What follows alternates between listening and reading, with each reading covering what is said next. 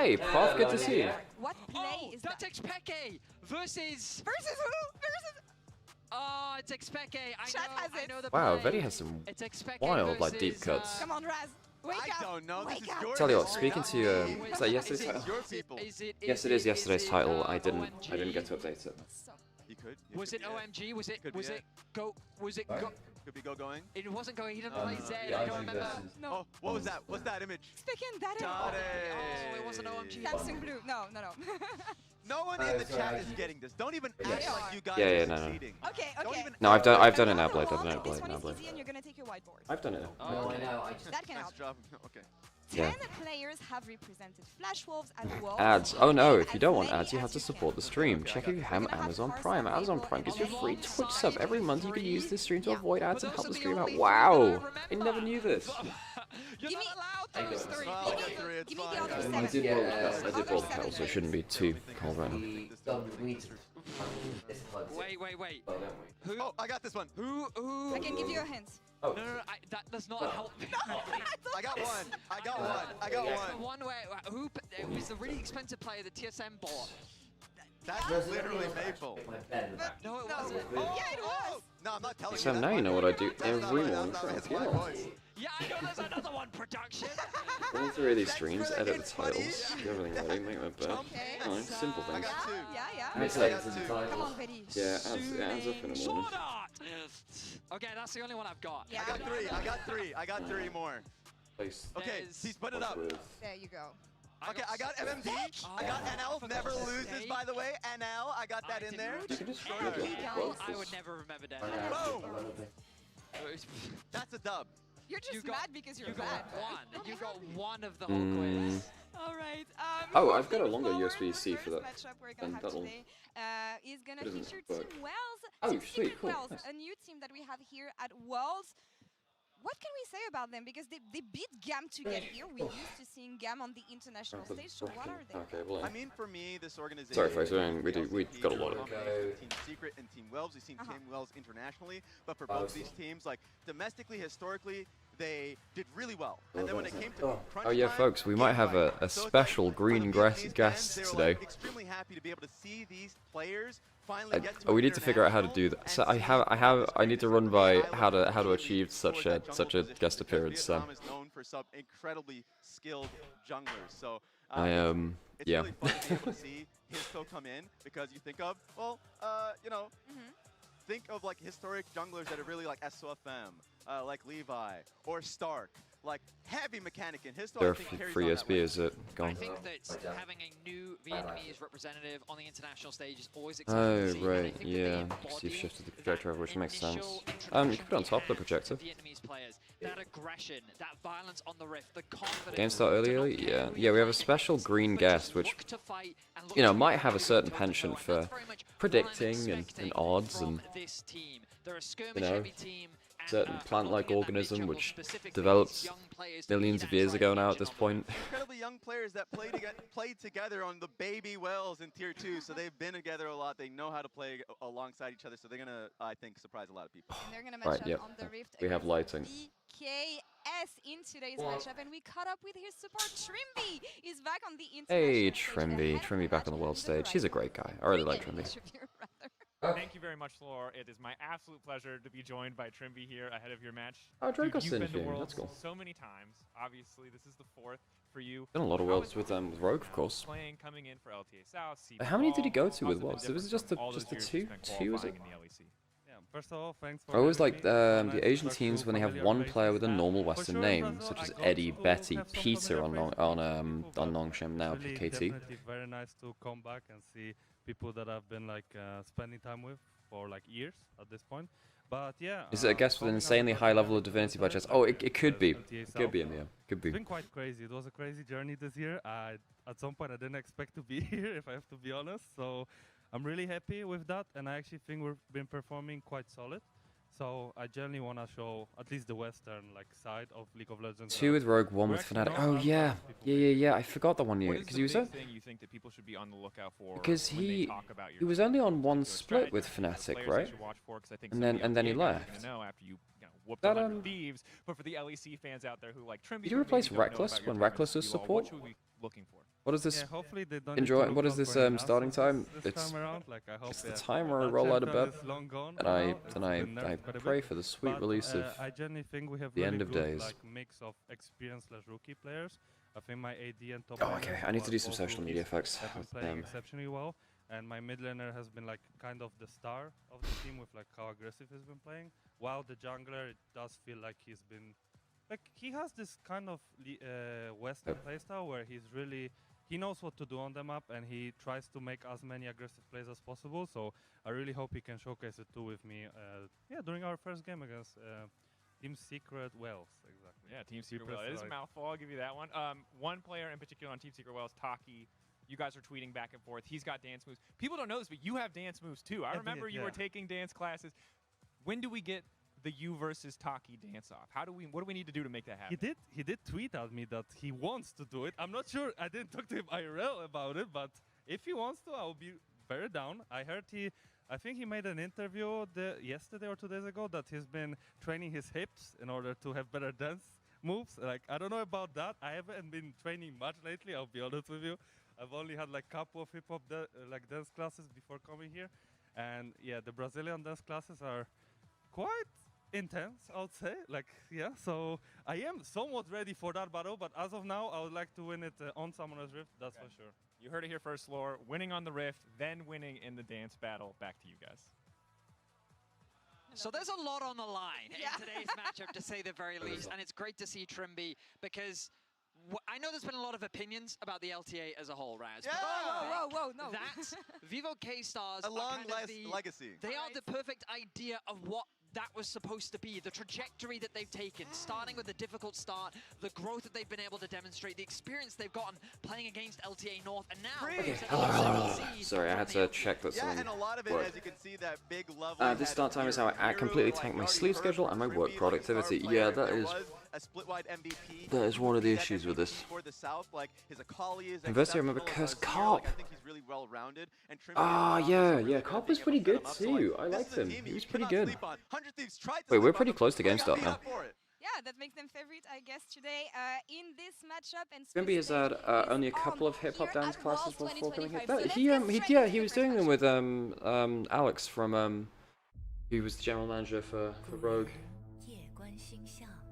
What is this? Have we seen this before? Oh, we got Hysterics Dagda for the cast today?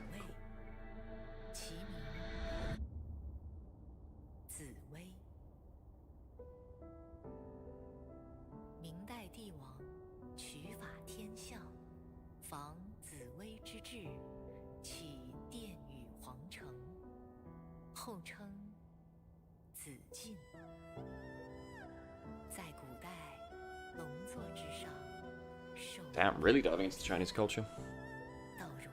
Predicting any upsets today? Well, we might talk about predictions in a minute. Don't you worry, we might talk about predictions in a minute. I'll wait until Sam's back and then we might... we might see something about that.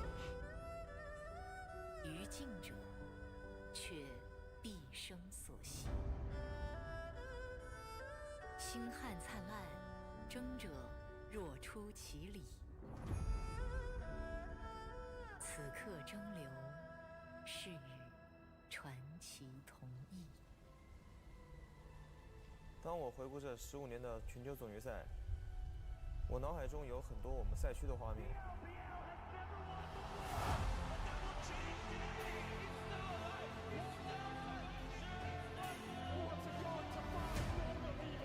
我印象里最深的 Sam, I think we need to do some predictions for the day at some point. Do that now or Well, the game's about to start.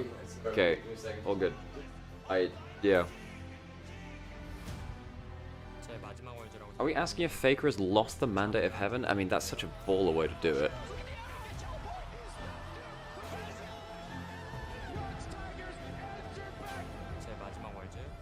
How many teams are playing today? I think it's every single team is playing today.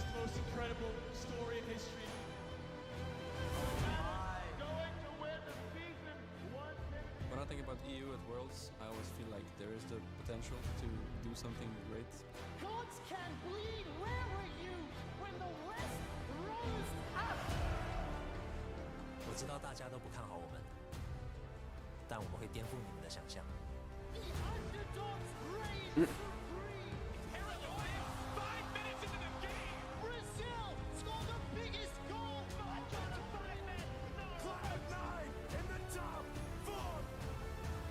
Watching all these legendary players, I knew I wanted to become one of them.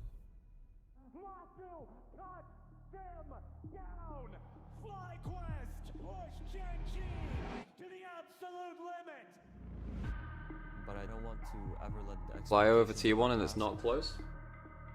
It's the best of one. We actually could see an upset there. We legit could see an upset. 새로운 팀에서 하는 첫 월드라서 Let's go Vietnam. I actually think Team Secret Worlds were in a pretty good position for this. 새로운 전설을 써내려 가겠습니다.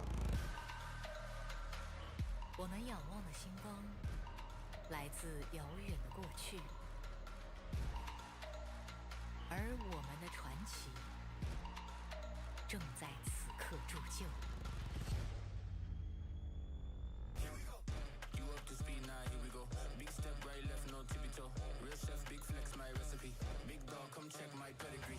Last Worlds. Hello there. Became ready. Sam's in a full dressing gown outfit. Trying to figure out cable stuff. Oh right, yeah, where to put your drink. 저희의 시간이 Yeah, I can get a longer cable for that if that helps. 리몬 준비하려마. At Worlds, that's where the Yeah, one is. That's we where have the excitement like a is. million cables running everywhere. What do you think of Fnatic's chances of winning are? I think they're not favourites because CFO are a good team, and I think that Dogger's been playing really well.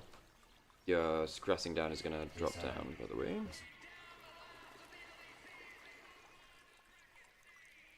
Last world was definitely quite tough for us.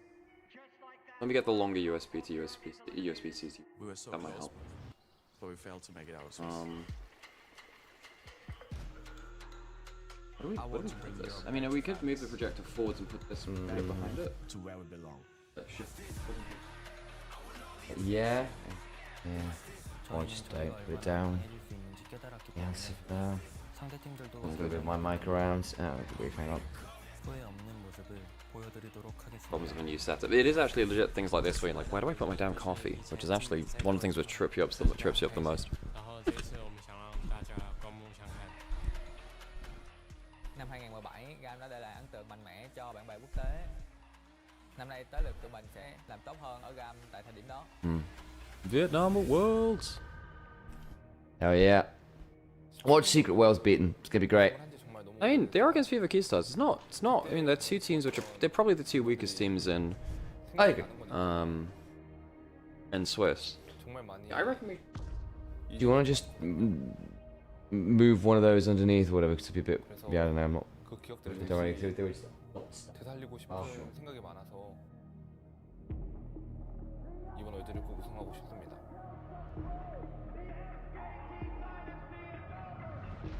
다시 한번 T1의 왕조를 It'll do that anyway, I think. 무너뜨리겠습니다. I think we're sorted out our stuff here.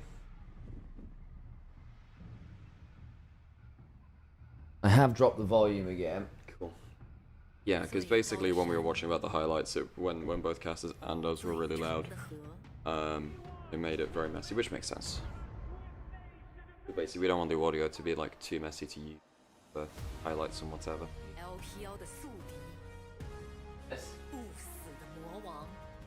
The thing is, there are some names in League. So for instance, like I know that a lot of Korean fans call Carrier the legendary genius monster, which, you know, is a fairly cool name. The cool thing about the Unkillable Demon King is the fact that it was given to him by Cool, you know, one of the greatest Chinese mid laners. It was one of his rivals at the time. If your nickname is given to you by a rival, then it sticks, really. It just adds so much aura to it.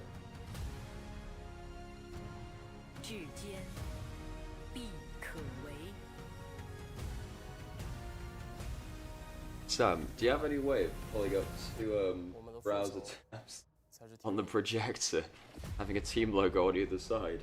Yeah, you wanted to. Yeah, I can. I was about to do. And then I think what we do. Well, okay. Well, yeah, I mean, hang on. It'll be the round 1 matchups. Okay, let's have a look. I'm gonna see if I can find the okay, I've got it here. That's right, ladies and gentlemen. Legacies have to be earned. Okay, it's gonna go into draft pretty soon. Maybe we do it after game 1. We'll do it after game 1 at this point. Do it after draft. Oh, we don't have enough time, Stan. There's like 8 teams. There's like 8 to do 8 matches. Well, I thought we should do it match by match, like we would for... Okay, but I would prefer to have. I prefer to just do all. Well, we could just do all match matches. Then I have to get in and out. Okay, whatever. Sure. Okay, no, that would be no. In fairness, it would be very funny.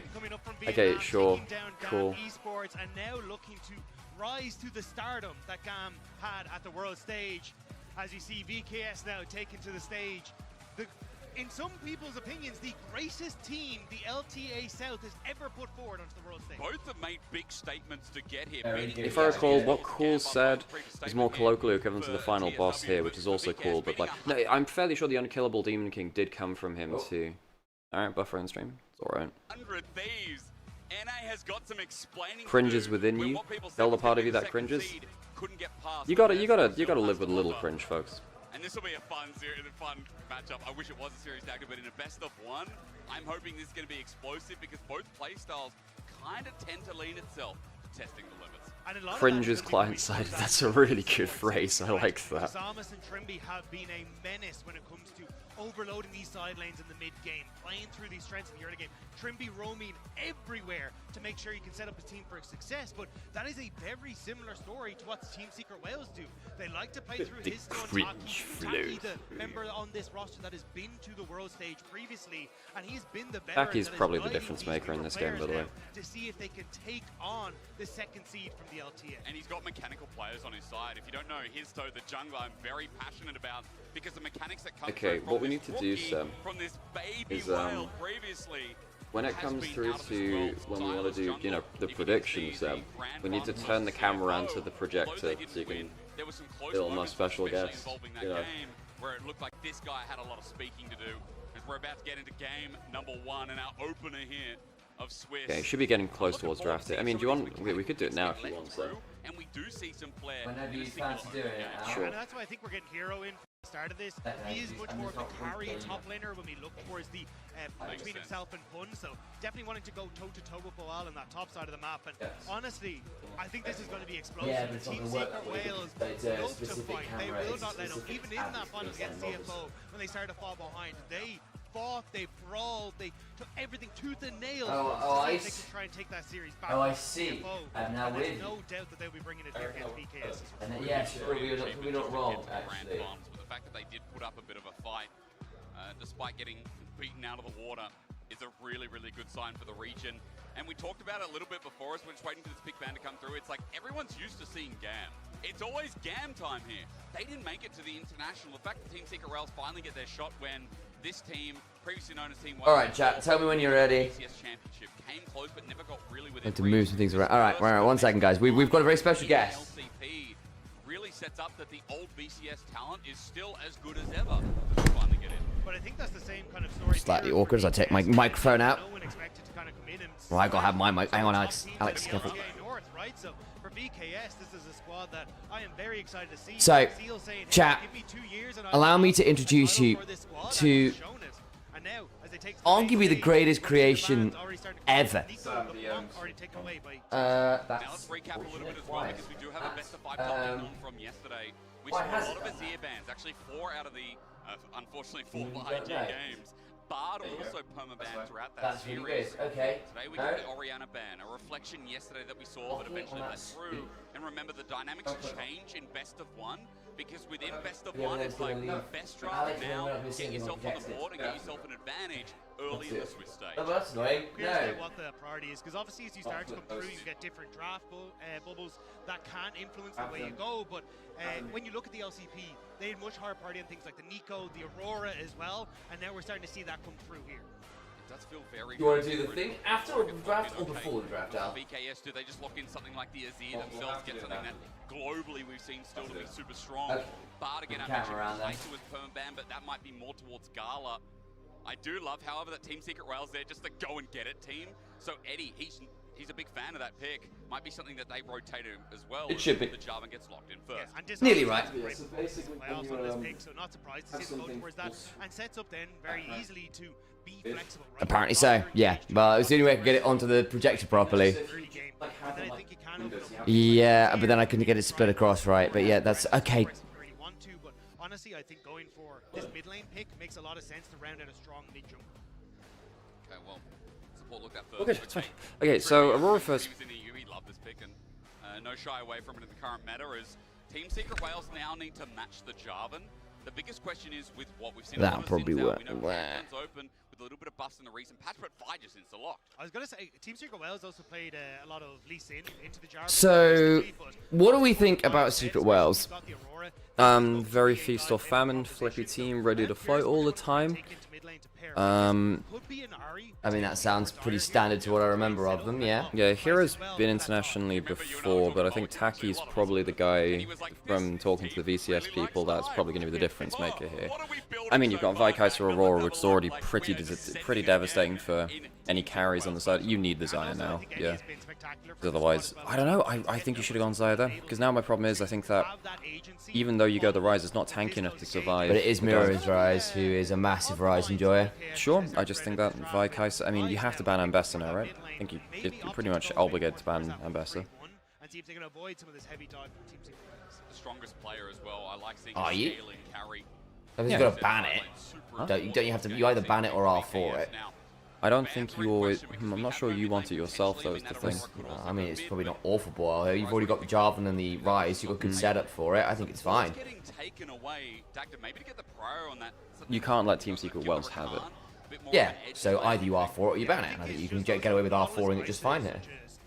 You could pick the Scion instead if you want to pick into it, but that means you're giving them a very good combo. So. Get rid of the Nautilus, maybe get rid of something like an Alistar that can follow through, or a Rel, and then set up for removing some of that. Miri's meant to be VKS's best player, but he did not look that impressive at all to me during cross-conference playoffs. Fair play. I still think they did more than well enough to get towards where they did, right? Like, they qualified here for good reason. So on Team Secret Wales side, their option is to go. Samus was the guy that that's the guy which really impressed me from playoffs. Actually, I think that guy was actually really damn good. Yeah, well, yeah. From the games I saw, he was actually pretty good. I think Trimby did a lot of good work for them in mid-game as well. Yeah, I still think Miri was pretty solid. I still think Miri was pretty solid. Like, I know Trimby though, so it's kind of maybe it's like my perspective is like, oh, I expected Trimby to be good, but actually, sure, yeah, I mean that might be a fair call out actually. As you said, Ezreal could be next, as we did get another dive 80 carry. Dagda's on it. This is why you pay them big bucks, ladies and gentlemen. He's also Irish, if that appeals anyone out there. Now, let's go. Yeah, I think this probably is just the Ambessa lock, no? You talked about it. That is a very easy lock in for Secret Wales. You can't let them have it, surely. I think Vikaiser and Ambessa, that's like a triple. That's like pretty nasty, and you've not got the best anti-dive at the minute. It's the trio which like ruled the meta earlier in the year. That's what Fnatic were using in spring regular season. I mean, it's definitely not as good, particularly the Vi Ambessa is not as crazy as it once was. Okay, that's giving up and don't care that much. Surely it's just instant lock Ambessa, right? Okay, no, gonna go with the Yunara instead. I really don't like a Yunara here either, because then you just it's very easy to get blasted this game. Pretty sure you just get point and click, don't you? Yeah, but my assumption. Slam in the Ambessa, and then engage support. I think you're very happy. I mean, Rel doesn't win you lane, but I mean, you're probably. I mean, you could go. No, Nico's gone. Nico would win you lane, but that's the only pick that would here, I think. Nico's banned anyway. Wow, really? Going to Renekton instead? I'm so surprised. Yeah, I did say the Nico's banned. Yeah. I caught that one. Yeah. Sorry, I thought you were saying the Nico would work. I was like, no. You're right, it would. Yeah, no, Nico, just like Nico. So my point was, I think the way I said it was, Nico is the only pick that would win you lane here, but it's banned. Right. So it's like that's what if that's like their ideal champion. But oh, Malphite did legit get buffed. There's no Silas. I mean, it is also, to be fair, Boal, who's known for having some weirdness to him, right? Down in the team as well, actually. I mean, tell you what, one thing I'm going to have to do is maybe not, well, we'll try and get Trajan on at some point. Yeah, that'd be good. Vicky at some point, because he was offering, and it'd be nice to get him on. We need to make sure we can actually get Discord active and stuff, a little bit more tech we need to figure out, but we can manage that. You will struggle in the early stages. You go for that early Bramble Vest, start to build up. Sente. I'm so surprised that Ambassador didn't come through with this draft. Maybe that's the reason they didn't ban I it. suppose the worry was... Yeah, I suppose the worry was if you lock Ambassador blind, they renect and you have a losing lane. Yeah. Okay, so get ready for our special guest. Yes. 1 second, guys. We'll try this take 2. I think especially since for VKS, I mean, we have a bit of scaling added in here. We have a nice bit of front to back too. It feels like there's a lot of engage tools, a lot of layering, and it does feel like this is a very hard comp to pilot for your first game of Worlds 25. I look at Team Secret Wales and I see their identity and I see dive, I see the ability to start fights, big skirmishes. Dagda, I think both teams have gone with what they know for comfort, which is really, really important when they're trying to get that first win on the board. Yeah, and I think, again, when you look across at VKS, they've been very good at finding these moments where, one, they you invest moments in towards the dragon. You're like, hey, we want to take this, but you end up peeling off that little bit early. VKS are very good at finding these moments where they go, actually, we can take these fights, even though it doesn't look like we can. Right. And I think this is where for Team Secret Wales, they're going to have to find these ways to try and shut that pressure down. Folks of the jury, I'd like to introduce you to a great and powerful creature that was introduced to us first at ASI. Nymaera Godmera, here today in their great cricket form to predict our winner of Game 1. Please decide now which team is going to win with your infinite cricket wisdom. 2025 is a pleasure to be beside you as myself and Dagda start off your day 1 of Swiss. The decision has been made. All ye who have been blessed by Godguo, that is definitely not Nymaera in a janky cricket costume. Secret Wales have been decided as our victors for the day. Yeah, I think as well, it's as Histam getting pushed back a little bit here. Yeah, Godguo. Let's go. Let's go. We start to progress through the tournament. I think that's one of my favorite parts of Worlds is you kind of get to see these little like pockets of what different teams have been playing in scrims against. I have come here to bless thee with my predictive knowledge. Like I remember a few years ago. Where was the cricket while I was doing my pickers predictions? I'm a busy bug. Sometimes you got stuff on your plate and on your grass. What can I say? He has to flash away immediately, naturally, but Taki's still here. With a remount, there's a lot more danger as Dyer comes in. He gets a bit of burst damage off, looking for the electrocute. Trimby looking for the re-engage as well. Sorry, folks, we have to. Yeah, hang on a second. This is a bloodbath level 1. Huh? Flash away. VKS running for their lives. Oh Jesus Christ! This is a disaster for VKS, isn't it? Wait, why did they go with level 1 Jarvan? Level 1 Jarvan. He don't have the facilities for that. Big man, you don't have the facilities for that level 1. That's a ridiculous early level. And that is the perfect start for this squad. Well, that was the jankiest prediction I've ever done, Sam. It was. Yeah. Can I take my prediction now? Well, I'm just saying that that Godguo, of course, myself, predicted. Hang on, he's very dead here. Yeah, he is. What is going on? But I did predict, you know, as Godguo myself, that Team Secret Wales would be. I need to move the camera. Hang on. Sorry, I tried to move it back. Oh yes. We need to set up a scene for this, really. If we set up a scene, it'll make it easier to just click between them, or like set up just like a. Probably, but actually, I don't know how much difference that makes. I'd rather just do it than hit Control Z, Control Y normally. That's fine, but like if we do it that way, it means that we can do it without having to. I mean, I'd still need to move. We'd still need to find a way to get. Every day, though, we'd still need to find a way to get Stream Deck in, otherwise it's still the same as me clicking over and having to do things. Maybe. I'm gonna take this off now. I mean, I probably could Stream Deck it, to be fair, but then it's another tripwire. There are ways to move them about, I think. Well, no, we can look into it at the end of the day. Because, yeah. A lot of danger coming from this rel. As you said, so far it's been really good. Meanwhile, It's also really interesting. Oh my god, Mirror's got the solo. As I said, for me, Mirror was the guy. Wait, so even though they gave it the 2 kills at level 1, they even got now. This is why for me, Mirror is still the guy to watch on VKS. This guy has been so good across the year for them. He's been, and his Rise is so nutty. The reason I was like, I think I'm kind of fine with the Rise lot. Yeah, I just think later into the game, I do wonder if you just get completely blasted. Enough of that, though. What does it mean to be a cricket? Well, in my very short lifespan, I've learned a great many things. Like, you should always put the cereal in and then the milk. Who does milk first? Psychopaths and people that you should not trust with your life. Who do you know that's done that?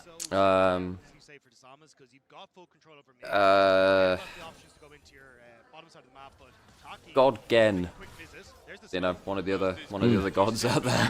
Okay. What you mortals don't realize is how many of this there are. Yeah, there are quite a lot. There are. You know, next year, you know, when my time has passed, I pass on to another person, another hopper in the lineage. As we hop forwards down this descendant line, you don't realize who's gonna take over. You know, maybe they put the milk then the cereal. Maybe they have water with their cereal. Maybe they do. Cereal. Dry cereal. I mean, dry cereal is kind of fine, but basically what you're eating is granola bars, just without the bar. Oh my god, the feet. Yes, I do have feet. In fact, I have many feet. I have a couple here. I've got you know, one, two here as well. There's your legs. I have many feet, many legs. Many legs. A many-legged beast. Yeah. Serial killers. Exactly. Serial killers. Yeah. They're also. I do feel like Secret Wales have got. I see many apostles in chat which are talking about, you know, it's fantastic. The truth, the way the truth and this is the grass life. I'm appreciate the fact you've also got mismatching socks on. You didn't need to point that out at all. No, I kind of did. I will curse you for the next 5 minutes. Yeah. You've been cursed. You don't know how it will hit you. I want to be cursed. Well, you shouldn't have called out the mismatching socks. I will say, however, Alex, be glad I got socks on at all. I don't say. That's true. Yeah, I just didn't bother. I will say, I think that the Secret Wales have got the blessing, not just of God, but of Iron Maiden. Eddie. Yeah, Eddie. You Alex will get it. Eddie. For those who don't know, the Iron Maiden's very famous zombie is known as Eddie. Yeah, the mascot of Iron Maiden is yeah. Why he's Eddie, I don't actually know, but he is. Yeah, it was just the way of things back then. You know, all the metal bands had like some kind of mascot like that. Okay, so I did think that Secret Wales would come out on top. You know, my official godly divine prediction. Secret Wales. Secret Wales.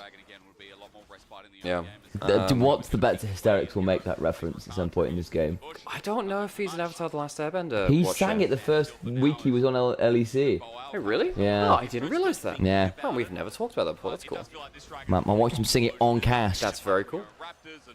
Hysterics is such a bag of tricks when it comes to random references like that. He will pull out the strangest things on the drop of a dime, which is very cool. You never know what you get next from him. Oh, is it, Alex? It's very cool when you pull out strange references, is it?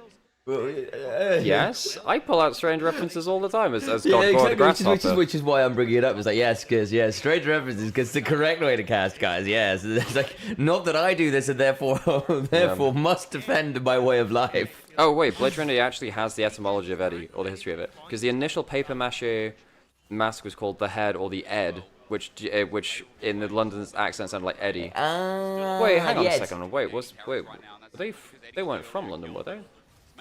Oh no, because they were Hammers. Yeah. Of course they were. Weren't they Hammers? They're Hammers fans, yeah, I believe so. Got to see Avatar: The Last Airbender in concert. So yeah, we'll analyze where we can, folks. But also, you know, it is very early in the morning. We've got to chill out as well and not use all our energy. But yeah, I think in terms of comp, I really prefer Team Secret Wales. I mean, just Vi Kaiser with Aurora is such a triple dive threat. I just don't think Mortaeus can ever live through that. Oh, Mortaeus dies a regular, consistent test. I will say there's a lot of very good pick from VKS themselves, between Cassante, Jarvan, Ryze, Trimby. You can do quite a lot of work there. Oh boy, not quite enough there from... Basically, Cassante is looking for the chunk there and has a bunch of sustain from Cookies, which doesn't have. He's got Doran Shield as well. Hang on a second, passive might kill here. I don't think it's going to be quite enough. Well, I didn't know if he had E passive. And then regen happened because Doran Shield. Doran Shields and Cookies are not fair, by the way. Yeah, it's not fair at all. Look how much HP he got back, by the way. That's literally 25% of his HP bars just back. It's just not. I don't know. They're just that regen duo. There's a reason why it's kind of getting nerfed pretty hard. They keep nerfing it. I think the comp is too strong.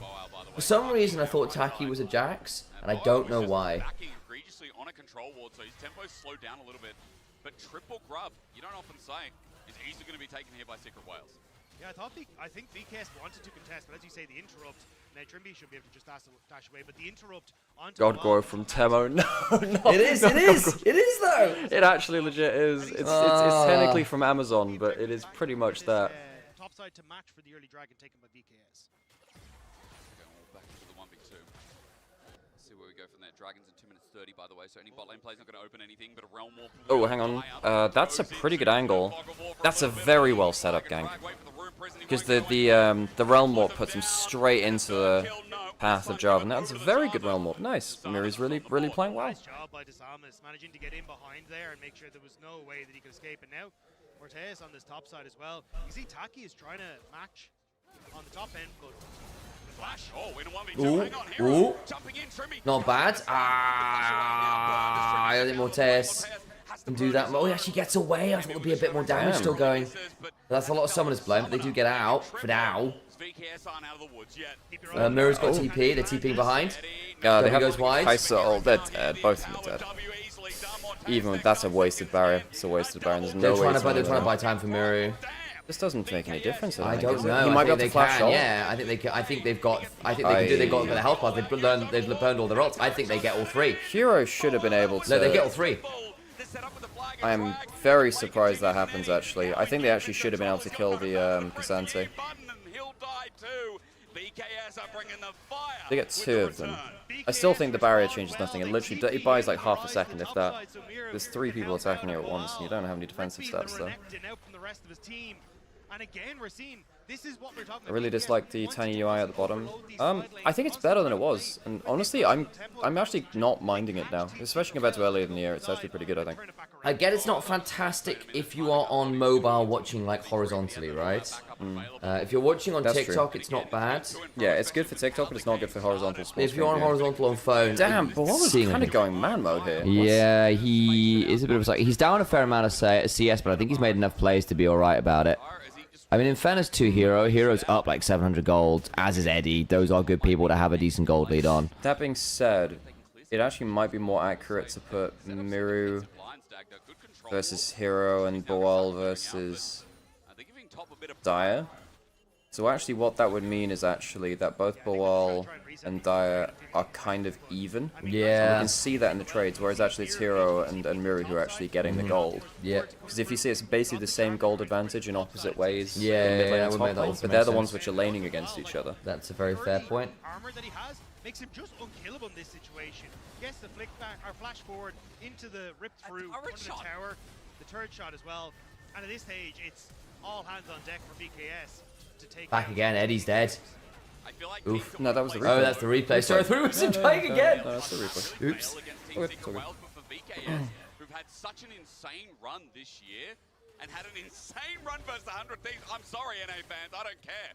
100 Thieves got beaten by this team and it was actually quite solid. It was. Production team are looking at me very unfavorably. I have to get off to the stage at some point. Hey, Mac, how's it going? Hey, Mac. I'm only a bit fashionably late, and I'm only a little bit, you know, fashionably green. Yeah. Well, this is not. Sam, my culture is not your wardrobe.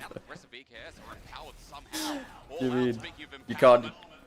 This is my life being a hopper, you know. Can't say that. I'm gonna, jump over there. Yeah, maybe the grass is greener over there. Probably because there's no grass here, so. You know, you knew you were having me on as a guest. It's true. I didn't did. even bring out. You're not in the where even is Nymaera anyway? Where have they? Yeah, never heard of the guy. Very, very difficult for him to play. So it kind of feels like that ticking time is starting to slip in favor of the VKS top. And again, like I said before, it does feel like. I still think eventually just Secret Worlds just get this mega dive combo, and it's very hard for Viva Kid Stars to do that much. Although maybe that changes if Boal goes kind of man mode and just kind of breaks open the front line. You can't disengage everyone, though, is the problem. If Vi ever gets to click R on Morteus, it's kind of doomed. And Yunara's one of these champions that doesn't really ever build Zhonya's, doesn't have much self-peel. Yeah. Exactly, Blade. In fact, I just tweeted that as well. Mom, can we have Godguo? We have Godguo at home. Starting to get some control when it comes to nice timing here for the invade. Looking at a potential play towards bottom top side, but I just don't think you can really go for any sort of dives on the Cassante at this stage. Already, and there's so much armor, right? And for Eddie, I mean, he's only sitting with the Kraken right now, so It's not like outside of Dire there's really much AP damage, and I don't look at Aurora Dagger and say, oh man, that's a lot of consistent DPS. Like, it I is. would see even Enhanced Rise or Victor or an Orianna even. That is slow, that is burst. And even with the Leandries there, I don't think we'll see too much going towards Boal. So Aurora has just an insane amount of damage. As soon as you start getting your passive damage through, people just pop. Okay. Hang on, this is the same place that he's been before. That's a very... Oh, just about misses. Very good flash. Very, very good flash. Actually, he said nice, I saw none of it. I was He distracted. flashed out of the Jarvan ult, so he didn't take damage. That's good. Although that being said, like, VOQ Stars have managed to get that same playoff, that same ward, pretty much 2 times in a row, back to back. Off towards these side lanes, and it's going to be on towards Team Secret Wells and Taki as he starts to come back onto the map to clear out this vision and make that a little bit more difficult for BKS. Well, Taki. No getting ever so far, but it's slowed down a little bit. We're just going to see these trades continue on with an Iceborne Gauntlet. I do not favour the Renekton here. There's the pullback. Heals up a little bit. Gets the Cold Meek between the wave, and with your Reign of Anger past 50%, the healing is much nicer. I've made some tweets and the Instagram posting. Have you linked the stream, Al? I have now. On my oh my god, I died. Putting that on thing is that putting things on my Facebook story for friends to come watch means that they then have to see me dressed as yes, that is true. That is true. TSW have to respond now. But they have zero vision. They'd have to go in completely blind, and that's not exactly where we want to be, especially as you've got Dire still pushing in this bottom side. Going to TP now, but I don't know if they're going to get Herald started. And this might be where we see the actual combo come out first time. That being said, Taki being under half HP, not the best. Samus has no ult. Oh, they stole it. He gets the flash. Hero's actually getting into the back line. The Samus just immediately dies. The combo just completely destroys them. That being said, Mortez is actually pretty high HP. Not bad flash. Yeah, there you go. Well, there's your combo, folks. There's the combo. Yup. Boal? Ooh. Well, Mira didn't really get as much there as I think he was hoping for. Nice flash away. Nice. Yeah, good combo. So that's a triple to the Kai'Sa, double to the Vi. Sorry, triple to the Aurora, not that's still best game, pretty much. This is the combo which I thought would come out at some point. It just happened to be here. This could have happened at any point in the game. Yeah. I think that the fact that here, so at this point, actually, oh, that's a flash empowered W onto the Yunara as well. So Hero actually gets a really good ability to stop Mortez. Gonna go well. What's up? Could you expand the Twitch chat a little bit? I'm struggling to read it from this angle. It's just a little bit small. Team Secret Wells, that was beautiful stuff. And look at his toe just ran at Morteus. Yeah. And that guy doesn't do that much damage yet. So the Vi can just withstand Sunder's guy, no problem, brother. Good flash from Dire in the end as well, Dagda, and Mira is the last to go down, double kill over to his toe. The mechanical It's definitely Godguo's predictions for today. Well, you'll have to stay for different. Maybe we have to do them all in one, so we don't have to do the same jank about with the camera. But we did predict, you know, in the divine blessing granted to me, I did predict Team Secret Wells for the first game. It's good to see that a rookie can play this well as Dragon spawns. So he's still immediately going to start this up. It doesn't look like we're going to. I can't even tell what I would say if I'm in the coaching staff room. Even you see Trimby starting to shift up. I think you do all of them once because that was hella jank. The jank is the lovely part of it, but yeah. Yeah, that would also involve having all the pictures up, which we don't have. Yeah, but we can do.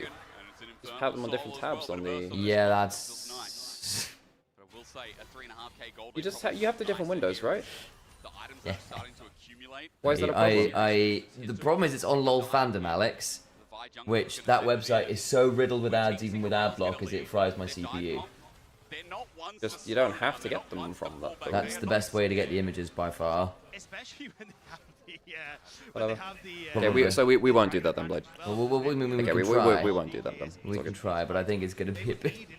I think it's regardless, it's going to be janky, guys. And that's where it can get a little difficult. Well, though, is sneaking in behind, and I'm wondering how much they want to try and rest, but with this early Rift Tower going in towards the mid lane, looks like how come Initialise doesn't have a costume? That's a great question. Maybe we should get Sam. What would you get, Sam? Oh no. Was I wrong?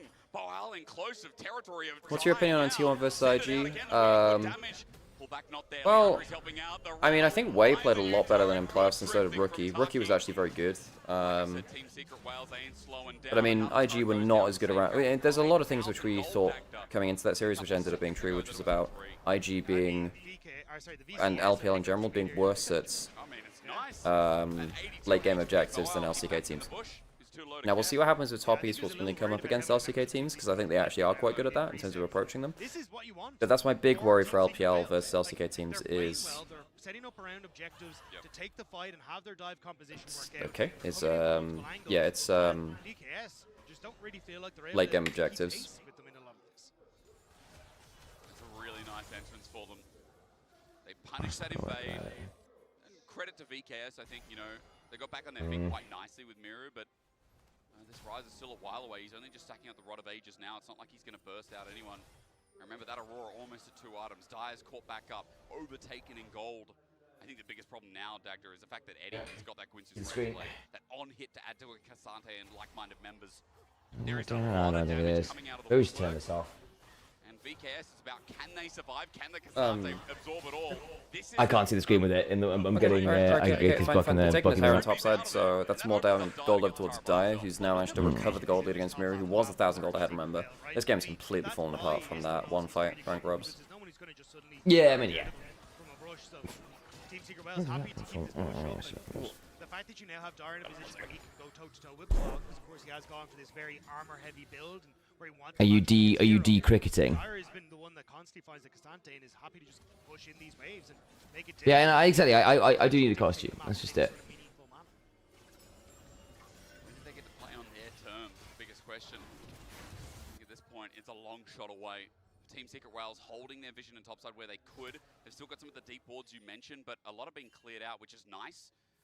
That Vivo Keed Stars can actually move amongst top a little bit more freely, especially when Atakan's up here. We have seen so many games, even yesterday, IG threw a lot of games at Atakan, right? Because it is an objective that saps away your resistances, but also the damage is quite meaningful. It can't be started up as freely as people think. It's worth about 3,000 gold. Hi, I'm back. What did I miss? I've not seen any of this game not yet. a lot at the minute. I saw this one green guy walking out. Who was that? I think it I might think have Sam been missed the point. I the was trying to make greatest. that chat. I had to.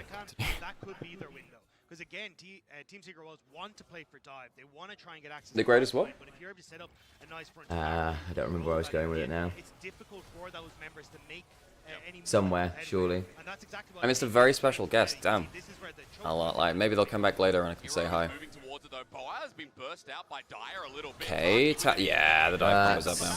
I mean, Trimby not I a don't bad think idea. that's a very good combo, is it? I mean, Yeah, Eddie just about survived. They chose the wrong. Oh no, they killed the guy. That was a shotgun. Dyer just had a massive shotgun. Yeah, they didn't quite kill Eddie. They didn't quite kill the Rel. But I thought that Atakan. I thought Secret Wales actually chose the wrong target there. They were going on the Cassante. And they gave Moteus a chance to flash forward and do damage as the Nymaera. Yeah. I actually thought that was the wrong I mean, target. it was a multi-man Cataclysm as well. They shouldn't have enough damage. What happened to Mirror? Was he in there and just died? Yeah, I guess he was. Oh, sorry, they want a mirror. Sorry, they want. I thought they want a morale. Well, no, that's it. That's fair then. I mean, I still think Moteus is probably the guy which you want. If they want to, okay, that's fair. I thought they'd actually gone on the Cassante. Yeah, that's actually okay. I saw the size of the HP, and I was like, oh, that's Cassante. It wasn't. Damn. I mean, that is kind of a. It's a bit of a wallet diff. Trimby's rubbing his eyes. I mean, this is a really hard game. They've got all the layering there, but it doesn't matter. Eddie. Hey, Dark World, how's it going? Reactions to get out. Now 10,000 gold lead. Which is insane. Like again, This game looks done. The thing is, I felt like at any point this combo could have happened from Secret Wars, even if they were behind the game. Just someone was out of position and then they just get blasted. I just don't see how you ever get to protect Muriel Moteus. Like, how do you, you know, how do they survive? To show that they belong at the top, and so many fans excited to see them on the world stage. And if they could take a win here against the LTA in day one, it will be huge for the LCP and for those Vietnamese fans. It does feel like, again, you're putting faith in the fact that Team Secret Wales, not only would it be big towards LTA when there's only one done split, right? One done year, excuse me. It does feel like, again, for LCP, a region that is trying to define that they are better. Can I move this anyway to make it easier to see? It's just the way that it is. Yeah, the answer would be moving the table closer, probably. That helps. Yeah, but it's just slightly too far away to read properly. That's the problem. Well, I tried to move it closer. So I just moved it closer though. No, I know. See, but the answer's probably moving the table in, but I don't think that's actually that helpful in the grand scheme of things for you. Yeah, I think the The issue is the way VKS have won games has almost been the Trimby special. Like we saw when he was on Rogue, we saw when he was on Fnatic, it was we overload a side lane and we're going to make this quick pick and try and find success through that. But when you're in this situation, it's very difficult to find moments. That work for you? Does a bit. You've got an okay angle to read things. I'll just deal it. It's all good. Where's it on this? Even then, I think you still So you have 3 items on both your carries. Magi's onto the Aurora. I mean, I think even Boal gets one shot now, actually. Yeah, I mean, he's not that tanky, is he? He's got an Iceborne Gauntlet and an Aegis. Because he stopped off first up in Bramble Vest, right? He's actually stuck at Bargain Bucket for a while. Just don't flip. The game should be there as Eddie stepping up towards the corner. There's no ward there. Stopwatch for Miru is... I don't think that even turns around one fight, does it? I mean, maybe it saves you from one Vi ultimate. I mean, if it was a way you win this game as VKS, it's Rise popping off with the 2.5 items they have right now. So if they jump in with the Kai'Sa and I don't know, blow up the Jarvan or whatever, and Rise gets through a couple of rotations, life is great. But we're not seeing. We're not going to be seeing Mortaire survive very much, I don't think. Yunara was not the pick here. No, agreed. I mean, Zaya would have been, right? But they banned that out and they didn't lock it that early. Yeah, Zaya Sivir were banned. Yeah, but I just don't think Yunara ever survives a dive combo like this. I don't think they have the facilities for that. Okay, he's going to TP to shove the wave, saying, look, we're not going to win. Baron tries to get as many waves shoved as possible. It's basically just getting objective bounty for bot turret. Yeah, and also just if you can get waves shoved to get as least value out of the Baron as you can, that makes sense, right? They have anyone with TP to respond? I mean, at this point, the Aurora just TPs out, doesn't she? Oh, hang on, they are coming bot. There is a world where they end up overplaying this Secret Whales. If Dire ends up here by themselves, you could theoretically look for 1v2. Samus is still off vision. Yeah. Dire sniffs it up. I'm grasping at straws, Dagny, you know? I was going to say, I think it's only for half a second, man. The second they step back out onto the bridge, Team Secret Wells start to take need a lot of coffee to get through today, Sam. Then it's going to be inhibitor turrets, and although you do have like decent wave clear, it's not fantastic. Oh, shout to the Star Wars setup. Yeah, I remember Ghost. Oh, when we did it here. That's a bit far. Oh, nice bait. Oh god. Yeah, that's when's Dragon? Minute and a half? Okay, not quite soon. That was just so unnecessary. That was so unnecessary. Oh my god. We'll always end to. How was that? That's very good, Sam. Thank you. It is really nice. Maybe your costume should be the Titanic. Oh no, that's sinking. No, I forgot that wasn't the song that was in the Titanic. No, that's near far wherever you are. Yeah, I forgot that. So, I was like, oh, that's close enough. That's close enough. Yeah. Stick that in there as a. Hey, good morning, folks. Good morning. Early start, guys. It's gonna be a long day.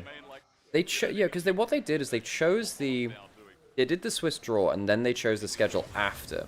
Hang on a second, his Q's gonna be down for a second or two. Might be able to get that one, he has to flash. He was afraid of getting realm prisoned. Yeah. Please, Alex, stop. I've stopped doing that. I still have to double check myself sometimes, but he was afraid of getting rooted and then not being able to Q. The one that always still gets me is Nature's Grasp and Twisted Advance. I don't know why it is. No. I'm talking about the W just by itself, it's always Twisted Advance. The moment it comes to the ult, there's the route to Twisted and then they advance. Yeah. The one which a lot of people get wrong as well is the Tangle Barbs and Strangle Thorns. Yeah. And Grasping Roots. Yep. Although, sometimes people throw that into the mental equation. So that's now Infernal Soul for the team, which is already blowing them up. What's Zyra Q? Is it Piercing Spikes? Or Piercing Thorns? I forget exactly what the Q is. I actually can't remember, you know. Oh my god, that W damage is actually kind of high for a non-poke Kai'Sa. I say that, I mean, you do have the W upgrade. Yeah.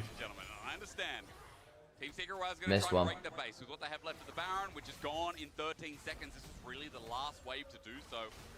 Inhib turret mid stays standing quite strongly, and Man, that Rift Herald fight sucked.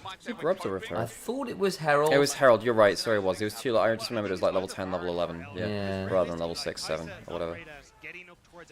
I was like, oh, it's a topside objective thing. But I mean, they've got Infernal Soul, Adakan, 11,000 gold lead. Like, unless Eddie runs it into their faces 3 more times in a row with big objectives to get, it's kind of doomed. Yeah. Boalan? Is that what the signature says? Oh, shut up. Yeah, Boal is IG World Champion from 2018. It's just Baolan by another name. Yeah. Somehow Baolan returned. Didn't they reveal all that in Fortnite? Yeah, they did. Basically, in episode 9, they say, oh, Palpatine made a galactic-wide broadcast about his return, and that broadcast happened in Fortnite, which was how, like, basically it was the lore of how he actually, quote-unquote, revived, and then the broadcast he sent to the galaxy. That was all in Fortnite. So there was, like, critical Star Wars lore for the movies only in Fortnite. It was a decision of all time. Jug, let's go. Although Team Secret World get these advantages, and even when they played against CFO, How old was the guy who did the Jug parody? Older than you think he was. He actually wasn't a kid. Like 45. As his 20s or something, you know. Those damn 20s-year-olds. But once they have that reason to force a fight, I think that's where we'll see them pop off as far as, I don't know if you want to be here. Vault Breaker. Vault Breaker. Pataki to join in, and remember, Eddie can just fly. Also has a Seekers himself, and that'll be his Zonya's soon. Damn, the level, they actually recovered from the level 1, but the draft was so poor. Maybe they felt like they needed to go for the level 1. And then they still managed to recover from that. Hanivai has been in the stream and has already got a screenshot of you in it. I retweeted it, yeah. Can't spell, this is really problematic, Alex. Blame dyslexia. How will you cast magic now? I won't. Because you can't spell, Sam. Yeah. That was funny, Sam. It was. You said you can't spell. Yeah. I thought that was funny. It was. Yeah. It was. Very funny. Well done, Alex. There isn't that much left to say about this game. I will say, I mean, good draft from Secret Wells. I think that BKS kind of walked into it a little bit. The Yunara wasn't the pick, but also I don't know what was the pick at that point, which raises the question, why did you give them by Kaiser Aurora? A flag for Vision, a control ward to help out Team Secret Wales hold their line. Do we play Magic? Sam does more than I do, but I do play some. In fact, Sam, were you out yesterday playing? I Or was. the day before? Yeah, it was. Sam has a lightning deck. Yeah, lightning army it's one like deck. it's like double strike, multiple combat, Voltron-y thing that's very silly. Oh my lord! Well, there maybe goes the That one hurts. I'll tell you what, been catching up on Crit Roll Season 4, so I've watched episode 1 now. Very interesting. The death book, or the death note even, in his back pocket makes him very, very scary with 14 stacks. So Baron now gonna That's why I call the Magi's light reading, because it's a Death Note. And the joke there is that light is the person who has the Death Note, so I find that very funny and a very refined joke. It was. Because light reading is also something you say about things which, you know, I won't hand you the reading L material. on that one. That's fair. Nisa, I think we need to talk about something else now, though. You mellowed out, yep. Cat Mellow's like also a character in Death Note, however, a slightly less good one. Yeah, not- look, I'm not one to yuck someone's yum, but here we are. So, That wasn't great, Al. that was pretty bad. That was quite bad, yeah. Yeah, not sure about that one. until that Elder Dragon, having the Baron buff that they can continue. I thought that was not a bad way to get Ryuk in. That's about as good as it gets. Yeah. I can't think of a better way to do that. Ooh, I mean, Rise still does damage. It's just... hang on a second. This actually oh, I was about to say this actually could be okay. Oh, boy. This is in fact not okay. It's not good. Yeah. This is not okay. Yeah. Damn. Janet. I've done it. For the LCP to smack LTA once more. And Dagger, they'll run through for the first win of Swiss stage to tie this up in a neat I tried to spell Worlds 2025 while I was Guys, Vietnam, 100% win rate at Worlds. 100% win rate at Worlds now. Vietnam, 100% win rate at Worlds. LCP on the board first in a big way. 100 TS jungle gap. It's just the Vietnamese way, you know. It is. It's just Vietnam at Worlds. What can you do? Yeah, showing exactly what they were known for in the region, showing why they were able to take down GAM. And now That was not particularly close. I didn't like the draft from VKS. I mean, they did an okay job, like, bailing out what was a bad early game too, and then just the Herald fight, just everything fell apart, wheels came off. So, Alex, yes, hello. How do you want to do predictions for the next set? Do you want to do them after draft? Do you want to do all of them at once? Do you want to... You know what you could do, which might be easier? You could go get the graphic of the matchups and zoom in on it. So that means you only have to do one image. Yeah, I don't know if we can zoom in quite close enough. Maybe? It's Sam, it's going to be very janky either way. Yes. How... chat, what is your preferred variety of jank? Do you have a preferred variety of jank? God, I mean...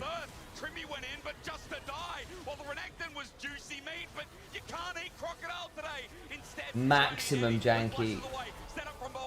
We didn't get maximum jank. Yeah, I'm sorry. I'm sorry. Yeah. We should have had the check-in, I guess. A check-in for every checkpoint.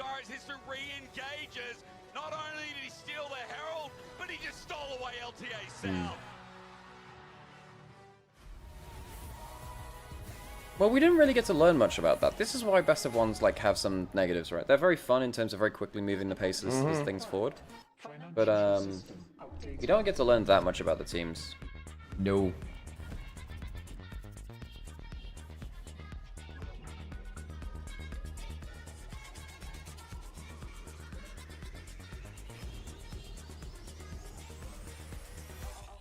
System updated. We will dance together. This update did not this update. This advert freaked me out the first time I saw it because I did think that my PC was actually blue screening. Yeah. And I've had PC issues before, so I was like, yes, give me a quick jump in the chest. Wasn't that because your CPU fan stopped working?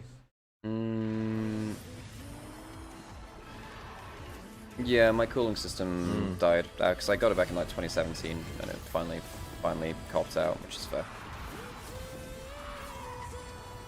Lasted me pretty good though. That was pretty good. Hi, panda. You know, pandas are the only species of bear which don't hibernate because their diet is so poor that they don't really ever build up the nutrient reserves to hibernate. Did you know there's also like Fat Bear Week, where I did know this. When there's salmon run thing, it's like, huh? No. It's like it's a bear's hibernation cycle. Aye. Yeah, so it's actually not a meme. Huh. Anyway, I thought it was when they just ate a load of salmon and got fat. I could just point at the graphic here.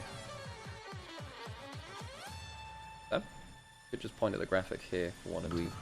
Oh, yeah, but then is it going to be wide enough to decide? How do you... Right, okay, we need a decision now. Do you want to do graphics on screen that everyone... Because I think people might struggle to see, especially with the projector being in the way. Yeah, I think it'll be... Okay, whatever. Okay, maybe we do it tomorrow then. Well, no, we can do it. Just say we do it now. Do you want to do it on screen here, or do you want to do it... How do you want to do it? I don't know. Wait, why are you laughing at me? You've also... You're laughing at me again, and you hit your microphone. No, it's just because it was like... How do you want to do it? It's like, I don't know. Okay.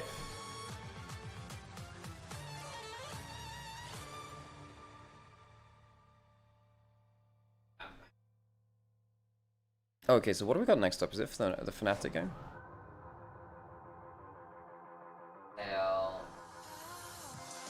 No, it's CFF Fnatic. Yes.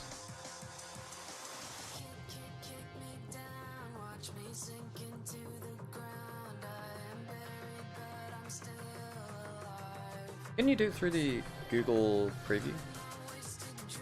Like Google image search. And you, yeah, okay, whatever. No worries then. What are the predictions for today, guys? Well, we're figuring out a way to do that in a more fun way. We only have a couple. Well, we only got less than a minute until it goes into desk now.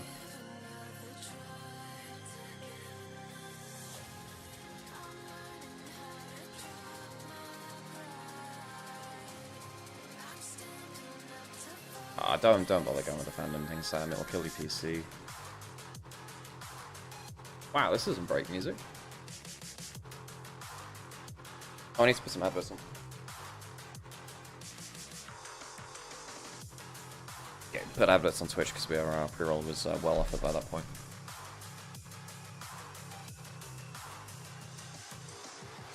I was thinking about doing the LoL esports graphics thing. Yeah, I know. No, as in like on Twitter.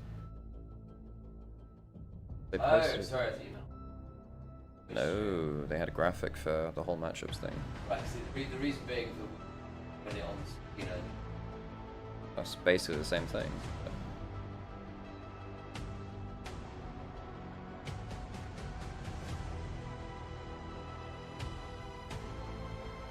Go to music to not make us fall asleep again. At this time of day, it's yeah, it's a running battle. It is.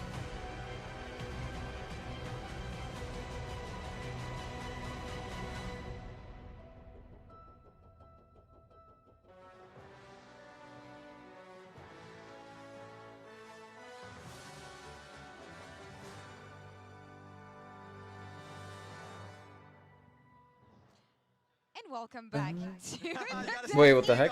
Hey Trimby, how's it going? spoiled here already as Trimby is joining us after this. Wow, they really started the camera over there, huh? Hey, cool to see Trimby on broadcast though. Cool look, I like Trimby a lot. Hello, yeah, we just got demolished up here. But yeah, it's really nice. Just got demolished? Seeing familiar faces is really wonderful, and yeah, I hope. I thought Yeah, just this was, zoom in this on was it, kind one of. of the Make better it draws we almost could full have screen, had, but not. so I hope the next draw is gonna be even better. Can you right-click open image in another Were you tab? expecting this from Team Secret Wales? Oh, you don't have. Wait, do you have Horizon? Because right, of course, we saw like from their POV. That we're very happy, Open right? image in new tab. We're from like it's a Brazilian team, LTA South, very underestimated for There you go. reasons unknown. But I do think. Then if you delete the other tabs, you don't need that. Then you just drag that to almost full screen. Even versus CFO, when they, of course, they got 3-0'd. They were just fighting so well, right? And I knew this would happen today. And I knew that for myself, we are a team that sometimes struggles. So to fight janky, proper but this fights, might so actually it was work. really easy during this game. This might actually work, Sam. That might work just fine. I reckon zoom in one more. CFO Fnatic. We had very Gonna little zoom time in here one more. because of some, One more bit. with the plane sadly, but no, There we go. it's not really like Let's from bring back the Royal Side special problem. guest. Problem Oh is my the god. airline just cancelled our flight.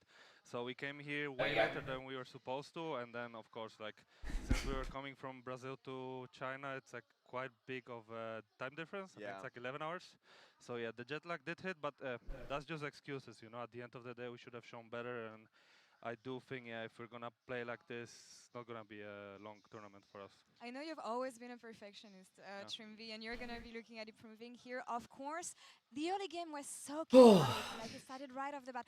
What made it difficult for you guys? I think the problem is that I think we realized properly that we actually can fight level Right, 1. The problem 1 is second, guys. Our target selection was just off completely, so their carries were hitting all the time, while basically we were hitting Vi, who was like the most useless level 1 like character from an enemy team.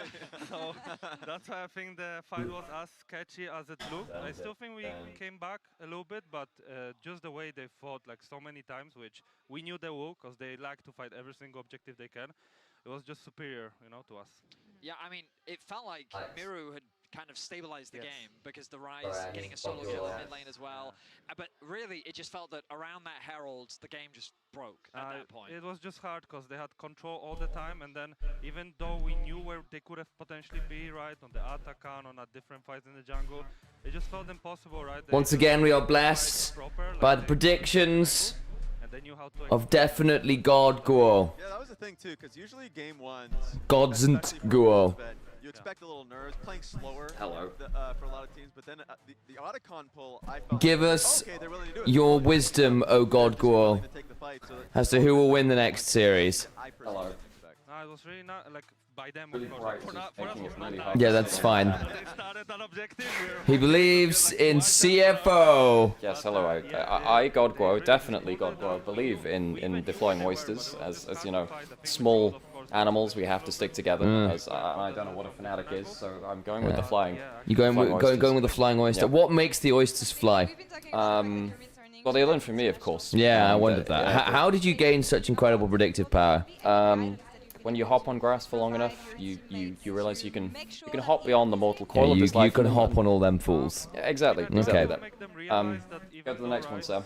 Okay, well, I can do that. It just felt like it's like a. What's the series? Sam, I have no idea what's after that, Sam. Just pick one. And they're playing in league with the big guys. Just pick one. Oh, Sam, I don't know. Just. There's the next one. We need to understand that and make sure that we are like ready for anything that can happen. But that's of course. Gonna wander around. Yeah, I mean, Honeybees in North America definitely recognize that too. You guys definitely like are a team that will build up very quickly. So Yes. They're worse. Okay. What? Oh, T1 who destroyed our hopes and dreams yesterday. Well, as a grasshopper, you know, grass is my mortal enemy. Leaves are close enough, so this is a big no-no. So therefore, T1 must win. I'm ready for it. All right, I'm ready for it. Let's go. Okay. Pandas v health insurance. I love this. You're humbling him. Actually, what handle life is. I'm assuming Life insurance. Life insurance. But we need to get your honesty on Oh, this one's actually kind of crazy. Surely you can give the. I think it's Edgley. I think Edgley wins this one. He's betraying the LPL chat. I am. God Guo, not like this. Well, you say such things, Sam. God Guo, as you will all know, predicted BNK Fearx to win the finals of ASI. They show no regional bias. I think actually beats AL. I think that yeah, I think that right now individual form for AL's a bit off, and I think their drafts are a little bit off too. Tarzan's very good, but I think jungle support as a duo right now better for actually. Alright, next one. We've got the KT Rolster versus the MKOIs 2. Incredibly consistent, normal teams with normal drafts. Hot take. What about Fnatic? Like, have you I think MKOI can win. I think MKOI can win. I think that JoJo's laning is very good, which means that BDD won't just get instant leads. And I think if Alvaro's on form, I think that MKOI's team plays much better than KT. At peak. I think that KT are actually just like completely flying by the edge of their seat a lot of the time. It can be no, Just but saw that in that one. I'm a person who played in I don't even need to talk about this. I hope they Moving on. If there was one matchup you wanted to look at, Ooh, this is the most interesting matchup of today. This is the most interesting matchup of today. LEC analysts. Because G2 and Top Esports both play quite methodical style of League of Legends, which means that, you know, when it comes to objectives, they're more likely to arrive at an objective, set up vision control, and then see what happens after. And play it slow and kind of choke out League of Legends.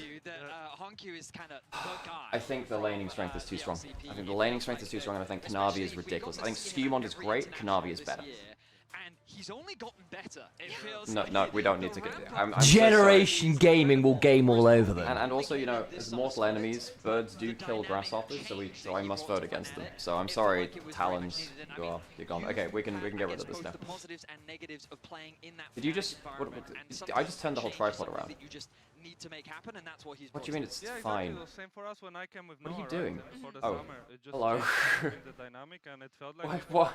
We're having an interview now with God Guo. Okay, you're having an interview with God Guo themselves. Alright, chat, this is your moment. What do you want to to know God Guo? about God Guo? What would This you is like your to time. know about God Guo? Yeah, this is your time. I can't see chat, so Yeah, this Sam is will fine. Sam will have to let me know. Chat, alright, chat, what do you want to know about God Guo?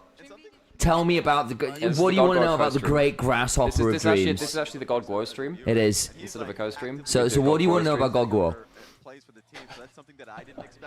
I mean, I can ask some questions. Yeah. And I'll answer if I deem them worthy questions. What is God Guo's favorite Pokemon? Cricketune. Okay, that's good. That's good. Why did you betray FlyQuest and your leafy friends? we're not that bad, okay? Please. Well, you know, I feel like people should be able to play games at any time that they want, rather than just avoiding this one arbitrary time of the month. Ah, okay. Yeah. Apparently, he says hello to someone in Onivia's chat says hello to the Veddies as well. But hello to you. Hello, Veddies. My I'm just saying that, like leaves are just, you know, they're like a worse version of grass leaves. So FlyQuest. Okay. Well, you get 2 more questions, guys. Send him some love. Send him some love. 2 more questions. Any more for any more. Ask the great God Guo anything right now. Look bad, but Fnatic made it here. In the end, how did that happen, Vinicius? You were there. You saw that in 4K with me in Madrid. Yes. I mean, Which league champ would you want to build some complex IKEA furniture with? Kha'Zix, of course. Kha'Zix, yeah. I feel like I've not done enough community outreach to the bug community. Yeah. And I think that Kha'Zix. Also, the old Mordekaiser with like a million bugs. You know. Would they be good at building IKEA furniture? No, but Sam, I trust my ability to communicate with Do you other not bugs. think that Kha'Zix might not eat you alive? Sam, well, who's to say that I wouldn't eat Kha'Zix alive? I am God Guo. You better watch your tone, young You sir. want to eat Kha'Zix alive, you psychopath? It's a bug eat bug world, Sam. And of course you would turn to him. Some roads You know all, so why must you lie sometimes? like when it comes to Fnatic, like sometimes it's all the time. This is an If I were organization that's been to Worlds to only tell the truth, it would make for very boring riddles, for one. You know, sometimes they make me as a guard, you know? Yeah. And I have to choose, am I always going to tell the truth or always lie? Yeah. And it would be very, very boring if I just... I can see that. I can see that. And the other thing is, life would be too easy. You have to struggle to be truly alive. Thank you so much for your wisdom, God Girl. okay. That was great. I'm gonna turn the camera back around now, but I wanted you to know that this was something that we planned, and I didn't put God Girl on the spot for. Yep. Yeah. Well, as I know all, Sam. Yeah. I could see this coming too. It was in the grass. I like how I can. You're sat on a beanbag. That's not grass out. It's full of beans. Everything's grass. Like it's a legume. Are you a legume hopper now? No. You legume enjoyer. No. Grass is a state of mind. Grass is great. All right, you guys. I'm gonna get. Smoke grass every day. It's actually really warm in this. And I'm sat in front of quite a warm projector. I'm gonna get out of this. Rookie of the year. He's part of the team of the year for the team. Like he looking towards Hong Q and the development that he had, and it stemmed from MSI. So please, if you're only watching Worlds, what are you doing? I feel like MSI is so fun too. The only thing I expect from this matchup is a bloodbath, honestly. I hope so. I hope so. Yeah.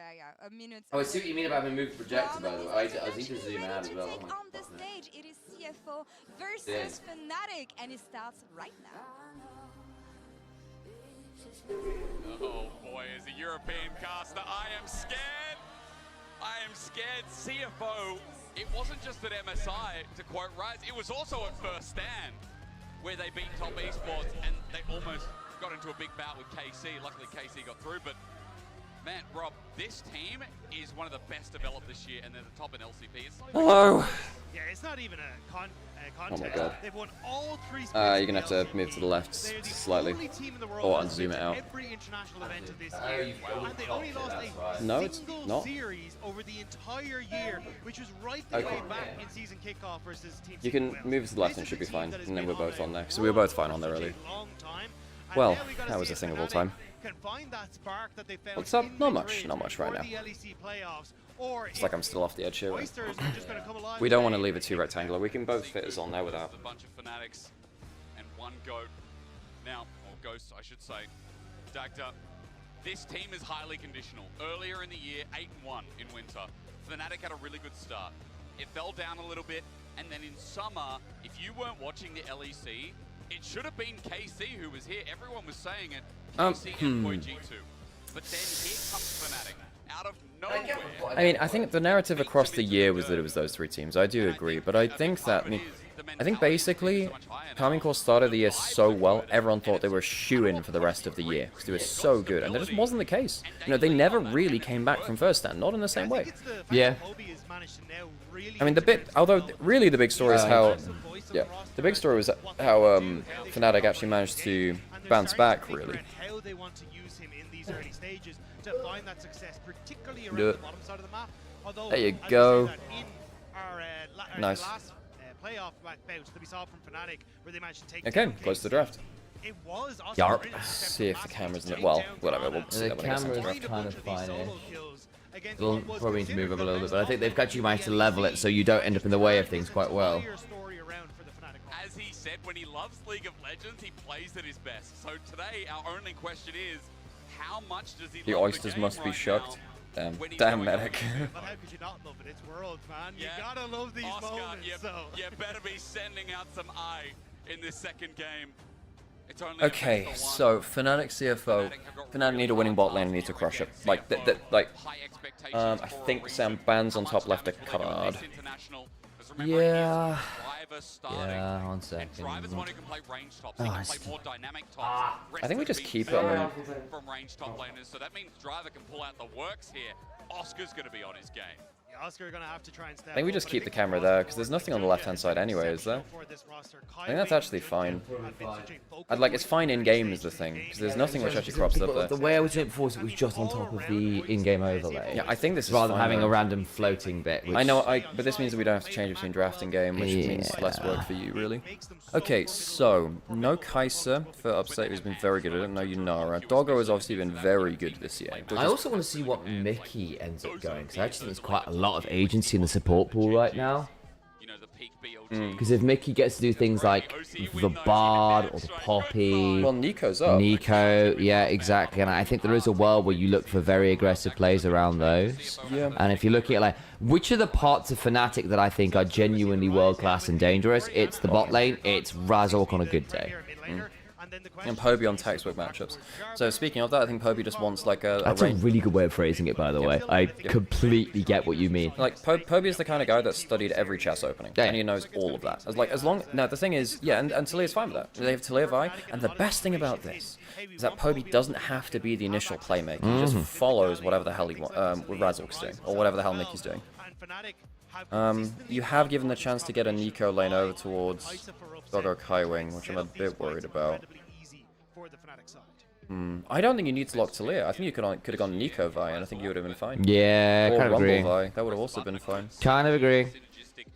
I don't think they. So Xin Zhao's now in, which means that your follow up onto Vile is a little rough because he pops ult, and then people out of range don't get to do much. Hey, So- guys, yeah, just trying to get the name right. Hey, how's it going, T1G? So yeah, setting up for a very strong. So Sion's in there too, so very strong front line. Again, you've got this very strong So what's the plan? You don't have Ambessa, you don't have Kai'Sa. You could go Nico for lane pro and just like destroy laning phase, and then you could maybe fourth pick Sivir, because Sivir Nico is pretty unbeatable in lane right now. Also gives you good scaling and engage options. Wow, Ezreal on 3. I'm surprised at that, you know. So now CFO, I mean, do they ban away Karma and Nico? Sivir's banned away. I guess you ban away Xayah as well. I don't love this draft thing. Oh, hang on. I tell you what they might do, Sam. I tell you what they might do. They might do the Vi Taric. Because I was actually Oh, very true. So I was chatting to Mickey about this after the Fnatic played it in LEC. And yeah, I really think that Taric is very, very good with Vi. Taric is not an engaged champion. If you already have an engaged champion, though, Taric is wonderful follow-up because you put your engage, your Dazzle, onto the melee champion that dashes in. Because it does feel like Fnatic as well want a fast game, and if there's going to be a front-to-back scale... Is anyone still recovering after the Shy and Wei in Game 3? Oh, for God's sake. The thing is, I actually think Wei played so well across the entirety of the series. In terms of, I think he outplayed Owner in Games 1 and 2, but Game 3, killing the ward, obviously was really bad for that game. And then Gala just greeted for 2-2-5 and the game fell apart around that.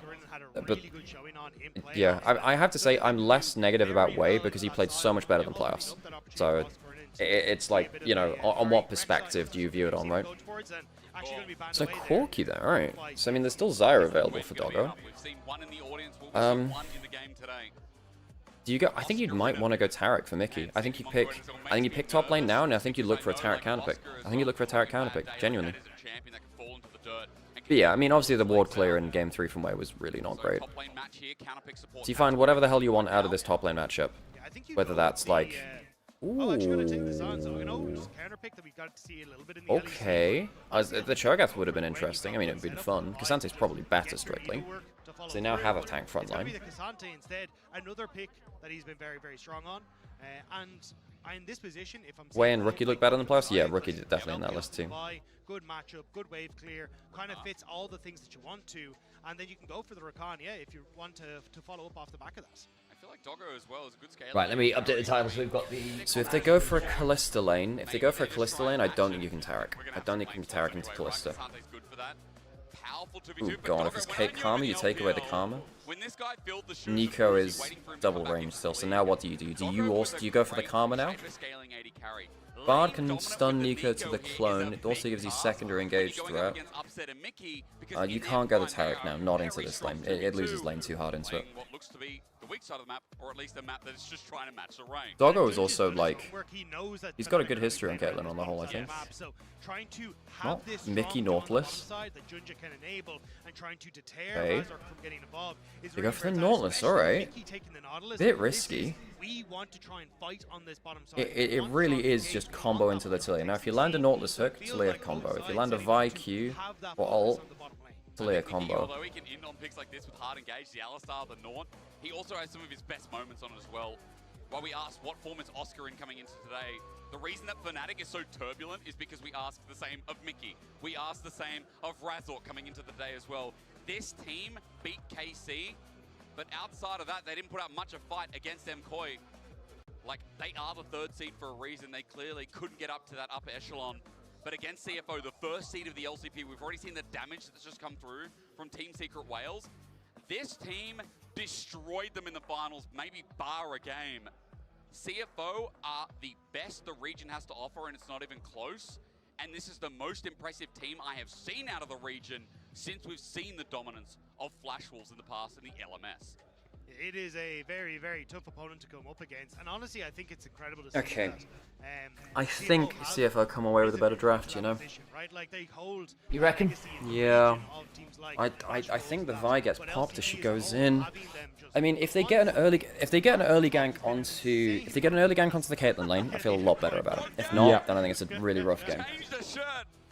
Fair play for making it out, though. Yeah, I mean, he's coming up next, so he's obviously getting ready to cheer another EU team, but let's see the debut of the LEC. Where's the damage for Fnatic? It's all in Talia follow-up. I didn't see the draft, so I have so no idea. There's a Vi, Talia, and a Nautilus, so they're basically all looking for level 1. Not level 1, but they're looking for, I mean, they might look for that. But what they're really looking for is, like, heavy CC early into follow-up from Talia, realistically. Yeah. Oh, we might see the Taeyun swap. Do we get a driver dance? Ezreal on the... Oh, yeah, true. Driver was the dancer, wasn't he? Pretty sure, yeah. But yeah, I think that they might look for the Taeyun swap, where you change AD carry and top laner at level 1. Yeah, Cassandra. No, I guess will not. say that Fnatic have got like everyone can follow up on the pick, right? Like if whoever the Vi ults, there will be someone who can follow up. Ezreal is a global. Who are the casts today? Hysterics and Dagger? Yes, Hysterics and Dagger. Did you see the dance battle for the LCP? I saw bits and pieces of it. Yeah, there was a dance battle in LCP finals. Yeah, I saw Driver went wild on stage and then failed his kickflip back onto his feet, but it was pretty cool. Okay, now we get to see Honky versus Poby, two of the more exciting rookies this year. They're on award. But you know what, Alex? Because you got the Ezreal and the Talia. You know what you've got, Al? Yeah? Poke comp. Yeah, Talia, famous poke champion. I think Upset fired that Q too early, you know, because what that meant was the dance battle. Yeah. Yeah, so it was a Sam, did you see? And I only got half turn, so I don't know what did I not see? What was I going to say? I think Upset fired that Q a little too early because it meant that they knew the wall was in there. If you can clear it before the wave hits, they didn't waste time. Because every auto attack in early lane is a waste. Is time invested, right? Ooh. Mickey. It's fine. It's fine. First no no problem. was fine. Where are our junglers? They are pathing bot lane. I half wondered whether Razork might just drop camps to be there early and try and get a weird timer. Or even more, with annoying voice lines, like, and annoying abilities. Let's be honest, I think we all hate Nico in some passion, some kind of degree. Drive's just gonna get a push in top. Ooh, that's not bad. Oh. The Ignite trap doesn't hit. Both? Wait, all 3 traps fail? Wow. Wow, that's actually good hopping. That's also a lot of cooldowns, remember? Like, traps. Gogwar approves of the hopping. Good hopping. Yeah. Is that enough for Gogwar to change his opinion? No. Can I be Gogwar tomorrow? Sure, why the hell not? Yay! Sure, why the hell not? Hooray! I think, yeah. Can you feel? Poby was debut, true. Yeah. Fly, fly, oysters fly. Oh, good stuff. We're gonna see if CFO can actually finally put the notice up. Oscar's okay.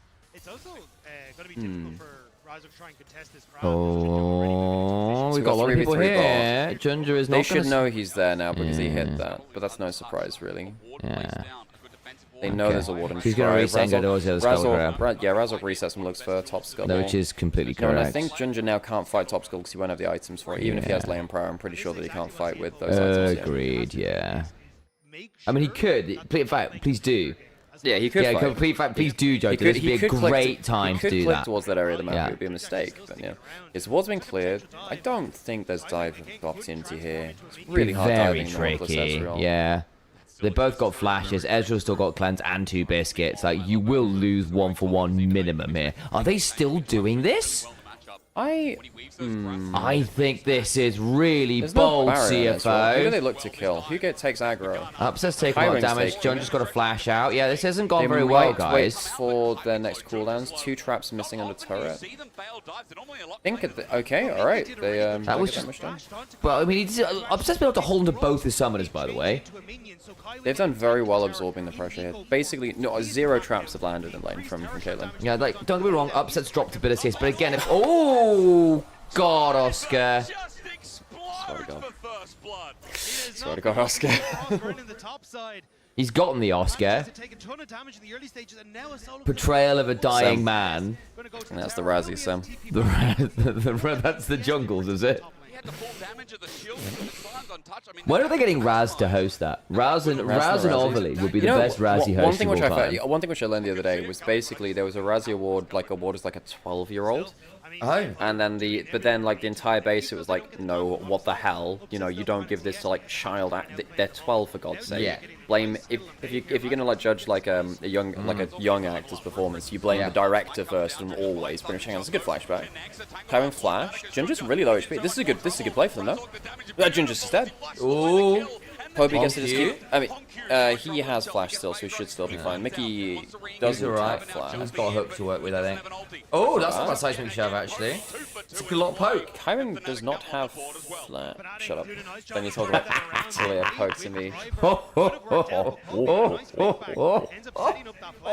You're very fair. You're very clever. I am. I am. Level 6, level 5. Gets the flash out.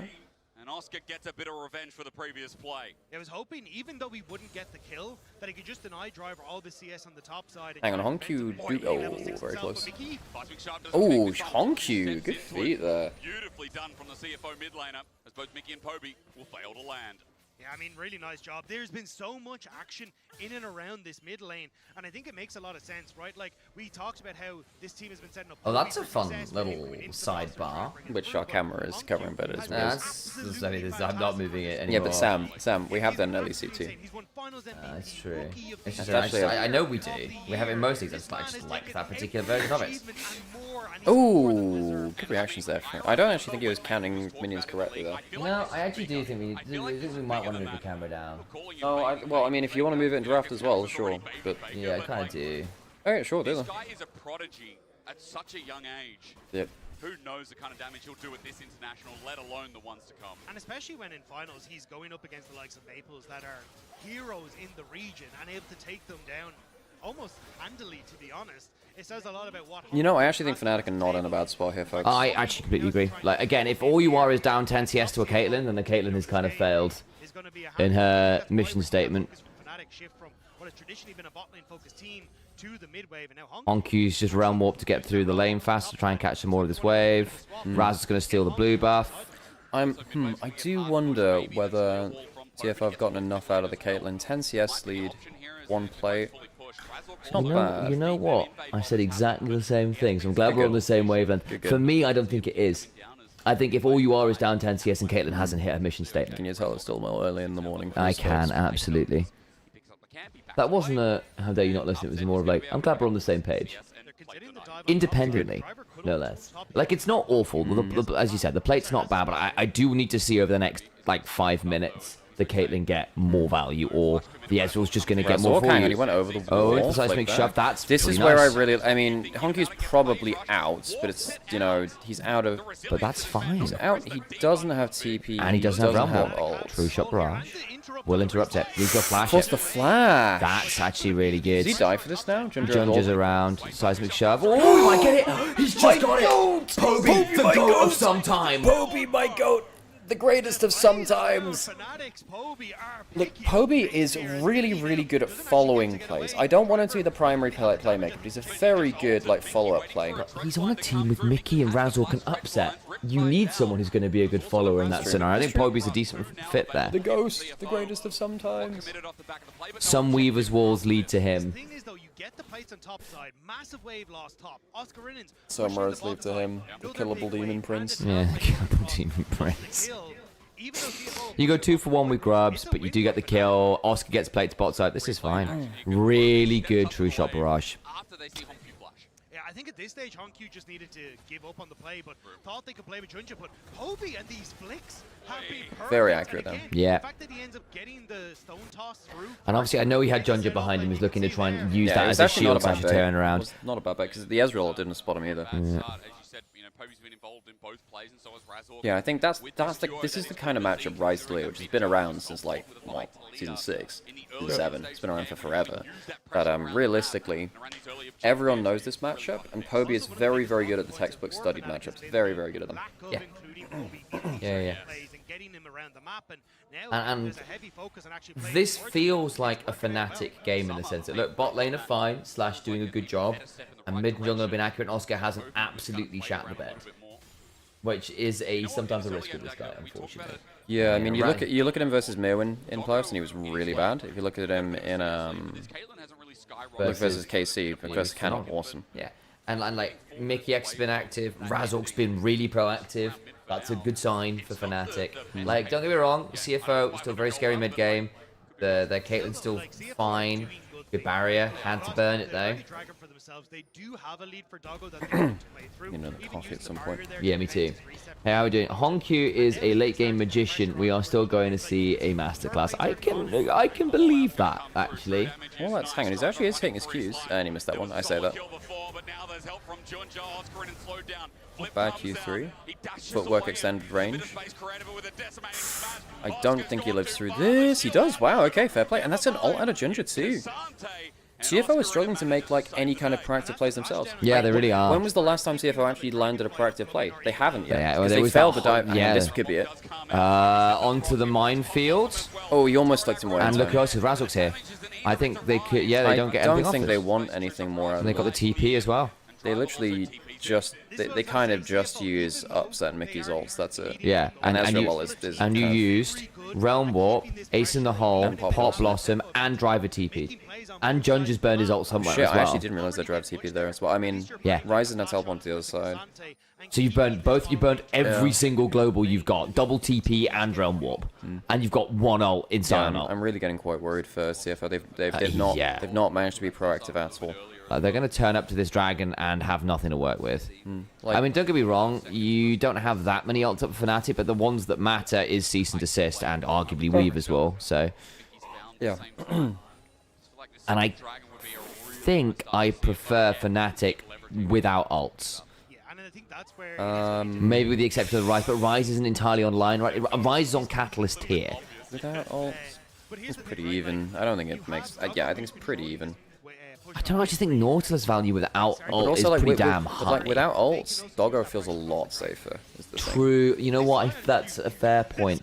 That is a fair point. I was thinking just more in terms of the playmaking from CFO, but you are right. Poby gets jumped on. Poby. Oh dear. He just got silent ulted. Well, the ghost. The ghost strikes. The ghost. He is in fact a ghost now. Right as Dragon spawns, you don't have Poby available. CFO want to look for driver diff. Solo kill Oscar. So he's solo kill both solo lanes now. Now Razork. I don't know. You don't have to leave here. Poby can teleport in, I guess. They are teleporting in. That's too early, Mickey. That's too early. It's too early. Okay. Because every time you land CC, you want the Taliyah combo following. Oh, they do manage to force them off it. Credit to him. Fnatic managed to get Dragon. Alright, credit to him. Ghost is in tier 2 LTA. He sure is. use it on that bot lane play. Oh, yeah. Okay, cool. Well, we have Poby who spawned. He can teleport into the play, or he can even go for that Weaver's I need some honey and some tea or something like that, so my voice is actually feeling a little bit ropey. He knew that he wasn't needed for the play. Oh yeah, folks, I was watching through Silent Hill F playthrough the other day. Finally got to the end of Kokanja's run. The endings of those games are I just felt that there was probably some of the more graphic scenes I've seen in the Silent Hill game in there. It was very uncomfortable. Oh, it's very dark. Yeah.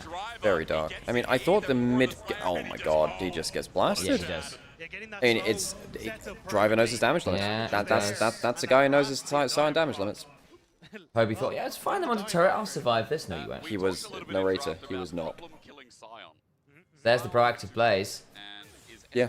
And I will say, Fnatic don't have the best anti-Scion comp. No, they don't. I mean, Ezreal at 3-4 items can, in fairness. But you're a little ways off that. You realistically need like 4 items for that. At 2 items, no one's touching the Scion. Talia's not... Well, again, it's like you have... In an extended fight you do, in a short fight you don't. Not in the same way that, you know, more crit scaling AD carries do in the LDR. Ooh, okay, needed the cleanse. Yeah, I would have put him down to half HP if he didn't do that. I will say Fnatic did at least get the second dragon. Yep. Good to force him off that. I'm gonna be honest, don't think I can stay awake after this game. That's completely fine, mate. Completely fine. Don't worry about that. Do not blame you. We will do our best to stay here, awake and attentive for the day. I forget Silent Hill F was a Ryukishi game. Huh? Eltico was talking about Silent Hill F and saying it's a Ryukishi game. I don't know what that is. I believe that's a director, if I'm remembering correctly. I'm trying to remember what else they've done. Is that the director? Yeah. I actually don't know the name. Doggo outstepping that. No, Silent Hill F. I think Silent Hill 2 remake was better. He's the writer. Hang on, so Junja going forwards. Great, but Razork is not happy there. Pop Blossom. Okay, Pop Blossom's really good. This is a great fight for CFM. Okay, this is the fight which loses Fnatic again. That's it, yeah. Awful fight from Fnatic. Really well. Good God. Okay, well, really well played from Kaiwing and Razork. And Driver. Driver's been the player of the game by far so far. Driver's Silent has been just nuts. Thanks to that Nico ultimate, and Junja just saying, I'm going into the pit, I can 1v1 Razork easily. Oh, he's behind Higurashi. I never realised that. That makes sense in terms of the graphic concept. So when they cry is his whole thing. Right. Dagda, maybe the proof's in the pudding, proof's in the comp. So many good buttons to start a fight, and they just showed it right there. Honkyu is going to try and take this top turret to boot as well, and with their Herald, to just open up mid for the Caitlyn or open up one of these side lanes. You said it before, we may as well say it again. This game definitely in CFO's driving seat. Yeah, at this stage, it's very difficult, it feels like, for Fnatic to try and come back into it. The 3k gold lead already okay, well, Fnatic are now in... This is really bad for them now. Over 3k behind.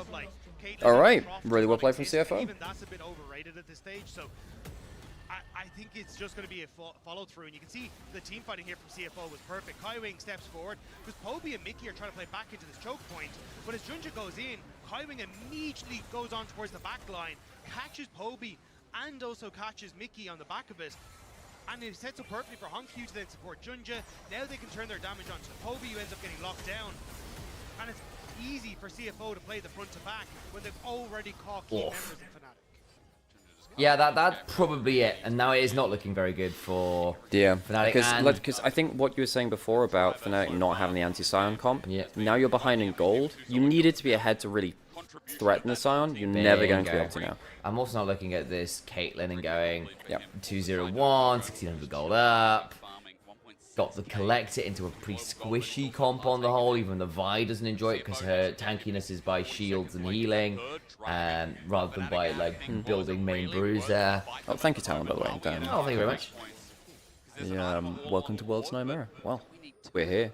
Yeah, I can't say I'm particularly awake, but... Attempts at this top side of the map, but behind, okay. has this Rift Trail in his back pocket, so just if Fnatic try and overextend... You probably just need to make plays around the Vi and Talia and just play the map for faster skirmishes. The Ezreal pick on 3 scuttled this draft for Fnatic. You're not a fan? No, because you got Caitlyn Nico. You could have gone for the Nico on 3, and then you could have threatened Civ in Nico. You could have threatened Xayah Nico would have been fine. Plays a good Nico. Nico would have been just There isn't much with shields and Nico in lane, and Mickey's a good player of it, and it's great with the Vi. I do get that Upset's obviously very comfortable on the Ezreal. Hang on, that's not bad damage onto Ginger. Ginger's now under half HP. This is actually not bad. Oh, Mickey's in danger. Yeah, but he's starting the fight. He's starting the fight. This is actually... Well, where's Upset? They're going on to Hong Q. This is an awful Hong. Razork Wait, is great in from a Ginger. horrible angle. Great from Ginger. Stops Razork from getting in. It's not bad. That's not bad. I mean, but it's only the Archime's Nico still got though. Flash, and they can't hurt Driver. I think the Ezreal on 3 killed the draft. Yeah, I mean they needed to be ahead. I thought the early game was fine. Oh, go on, Doggo! Oh my God! Wait, does he die for that now? No. Kobe might. Bloody hell, they both got down to 20%. Damn, Doggo. This is some Chad maneuvers coming out of the LCP reps. Get hydrated, I will, MG. Hydration sensation that is sweeping the Hydration nation. detected. Seek additional fluid intake. Fnatic have to get creative to bypass this beefy front line. I really like the notifications from Subnautica, the first one. The second one, the notifications were just like, they didn't hit the same, you know? They weren't bad, they just didn't hit the same. It's a 5k gold lead, 2 dragons, and look at the replay again. I'm worried that even the cricket would not help Fnatic. I mean, Godgwar did predict CFO. The Weaver's wall only separates Hongq. Upset can't really push forward because he's fearful of actually the damage that can come through. Razork, as you said, gets caught on the side, and Driver is just sitting in front of his team and preventing both the damage dealers for Fnatic getting through, and he's lost 5% of his HP, maybe? Yeah. And then we don't get to see Doggo just deciding to send it forward, but that's how confident they are right now. Razork looking for a play through top side, more of the Slayer clears away. Driver, we're really going to test if this guy can die, but he's level 13 as Atakan spawns, and it seems like Fnatic are going to throw the Hail Mary, to which CFO Hang on, what's the Vault Breaker? Are we just flipping Atakan? I think we are, aren't we? It's just Fnatic trying to see if they can get anything. If maybe CFO split up wrong as they try to come in to contest the objective and you can find something. But CFO, doing their due diligence, they're not going to overextend, they're going to be patient on this, and as Fnatic step away, it may actually be the window for CFO to start up the objective. Except for Fnatic, they're going to have to send some ultis in. Now Upset sticks around, checks, waits for the wave top. Oscar's just covering that entry towards the tri-brush as well. Atakan has not started yet. Fnatic know at least that much, but Control Ward is making it difficult for them as Driver steps up, caring not.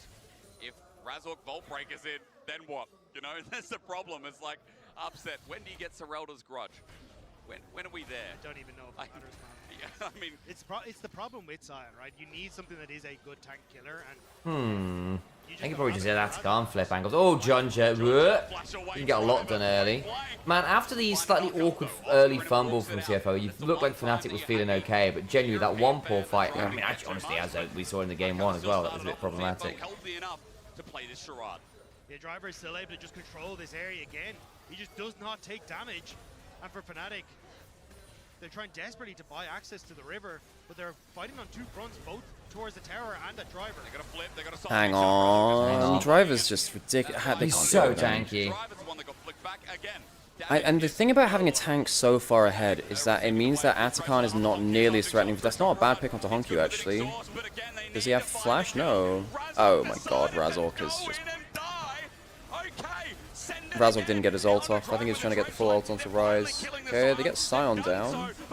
Ginger gets Mickey. This is 2 for 1.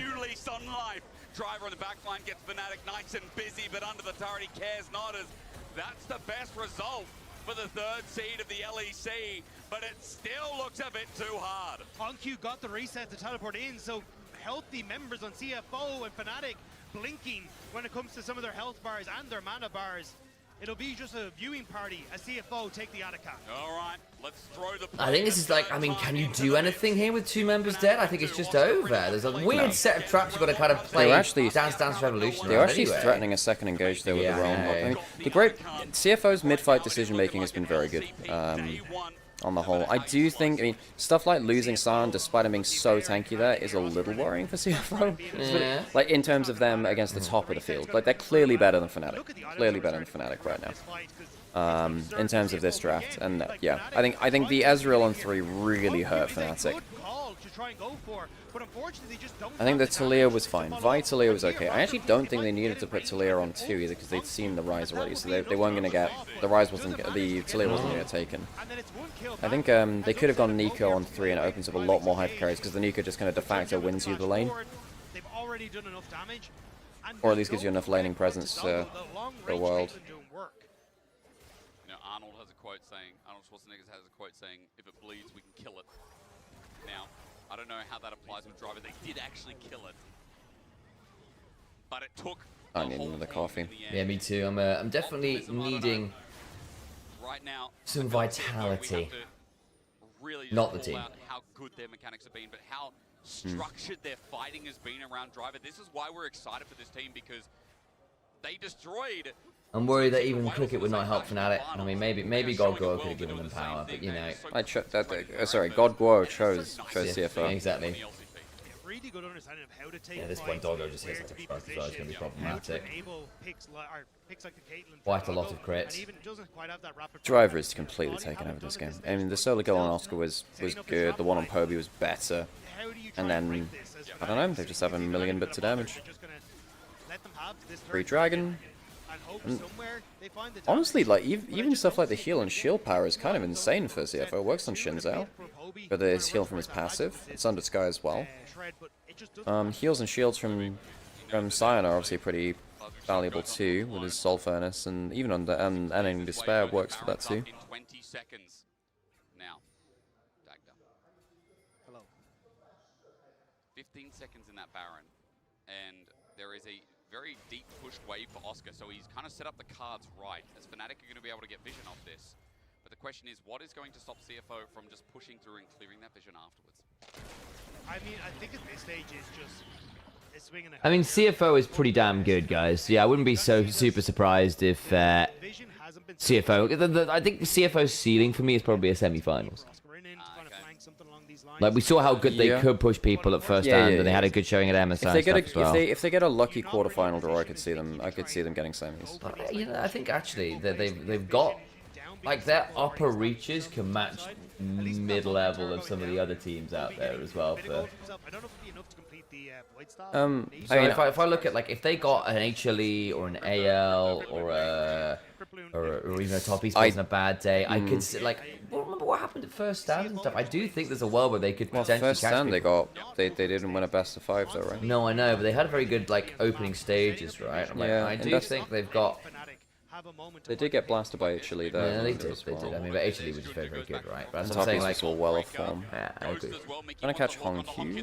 That's the reason if I'm looking at teams that might have a bad day, / have CFO come in with a good day. I think there's a world. Yeah, that's a good pick. Hang on, who's coming in here? Driver. Now the unkillable Sion's here. How unkillable is he right now? Nico can get a big away.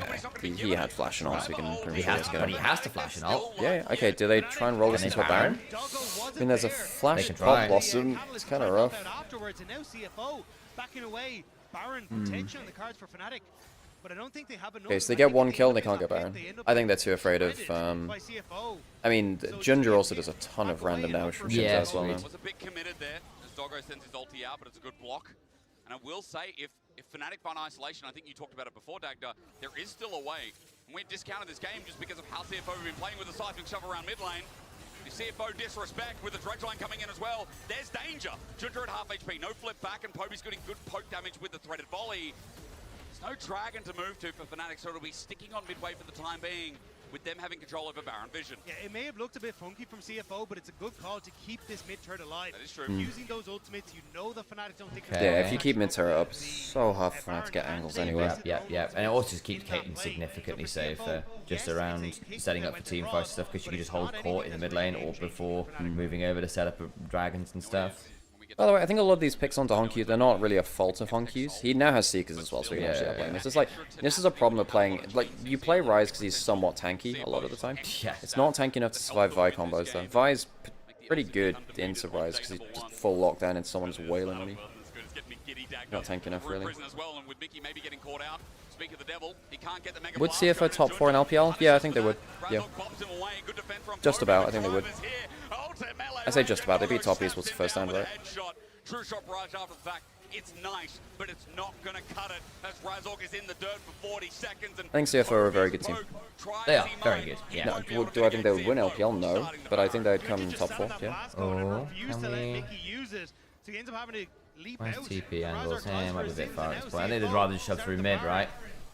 This is a miracle if Fnatic hope that they can steal this. Hobie's going to come in, decimating smash block, but mid. Razork being dead here is just a disaster though, so Driver is still tanky enough to be a problem. And they don't have the black cleaver at the minute to shred armor, which like, oh, that's not a bad pop loss. Yeah. I mean, it's only onto 1. It looks flashy. It's not actually that useful. That's better. Okay, Mickey and Poby escape. Oh, Driver. Mickey trades his life to buy space. Well, I don't think he's trading much there. I think realistically, I think he was dead already. But it doesn't keep. I think it keeps Poby and Upset alive. No, I don't think it changes anything there, no. I think it's because I thought my impression was it was stopping Doggo and Honky like following up pretty well. Hang on, that's not bad. Oh, they can't quite kill him. Oh. I gotta say, folks, Razork has been like hard diffed so far. Yeah, that's okay. That's 1,000 gold shutdown. And he will die for this.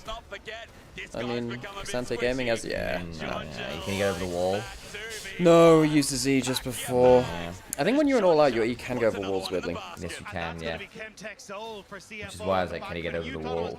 Taking down CFO before this, it has just become so much harder. CFO making a statement here in game number 1 for themselves in the World's Championship. They're just going to pick up the soul any second now. As Fnatic's chance of an upset. Oh, God. Been thrown by the wayside once again. This game Hey, perfect. Dragon goes down easy. So that's soul. It's Chemtech soul down. So now that means that you have. That means, so folks, this is genuinely quite important. You get 6% heal and shield power for each Chemtech Dragon. Which means, you know, the Silent Shield is going to go absolutely mega. Yeah, it definitely is. There's the pop blossom. Catching Oscar in, and even afterwards here again, Driver understanding, look, we're going to get these plays because everyone is focused on towards the Zinzao. I'm going to squeeze past to focus the back line and make sure that there's no damage that Fnatic can put through onto any of my cards. I think that was Razork saying sorry as he died as well. Maybe it was Poby at the end. But it's a 6k gold lead. It's now the onslaught. Doggo has 3 and a bit items with the last whisper. He's sitting 6-1 and 6. It's been a so Ezreal has Seroldas, but it's just way too late. You need Shojin and Seroldas realistically, because you need the extra cooldown to just kind of like perma-pop all of your skills. Fnatic struggling to clear the wave. It's Poby who's doing the most work right now as Upset's just trying to deal with mid. Exactly, Hongq pushing in this mid lane. The trap line is going to be such a problem. Every so often, Ginger does remind people that he's. Oh my god! Wow. Doggo's been insane this game. I just can't believe that this is the same Doggo that was being. It was using Rammus Yumi, baby. This guy was picking Rammus Yumi in LPL. Oh, hang on. Ginger is deep enough. That's Highwind gets the angle anyway. For the final moment, Poby about to drop the greatest of some time. Ain't today. It's Hongq as he runs in with the rest of his team. Braces for about 5 minutes. Look at him finish this one here. They didn't even bring Damn. Oh my god, you can't even kill Ginger. She's got the damn armor boots. No, they can't. But it's a victory lap. It feels like for CFO. Not just for CFO, Dagda. It's a victory lap for the LCP on day 1. 2-0 is the kickoff. And CFO, we said they're the best of this region. They damn well put their money where their mouth is as they kick Fnatic in the jawline. And they made it look easy. Driver getting kills against Poby, getting kills against Oscar. Okay, CFO want to know. Looking fantastic in the 2v2. And then yeah, Fnatic did fine in the early 2v2, but realistically they just should not have picked Ezreal on 3. Ezreal on 3 was the mistake, I think. Yeah, probably. I mean, I do get that Upset is really comfortable with the Ezreal. I hate how Doggo got so much flack when he was on bad LPL teams and forced the split time with the most popular AD of all time. He was but the BLG split, that wasn't the problem. The problem was when he was on Ultra Prime. yeah, when he was on stuff like Ultra Prime and whatever, when he was just bad. Just like, bad, yeah. I cast this guy for like 2 years, and he was just bad in LPL.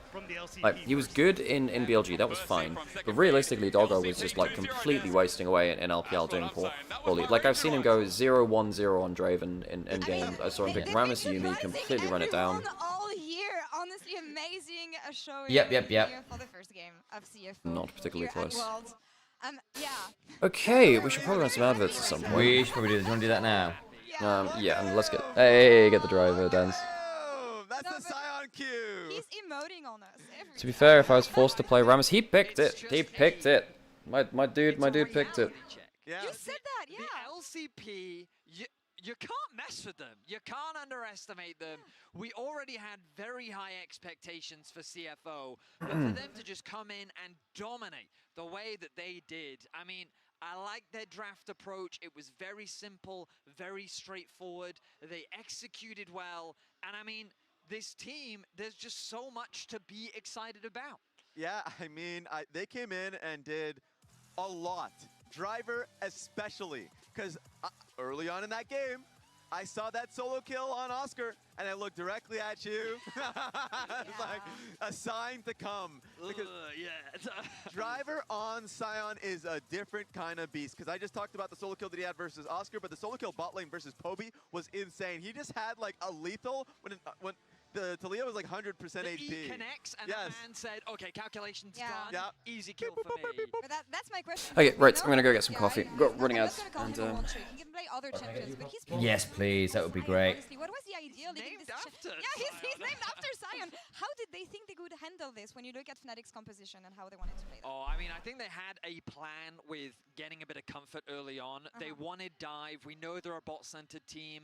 Like, Game's over. Yeah, it kind of was. Kind of was. Well, I would say the year is like this Vi, Kai'Sa, Ambessa traditionally. No Ambessa this Well, I mean, time. yes, you're not wrong. But then once they saw the sign, You're not wrong. and like not being able to get your hands on the Kai'Sa, it felt like that they then kind of had two different ideas of what they wanted to do, and it became very difficult for them to execute. Still a strong It's so shot early. overall on his debut. I will give him credit there, but CFO, the way they approached the fight, their discipline around the map, I mean, they are a strong team for a reason, and they demonstrated why against Fnatic. Absolutely, and Raz, we know that they've been ramping up all year. We saw that at First 10. First 10 felt like a surprise. MSI felt like the confirmation. Like they feel like an even stronger team that they were at MSI. It's just a reality now, and especially with Team Secret Wells winning in the game prior, like, no, the LCP is a strong region that you must respect. And so I was very shocked with it. I will say for the HyperX Reflex replay, it was Kai Wing on his knee. How am I doing? I'm doing all right. Honestly, just a little bit fried with how early it is. It was an early start, isn't it? There, but then also the team being able to push out Razork out of the pit and then see and separate the rest of the team. I don't even remember to follow her in it. Nico Ultimate. They're a great team fighting team. The setup is beautiful. Let me go update the order and stuff after this as well. Need to not order the. What is the thing? Very good. And CFO is the and again, I think that we saw that the stream title after this fights is clinical, well executed, and when you also factor in functional. Demonstrating, it was just easy pickings. Being SKT's game time is going to be a mission, yeah. Well, like, of course, Driver coming in with a Scion Q emote afterwards. Doggo, anytime you miss an ability on him, he's just spamming emotes. Like, this is a team that has fun on stage. It's day one, game one, and they're already just chilling. I mean, that's the thing. They show up strong here. I'm gonna be honest with you guys. I'm not worried yet. Yeah. As an LEC fan, but Vidius, you talked about discipline, cohesion. Well, back to the drawing board for Fnatic. What are the first things you're looking at? That Vi damage right there. You see that Vi damage? Razork, we need back in action. I think this draft I didn't love. I like the idea of Talia Vi. Yeah. Short, but I think like if they want to play dive, I think they should stick to dive. If they want to play team fight, I think they should stick to team fight. And I feel like that Fnatic need to lower the barrier to entry of their composition, take a page out of CFO's book, and kind of simplify their approach. Because right now, hey man, first thing I want to say, I super enjoy your insight over here. Oh, that's very nice. I might pass it on to Alex. My Noct did more damage than Vi. Oh boy, yeah, it wasn't a great game from Razork after the early start. Who's next? I'm not actually sure. Need to check the schedule in a second. They're an unpredictable team. Fnatic is. Because like, And I'm doing alright, as I said, just a bit fried. I picked Vi to have the worst win rate. Yeah, I can see that being a potential. That's the main note I took. Can I try setting the title for the next match? Yeah, go for it, Trinity. If it works, tell me. No, that shouldn't be the expectation. So we'll see what it looks like. But at least for But I do it for the YouTubes yet, which will be what it is. Day one, and they're a team to watch out for. I don't want to draw them into the next phase. Because we're going to win this next. That's why. It's fine. Yeah, we'll also be we a got 1-0 another EU team coming up right next. We're also going to have an interview in just a little bit. But for now, that's all for us here. Driver, emoting on us. GG, well played. You get this one for now. We'll be back in just a few minutes. KT versus MKOI. KT versus MKOI, hell yeah. Ah, work. Thank you very much. Off here as well.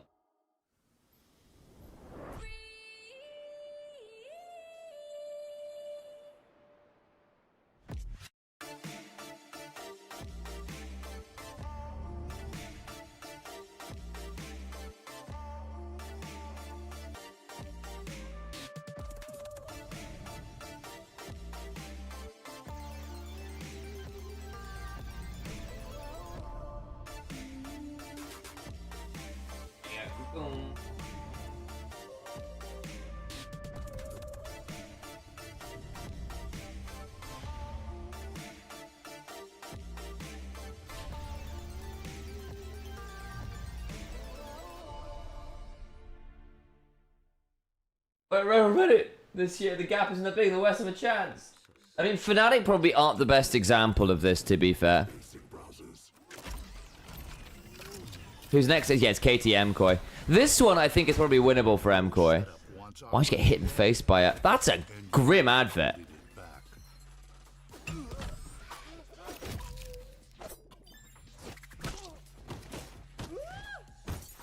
Upgrade to the gaming browser. Wow. Download Opera GX. So is MKOI going to do some damage against KT, you reckon? We both think there is a world where KT, especially if Jojo is laning well against BDD, will keep KT locked down, and KT's team play is their weakest part. And if MKOI can just play better team play with Jojo locking down KT, particularly BDD, then life is winnable. But BDD is a bit of a beast, so that is a requirement still.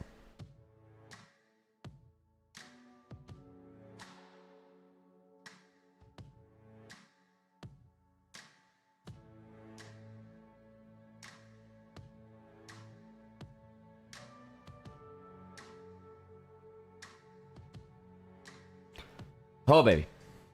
We've got, what, 6 more games to go? Oh, my days, that's so many games.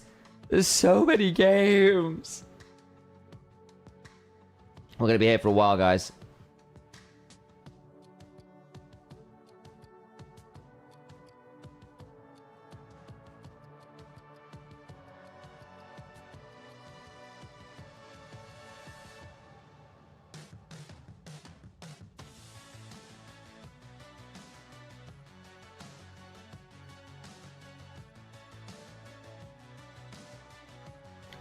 Oh, baby.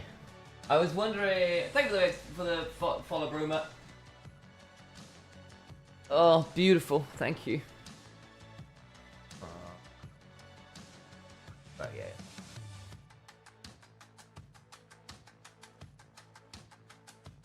Weren't lying, yeah. Yeah, I agreed. Thank you. Brotax has passed before. Why aren't the LoL Esports website still hasn't updated the KT roster? Is it not? Oh my god. My 6 months from Mecca ran out a week before my birthday. Disaster, Trinity. Wondering how I'm still subbed 2 months after the gift sub by Grumpy. Legend seemed to give to me 3 months. That's what Grumpy does. I can see the angle at least. What, like 2 of the best, two best of 3s, not too bad. Yeah. It's fine. It's fine. It's 3 best of 3s. Oh, it's one of the 9 game days. We're used to it.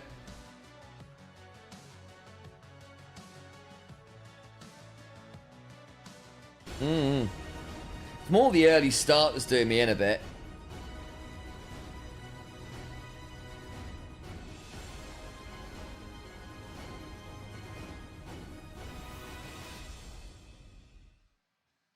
And welcome back to the desk ahead of MKOI versus KT roster. Here, it's fine. Back to the drawing board. Another LEC team. I was always a Legion of the Hardy Boys fan. Someone's chatting Disco Elysium. Who's my fave wrestler? I think part of my issue here is I don't know enough wrestlers to give you a solid answer. I always remember being really inspired by The Undertaker's absolutely ridiculous commitment to the supernatural bit. And that was really enjoyable. But I think the Japanese wrestling scene, which I've seen a lot of clips from, I've always appreciated the style and commitment to just like open ridiculousness, which is great fun. And I've got a few friends who are really into their wrestling. They've always had the Japanese wrestling, so I take my cues from them on that front. He was threatening. He was just making Jojo very clear of what was going to happen on the Rift. I'll kill you. What is going on here? I got to defend my boy, Jojo. I love it. But you want to get that mental edge on the side of MKOI here, of course. You good? Is it your knee doing Yeah. GIF again? It is just a little bit. What happens on stage? So I'm wondering, how did these screams go? And what's going to be the... Oh, yeah, this. So, did you see that, Sam? So, as the draw was happening, MKOI were in scrims with KT. So they were in lobby, and they was just like, shit, bye. I was like, no, don't cancel. So they had to cancel scrims because they were literally playing each other the next day. That explains why, because I saw the tweet. Yeah, they were in draft. Like, they were just about to go into draft. They were in lobby as they were in scrims. That's funny. That's funny. Those are very green keyboards. They've all got them. You can call me Barento. Quick, someone Photoshop onto them. They're green screen. Alex. You're tilting your coffee. Yeah, what's up? What? Mechanical grass. For the hopper. Well, this is it. This is the mechanical grass for the hopper. Godguo did predict them. Maybe you need to move the camera back up further. The glow up of that I man will. in the mid lane. It's been an absolute joy to watch. I think it's pretty undisputed. He's considered the best laner in the league right now with the amount of development that he showed. But Koi winning out in spring. In summer they made it to the finals. I'm really interested to see how Super and Alvaro do. Because I think we've seen quite big jumps in performance up and down from them across the year. Sometimes they look really good. I think Super going into MSI, for example, looked really tight. Actually had a really good playoffs run. Alvaro's been one of the better supports in the league, and then we kind of hit the latter end of summer, I want to say, the playoffs, and I wasn't... And it's something going into playoffs, yeah. Yeah, I wasn't as sold on how stable and consistent they both were, right? Yes. What's happening here? There's a shirt underneath that, isn't there? No, there's not. There is absolutely a shirt underneath that. Show it. Not this again. What you're hiding here? What are you doing? Oh, yes. You don't know what's gonna happen. Okay, you know what? Everyone thank Monte Cristo for the shirt changing bit. Yeah, thanks Monty. Thank you, Monty, for the shirt changing bit. Appreciate it, Monty. I'm the only one who's gonna be a winner at the end of the day. You guys. Oh, no. Keep sitting on the hedge on that, but no. I thought you were on board with the KT free. We prepared that joke together. I'm on every side. I'm on the winner's side here. Yeah. Well, The professional flippity flop. Yeah, Monty. In fact, Monty did the double shirt ripping bit, which was very funny. Yes, he He did. It's like, oh, I finally believe in America, and that's a complete lie. Let's talk about KT at the very least. Okay. Can you tell that Monty went to? It was drama school he went to, wasn't it? I'm not sure. Don't know that much about Monty's like. I believe it is. You have to ask him. No one expected I believe it. to beat GENG, but my goodness, I mean, He was always a mustache twirling villain. Border villain. Absolutely popped off in this series. Yeah, like it was surprising. He did a great reading of the Count of Monty.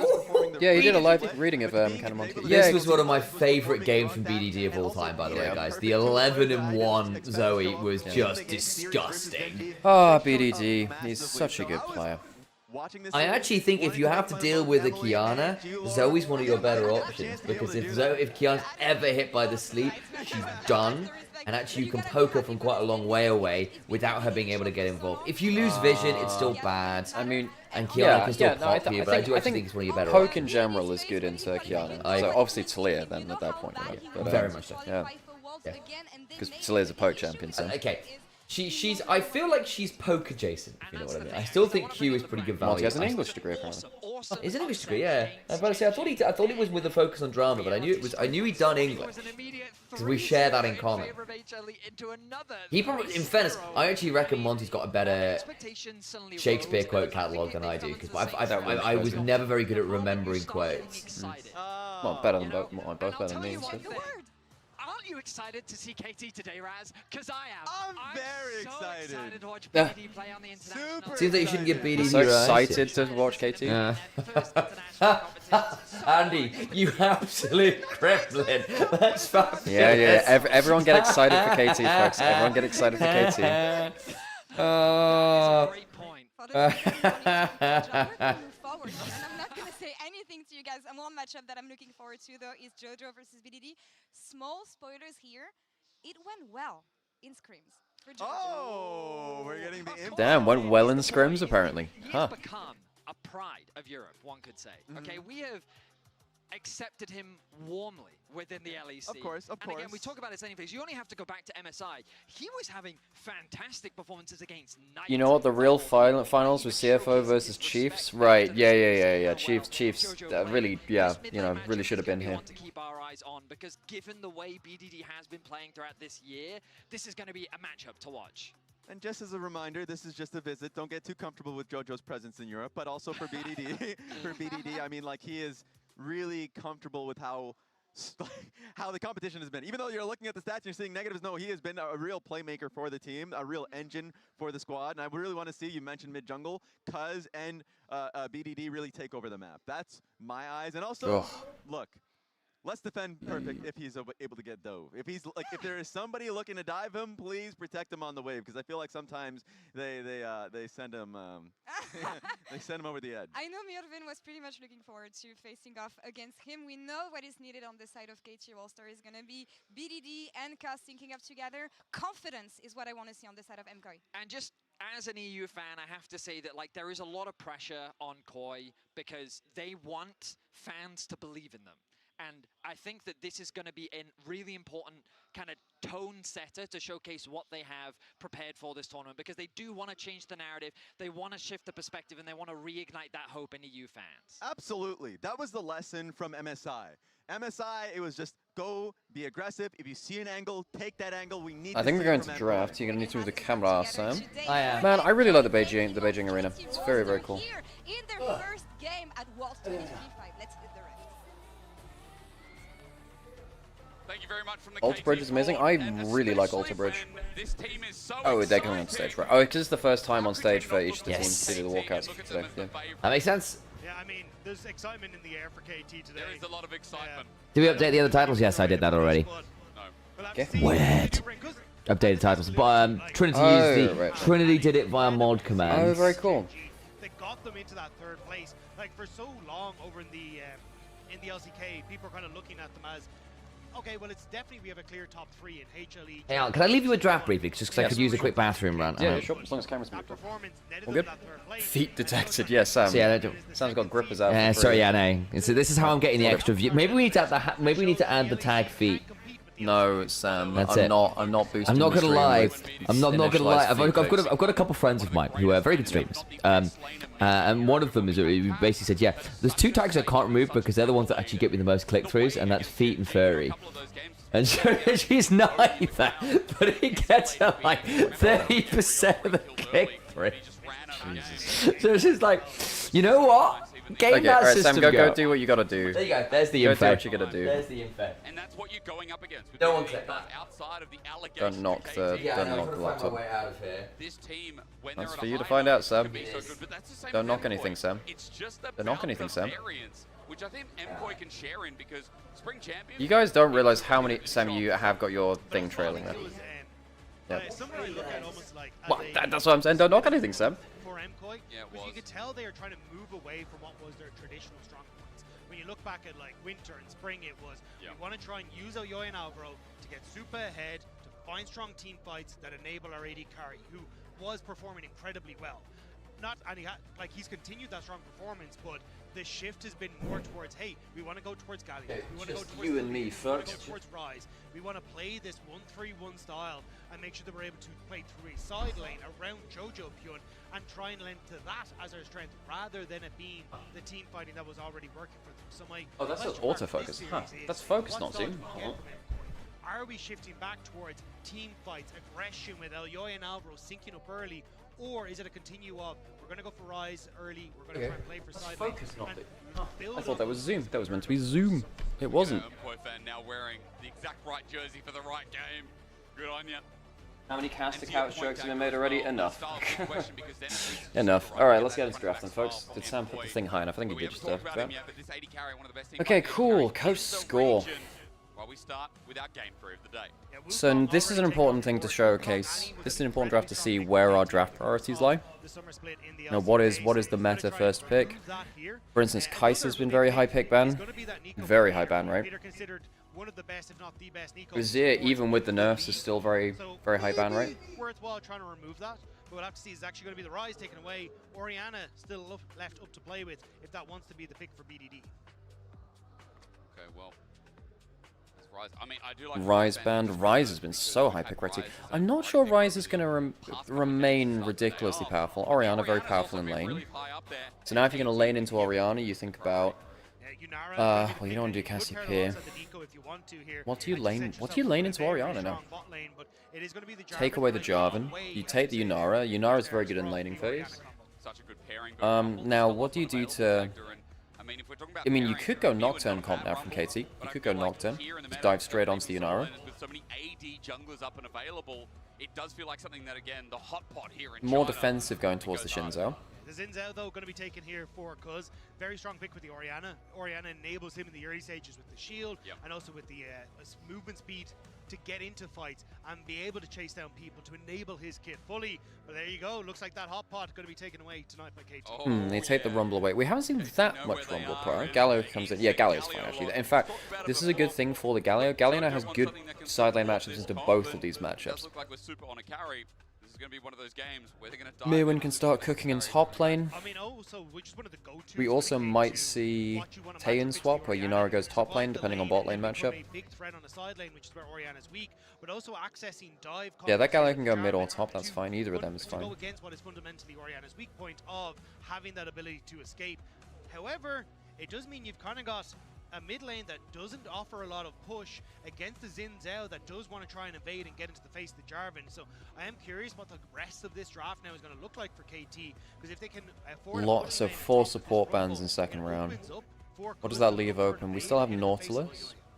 Really just stem this early game. Still have Lulu, Bard, Sante's locked in. Mirwin Casante's fine. It's decent into the Rumble too. We have seen some insane Mirwin Casante run up against Fnatic.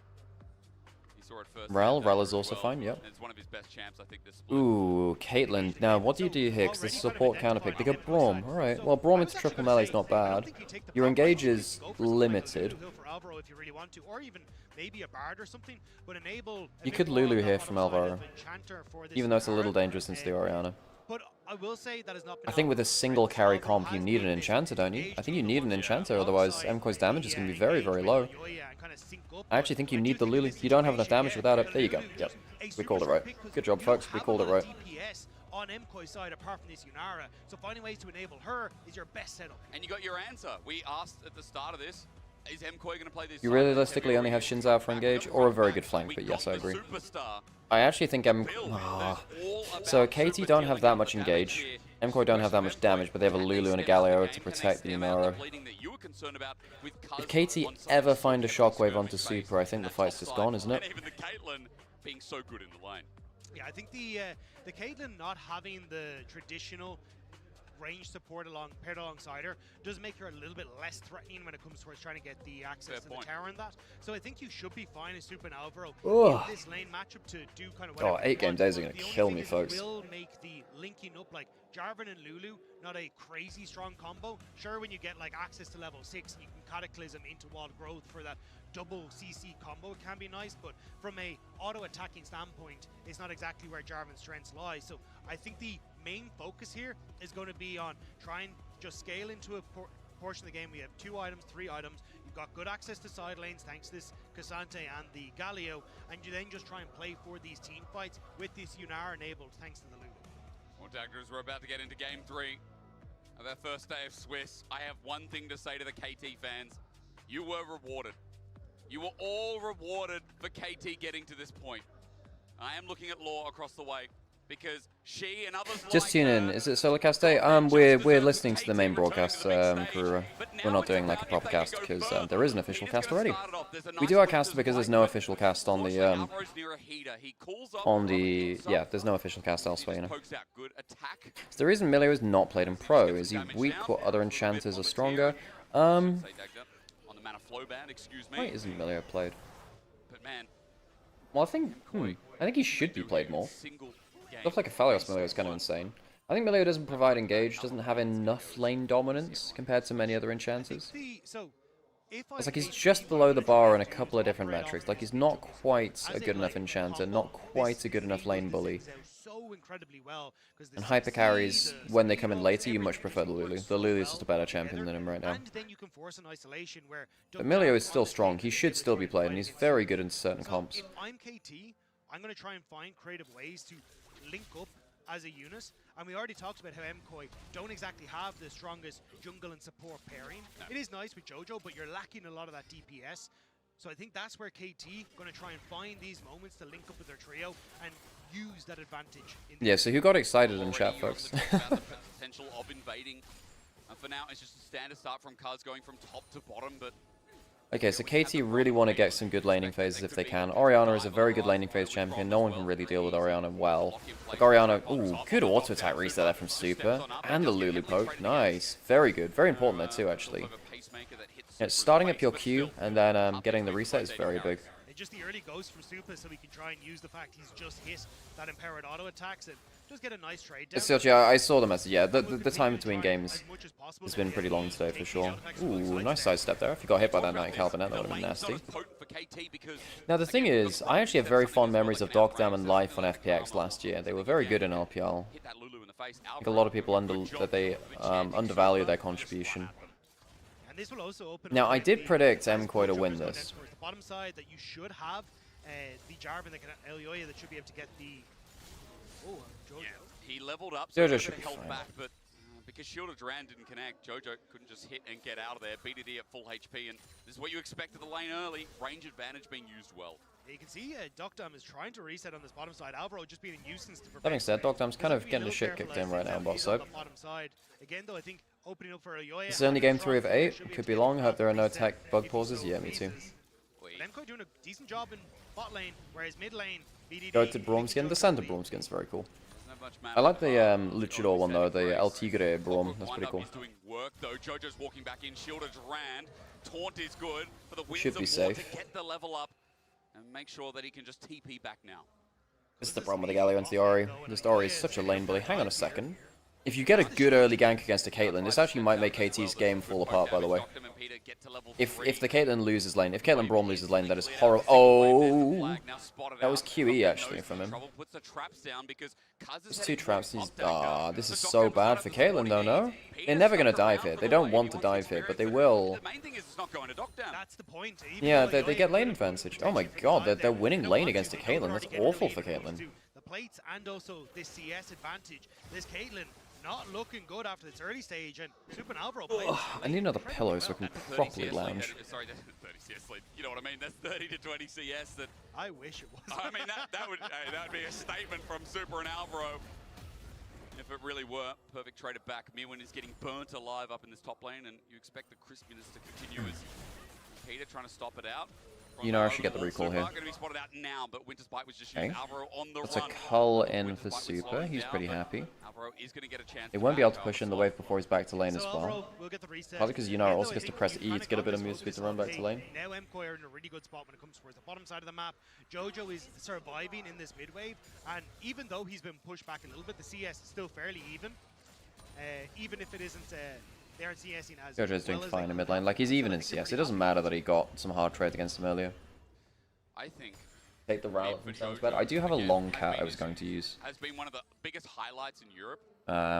Some good friends of mine in London got that for me ages ago, so I have a long cat. occasionally see him in the back of my bedroom when I'm casting LPL. Pretty well played from MKOI. The fact that they're ahead in bot lane is huge for them. You know, Mirwin's losing a bit of CS top lane. Whatever, it's fine. Mirwin's laning phase has not really been his forte. Jojo's even/tiny bit ahead of PDD, which is fine. Good flip back. Oh, nice. Not bad for Mirwin, actually. My worry, I mean, this is, I have to say, this kind of needed to happen from MKOI though, because they have one damaging member, and that is the Yunara. I think they need Galio to go damage as well, by the way. I think the Galio needs to be high damage. I don't think you can afford to have him drop damage here. Ooh, key flash. Good flash away though, honestly. They do get out of there. Super gets chunked on the way out, but look at where the wave is. Again, this is kind of what KT want though. Burning that flash makes Alvaro. Hey Sam, how's it going? MKOI have a single damage threat in Yunara. Okay. But we need to. Look, I'll go change that out for someone else at some point. Not someone else. I'll try to change it out for what's gonna call it?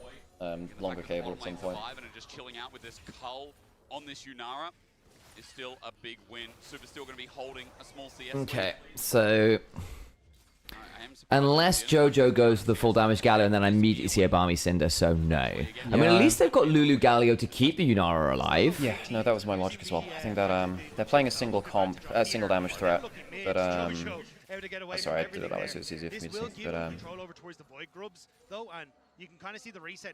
how's the early game been? Well, they won lane as Yunara Lulu. That's good go. Dogdam actually didn't get much done. They didn't get a single plate. They're behind in CS. The Caitlyn is not really achieving what it's meant to right now. I mean, they've gone Caitlyn Braum, which is like, it's a really good like combo lane, if you know what I mean. Like if you get the passive off, you can win lane, but by kind of like all-inning, if you know, all-in kind of slightly wrong, because you're not like Nautilus or whatever. What rune does Jojo have? He has Phase Rush. He has Phase Rush. I think every solo lane Rumble has Phase Rush. The only time you don't see that is when it goes top lane Galio. Yeah. And then the Galio then is then the lane swap with the Tane swap. Sometimes you go Aftershock that time. I occasionally see it, but like on the whole, it's Phase Rush because it allows you to take a trade and run out in a way that Galio just can't normally. Agreed.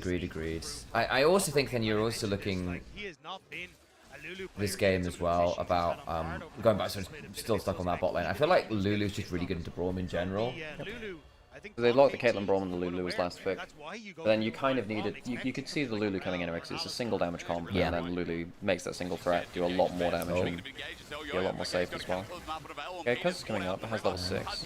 Conqueror is there. Yeah, and then here's Entrance. This is gonna suck. Yeah, nice kill. Okay, alright, first blood. He's fine. He gets the, about to say he's gonna get the bad slow. flash, really bad flash. Dogdam didn't get they can keep going for him. Now they might end up losing, Ooh, my days, I thought that tagged him. He's in the hole. Save. So, but the thing is, because they overchased for that, they give up a grub. Katie managed to take a grub while they were trying to kill Dogdam. MKOI will be able to push out this wave. They do Very get flash barrier surprised. down. They do, but it does also take a flash out of Yoya. Oh, after W hits, it's a really good kill for Super. Perfect. About to say he's not going to have a lot of fun there. Yeah. Very nearly pulled him into the alcove. Yeah, I think that was the angle. Well, it wasn't. Well, it wasn't. Yeah, no, it was supposed to be the angle. It was the idea, but not the angle. Yeah, that's fair. MKOI still pressure on the map. Very, very close. Over pushing on that top side though does give KT the objective and a little bit of a window now to get back out onto the map for us. Yoya though moving towards this dragon, happy to at least answer for what was taken. I guess they thought they were going to kill Dogdam and they thought with that, okay, no Caitlyn and then we can get grubs, and you're right, that small inch of Just checking the title had changed properly. Cool. Yoya took 2 turret shots, really hurt them in the end, so Dagda 3 grubs versus Dragon might be the call here because Yoya's already taking it.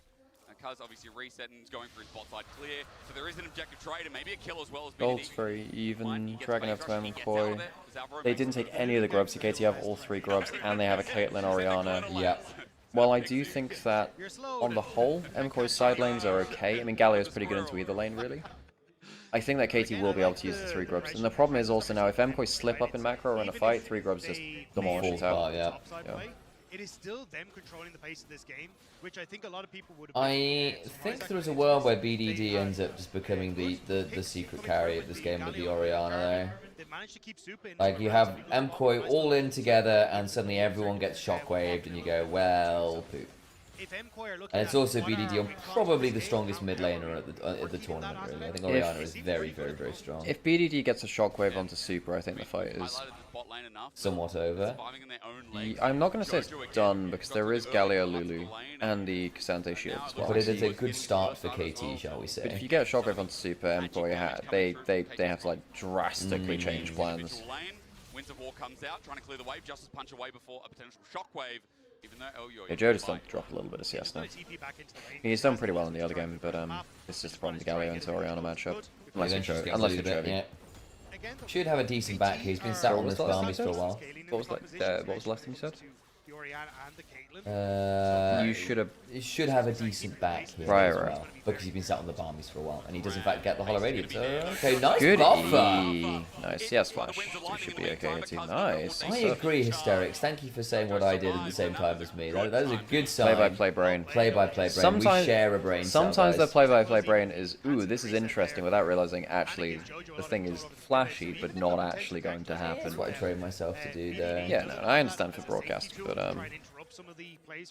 yeah, like you understand it, but could end up burning this flash from BDD before some of these upcoming objectives. I do wonder how much damage Yunara with the Lulu can do. We did see a bit of it from Diablo at ASI, right, with the Lulu, which one kind of popped off. Hold out here for Jojo, as meanwhile we're looking towards bot. Super's going to hard clear this wave with, again, El Yoya in the vicinity. Trying to stop Dockdown from basing at the very least. El Yoya looking for an angle, and BDD has flash. Huge Caitlyn Pride, true. Yeah, Caitlyn's been all over the place for sure. This is what they want. They just want that flash gone, so then any of these upcoming fights... DFO played it, T1. Oh wait, someone played, Gala played it yesterday. In fact, that was the game that they won versus T1. Okay, just punch in, shielders BDD, around. Range. Nice, good distance. And the wave clear comes through eventually. Man, dissonant speed. I mean, they bullied. Remember, they bullied Chovy in that Is that like what Dissonance's mother calls them when they're in trouble? Command Dissonance, come here right now. It's yes, like that full legal Command name. Dissonance. The colon and everything. Yeah. No objectives up, Dagda, but it's like Ferromancy Crashdown. I don't know whether this is a hot take or not. I much preferred the old Orianna icons and skill effects. I think they were more funky. No, they were more like clockworky. Yeah, I agree. I think part of the reason they've done it is it has added a lot of clarity to the edge of Shockwave, and Dick and Dockdown just dead. Very good, super. Dockdown had barrier and flash. He just didn't. I don't think he expected this. this. No, his flash isn't quite up yet, I think. Okay, his flash is down, but he had barrier. Yeah. Okay. But he didn't expect the Kraken there, I don't think. I think maybe he would have died anyway, because Super could have flash auto. Yeah. I also think you can absolutely afford Kraken Slayer this game because you've got the Lulu Gallia behind you. You have to do a lot of damage. That is horrid for KT. That is horrid for them. And he's still got a cult to cash in soon. What does he get on the back? Like the last game we saw. And the Cole hasn't even popped for him yet. That's he gets full boots, the full Cole. Cole's not even. Yeah, no, Dave said that too, that the Cole's not even popped. Dockdown's lost more farm. The Caitlyn behind 20 CS. Down 1,000 gold. Yeah, I think KT is screwed. I think KT are really screwed. The 2v2 was not good. You are playing on Shin's out Ori to have an insane mid game, basically. Oh, Super just. He gets hit by the slow call. Yeah, there's a slow. The auto attack reset came through on the Q. Then the Knight Caliber net hit a minion. Yeah. Dockdown. He's He has dead. flash. He's dead. Dockdown, my dude. Make it less obvious. Shadow. Oh, what is Someone happening got here? excited. Vedius's great ritual on the desk has cursed them.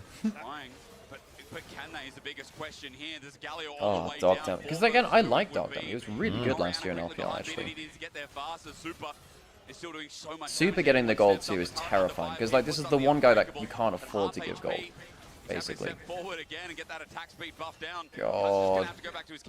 And also another thing too is that Jarvan will also give the Yunara attack speed, which is very good DPS up. Basically it's 30% attack speed once it's at max rank. So once you get to level 13, level 14, you're effectively getting another Zeal item of attack speed onto the Yunara. Just needs to kind of sit here and hope that he can hold on, but he feels scared underneath the tower.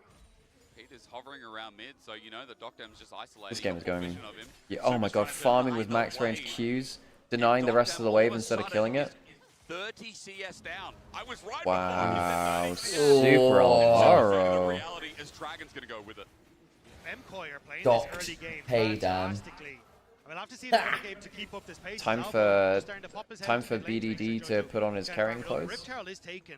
I mean, being taken by KT, I should say. As Nymaera and TP back in. So Yeah, the MKOI bottom made for a footer got contest. caught in the edge of the Shockwave for the thingy-mabob for phase rush. Okay. Supercharging up his Q. Okay. That's not a bad knockup. Can they force the Crescent Guard? Yes. They don't have Shockwave anymore. And they just lost Crescent Guard as well. How do you fight? Good. I mean, you got a Rumble Equalizer and a Dream, I think. Oh, the timers in the top left are kind of flicking back and forth, by the way. And they're still trying to contest onto this. Look at where Oh, yeah.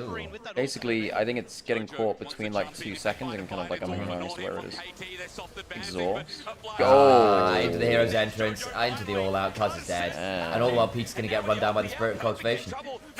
Super, I was actually wondering whether he would flash forward on speedy either. Yeah, I think he just says he doesn't want to burn his flash. No, Sam, I agree, but I've seen AD carries flash for less. I've seen super flash for less. KT were trying desperately to keep MKOI interested, seeing if they could buy time for Docdam to get some gold on this bottom side. But this is why we were saying MKOI have actually probably got a fairly decent draw into KT.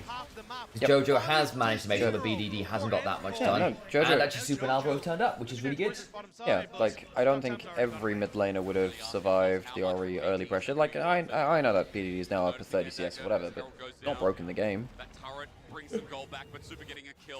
And actually Docdam just getting blasted in lane is not a good sign. Best region versus worst region? I mean, I don't think EU's been the worst region, has it? I mean, first stand we reached finals. MSI wasn't great, in fairness. That was pretty bad. I think we were tied with LCP on results in MSI, I think. How KT going to be coming into Worlds? Starting to get a bit of an answer here that in this early game, they're struggling to really deal not only with the pressure that came through from bot.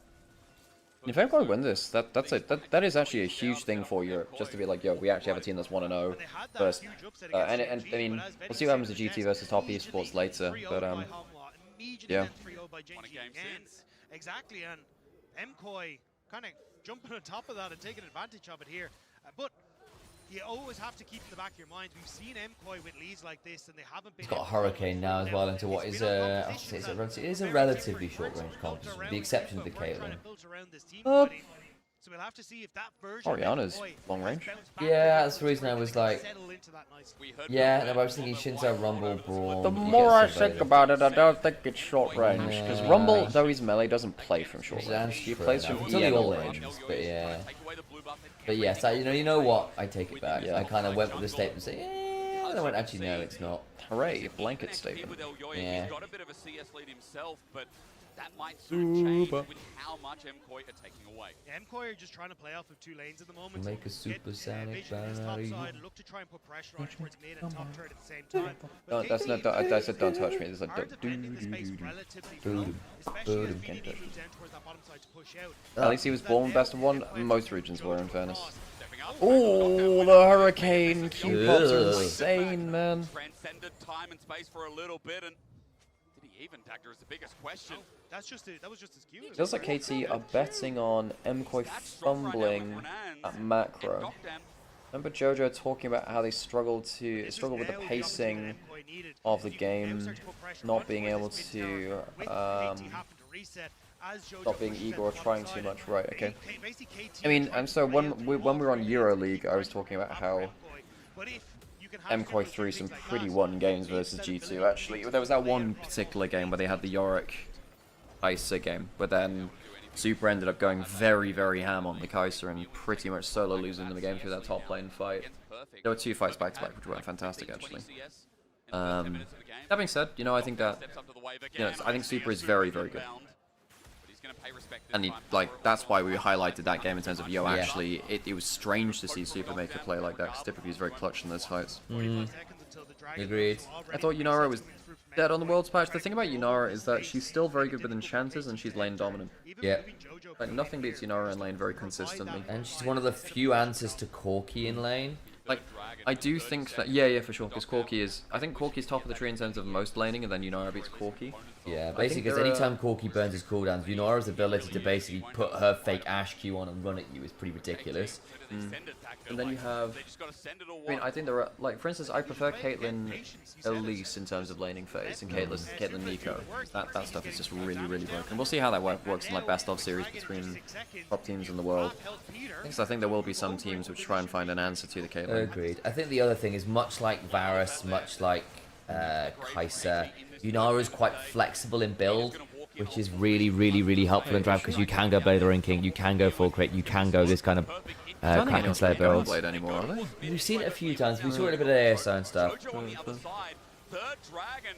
So, like, for all that you prefer to go this build, you have got options. A late TP, bad contest, third Dragon to Endpoint, no crossman. They have 3 grubs and they're not using any of them. KT, like, KT's map play is not great. LCK have been known as, like, the macro region for years and years and years. And Herald bot as well. Yeah. Like, yeah, but, like, you know, LCK have been known as the macro region for years. Yeah. KT are not a great example of that, really. No, agreed. How the... Oh. KT, surely you don't make it to Worlds and then just completely bomb it. I mean, that would be the most KT angle ever. Constantly contesting a flank position, so KT can commit to that mid tower, and MKOI can get back into position. KT just look confused as to how they're supposed to break this version of MKOI. Could have been Betty saying he got excited for KT. I don't know. I don't know what started off the day here for them. I wouldn't blame the Welshman, but then again, I wouldn't put it past you. So do what you must. When it comes to Worlds, I mean, we don't know what people's forms are, right? It's been a while. Patches change. That's a nice little gold ball graph there for Super. You can't see all of it, guys, because our camera's slightly in the way, but I will apologize. Wait, what? It was a cool sideboard with, like, super stats, which was quite nice. Oh, we Atacon flipping. Is this how MKOI lose it? Well, the excitement is at its lowest ebb for KT. Yep. The great Intercon. You've heard of Genghis, you've heard of Kubler. Okay, they get the try to get the Braum. Oh, Braum passive just timed out there, so they couldn't quite get that. Got a flangle. Why is a perfect T? This is a little dicey from MKOI. Well, I mean, it's been brewed very well. That's true. Maybe it's very aromatic then. Oh. Well, if you've not got an aromatic tea, then it wouldn't be a perfect tea. So that's irrelevant to the conversation. True. How can I be so okay, foolish? So now KT start the Atacon. I guess, look, there are not many games which can't be thrown at Atacon. Yeah. This could go very wrong yet.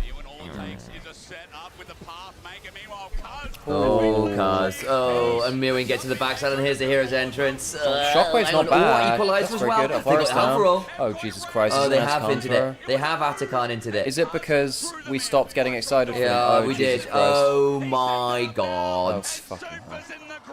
And Dogdom just picked up a triple kill. BDD got a triple shockwave into an equalizer. Yeah. It's not, that wasn't a trap, that was just a... That was just, well, okay. You know what, Dagda? It was a trap. Screw my Capachungus life. But let's be real. That was Cuz getting caught, and then MKOI just going, yeah, a little bit deep there. Sam, you literally called it earlier. Yeah, I did. You literally called it earlier. Yeah, I was like, wow, maybe the shockwave will be really big because they're just going to chase in. He's going to try. Looking to go in at Atacon, 15, almost 14 flashes. They're in. Oh, he gets it! The king of the jungle from Madrid. And he got a kill on the way as well. Christ. And he got beaten. Oh my god. My bloody go. Yoya. So they do actually, so they get 30 petals off of that. Oh Jesus Christ. Okay. Because they got excited. So, oh my god, it is literally just the KT get, yeah, that, so lowest level of excitement, KT somehow turn it. Oh my god, insanity. It's a 3-man shockwave. Getting Super and Alvaro together is insane, and JoJo. I mean, BDD saves this fight. BDD completely makes this fight. Why do teams start it ever? Great question. Great question. Why would anyone start in their right mind start Atacon? So he misses his Q over the wall, but they don't see it. Yeah. Maybe it's good that he missed the Q. then his Cataclysm gets damage onto the objective. Yeah, so his Cataclysm damages Adacon, which allows him to smite it. That was a play of all time. That's fine. Can't spell. Oh my days. BDD an insane shockwave. Ladies and gentlemen, maybe I should have given him more credit. I was just amazed that Cuz drew them all in. And BDD clapped his hands together. Did a bit of Thanosing as KT hover around mid lane. Yeah, the fact that he missed his triple dunk. Oh, I think that's a bit far into the shockwave. Yeah, and they don't actually Super have gets hit by the Q. Super can't leave. Super might be dead. Yeah, they're running out of damage. Super just Sam. Super just got killed. Yeah, I know. Like by the last W. I still. Yeah, no, I'm saying like, but MKOI just don't have damage anymore. Well, they do, but they do. It's just when Super's like, oh my god, that was such a bad overforce from MKOI, and they lose the chance of Dragon. Oh, MKOI, don't. Well, people in chat were even saying like MKOI struggled at macro and closing out games. Yeah. Oh Jesus. Yeah. I can't believe this. MKOI, my guys, this is insanity. Good grief. Did Alvaro have heal there? I don't know whether it changed over there. It changes absolutely nothing. It changes absolutely nothing. Oh god. Oh, MKOI. Dogtown's got a gold lead now, by the way. Yeah, he does.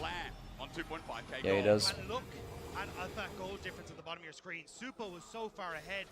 So what happens to Super? Why can't he do any damage here? He gets all in by Oh, he doesn't do any autos yet on the all in. He gets one single auto off.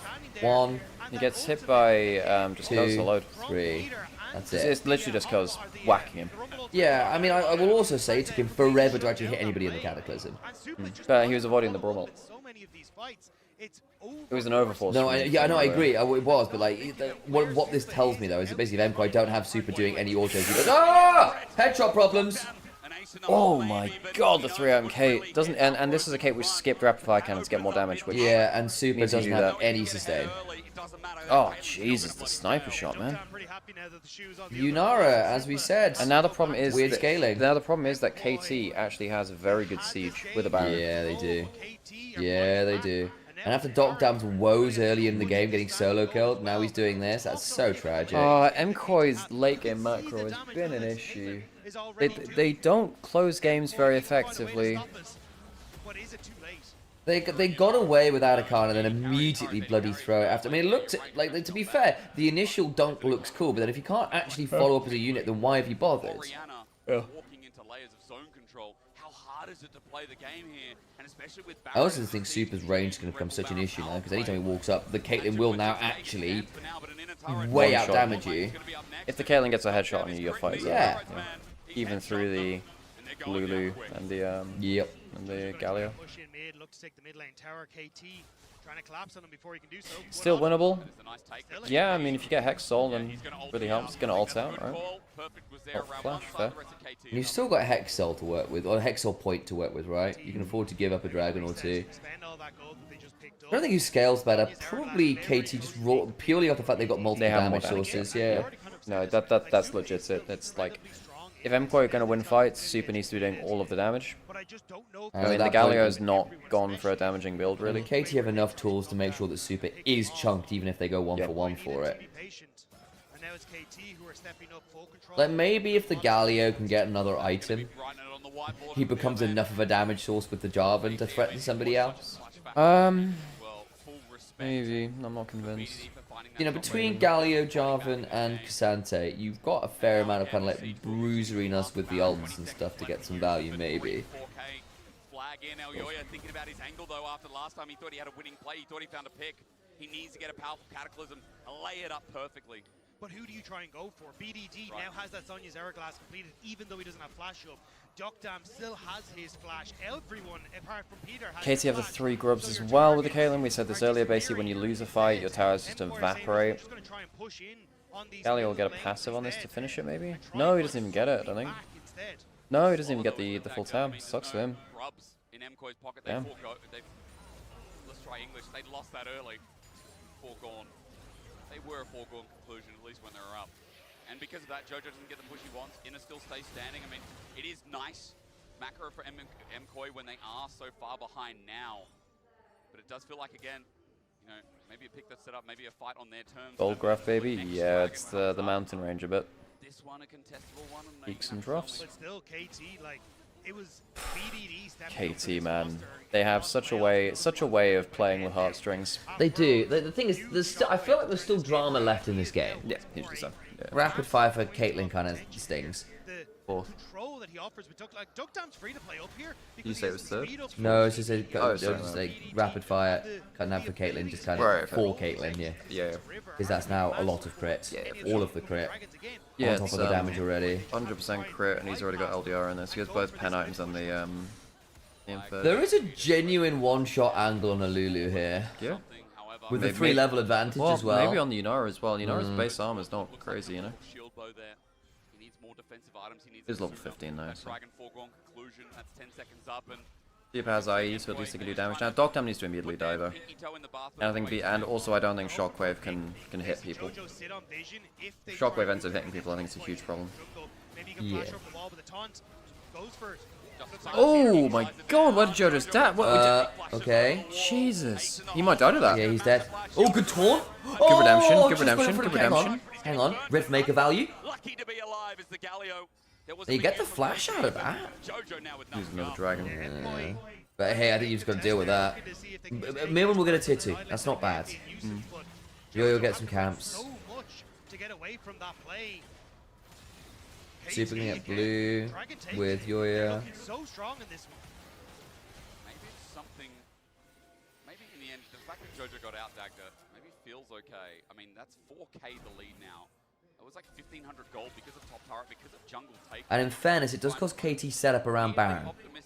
Like they have nothing in their jungle. That changes anything though, does it? Obviously, we got to talk about the elephant in the room. Baron's already. If MKOI, well, I mean, it's in 30 seconds. I know, but it means that they're not doing it like now. KT get to reset and fight for vision. True enough, but I mean, the fact is they have to fight for vision, right? And MKOI have gotten control for now, so it forces KT to come into them, which is probably better. And for MKOI, how can you sit in an Super area? eats insane amount of damage. Forcing flashes Equalizer. out. They can't defend Watch the Cuz. vision. Does he get to go in? Wimbledon lightning is wide. Yeah, MKOI can't actually hold an area. They're too outranged. Yeah, they are. They have a very short. The only ranged threat is Yunara, and Yunara is short range than everyone else on the other team, really. TP behind angle. Okay, this might actually be it. Taunt. That's not bad. Super needs to do some insane work here. He's not doing any damage. Well, he's getting burned alive. Okay, Bombshell's not bad. Super gets all. Yeah, he's dead. Peter was just on his case there. Yeah, entire time. Yeah. That's it, folks. They shouldn't have lost at the Atakan. They shouldn't have lost at the Atakan. There was just not enough in the tank for MKOI and KT. Also, Super just got trapped at 2 items for forever. Oh, well, Godgro got this one wrong. Yeah, he did. Well, no. Godgro was never incorrect. Did Godgro lie to us? Correct. Yeah, well, I mean, he's either correct or lying. Ah. Oh, yeah. Oh, yeah. He lied to us. You lied. Me. Wow. Oh, God, I'm so tired. I need to get some more sleep. Like, I need to change my sleeping schedule more because yes. 8 games a day is a pain, man. Waking up at 6 AM is not my favorite for this. So damn good. Hey up. I mean, not just that, but the recovery. Hey Alex, wanna run some advertisements? A great support. I think they've been talking about him in the lead up to this event, and analysts and external streamers alike. Peter had, I'd say, he's a clean enough game, especially when mid-late games going so well. Cuz though. I need a Red Bull. Again, with BDD, this mid-jungle is so exciting to watch because of how well they execute on plays like this. Yeah, the fact that you end up getting so much of those. The early game was so good too. It's just that their late game objective fights have not been fair. I mean, that's where the LCK has especially been better than everyone else. Their late game objective fights are so much better than everyone else's. Super. Duckdown then ends up picking up the rapid fire cannon, and at that stage it's lights out. Like, there's too many flashes. There's a Zhonya's on both the Rumble and the Orianna. It just doesn't work. Well, maybe not a fraud at all, hey Law. Maybe you're not a fraud at all. No, am I happy? Am I sad? I'm feeling a lot of different things right now, honestly. Following this game.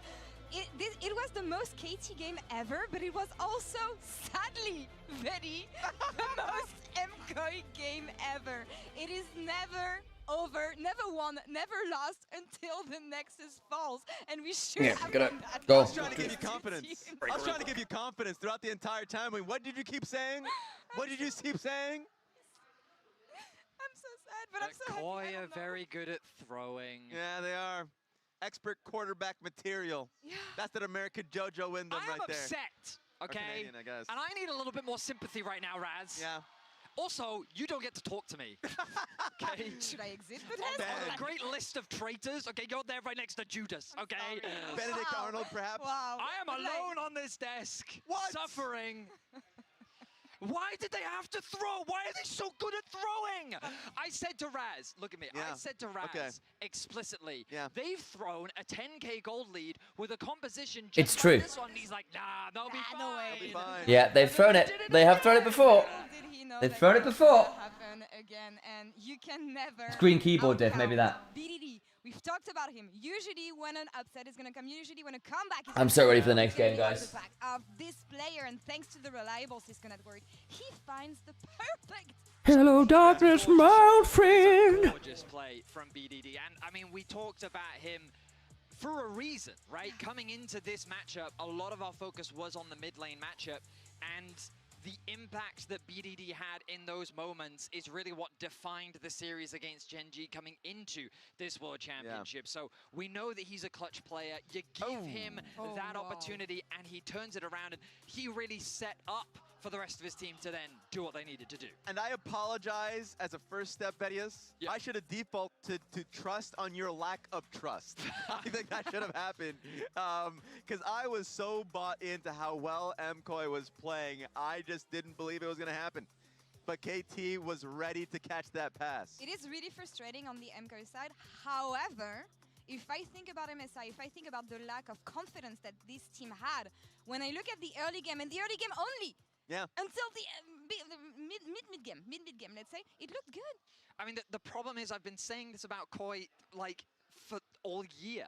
Like, their potential is real. The talent that this roster has is drafted, real. played mid-late game. So the thing is, we saw how the MKOI draft was supposed to work. It was all in on Super, carrying them through the big bruises, finding massive picks time and time again. But they hit a point where basically Super couldn't do damage because he couldn't manage the tanks. There was too much damage outranging him and chunking him for half of his HP with a single Caitlyn auto. They actually played the early game quite well, but as Alex said, they messed up the mid game and they messed up the closing stages. If they'd won that Adakam fight, they got the Hex Soul, we'd be having a very different conversation. But they didn't, and frankly, they deserve to lose there, which is sad to say, but hey, such is the way of things. Absolutely. We'll see them next. It is hope for now, for Europe. We'll see about this right after the break because we're headed for... I missed the pro playing tournament. Hear from Peter on the Yeah, to an extent. I think it's... Yeah, I kind of do as well. But I understand why they've done the way they do, and I do think the format in general is pretty nice now. But this is the moment where it is so horribly done. Because basically, they think they've masked up Cuz, and they kind of have. But then what? It's just a really good shockwave. Is the answer. It's a really good shockwave.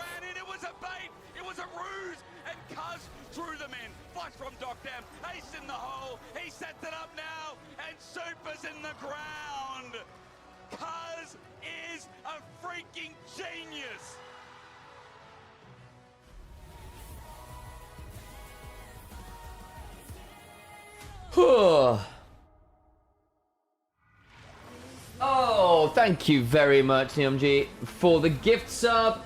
Thank you for that one. Also, for the regular sub, thank you for coming and looking after us. It is much, much, much appreciated.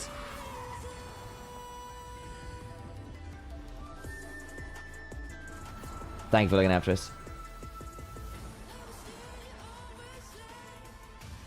Yeah, I could kind of agree with that. Like, I think...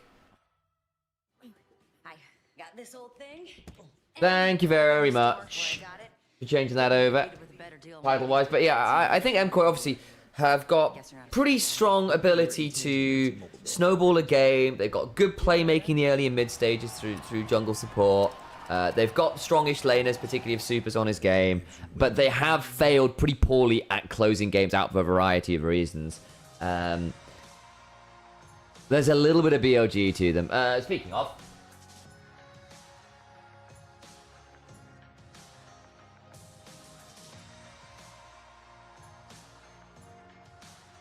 You gonna change some titles?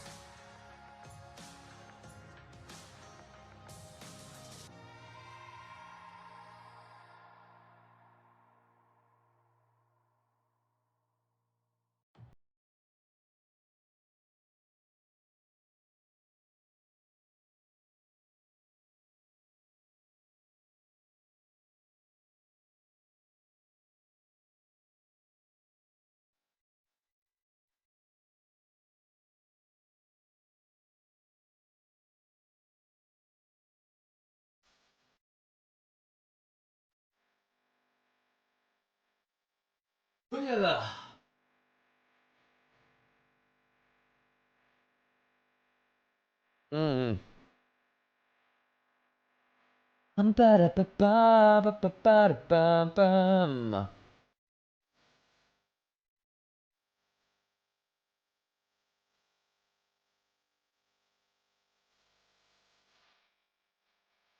What's Reddit saying about it? Oh, just the end to come.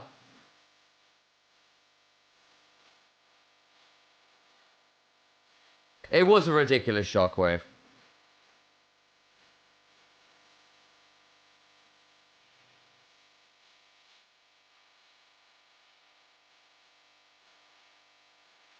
Caitlyn was absolutely out of that game and then got into. Well, did Caitlyn get a triple kill from that fight as well? I think she did. So I just got Caitlyn. They got Caitlyn so into the game as well. It's ridiculous.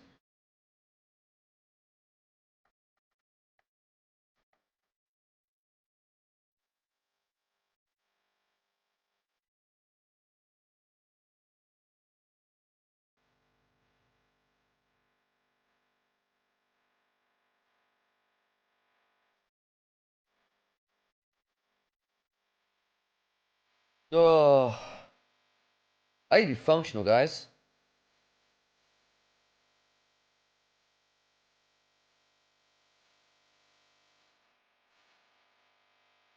Right. Lock in for LPL. Let's go. Oh, blessed be. I did just have like a 5-minute. That's fair.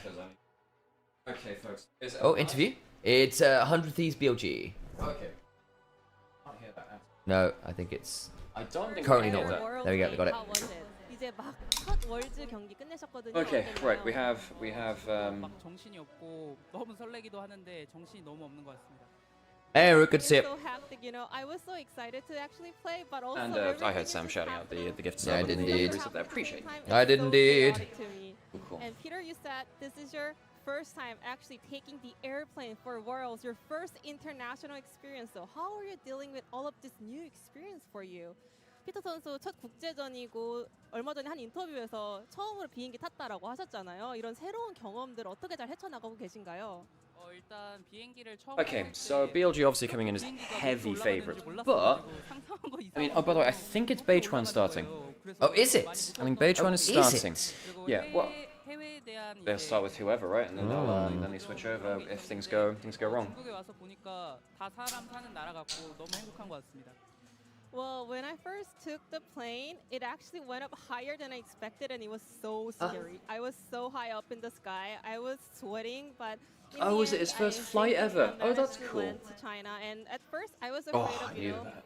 kind of being in I a get through foreign so country much for Red Bull, the first folks. time. But actually, after I spent some days here, I realized it's another great country, and everyone's super nice. I'm having such a great time here in China. So KT Roaster managed to turn the game around at the Otacon fight. So how did you see Bisto. the angle and whose call was it to set up around there? So KT가 사실은 초반에는 조금 많이 말린 것 같았는데 So yeah, BLG, what I'm looking for is strong laning, good early game grasp, and not throwing late game. 일단 팀 전체적으로 Basically, 좀 you know, I want to see Knight just turbo stomping mid.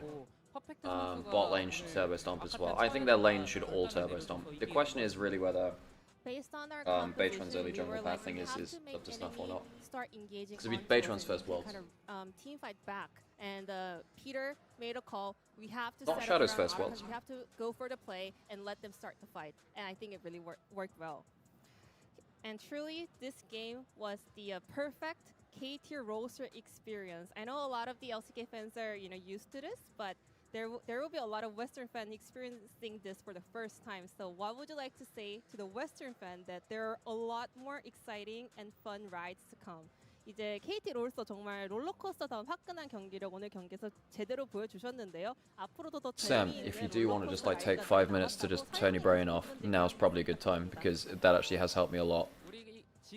I shall zen for but a moment. Go. Just chill in my room for a bit if you need. Do just that. I might just. Yep. Basically, folks, like, I think we've underestimated how ridiculous the 8 game days are at this time. Because we have not changed our sleeping schedule for this. No, I meant to, and then just didn't actually get to sleep very well. I've got a I slight mean, twitch in my eyelid, which is alarming. Happens when you get overtired. KT roaster. Ugh. It is so cute. We're on a roller coaster ourselves. I'm so happy What are that they doing? What are they doing? Oh, they're What are they fighting. doing? They are kind of, yeah, a little, yeah. But yeah, Western No fans power there behind finally it. Wow, Vedion did another button. KT take this My one. goat. Now we're heading into Nice shirt though. It is. It's actually a really nice fit on him. Vidi, which side are you on? What the hell is this? I mean, oh hey, I put a lot of effort Okay. into that. Mine is okay, better. I'm a That's better. at drawing. Listen, man, EU has gone 0-2 today, so I need Raz to be my. Oh, MKOI, they are throw artists. It's a 100% win rate for the blue side, all right. And like, listen, 100 Thieves like flying to knockouts. I don't think 100 Thieves are getting anywhere close to it. No. I think Doppler is going to get absolutely blasted by Bin. The only hope is that somehow they're about to be put into the bin. Yes. Yeah, the only hope is jungle, really. Because River's very good, but even then, I don't think Beitron is actually as bad as people think he is. Nope. It's a complete chemistry thing. Yep. You see Dokla come in, and he was the one coming in to save the vibes. Also, hearing from River and Quid, just the fact that him coming into the team, of course, the experience that Dokla provides, being able to talk about lane assignments really helped. Am I crazy for rooting 100 Thieves to have a soft spot for Underdogs? No, absolutely not. Yeah, no. Honestly, you support whatever team for whatever reason. It's yeah. Right through into the finals in the LTA North Conference. It's pretty much similar to last year where I feel a bit bad for Sniper actually. Obviously, he didn't have the greatest part of Split 2. Ended up being replaced by Doklo, who did do a fairly good job. But how exciting they are is. I'm excited for River. There is that at least. There is. If you were going to make this game work, River having a generational performance against the switching junglers would be the way to go. This year, it's still about Quid and River. There was a different Now, performance when they were performing. yeah, mid jungle is an interesting one because the thing is, BLG were not really a mid-centric team until summer. In summer, they changed that. Because I think at MSI, basically, BLG realized that teams would just throw everything at night. They would just send three people in there. And if they're playing around mid, it actually ironically allows Elkin on to take the knife fights they so love. It's partly why we sometimes bang our heads against the wall a bit about Elkin on, because they take him a bit too much. Yeah, you know, I know. So like the LP English crew really rated Elk's year. I think we've been a little bit more reserved on that front. Not that he's been bad. In fact, arguably he's been with one of the more consistent members. Yeah. I actually think. I mean, I think his whole year has actually been not great. I think that at the end of playoffs, I think he was the best LPL ADC. Yeah. Like he beat Jack 11 2 best of 5s. I think he had a really good playoffs. And I think part of that was just on actually locked in a lot better as well. He had a better right. He was picking his moments a lot better. When I think about BLG, the biggest thing, and you compared to last year as well, right? And then MSI, whatever. If On is locked in, BLG can beat anyone in the world. Yeah. I think their lanes are so ridiculous when they're all on form. I think that sadly Bin has not been on form for this year. He started to. I don't think he was excellent at the end of playoffs. Completely diffed 369 in finals. Yeah. And in the upper bracket. Knight, I think, has been 1v9 for the grand majority of the year, but that's just Knight. I don't think it's been the best Knight year. He's been caught out in side lanes an awful lot. But then, yeah, I think that if On locks in, this is a good sign for them. I mean, even with the jungle change, if On locks in, BLG can do anything. A lot for Knight. Oh, Knight is now the most decorated LPL player of all time. Oh damn, that'll do it. Yeah, he's now he's got more titles than anyone else in LPL history. And I think that for the LPL, there is just a sense of skepticism around their performance coming into this international event. Particularly around late game objectives. Particularly late game objectives, that's where the skepticism is. Agreed. With 3 of like potentially all 4 teams sitting at the top of the power rankings, and I think this is a great opportunity for BLG to demonstrate what they are capable of, where they are coming into this tournament. Because you underestimate my power. I have nightmares from On's Nautilus and a good from last year. My guy was running it. Oh yeah, MSI last year. Oh no, it was MSI. Was it Shen where he went? Kind of really bad on that one. Oh no, I can't remember. Yeah, he's had 1 or 2 games where obviously he just mega inset. The off memes are there for a reason.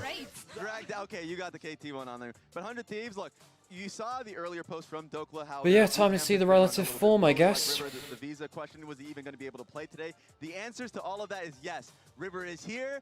Yeah, because River had some problems with flights, I think, and airlines. Stronger. I am a believer. Just don't look at the predictions online. Just don't look at that. Don't look at the predictions Don't look at that. All right, don't look at that. Don't look at the predictions. While we're getting ready to toss, why don't you all jump over and check those predictions? Don't do that. Right no, now. the game's about to start, so don't do that. We'll leave it there. Let's head into the game. Team's out on stage. I mean, honestly, sometimes I think Raz is the biggest worm. He just flip-flops all over the ground. Like, pick a side, man. It didn't even take like half a day. It was like it's not like Ben's got a disgusting win around Rumble, considering how bad he is at landing equalizers.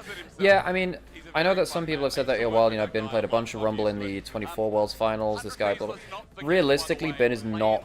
Ben's Rumble is not his best champion. He's actually been quite poor at Rumble historically. He's gotten better at it, but I would still not put it towards his best champion. Yeah, and like his consistency particularly is not fantastic. He will still play it, and it's still a good win rate, because Rumble is a very strong champion, but I wouldn't put Ben in like the top... I wouldn't even put Ben in like the top 5 Rumble players worldwide. It's like, if I put it this way, if you put Ben on Rumble into a less good team, it wouldn't win that much. He's winning he is not generally the reason they are winning when they log Rumble. If that makes sense. What do you mean by into a less good team? So if Ben was on a less good team, oh, sorry, because the way you phrase it was like if you lock Rumble against a less good team, I'm like no. So if you took Ben on his Rumble and put him on, I don't know. Hey, Marco, I could see KT or whatever. Who are a bit more inconsistent, right? Oh, actually, that's the BDD. Maybe that's not a great example, but you know what I mean. And ask them to win the game, you go, yeah, I don't know about that one. Whereas if it's like, been on Renekton, or the Gangplank, oh, he's got a Camille angle, oh. Jax and Camille did get buffed for this time. They did. So. We shall see. Camille in particular is great news for them. Oh, Jax too. Oh, I mean, yeah. But it's just like, I'm always excited to see Ben Camille. Yeah. Love Camille, that was his username. Yeah, but Ben's year this year has been... It's been a weird one, folks. He's not actually been that fantastic. That being said, there were some rumors that basically Ben was not taking it seriously until summer. Basically, there were some rumors flying around that BLG were not taking it seriously until it was qualifying for Worlds. It was like they were banking everything on summer. He's going to draft soon, I think, so we'll need to get ready to change camera. Yeah. I'm not a grasshopper. Well, I was never a grasshopper. We were visited by God Guo, of course. I'm sad to have missed them. Oh yeah, for those of you that don't know, by the way, fun facts: BLG are named after well, Bilibili is a website, but it's an anime streaming website, not dissimilar to say something like Crunchyroll or whatever. Bilibili got its name from an anime called a certain scientific railgun. Where the main character of that and Certain Magical Index, which is the parents' show, the Railgun is a spin-off of that. Where the main character Railgun, their nickname is Bidi Bidi, which is electric shock or static shock in Japanese. I went to pass these to me with the camera, so. Yeah, we do. Yeah, but then they basically, they took that into Chinese and named it Bilibili. They were gonna name it something actually slightly even more overt, actually. Yeah, like Mikasa or something. I can't remember what it was, but yeah. So they're basically Bilibili Gaming are named after an anime character, folks. They're named after an anime character. Atakan would be hilarious. Jarvan first Atakan, Akshan. Dokla always hovers that. When was the last time we saw Akshan? Ages ago. We saw. I remember Perks playing it mid lane a bit in 23. Or 22 even. It was... Yeah. Some people play it in solo queue because it's a mega lane bully. Very rarely see it though. The Avenger Rang. Going rogue. God. The thing is, I keep calling it... Is it actually called an Avenger Rang? Yeah, it is. Fuck me. That's Yeah, and then the thing is, and then going rogue is when he does his invisible thing. Yeah. The problem is, every time I see his hook swing thing, All I just call it a hook shot. And it's like, it's not, it's something else. All I can think of is Montero with Lil Nas X doing the swing around the ball. Oh, God, on the trundle pillar. Okay, so Aurora's comfort pick, I suppose, takes it away from Knight. I think the bans from 100 Thieves make a lot of sense to me. The Orianna is just the best mid laner on the pack, really. Very blind pickable. I think Nico and Kiana have to go away from LPL teams, so that makes sense. But it means Jarvan goes through. Do they go Caitlyn Elise or something? Kate. Wow, Yeah, Caitlyn Pro is insane. I wonder whether BLG have brought this to Worlds, because they were playing this regionally a lot in playoffs. BLG, read, sir. There you go. We know this team, folks. Yeah, so the thing about Elkin On is that they've all... So the thing about the Elise is that it allows you to play double-ranged bot lane. But what it means is that you can't then counter with a hook champion, because she just goes into spider form and then repels. So if you go... Typically when you see a Kate Karma, Kate Morgana, Kate Lux, whatever, you would lock something like Pyke. Yep. Or maybe even Blitzcrank, because double ranged is very bad against hook champions. You can't do that against Elise because she goes into melee form, the Spiderlings can sometimes block the hook, and then you can always repel to keep yourself alive as well. She's the most survivable of Caitlyn's lane partners. Elise's level 1 is very nasty because if you start Cocoon, it buys Caitlyn 2 auto attacks on a target and then 2 auto attacks from Elise as well. So even though you think, wait, hang on, that's not damage, she doesn't need to kill camps. So starting the Cocoon in lane is actually very, very good for Elise support, because the base CC of Cocoon is enough to get about 2 auto attacks out of both champions, which is a hell of a lot of damage at their level, especially with Caitlyn stacking up headshots and the like. So you've got Sion, that locks the Aurora in mid lane. You are now going to get counterpicked by both solo lanes of BLG. Well, they banned the Ambessa. Do they want to ban Cassante? Ban Rise away from Knight. Armor's gone. Do you ban Bard, maybe? I don't know. What else would you even ban away from Ayla? Good ban Bard. Good way to get on top of Caitlyn.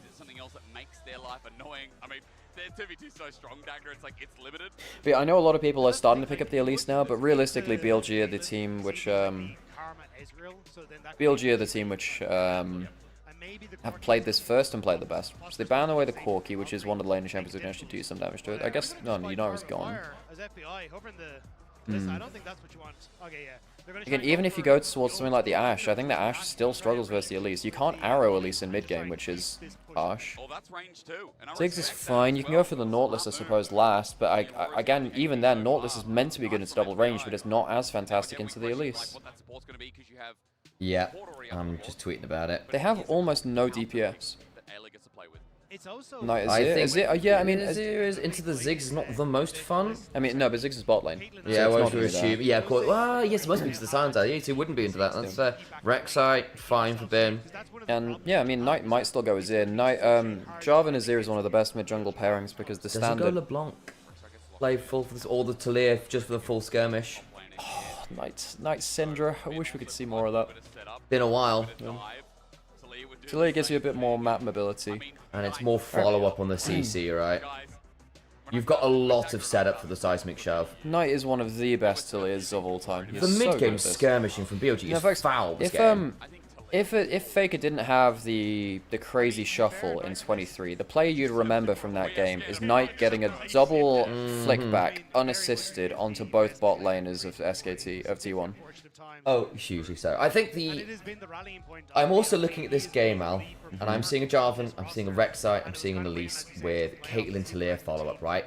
Your tower diving between 10 to like early game into the mid game skirmish is ridiculous. Because how many resets do you have? How much just all in under tower do you have? I think whoever is caught under a turret is going to have a really tough time. And 100 of these are going to have to use their teleports and double global of the Sion and the Ziggs really, really well, or they are going to get absolutely splatted under turret.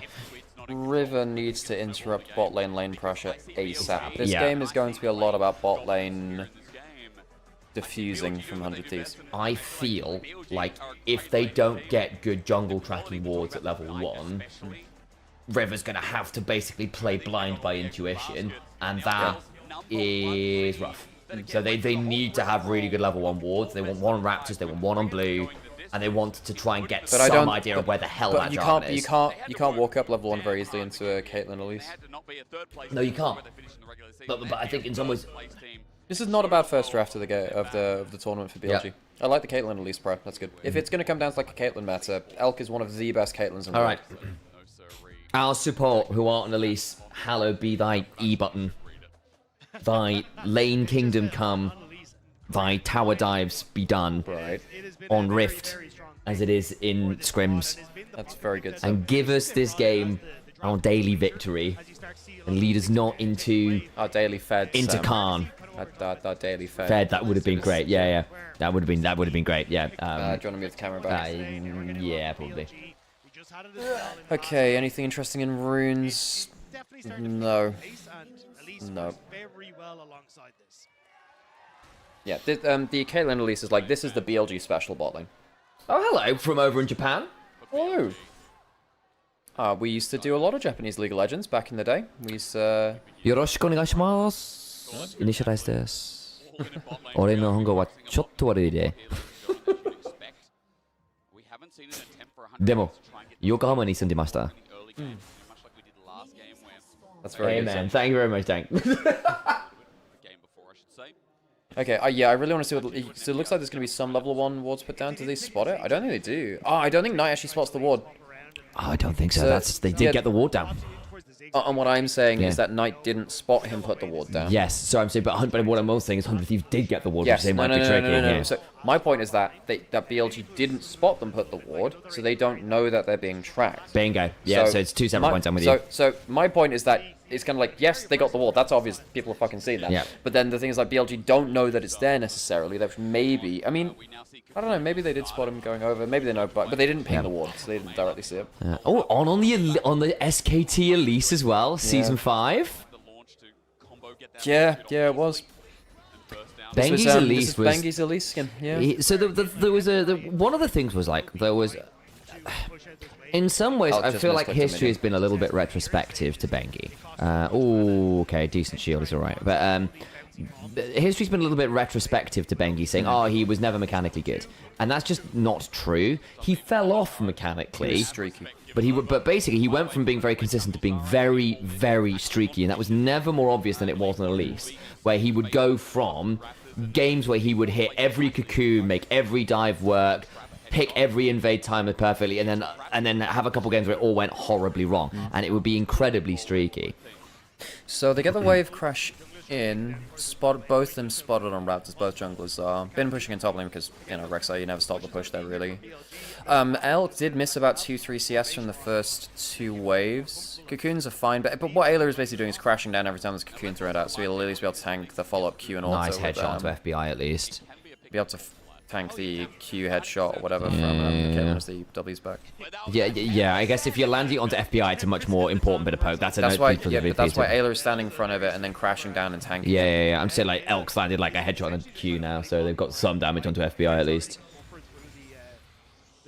Grasp of the occasionally dying. So Beidron spot on the bot side. Will they spot out Shinzo? They shut down that. So okay, so both junglers are tracked. So River's not been able to get. Hang on, Beidron's level up. Yeah, I think you might lose this. Over comes to the Elise. Oh, that flash for that flag and drag. Oh boy, River did get. He's dead. Burn. Last auto. Well, Beidron already. Sam, Beidron already flashed. Beidron already flashed for the knockup. Yeah, he flashed for the knockup on blue buff, so he didn't have flash though. No, I was wondering whether On could find some value with the... On also flashed, so they both use flash. Yeah. I was thinking, does River get the flash? I think is what I was going for. He used flash to get away, so they all used flash at the start of it, didn't they? Possibly, actually, I don't remember. Yeah, I think all 3 flashed very early. Fair enough. Fight. Yeah, and also River did end up getting his own blue buff, so there was not like a successful steal there. No, but it was a fun play, and I enjoyed it. Yeah, for sure. And I was hoping the burn from red buff might be enough. I did kind of look at Elise and I was like, wait, does Elise have the burn? And I was like, no, because she's not. But it was red buff from base run. I thought it was going to be enough because that's where there was some tick on that. Oh, Bin just on Buru. Does he? Wait, he can get over the wall maybe? Okay. He doesn't have flash. I mean, they don't have flash. He doesn't have the knockups. That's It's true. fine. And That's Baytron's true. here. River just used E. All right. Yeah. So he's safe. And This is Baytron got the scuttle, both double scuttle for jungle as well, which is really nice so early. BLG's early game looking pretty good again. Again, the biggest strength of BLG has been their early game and this ridiculous snowball. The problems come later a lot of the time. I mean, bot lane's surviving fine because even though FBI is, you know, did they even lose a play? No, they He's lose a play. FBI's TP'd already. I'll say that. So that was going to be my next point. There you go. But basically, 100 Thieves have actually survived the early game in bot lane. They haven't lost a play. They haven't lost a ton of CS. They have TP to just come back with full HP. And now FBI has, you know, gets to regen a little bit of mana, although he's actually very low mana again. But they're actually fine with this early lane so far. They've not lost anything from that. Solo lane's down about 10 CS, which is a little less good. And you were highlighting the double skull, which is pretty good for Baytron. But Elkanon haven't done crazy amounts for the bot lane so far. I will say that it's also because they've managed to get on top of River and track him pretty aggressively early in that invade came off. They haven't, like, we've not seen the Xin Zhao get into bot lane, which I think is also fairly good news. And FBI kind of having to reset, burn his mana, push up again to get another reset off, while Caitlyn gets back for the full Dirk now.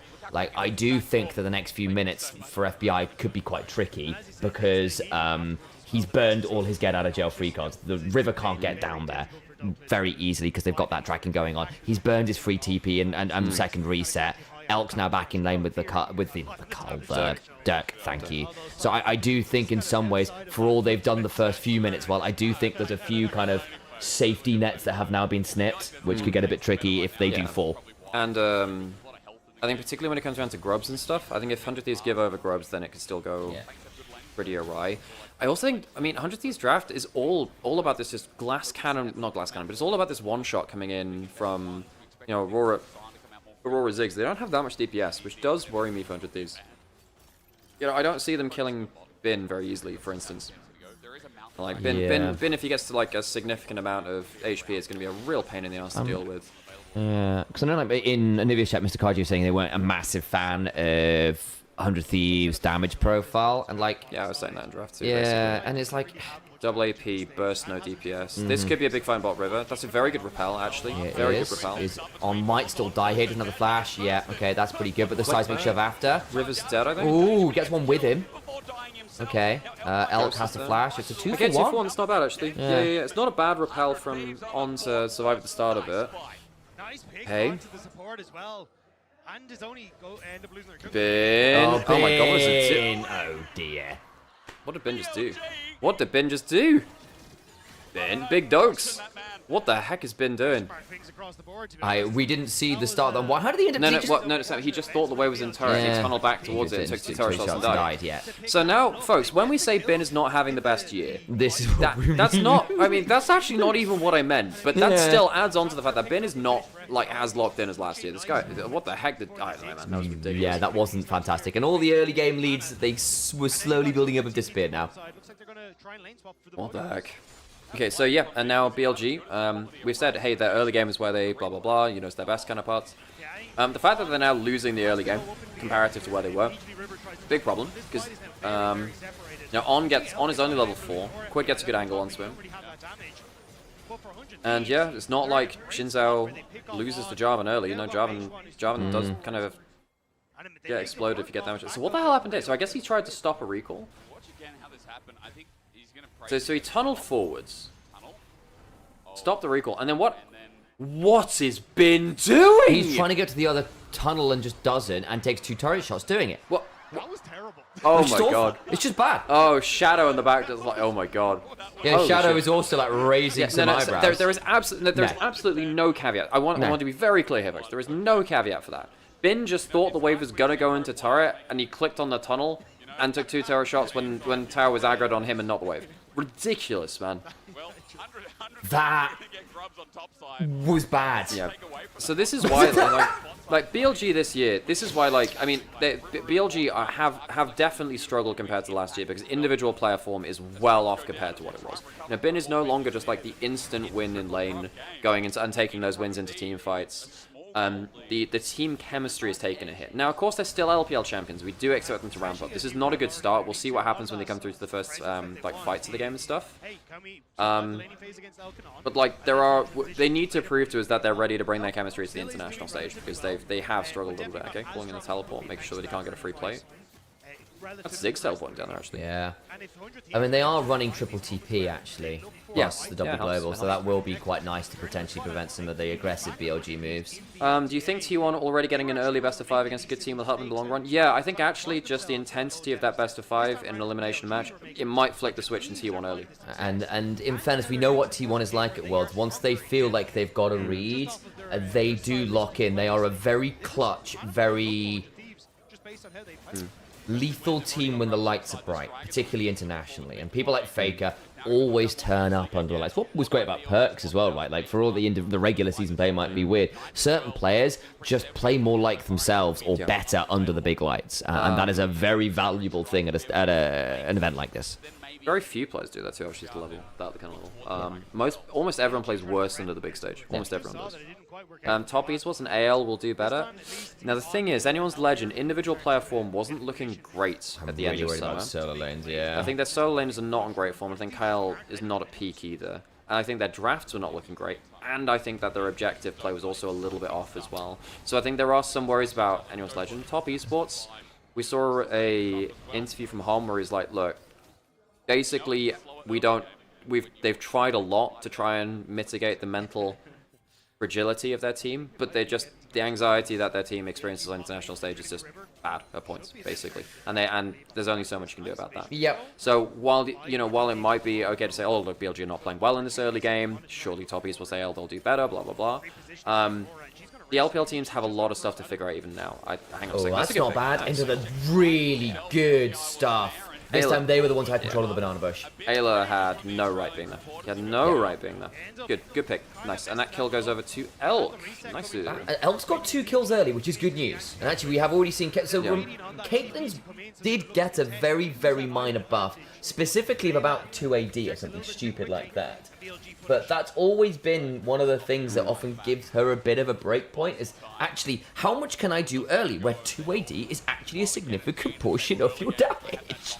KT versus LEC casted by 2 LEC casters is just proof that whoever did casting assignments is a KT fan. That's so funny. Atlas knows it. Oh. That's so funny, actually. Max is lovely. He's also just very, very, very witty. Yeah, the guy's got a way with funny stuff. Him and Orcs together, if you ever get the pleasure of hanging out with the two of them at the same time, is the two of them play the faux innocence incredibly well, and they're both incredibly dry senses of humor. It is diabolical, because they will just have conversations that are utter nonsense, and yet are very, very clearly just that slightly bit rude to whoever else is in the room in a wonderful way. Love the both of them dearly. They're great. Spots both people there with the tremor sense. This is again one of the bonuses of Rek'Sai, is being able to get that extra. What's up? Look up Caitlyn's match history. Elk going towards Collector first. I think every Caitlyn's going to be going towards Collector first. We did see some Yuntel in the past. I think Caitlyn's are valuing Collector with getting your breakpoints for wave clear with Q. I don't actually think it changes that much, honestly. I think people are already playing her, but those little things do matter a bit. I think FBI is just getting very good on. Holy shit, has Elk got ult? No, it's in 5 seconds. So Elk, Elk actually ends up messing that up. He didn't get a full combo where his cooldown's just down. He didn't have the trap ready.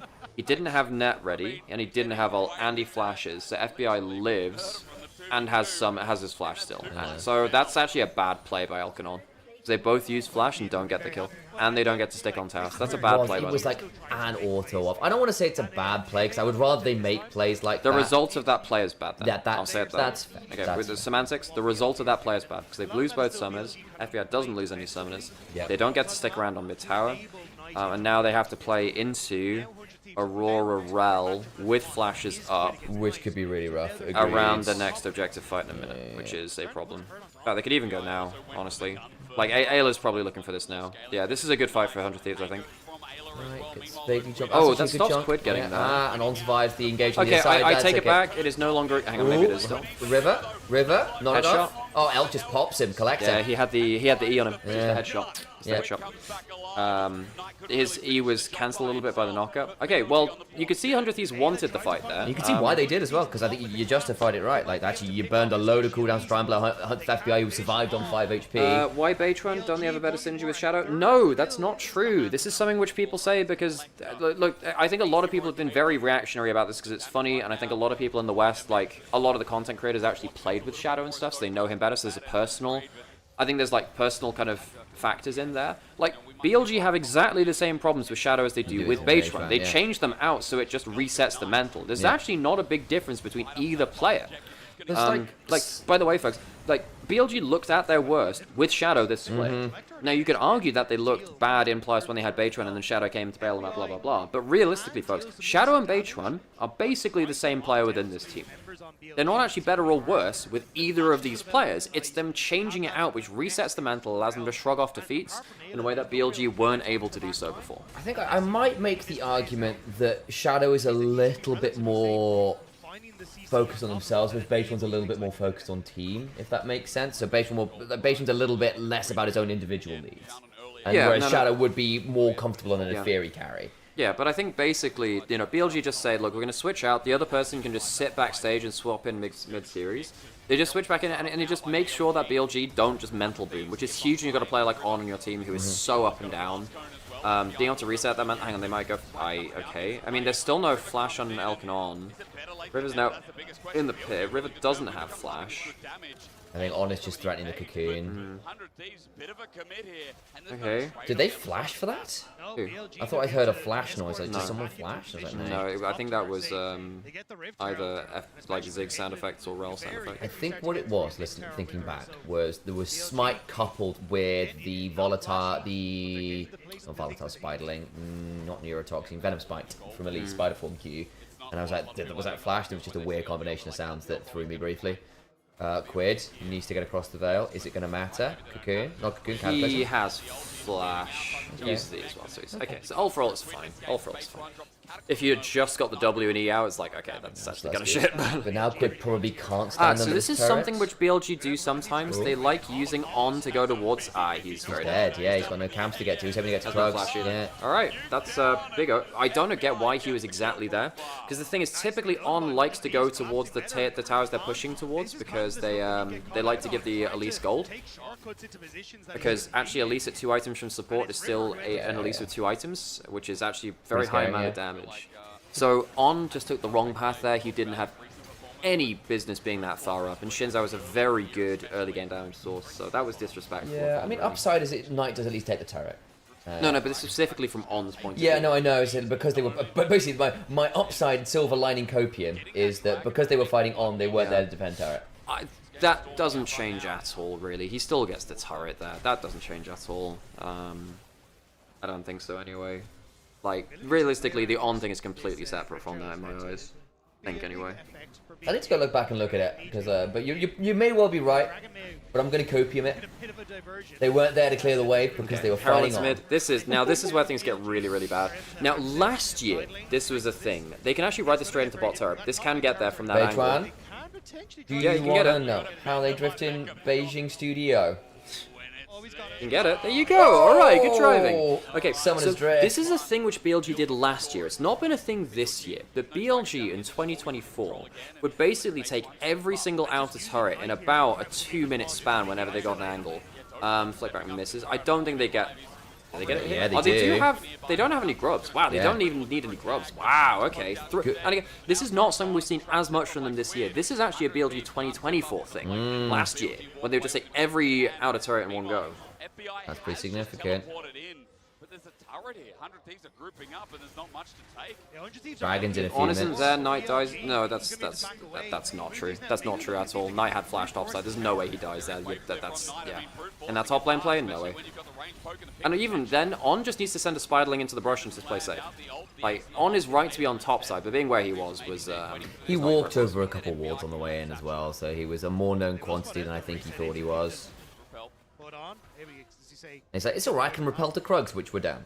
And with the Hextech gates, you can get the resets from You know what? I would be interested to see whether I can't remember. I might. This is probably me being just entirely unhinged. Whether someone from BLG, when they were shoving that topside turret, went and saw Krugs were up just before they finished shoving, and then left, and then the jungler took Krugs off vision, and so on went, it's alright, I can still get out here because I've got Krugs, and didn't realise they'd been taken since they'd last season.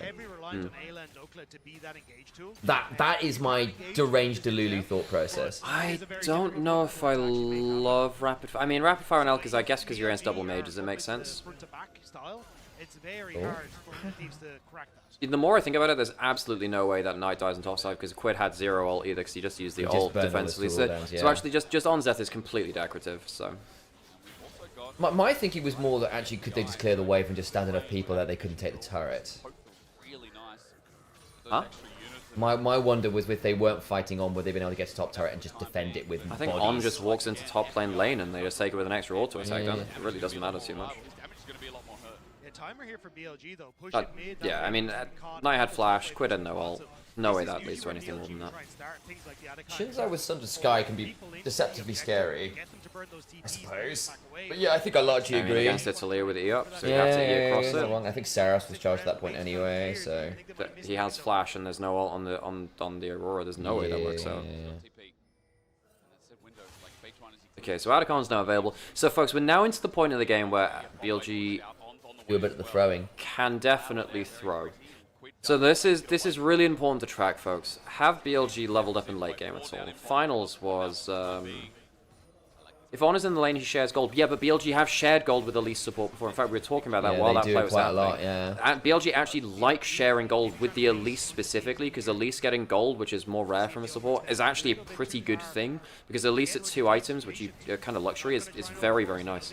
Yeah, because again, she'd love a rocket belt, she'd love a Zonya's. Here we go. Okay, well, this is actually where 100 Thieves comp really excels to, where they're shredded on Atacon, they have big burst comp, maybe get a big AoE fight. Everyone has flashes up, so maybe a huge flash Rel Engage can do some stuff. I don't love this from BLG. I don't think they're forced to do this. Look, you're in the lead. You're in the lead. You don't have to tank this. They're looking to have someone face check a lane. Look where On is. They're trying to drag him over to this burst. This shouldn't be a hot take. I think the team in the lead should almost never start Atacon. I actually think that the team in the lead should not start. It doesn't win you games. Honestly, they both get collapsed on, but there's no Aurora in that play, so I don't think it matters at all. And it doesn't matter if you collapse on the Elise, right? Who has repel, and it's a little bit different if you're alone. But if Elise is repelling for someone else to buy time, it's not like they can stand around and do much, right? Hang on. Not bad damage onto Ayla. Cocoon angle. Clues. They are losing vision control here, 100 Thieves in the river. They've got that so one BLG ward. start dragon and stuff like that. This is fine, because obviously the dragon does a lot less damage to you. XK angle. Oh, hang on. Right, it's not a bad. That's not a bad zigzag actually. On just used repel to get away from that. River's now on a huge flank. Bin's. Oh, this is weird. I actually think if 100 Thieves had forced a little bit during that time, maybe they could have made it work. That's really not good. Might go for the steal here though. He's got the W onto the dragon. Smite fight. Flip. This is pretty good from 100 Thieves. Oh, okay. So they get the flip. Jump onto Ayla. So Ayla's not going to be able to do that much now. So Ayla's dead. Yeah. How much does Bin get to do though? You've lost your jungler. They murdered Dokla. Bin survives. Okay. What is it? It's 2 for 1. Actually, 2 for 2 is Bin. I think will probably die here. Tunnel. Ooh, Bin's gone. Okay. Watch has an extra. Yeah. Atacon's going to start aggroing now. This is pretty good for these. Yeah. So this is why, folks, we're not that confident in BLG, because their objective play is just is off. Oh, good play from really good from Quad. Did he get a quadra there? Triple. Holy moly. That's Atacon as well. BLG's objective play is just not it. Yeah. BLG's objective play is not it. Bad late game. Yeah, I think that BLG had... I don't know. I feel like they just don't know how to approach objectives. They might be able to get Beige Run in time here to get towards the Atacon, but... Bin misclicked on the portal. I actually didn't catch that. I thought he was just wanting to go into side.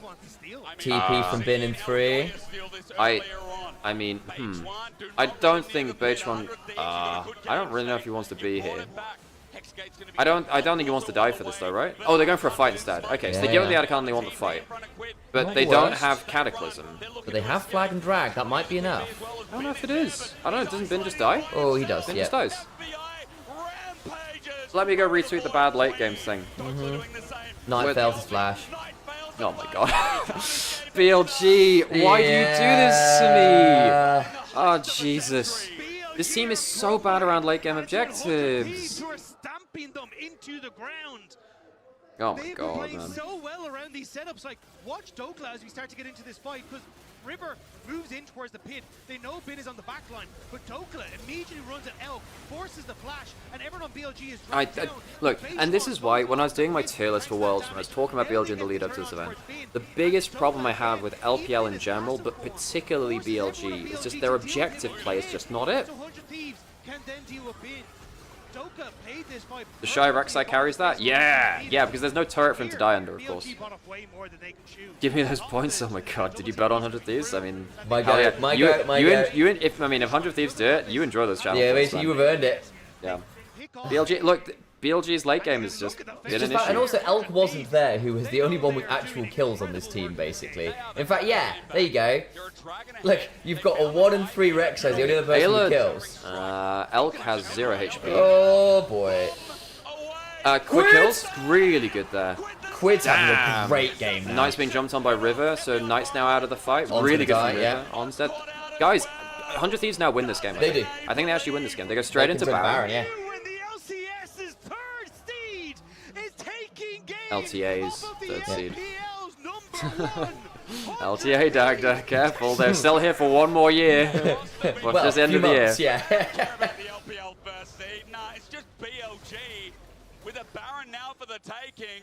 BLG's late game is just a problem. It's a huge problem. I mean, BLG is happening. Miracles are happening.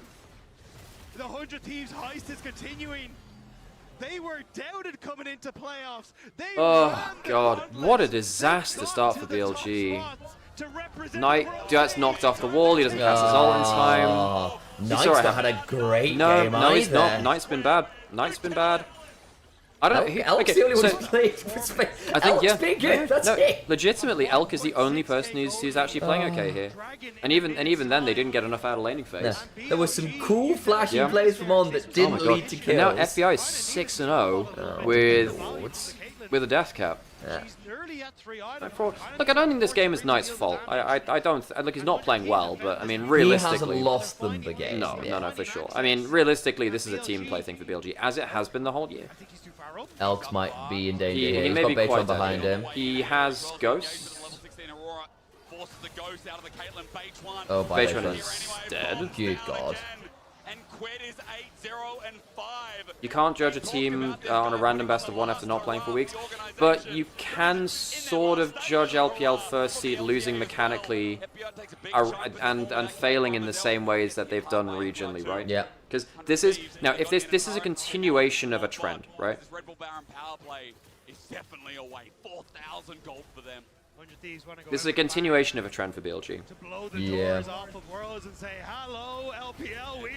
Knight's fault they don't pick Azir. They can pick Azir. Knight's Azir is actually not that bad, folks. Again, that's like an overdone narrative thing. He's Like, actually don't get me wrong, fine. it's not the best thing ever, No, but it's more not than like serviceable. it's not like Chovy Faker level, but it's fine. And It's if good, it's the right pick for the draft, it's fine. Like the Talia is not bad here either. Yeah. So what you're aiming to do is cocoon into Talia, and get they the flick got back, right? 1 or 2 versions and what of the that. Talia does is have the pushing bot lane and then goes that bot side. Losing the bot side play, that was where things went really bad. I don't want to see Chinese socials after this match. I don't think BLG will either. Turn off your socials. Yeah, 7k behind. Jeez. Yeah, where the 4k of it's in mid as well. This Aurora. We were saying, oh no, look, the damage profile's going to be rough. Not if you get this point. Yeah. Aurora with this build is the DPS. Good God. Same with the Ziggs as well. Yeah. 0 and 5 on the Jarvan here. Titanic Hydra for the Scion to match the Rek'Sai shove as well, by the way. Oh, that's actually just for. So he has enough shove already, actually, and this one's actually for kill combos, I think. I mean, yeah, because you can sort of auto Q auto, or auto Hydra auto. Yeah, because your W gives you so much extra HP, the Titanic Hydra kind of goes mental in terms of your Yeah, I natural can see it. damage. Midwave to create another point of pressure. 100 Thieves, please don't throw. I think they're in a great position now. If they throw this, then it's on them, right? Isn't Azir much better? No, I don't think so. I think that when you're looking at pushing, I think that it's a different style to play the game, but BLG want to have early game pushing lane in bot and top lane, and then the Taliyah run towards them. And in fact, different comp identity. and again, like folks, I don't think BLG's comp is the problem here. The problem is that they're just dirty inters around objectives. Yeah, exactly. The problem is they're dirty inters around objectives, not actually about, you know, the actual comp. Taliyah sucks into Sion, yeah, but I don't think that Caitlyn does actually. Caitlyn's actually pretty good into Sion on the whole. You're pretty good at you know, dealing damage to him, and as long as someone stands, as long as someone blocks your ult. Yeah. Look, I don't think this is a big problem with the draft for BLG. I think it's fine. Yeah, exactly. And again, you could have gone Azir, but it would have been a different compositional identity, right? The Taliyah is supposed to pair up with the Jarvan, with the Elise, and set up for absolute 100 to zeros on the Aurora, on the Ziggs, on whoever, Ayla, whoever face checks, and just blast it and then play the 5v4. And they actually floated that. Quid has had a good game. He has had he can do it again here. Yeah, nice, 90 caliber net. Is it going to be does. Elk still does. Ooh, yes, he does. Ooh, burn. Had to flash the auto. There you go. They still had a Ziggs ult. They actually overkilled by a Ziggs ult there too. They don't have damage anymore. Well, I don't know last time they did. Teleporting over the Rek'Sai. Okay, Knight's getting zoned off by Dokla, and Sion's way too far ahead. Yeah. Jesus Christ, 100 Thieves have destroyed him, man. Have they gonna just... This is 100 Thieves who've had like no scrim time, by the way. Reminder, River couldn't make the bloody scrims. Yeah. They've had a day of scrims, guys. A day of scrims, and they're beating BLG He first won't even seed. die. Big dokes, man. Man, BLG just having exactly It's the over. same shit as River. Yeah. And like, don't get me wrong, Elk hit a really nice blind 90 caliber net onto the invisible Aurora, and it still wasn't enough to escape. And don't get me wrong, the game was well over before that. But oh my god. Oh my god. Oh my god. What happened to the BLG I loved? BLG's objective play is just awful. Yeah. So, I do wonder whether they swap in Shadow for the next game. Oh my god. Well, 100 Thieves are now 1-0, BLG are now in the 0-1 bracket. If AL lose later as well... Guys, there is actually there's now a decent chance that LPL goes 0-3 today, by the way. Top East versus the G2, I think that's actually a bit of a flip. Fuck it out. Who needs visas? There's a reason the Korean military are calling this man's number. He's a general on the map. I mean, it's not so much that they win, it's that they're styling Oh, Jesus. Well, that was really bad from BLG. I mean, on the other side of it too, obviously we're sat here from the LPL perspective, ridiculously good game, particularly I think from Quid and River. I think River had a very good game, but Quid was a man unleashed on the Aurora. Yeah, and like, they drafted a comp we weren't sold on and made it work. Yeah. Because we were like, well, they're not going to have any DPS, and it didn't matter. Like, their objective play was just way better. Eventful year, swaps, visa issues, no practice, very in shambles. They do it. They take down the first seed of I just can't believe that BLG has this lineup of players and talent, and they can't play objectives even to like a mediocre standard. This is not even like a medium standard of objective play. They have been very poor at objectives. Can we get on the top esports anyone's legend bandwagon? What?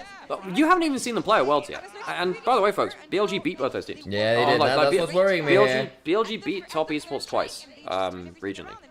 So. Yes, I mean the game was very slow, and a lot of it was. Just this objective fight was just not it.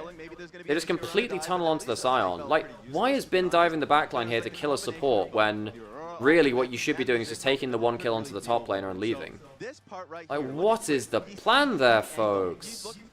Dokla gets, and then they just oh my god, that's a great Aurora ult there. BLG didn't beat AL. They could never. They did lose them in regular season. Yeah, they did beat them. Lose them in the regular season. They could never. They absolutely could. I think AL are actually not fantastic right now. At least they use this support. No. They've done very well with Elise so far. Yeah, no, again, Elkanon are 5-1 on Kate Elise all year. They have absolutely smashed this. Yeah. This is not a surprise. It's also been by far On's best champion all year for my money. once it had ended in favor of 100 Thieves. Yeah, but yeah, no, they've been very successful in the Caitlyn release. They love that duo. The problem is like, realistically, folks, the only thing which is, like, holding them back is objective play. The objective play is the huge thing holding them back. They went back and pretty much bought a full item. So then when you come back out onto the map, you have to make sure that you keep that momentum going, and they did that beautifully. They literally took the book and they said, important image. I've got to do some. I need to do some editing. we're going to teach you how to play some fast League of Legends, and they did a great job. They absolutely did. They were packing their. No, 100 Thieves played that really well. Their objective play was better. I think Dogla was very good at kind of splitting up the team. No, please, okay, I actually believe them. But yes, and it was actually, it felt like BLG was tilting to a point because Jarvan gets killed. Jesus, BLG. I mean, how have BLG got to this point in the year? I actually can't understand how they won LPL with objective play like this. Because, I know, this is just such... Just by smashing people in fights mostly, and having been not in... You just look to this time last year to now, and, like, their objective play is just not it. It's not it. If GT loses to top esports, where does that leave us? I mean, it's best of ones, right, on day one. I think it's drafted. It's not draftive. No, it's not draftive. Like, BLG constantly win with drafts like that. It's not draftive. They know, like, that's not really the problem there.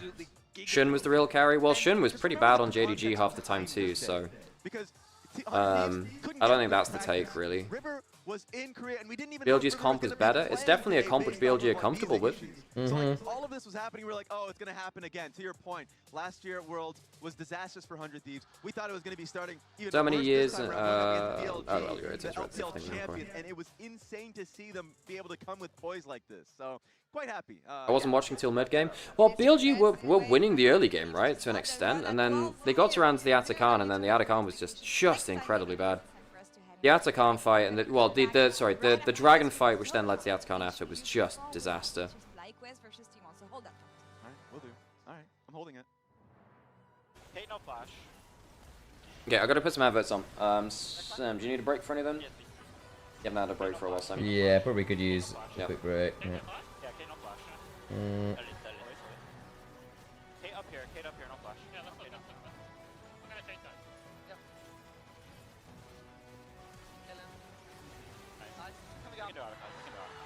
100 Thieves just beat the crap out of the LPL. You're right, Historics, but please stop saying it.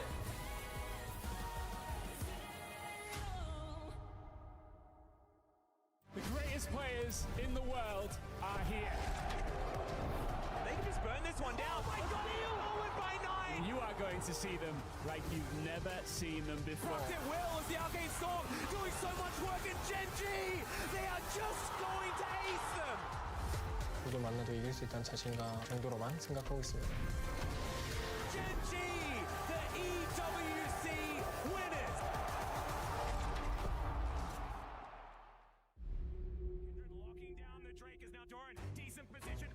How do I save this? And you can screenshot. No, it's because I've made a really stupid meme. Here we go.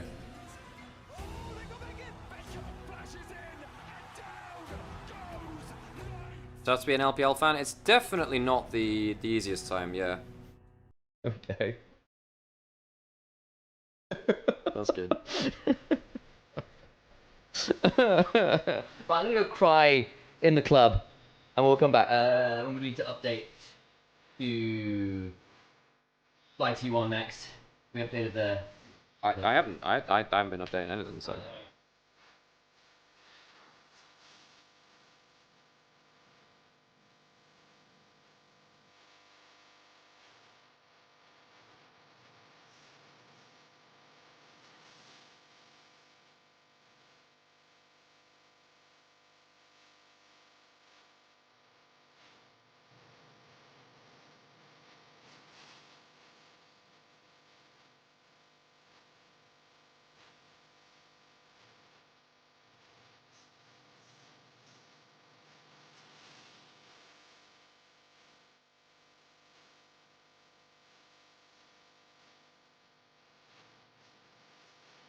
Done. I'll return. Yeah, but like, and again, I just want to preempt this as well, because some people are like, well, you know, Beijing's not going to play again, it's a Beijing problem. BLG have the same issue with Shadow. They do. Like, it will reset the mental changing things, for sure, it does, to a certain extent, but they have the same issues with Shadow.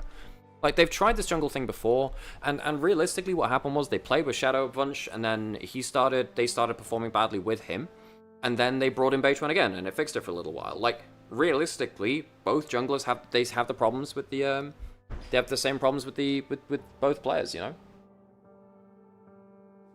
Oh, BLG. Yeah, for sure. Yeah. Like, end of the day, if you're a fan of LPL, like, I mean, I've been watching League for over, you know, over a decade now, right? I've been watching for years and years. And like, yeah, no, I will get frustrated, and I'll about teams which I like but underperforming or whatever.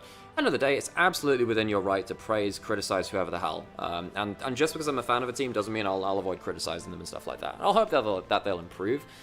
I do worry that LPL's objective play has really not been good this year. I really do worry.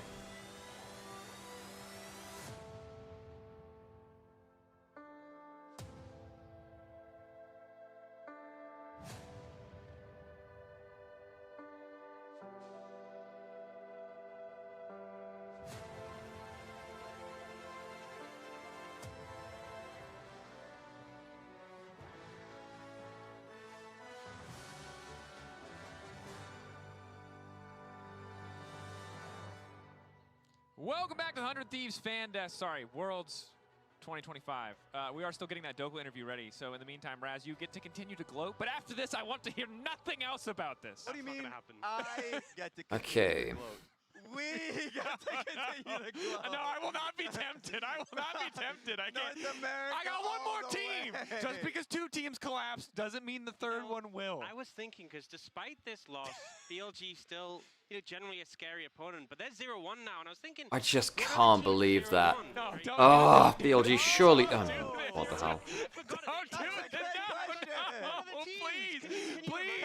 You're Can you remind us what teams are 0-1? Fnatic. Oh, it was Fnatic, wasn't it? Who else? It was MKOI. Okay. So you're saying they could draw BLG now in the 0-1, like they could match. Yeah. They could match against each other. Oh, I didn't realize. I wouldn't have brought it up if Oh, I yeah, thank you. I'm really appreciative that I have such genius analysts here. Now we have informed. We're just a little bit delays with the Doku interview. We'll get to hear from him at the end of the day. So in the meantime, shifting our attention now ahead to our next NA contender, of course, looking at FlyQuest versus T1. Fly, dominant. Very dominant, especially like in Split 3, but Split 2, of course, finding ways to come back into impossible situations within the finals against C9. Like, when they are ahead, they steamroll. When they're behind, they claw their way back in. A lot of the times you're looking towards... You know what's interesting? There's no Shox. Shox is there for second week of Swiss, I think. Here within the LTA, but also I think Busio had a major step up in his performance. Give my boy Elk a new team ASAP. Elk's been fairly consistent for the last playoffs. Playoffs he was pretty consistent. That said, while they've been, That being said, if you look earlier in the year, you'd be saying that about Knight, right? Knight was 1v9 for the grand majority of this year. The rest of the team was really struggling at points. Technically, they're a play-ins team. True. And I think they've beaten play-ins teams before. But play-ins is very different this year. Yeah, it's a fierce opponent. It's a best of one. It's Play-ins team, damn. Wait, hang on, wait. Didn't they lose to a play-ins team in PSG before that? Domestically, and also the win rate they've had when they've had an early lead has been insane. If they're ahead coming into the mid game, they have just so consistently won games, and I think a lot of people have been weighing this. Yeah, I don't know what you do with BLG. I think that the coaching, there's got to be some issues with coaching, right? When your objective players are this consistently bad. Yeah, absolutely. And I mean, for me, like going up against T1, well, especially at Worlds. For FlyQuest, they will always be reminded on their prior experiences when they went up agaast GENG, almost didn't get. I can't trust Knight internationally. Did you watch MSI 2023 or Worlds 2024? Knight was the best player in role at MSI 2023. He was top 2 in Worlds 2023. He was second best mid laner at MSI 2024. He was the best player in the tournament at Worlds 2024 for most of it as well. Only really ending that streak at MSI 2025.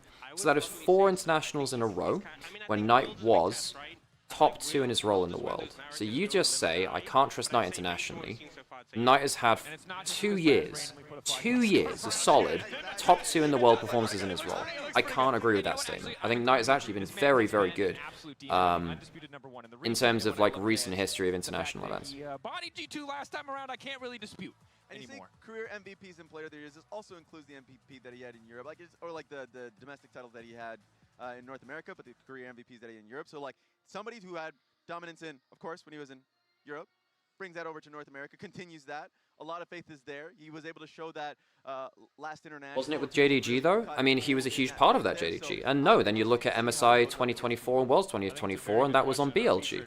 So he's had 2 of those tournaments on JDG, 2 of them on BLG. There's 2 different teams.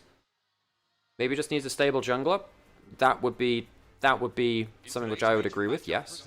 But I think if you're going to pin this on Knight, I don't agree with that logic. Now, obviously, we can talk about it, can discuss it, but I don't personally agree with that. I think realistically, BLG needed a coaching change a million years ago. Inspired, the European prodigy has brought NA's FlyQuest to new heights. Since joining the LCS, he's never finished a season below 4th place. And in 2025, he's already lifted 3 trophies. From his debut in 2019, when he earned Rookie of the Split, nearly every year of his career has been marked by MVP titles. Most recently, being crowned as the first ever LTA Player of the Year. People are way too easy on the choking or inting train. For sure, for sure. I blame Shadow. Oh god. Yeah, let's just blame the junglers. We'll swap junglers, it'll be fine. Standing across from him is T1's owner, 2-time world champion and the reigning title Fly a higher seed and hence blue side. That's true. I don't think that matters versus T1. That being said, it's best of ones. Best of ones are a thing, right? The whole team played bad that game. I think Elk was fine. Elk was fine. He did his job. I think that On missed a lot of crucial cocoons or landed them onto the Rel who was crashing down, so it didn't mean that much. I think the skirmishes were just not it from BLG. I'm not saying it's his fault after all, team game. Why did BLG kick Tabe? No, they didn't kick him. He left on his own. They left amicably. They've both talked about that publicly in socials. It was just a paycheck thing, just trying to get the right deal. He got a better deal from anyone's Legend, or didn't get the deal he wanted from BLG. It's just like, I don't know, management and deals at that point. You know, so Tabe has no bad blood with BLG at all. They're completely fine with that. I think they should have kept Tabe. I think Tabe is the best coach within LPL. Jungle is clearly the issue. No clue why they didn't get Shun instead of Shadow. Because stuff went really weird in off season between BLG and Shun. How often has NA won against T1? Well, CLG won a game in 2016 MSI. Yeah, and we got to see that from Owner just last series. I don't remember many other times. Felt like he was really showcasing how strong he there was. Faker had some. There must have been oil in BLG's fountain. Shut up. So like for me, T1, it is about Owner, Guma, and Carrier for sure. Our players. Aussie, oi. Doran is an interesting. Worlds 2024 World showed FlyQuest showed us some interesting games. Yeah, they did. No, FlyQuest were very creative in Worlds 24. MSI, he looked incredible. So I want to see that carry over. Not in yeah, no, that semifinals versus FlyQuest was insanely good. Before Ox is that T1 is a team that tends to ramp up over the course of the tournament. It feels like they're hitting the ground running by beating IG, and now you're going up against a FlyQuest who might be a bit cold, hasn't had that time to play on stage, hasn't felt that pressure quite yet. But you bring up like Faker might not have had the Faker is Faker. Yeah, it's 10 years. There's so many years of Faker to look back to, and part of the reason that T1 feel indomitable is because, well, they basically have been. Yeah, I mean, Faker always finds his way to lock in, come into the clutch moments, find those big carry performances, those big plays when the team needs. And, you know, Kerry was saying yesterday in his interview that they went into that IG matchup treating it like a knockout game, treating it like it was a quarter, a semi, or finals, because they knew if they lost, they were out. So I feel like, you know, they normally are a ramp-up team. Can they sign another jungler mid-tournament? Oh, Jesus, man. Yeah, and if I look at the even this year, Tabo was like taking Xiaohu over Knight in his ideal fight to beat T1. That's because he had Xiaohu on his RNG rosters for MSI. But yeah, I think actually the Chinese community gave him a load of flack for those lists, by the way, because he didn't pick Blandra, his current top laner. So he changed it a couple of times throughout the year, actually. But yeah, Tabe was interviewed basically saying what 5 players would you take to beat T1?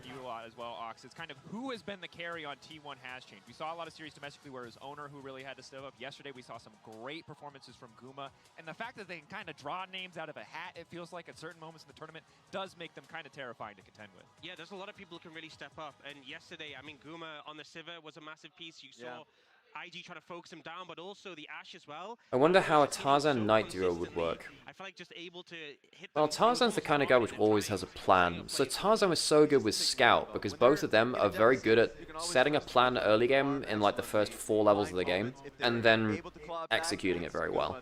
That's why LNG 23 was such an interesting team. And Tarzan Scout in terms of like Jace Maokai, where Maokai would actually invade and they'd use the Jace Shock Blast to help turn jungle fight, which was a 1v1. Tarzan was also really good with Chovy. Tarzan's good. Mate, Tarzan's been good with everyone.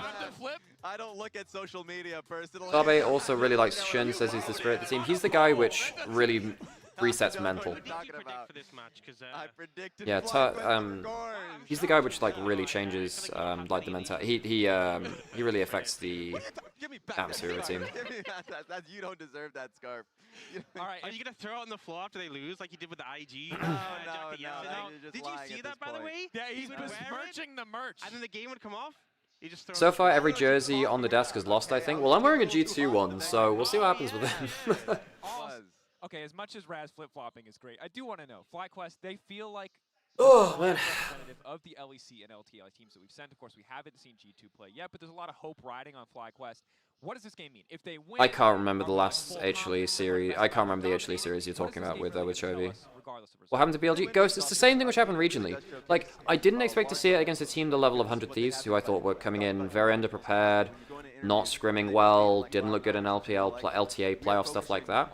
But the thing which happened to BLG is something that you can see regionally, and that's why I'm frustrated and I'm disappointed in BLG, because this is a trend. It's something that we've seen the entire year, particularly in this split. But yeah, BLG, they've had massive problems with late game decision making around objectives. So sadly for BLG, I can't sit there and say, oh, it's a blip, it's a random game, it's draft. This is something that, when someone shows you who they truly are, believe them. BLG have showed me who they truly are. They are a team that cannot handle late game objectives, which is, it's a no-go against the current meta and against LPL teams, LCK teams. Is this the BLG ramp? Yeah. Ghost was basically saying, you know, basically what the bloody hell happened to BLG? I'm like, basically, it's what they showed regionally. Now, this is them regionally arguably at their worst, right? But we haven't seen their best here. But the problem with the BLG that that we're seeing is basically, this is not unexpected. I just didn't expect to see it here versus that team. Look, I've been saying on a load of podcasts, we've been saying it, LPL English has been saying it, most of the other analysts have been saying it. Look, you have to understand, guys, that not to put too fine a point on it, but the floor of the LPL teams this year is very low. We've seen how bad they can be, and that's true of all of the teams.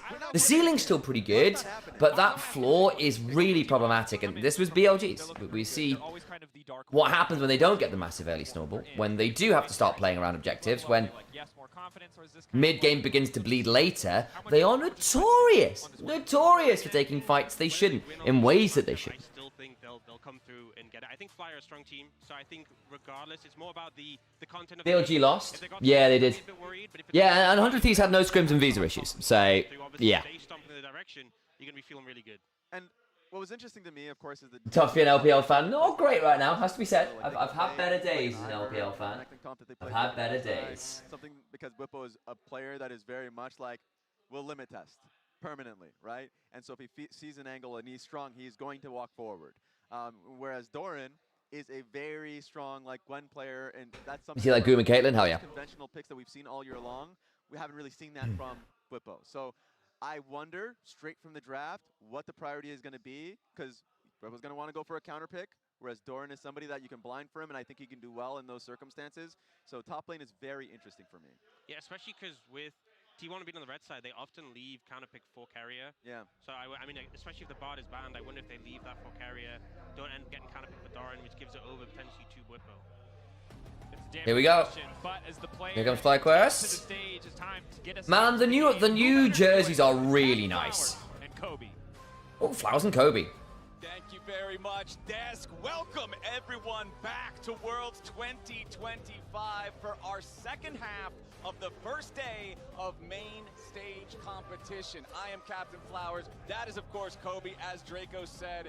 And we get to start this one off with the tallest task that FlyQuest has been tasked with thus far in this ever since MSI, I think we should say, as they've drawn T1 as their first opponent. And it is a warmed up T1. T1 got to warm up on stage versus IG yesterday, Flowers, and we could see it in real time. You know, casting those games, the first couple of games, Owner, you know, had not Righty then. up yet. And there was This is going to be a fun one. when he did wake up T1 in the series, and so yeah, it is a tough task. just came off destroying our hopes and dreams versus IG yesterday. Like they're going to be hot, but you and me are actually hot right now. 100 Thieves just injected us with a whole bunch of energy. That we were not expecting that. They took down BLG, so I'm all ready. Anything can happen, Flowers. I am super ready for this now. 100 Thieves doing us proud over there, taking down BLG. The LPL Fly, this will be. I'm excited to see what Fly looks like. So here, you know, by all accounts, Inspire's been having a generational run of form. He's been playing really, really well. I think Mouse and Boosie have really come into their own over this year, having, you know, basically debuted effectively last year and doing a good job, but had a lot of things to work on to be truly tier 1 level. I have to be careful using my phrasing here, considering the team we're against. But you are now going against Owner, you're going against Faker at Worlds, you're going against Goomer and Carrier. Doran's, of course, not exactly a slouch either here, is he? So we're in a very, very scary scenario, and 100 Thieves FlyQuest are going to have a rough entrance into Worlds. Trial by fire if they can make it work. All well and good, but yet your joy of coming in first from the LTA is to pull the 4th seed T1 here for all the value. A lot of the spotlight as well with these junglers is going to be shared with the supports. Busio on FlyQuest has risen in stardom here, and his Bard versus Carrier's Bard is one of the big Champ Select topics that we've had, because Busio is our mini North American Carrier. Yeah, he's our Bard boy. He's our Bard boy. So since they're blue side, everyone's like, all right, in a best of 1, would you really want to first pick Bard? Probably not. Maybe in like a Fearless full best of series, where then it's like, oh, it would be like fearlessly banned for the rest of the time versus Carrier, and then you wouldn't have to worry about it. Maybe then. Draft. But I don't think, well, Done making memes. And best of Vi Caitlyn away from T1, all makes sense. They get rid of the Yunara, the Azir, and is it going to be Ori or Jarvan as the last ban then? Nico, also a possibility, so they might be willing to trade one of them, so they'll ban the Orianna away from Quad. Cam during draft. Oh, sorry, yes, I've not moved it up. Thank you very much. Banned out by FlyQuest. Other side going to be Azir, Orianna, and Yunara banned out by T1. And yes, there will be Cam during draft, because we're co-streaming rather than casting this one. Thank you, Time Lord, for the resub. Thanks for the hype train, guys. Come support as best you can. It is much, much, much appreciated. Sorry, Janko. Thank you for reminding me on that one. Bard is open. It is. Carrier made some very aggressive statements about Bard being left open versus him. Jarvan gets first pick. Thanks, bro. No worries. Appreciate it. Sorry. I was a bit distracted there. Free feet action. I know. You're welcome. Wukong as a response. That's not unsurprising. What's up? Rumble, Nico, Bard. Bard, it's being hovered. Are they just gonna slam Bard into Busio purely for the aura? Oh my god, I think they are. Sheep Esports interviewed him. We'll wait till they Yes! They just slammed it blind! That is Carrier with the absolute aura farm. Their teamwork is really good. They're one of the strong teams. Teams need to watch out for Inspired Alex. the most. And then he goes on to say, Bard blind for T1 R2. if they let Bard through, Inspired won't be able to step on the rift. So they let Bard through. That's great fun. That's great fun. And now Inspired's got to Kaisa Nico is probably the response here from Masu and Busio, if I had to guess. And we're also going to see the Kaisa locked in. No, it's more because of the interview earlier today. No, I get that, but like, yeah, no, I was about to say that. Like, Bard is not. But by the way, it's just I'm not sure. I don't see it very often R2. And they'll also lock in the Nico right No, but there's a certain aura level with the interview earlier. We probably want 80 carry to match bot lanes then, and then you can leave your solo lanes ad pick unless you want to lock something control magey mid now before they all get banned away. But I think Xayah here may be a decent option. Pretty good into the Kai'Sa Nico because you can ult to keep yourself alive. Between the Temper Fate and the Cyclone now as well. A lot of AoE zone control, both defensively and offensively. And I really like the look of the Xayah drafted against the dive that you're already seeing out of the side of FlyQuest, right? Jarvan the big diver. Kai'Sa wants to fly in next to him. We know how Nico likes to use those sneaky pop blocks. Bob was like a blue side 1-3 ban all the games versus IG. Yeah, I mean, I don't blame them because Carry has been... Remember, Carry has a skin on this damn champion for a reason, you know? He's very, very, very good at it. Rumble banned in the second phase. Bwipo, not necessarily the most prolific Rumble enjoyer all the time. I mean, he definitely plays it, right? But, you know, we have seen a lot of like the Renekton's and the tanky options as well from him of late. Just getting rid of some of those AP shove options out of topside. Aurora away by FlyQuest. Yeah, that makes some sense. You've already got some big AoE skills. You don't want to give the slurkles, the slow circles in. Different stuff. He's not afraid to play the picks that other people might not lock in. And his other big blind one is the Renekton. Another big blind one for him. Of course, you know, he can blind Sion and stuff too. That's been really popular here. So like, those are the kind of ones we're sifting. Another top lane bam. Assuming that maybe answers into Sion. Champion first, but they could give Faker counter pick as well if they. Because it might, yeah, gonna get rid of the Renekton. Is this just gonna be a Sion blind here? T1, something like that. So maybe Bwipo is just, you know, it's like a Sion Bwipo game or something like that. Yeah. Since the Rumble. Doran could look towards something like the Jace, I suppose. He does occasionally like that, but I don't know how much I like it in this draft. Depends how much of a carry they want topside.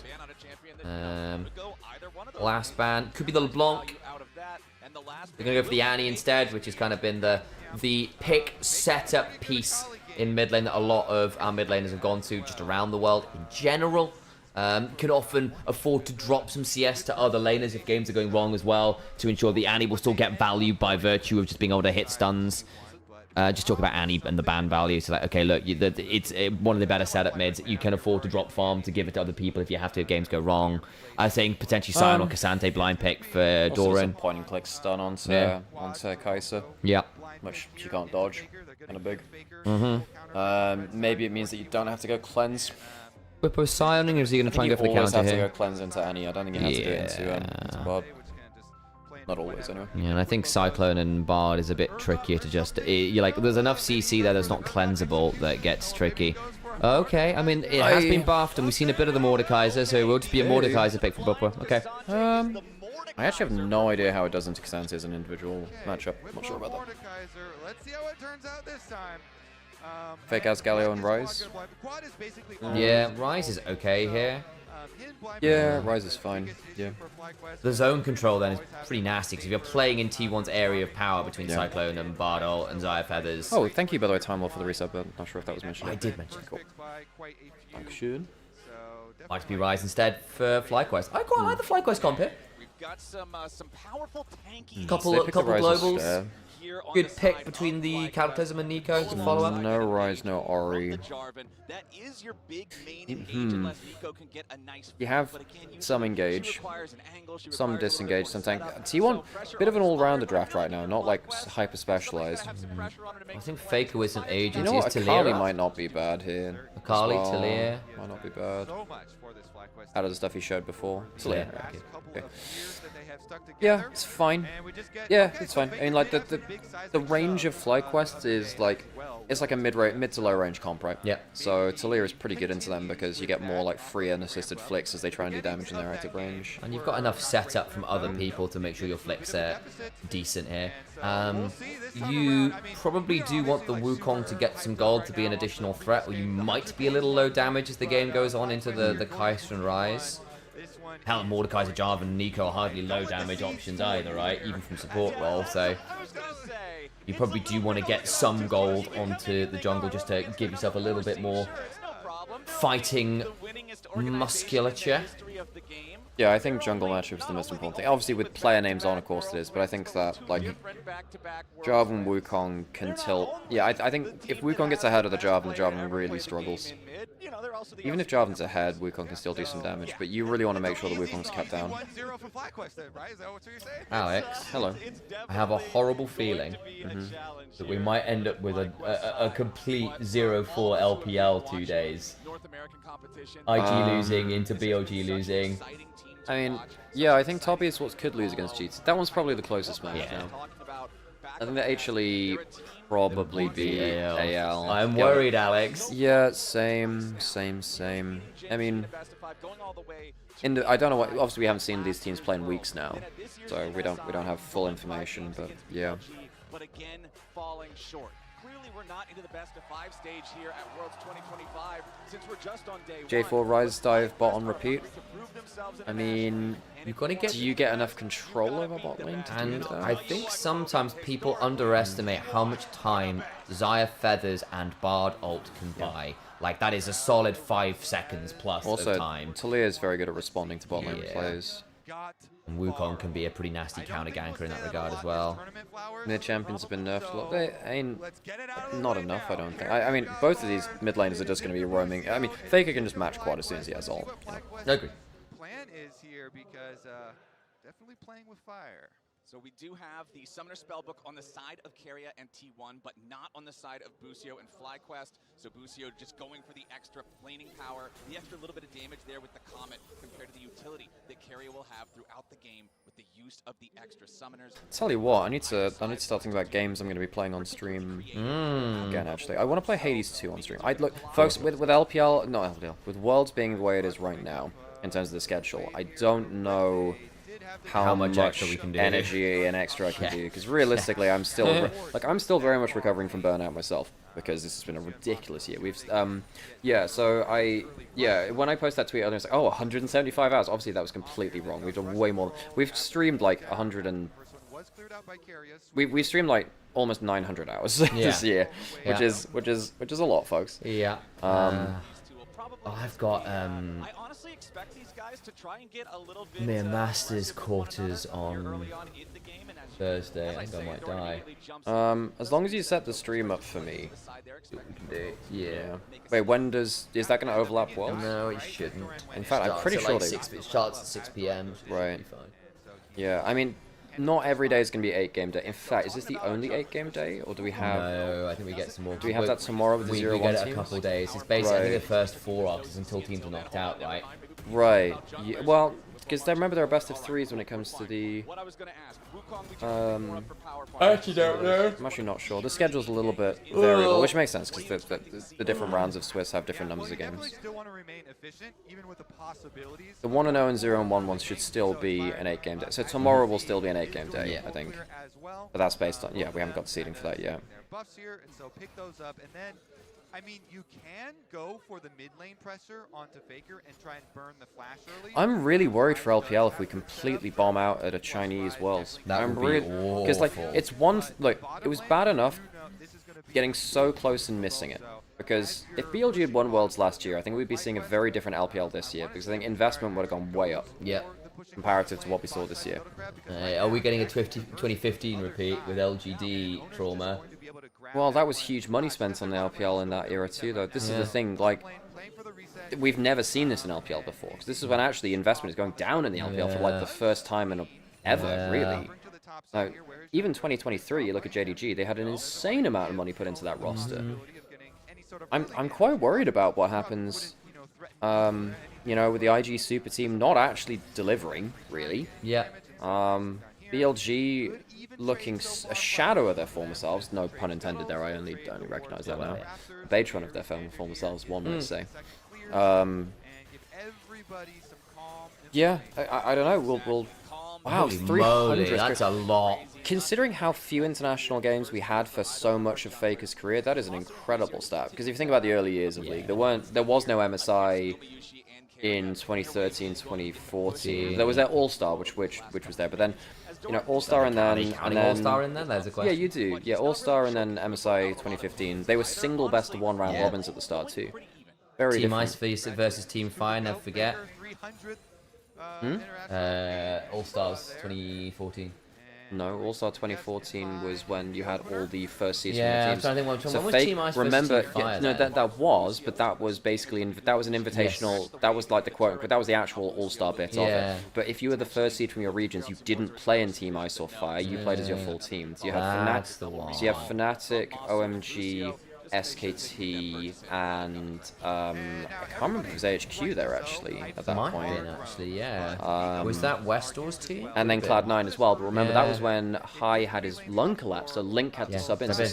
So there was a very specific roster where C9 played with Link, who was CLG's mid laner at the time, because That's right. Hai had a collapsed lung, And so he Hai couldn't never travel. really mechanically recovered, really. No. Before that, he was like matching Bjergsen pretty well, but he just never managed to... For a bit, yeah. Oh, he was a very good assassin player. No, He was. The less Zed. good on the majors. Less good on the majors, but yeah. How's the game looking right now? Not a lot's happened, honestly. I missed All-Stars. The thing is, everyone burned out in All-Stars, because it just felt like the players didn't want to... Like, the novelty of playing against a lot of the players kind of wore off. And we saw it too often, basically. So keeping his options open, while Owner opts for the control ward on Dragon first, before going for his delayed recall, and looks like they are just going to continue to keep the pressure. Yeah, early Earth Dragon being number 1. What's the reasoning that this year Worlds is so short? Because they removed break weeks and stuff. Because basically, I think the gap between quarters and semis was deemed too long, which I do understand. So basically, there basically isn't a gap between quarters and semis now. I think they're even played in the same weekend or something like that, or in like one stretch. There might be like a 2-day break between quarters and semis instead of like the week that there was, which is going to change. It could change results actually compared to previous years, where you don't have nearly as much practice time for your specific opponent, which means that the generally better teams are likely going to. Hang on a second. Doran has ult. He can ult someone out. Bwipo's ulted him, so he's in the Realm of Death. He's sticking in tank form, so he can live a little longer. He might... Hang on. Bwipo might be a bit dead here. He hops over the... Yeah. Hang on. Flashes out. Not a great fight for FlyQuest. Yeah, I think Quad might be in a lot of danger here. Yeah. Realm War. Oh, they get him out. That's not Nice. bad. Not bad. Doran might get some He has... balance Oh, pulls him yeah. back. Yeah. That was a flash from Doran too. Carrier's burned here. That's quite a worrying, because folks, I mean, T1 just did that while Gumas is free farming top. Yeah, that was a 4v. No one gets Dragon though. No one gets Dragon. T1 make it out with more flashes.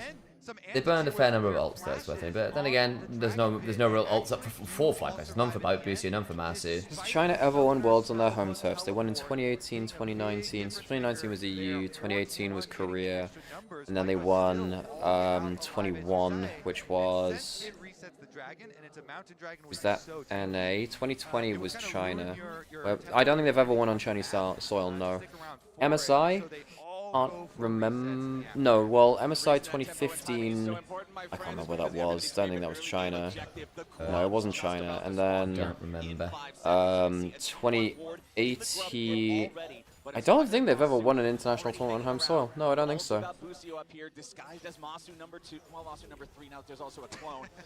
I'd have to think about that and look it up, honestly, because I'm struggling. My brain's not really functional right now. They got rid of play-in tournament, which dragged the Worlds out. I mean, play-in was actually kind of fun. I like watching play-ins because there's a lot of teams which, like...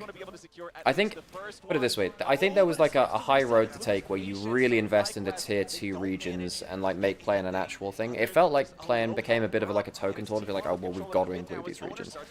You know, I watched LGL. We cast LGL for many years. So we really enjoyed that for a long time. But yeah, I think as the way it was, I think cutting tier 2, if the investment was going down anyway, I do understand. Well, actually, technically it's not true. The investment, I think, actually went up in terms of actual overall spend. But if you don't want to invest in, if you think it's inefficient or whatever to spend on those regions, I guess it does shorten down the tournament, makes it a bit more short and sweet. What game is this? 5 or 6? 5, isn't it? I think I remember. We had BKS, Secret Wales, we had Interested BLG, Fnatic CFO. Oh! Pampered Fate by it, okay. This is game 5, yeah. And then we had MKOI KT, so this is game 5. Yeah. Makes a play mid lane. Carrier throws the Bard ultimate. And actually, it does land on the Faker. Not going to be any sort of follow-up plays here. As now, these supports fighting over wards, and this is something that we have just hyped up all year long in LTA North. soon to be LCS. Busio making so many Busio.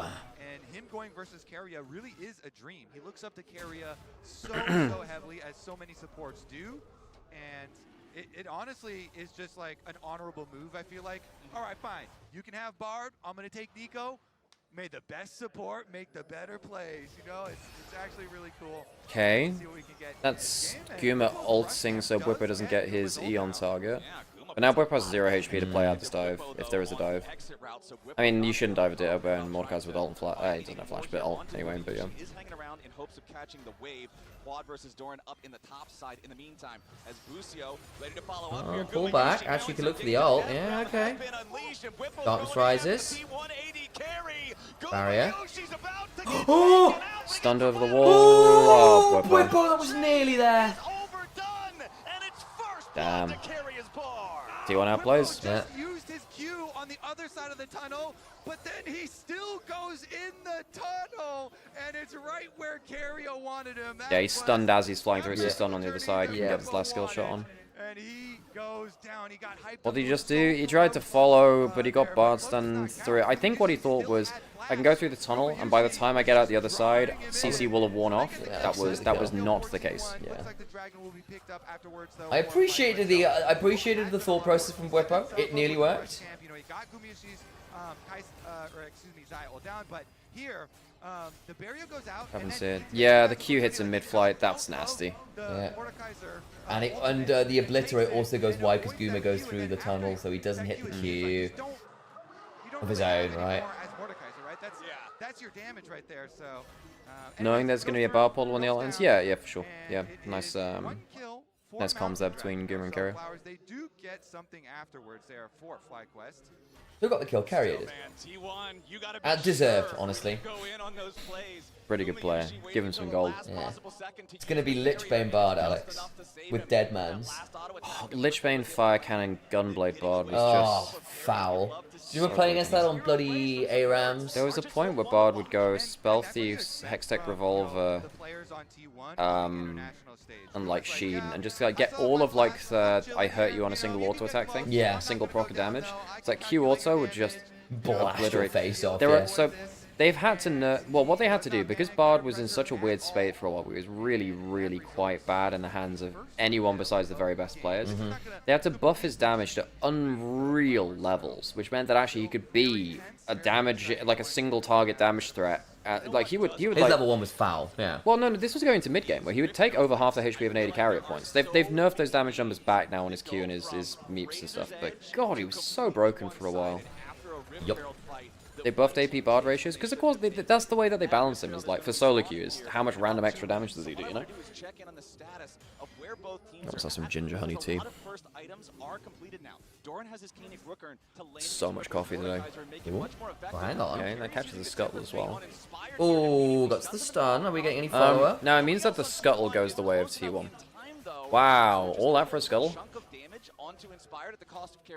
I want to point out that FlyQuest are split pushing during this time. But I guess what I'll say is there's no objectives coming up, so if you can burn ult relatively aggressively there to try and get those small individual advantages. The only thing is, as Kobe is saying, you have given Quad a lot of free time to get a shove up on this other side. The only thing is T1 have got grubs, and they've just wrestled a lot of topside control. So that means they can go looking for this kind of thing and get a lot of value. Busio, Nico ults and dies a horrible death.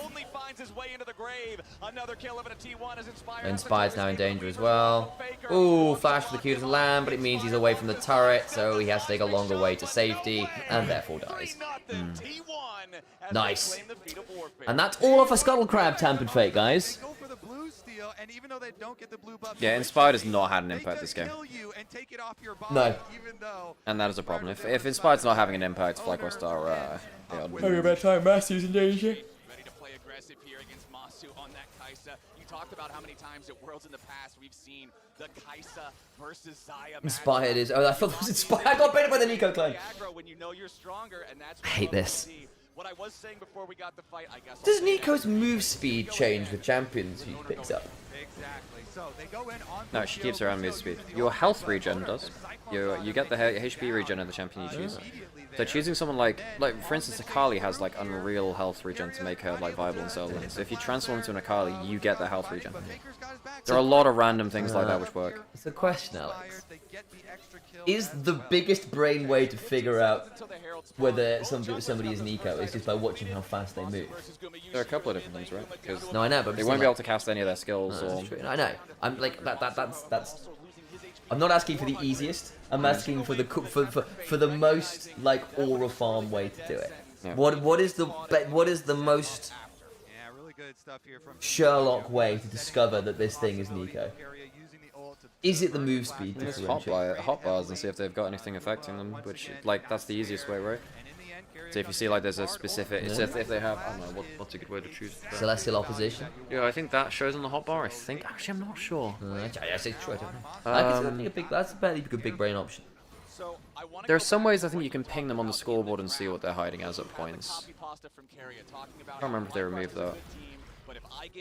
You can just tab scoreboard to see if Nico's on your screen if he's on vision, if you see what I mean.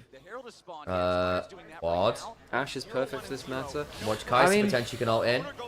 My worry with Ashe in this meta is that there's a bunch of things with dunks on immobile carries, and that does worry me about it. This is... Ooh, Faker! Bloody hell, gets away with it. Very nearly takes aggro. In fact, he would take aggro. He's probably dead. Needs to ult out. Hey, nice. Just about gets out of combat. He needs to stop that. Oh my god, he walled his own teammates in. He needed to get out. So, yeah. And he needed to not take aggro as well. Yeah. Inspired. So look, I don't think Ashe is like. Oh, hang on a second. See, I flagged. Yeah, I think he's dead. He's used it already. Yeah, he had to Yes, flash. Okay. Bloody hell. That's Sarah. Ooh, gets the ult. He's dead. He gets the ult on him. Oh, maybe not. Oh, Faker. He's dead, but that's not bad going. Actually, Ona might now die as well because Whippo's pretty scary at this point. Carry's coming down. Can you stun someone? That is. Goom is coming as well. Oh, Q. Yeah. No. He flashes and dies. Rip. I thought Faker had done that for a second, I won't lie to you. But you can see how scary the Mordekaiser is once he steals stats in the mid game. It's pretty ridiculous. Yeah, just going back to, I can't remember who was talking about it. I saw Dark World message, but I don't see if anyone else there. I think that Ashe is. I think there are places for Ashe in the meta. I don't think Ashe is perfect for the meta. I think that being in a mobile carry is rough. Like, especially against stuff like at a world of Wukongs and Jarvans and stuff, I think that Ashe can be quite poor at points. I think Aurora deals very well with them. Vi does. I think anything which gets on top of Ashe is kind of bad. But like, there's obviously a place, but I wouldn't be confidently blind picking it. Put it that way. Yeah. Is very much a Game 4, Game 5 pick? Yeah, for sure. Yeah. I mean, once we get into actually the fearless portion of this one, by the way, because we're playing Game 1s, fearless doesn't impact, right? Yeah. But once we get into the best of 5s, I'm sure we'll see some Ashe, especially with T1. Looking really good on that. Is Quad about to get dragged all out here? Oh no, he's not got the cooldown up. That's fair. T1 should not have been a number 4 seed. Well, they should have won the bloody series then, shouldn't they? Yeah, exactly. They have haunted worlds by virtue of their... And also, I mean, they were worse than HLE and GENG for large amounts of... Yeah. I mean, I say that, they were close. I mean, there were points in the regular season. They deserve to be down in the lower bracket with the way they played against HLE, for sure. Chronicler made a very good tweet earlier saying, actually, look, KT managed to screw T1 twice with the biggest brain moves of all time. A, beating GENG to send them to lower bracket. And B, getting that 2-0 victory over... Ooh, hang on! Oh. Hang on for what? They was the solid football top 10. Oh, I thought you meant in terms of like the 10. I thought there was a chance of someone surviving there. Which KT got a 2-0 over SKT in the regular season to make sure that they couldn't overtake HLE in the 2-0 because obviously the way that the LCK season was working is it was taking results over from spring as well, right? Yeah. So true. Yeah, true. So actually, T1 had a much better summer season, but they couldn't make up the difference from spring. Actually, that's probably going to be a kill on a carry. That's not bad. They will kill Whip on the other side. It's more important killing top player now. Flip back. That's not a bad Q. Whippo is not having a fun time in League of Legends. I do appreciate the fact that he's gotten close a few times. Like, he's not... Every time you close and miss, though, it makes the next time you try it harder. Yeah, true. Yeah, and yeah, no, for sure KT should have... I mean, on relative strength, KT were not a 4th place team. They were not a 3rd place team, they were 4th place, but that's just the format, right? And yeah, sadly, IG deserved to be 4th seed. I mean, they had a poor playoffs run. They were very poor. I think that Wei and Rookie were both pretty bad in playoffs. Yep. Especially Rookie compared to regular season. Yeah. And then you look, and they scraped through regionals to a certain level. You know, they got blasted in the first round, right? And then they... does Doran care? It is 2-item power spike for Masu. Having the Kraken Slayer, the Ginsu's very powerful together. Speaking of 2-item power spikes, yes, both the items are... As Wukong, Mordekaiser is one of your least favorite champs to go against. Yeah, Mordekaiser, if he actually gets to stick around you, is actually a real pain. Is it because you get the AoE that just screws you a bit? Or, actually, why is that matchup kind of awkward? Mordekaiser wins most 1v1s in the game, and you can't really stop him from... Most of the time, Wukong, if there's a 1v1 and he doesn't want to take, he can kind of run away, I think. Can't really do that versus Mordekaiser. Like, the only champions which beat more than a 1v1, like Fiora. Really. Everything else is... well, I mean, obviously when you're behind this amount, and when you're going Wukong... So Wukong Mordekaiser top lane is obviously better because Wukong gets more gold. But even then, you lose the early game versus... Ooh, this is starting to snowball pretty heavily now, isn't it? So there's not a lot of room to work with for FlyQuest. The map is quickly... Boosty has not had much impact this game either, really. No. I don't know, I mean, if FlyQuest jungle... Hang on a second, that's a rough guy for Pop Blossom. Who's that going to? It's on to Owner. Tempered Fate. Oh, beautiful. It does actually mean Goomer's kind of left alone. Owner gets Nico, though. Inspired has just died trying to kill him. Oh, Owner survives that long? What a great flick. What a great flick. Goomer's still alive. Beautiful. Oh, T1. They're just really good, guys. Inspired just went for a one-man dive onto Goomer and got blasted. Whippo does get a decent Mord ult to kill off Carry, but he's still going to get melted by Goomer. And it's a triple kill for Goomer's Zai. Yeah, Inspired went alone onto Goomer. Hang on a second. There's actually a chance where Masu can outplay this. Oh, maybe not if anyone else runs over. Mega Blast, okay, he's likely out now. Ooh, close. They need to pull an ult. He's gonna Mega Blastco now under the button towards the other Tribro. The question is, how much time do they buy? So they're losing Atakan, so he can't be around to fight that. Okay, he's out. He's out. Alright, fair play. He's out. Oh!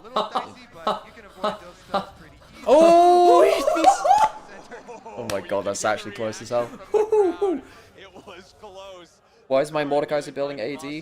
Because Mordekaiser has an AD ratio on his Q now, and Hexplate makes you very, very, very strong in your ults. The Hexplate, I actually think Shojin as well with the % damage up. It's pretty good. Makes him, yeah, so both Shojin and Hexplate are actually viable on Mordekaiser now. You go for Riftmaker and then you go Hexplate, and it means that your ult is always up. You get move speed and attack speed in your ult, and it's very, very good. It's been a thing ever. I think the Shy did that in regular season. Yeah, he did. We've seen a few people building Hexplate. It's become a fairly regular thing on Mordekaiser because again, Mord wants his ult up at all possible opportunities. It makes your ult stronger. It gives you HP. There's a lot of good things in there for Mordekaiser, so, especially with the fact that he doesn't actually get no value out of AD now. It's not bad. They're jumping on Inspired and absolutely blasting him. Yeah, he's gone. Damn. Oh, Inspired. This hasn't been your game, has it, mate? Tempered Fate denies onto Masu into the Cosmic Binding. Oh, Carrier. Yeah. Carrier's having an awesome game. Carrier's been very, very, very good. Whippo's trying onto Gumo, flashing. Actually did pretty good. Featherstorm, I think he probably gets that, actually. Unfortunately got Featherball before him. Ban Bard against Carrier. He is the best Bard player of all time. Yeah. And it's not close, actually. He's so, so good. You know who's in top 5, though? Afromy. I'm actually not sure about that. I mean, you've got... I think you have Barrel's there. Okay, you know, maybe he is up there, but that's a long time ago now is the problem. I'm just saying, like, where I feel like Afromy's Bard was legendary for a reason. Yeah, it was pretty good. Oh god, Inspired has just not had a good game. No. I think Inspired's been very poor here, actually. Not very poor, but like he's had no impact, and given his level, he's not. That was a really good Tempered Fate. Like, what has Inspired actually achieved this game at any point? I don't think he's actually done anything this game. Didn't see the change to Mordekaiser? Yeah, Mordekaiser's Mordekaiser Hexplate second has been more of a thing since half a year ago, but not many people play Mordekaiser, so. Carrier might die here. Okay, very good defensive work from Doran, actually, and the Tempered Fate forces Masu to supercharge her away. Not too much more, but the Q3 into the flick. Oh, T1, this is nasty. Oh, he tried to go for the fancy Q. Busio's not got a bad angle. Hey, it's not enough. There's no follow-up.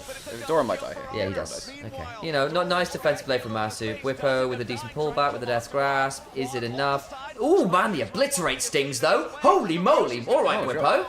He's got hexplay. Yeah, I think he can put... Okay, not bad, Whippo, actually. Not bad at all. The fight is bloody as we have 3 dead on either side. Should still get them a second dragon. Yeah. Are refusing to stop fighting. They will continue to just fight their way. You know what? I mean, objective bounties Considering where Whippo was at in this game, that's not bad, actually. Opens up the opportunity, even though they're going to lose this Dragon Flowers. It is only the second dragon for T1, so that's a long timer. So again, like, T1 aren't at a win condition yet, if you know what I mean, in the sense that they've got Atacon, and that's nice with a lot of tackles. They've gotten a second dragon, but they've not got anywhere near Soul Point yet, and they still probably want Baron to close out this game. And forcing Baron into Rise, Kaiser, Mordekaiser, I think is quite challenging. Because I do think that it's still very throwable for T1 here. They're only 3,000 gold ahead. They lost 1,000 gold off that play. And that is one thing that we have always said about Whippo, watching him throughout the year in the LTA, especially in the context of FlyQuest running a 6-man roster this year, is when you compare Whippo to other players. And that's like both. That's 2 fights in a row now where Whippo's managed to get the 1v1 versus Guma and win it. Yeah, 5 and 6 now, and actually a significant amount of gold ahead. Bloodlighters on there, so yeah, no, this is a very good item core for Mordekaiser now. Like, this is the point where I think he can 1v1 anyone on the enemy team. And because T1 are making a lot of grouped up plays, they've not really been farming side lanes that aggressively. So Quad has been able to just farm his way to a death cap. So he's actually even with Faker, despite Faker obviously making a lot of great plays and playing very well early. That is now a rise that hurts, actually. Having said, Owner is just monster. He's a ridiculously fed Wukong. Does the 1,000 gold lead to the Bard mean all that much? It's a second item. Suppose. I mean, it doesn't matter too much, right? It's whatever. It's fine. It doesn't change that much. I was just thinking where the gold is for T1. My problem is that Inspired is just a ward right now. He's literally just there to drop a flag for the Yippee buff for his AD carries, you know. The standard helps buff up people, but that's it. He's doing so little in this game. I think the other issue that FlyQuest are running into is their map is just getting increasingly small. Yeah. And they'll keep bleeding out more and more. That said, actually, they have done a decent job of at least stopping T1 from snowballing beyond reach. Like, this is, like, it should still be a T1 victory, guys, but there is opportunities for FlyQuest to find their way back in. The fact that Whippo's gotten a fair amount of golden free items, the fact that you did manage to farm your death cap on the rise, that is the requirement for you to play the game. They've got 3 items on Kaiser. This is doable. Not easy, but doable. Here's the Baron Rush. There are 2 inside. Hang on 1 second. Oh, Inspired. They faked it. Ooh. So T1 get Baron. They get out. Oh, wonderful magical journey. Okay. 1 for 1. Realm Warp is risky, suspect. actually. Owner gets Tempered Fate. That's not a good Tempered Fate though, no? He might lose Owner for it. I think they GA. thought. I mean, that's not. He gets over the red buff? No, he doesn't. He's stuck on the bottom side. Oh, he does. Yeah, okay. Yeah. Damn. Okay, gets out. Ah, I did not expect that. So that was actually a completely anti-synergy Bard ult, because he thought that everyone was going to come out of the Realm Warp, yeah. Owner was going there with his own ultimate. He wanted to go in with the Cyclone. Both of them went for the ult. What I ended up doing was CCing Owner as... The Bard can sometimes hurt your own teammates, folks. Yep. That was a little bit spooky, though, folks, because Whippo could flash ult there with Mordekaiser roll, take the smite out of the equation. Makes sense. So, I mean, Soleil gets exploded by Masu Whippo. Uma's not in the best part either. They do have magical journeys to get out of the pit. That is one of the real bonuses of Bard on red side, is that allows you to do Baron. Like right there, that's the anti-synergy. It actually almost gets... It loses Owner's GA, basically. Yeah. And his flash. They do get Baron at least. They do get Baron. Yeah, they do get Baron. And in credit to Owner for getting out there as well. He had to burn a lot of things, but he did it. So a lot of pushing power left for them. And with all that extra gold from Baron now too. There's the upgraded boots now for Goomer as well. He was on brown bags for quite a while. Baron power play currently at about plus 1800, so only a little bit more than the default value of claiming the Baron, but I'm sure they have plans for this next Doran, he's 2 levels up actually somehow, which is kind of crazy. He's been solo farming a lot, I guess, and they have Articon, which helps Articon, a that's little fair, bit. A Baron 2 levels XP is as a well. lot. There's Baron and Articon add like probably like 1 level on there.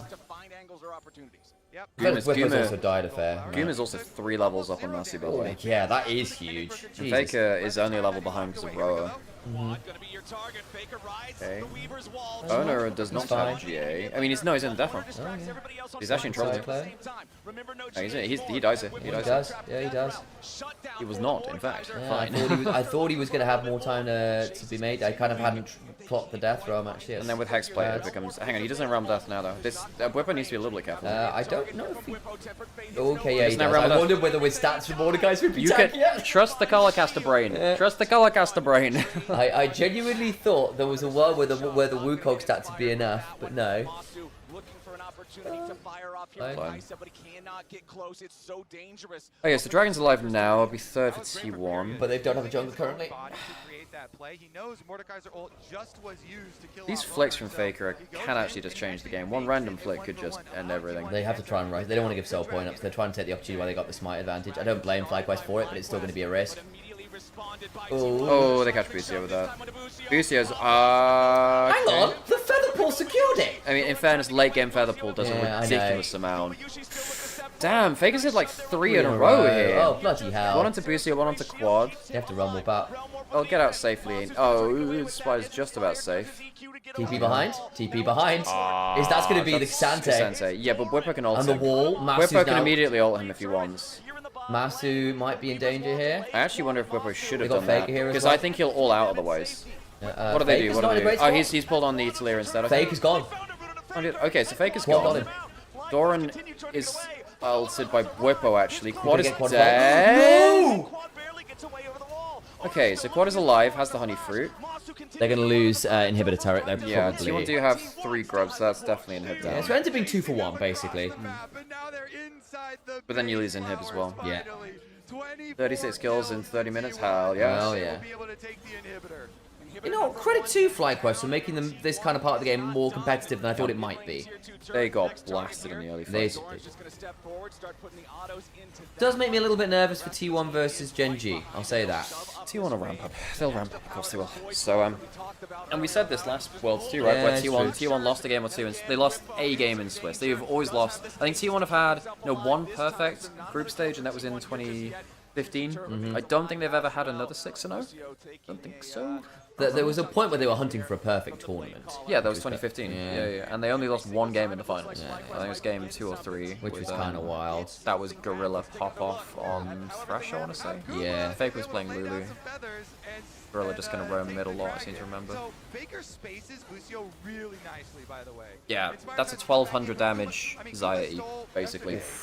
Xayah level 17 with 4 items. You stack Does up a like lot, 5, 6, 7, 8 feathers. Goes kind of mental, actually. One of the better objective secures, actually. I mean, Jin 4th shot and Xayah feathers. Replayed that. Oh, kind of nasty. That was Bucio, not Massey, by the way. Yeah. It's just a lie because of the Nico. Clone Oh my god, that was kind of funny actually. So, Inspired took the blast cone and flew into the Wukong clone, and the cyclone of the Wukong clone killed him. I think. Yeah, I think so, yeah.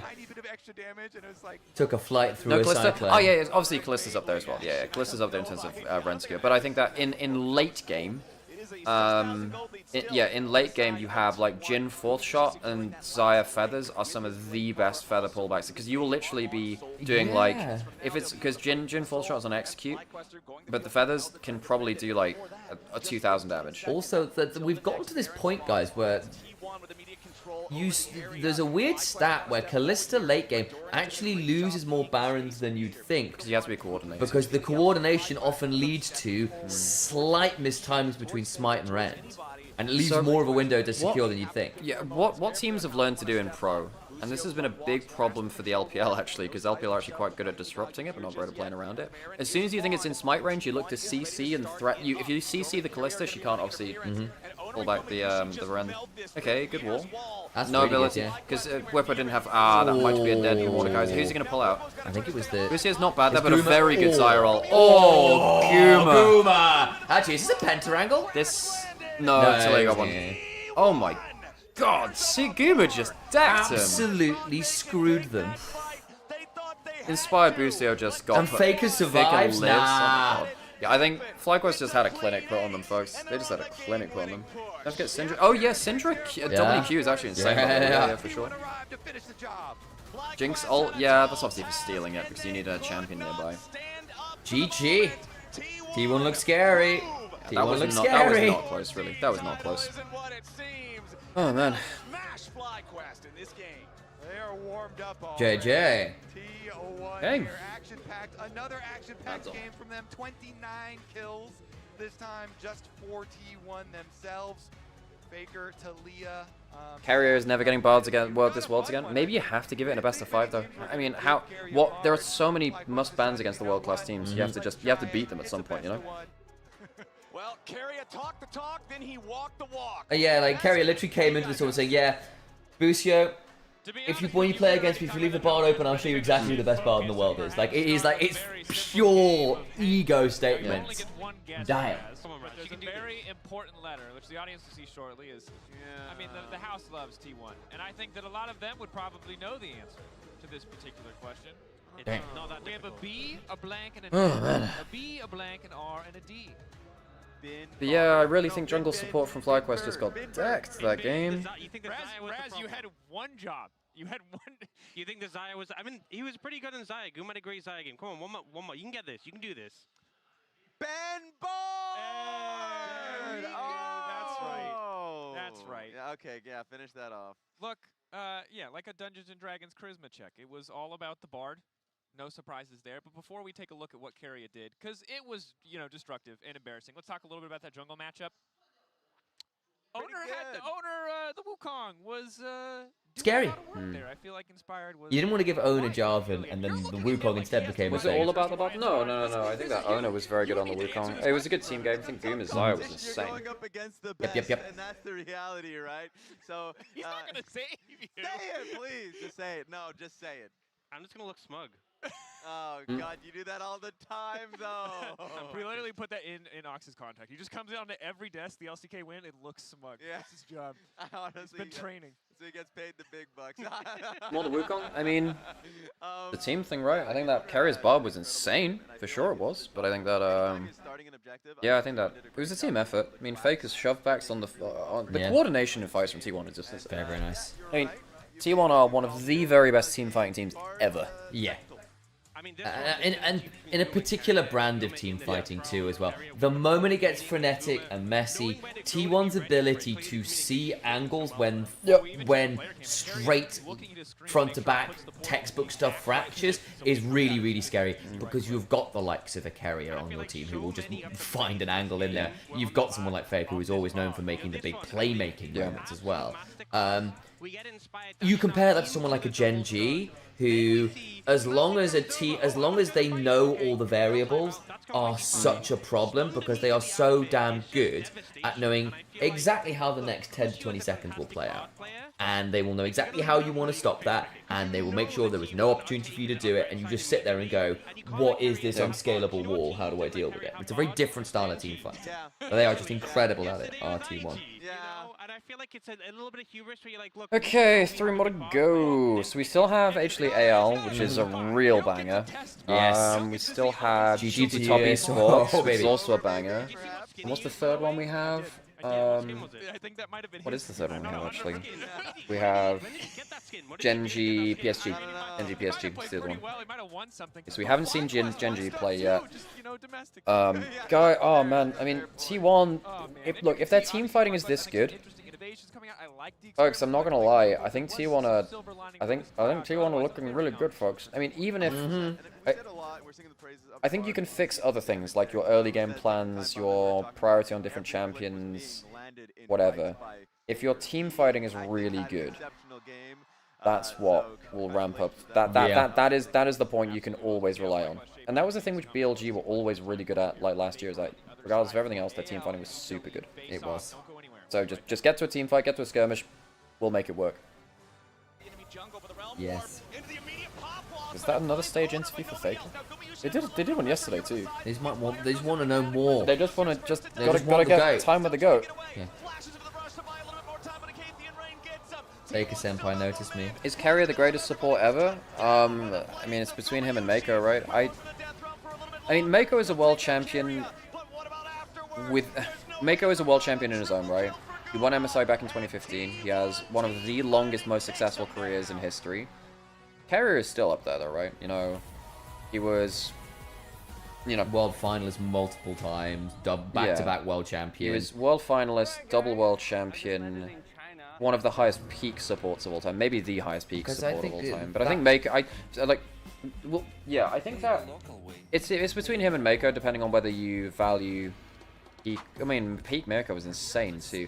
I think it probably is still Mako for me from now. But if Carrier wins, look, Carrier keeps the streak going, then of course he's building a huge case. Yeah, because I think what I will say is the reason I might say Carrier is that I don't think I remember another support basically being pretty widely considered the best player in the world. Done. Because there was a point in 2022 and 2023 where people were just sort of saying, actually, Carrier might just be the best player in the world. I mean, which is very unusual for support. Yeah, Marta 2014, 2015, well, 2014 I think had that, right? Might have, yeah. There was an argument for him as well. That's fair. Yeah. But that's very rare, guys. It's normally a mid laner, sometimes an AD carry. We've seen moments like in that kind of jungle carry meta where people like Canyon were in that conversation. The Shy 2018. Yeah, exactly. But how many times has it been a support where you've actually where it's not just been someone throwing it out as like a rogue option? It's like pretty widely considered by no, it's just carrier. Yeah, I think you could say Marta 2014. Yeah. Mad Life, there were arguments, but again, it was weird where people like Mad Life was the best support in the world. Was he the best player in the world? I'm not sure people were arguing that quite so clearly. And it is worth noting that Carrier was still world renowned while he was on DRX as well. So in terms of saying, I mean, yes, there is something to be said that actually the problem with the T1 players is that it somewhat detracts that everyone is so good on the team because actually, could they do that on a less good team? I think that, for instance, Zeus has looked worse on HLE than he did on T1. Big time. Now, it doesn't mean he's bad. But he's still one of the best top players. And of course, that, I mean, and you also need to not go too far in that direction and say, well, Zeus, he's not on T1, so he quote-unquote looks worse. He still looks good. He's still one of the, and at first stand, he's fucking great, right? And we'll see how he looks at this event, too. But, and there is then also an argument to be made that actually having teammates around you that understand the game and can play to your level allows you to push the boundaries more to do the crazy plays. Because actually, part of the reason why Carrier is so damn scary on T1 is actually he's surrounded by players who join him in his kind of creative madness and allows him to do some of those insane plays. Actually, another team who wouldn't see it where he goes to make the play and there isn't follow-up and you go, well, that looks awful now. Having players that are mechanically able to dance the crazy dances you are putting down matters. Back in season 3 All-Stars, it was we have Mad Life, we win. Yeah, Mad Life was game changer back then. The problem with Mad Life, he is one of those players, sadly, like someone like Larson, for instance, who I just don't think chose the right rosters to be on. Yeah. I don't think he was savvy enough to say this is the team which I can make Space Prison. Now, there is certainly something to be said about, look, this org treats me right and I work well within this environment or what have you. But you also need to be aware that, you don't have an infinite career and an infinite shelf life. You need to be choosing the right moves for your career. I got to cast Mad Life. Yeah? Yeah, he was doing some Supervive. And Wei Xiao. Cool. It was wild, really guys. Damn, that's really cool. He did play one of the Hook champions, guys, so, Hunters.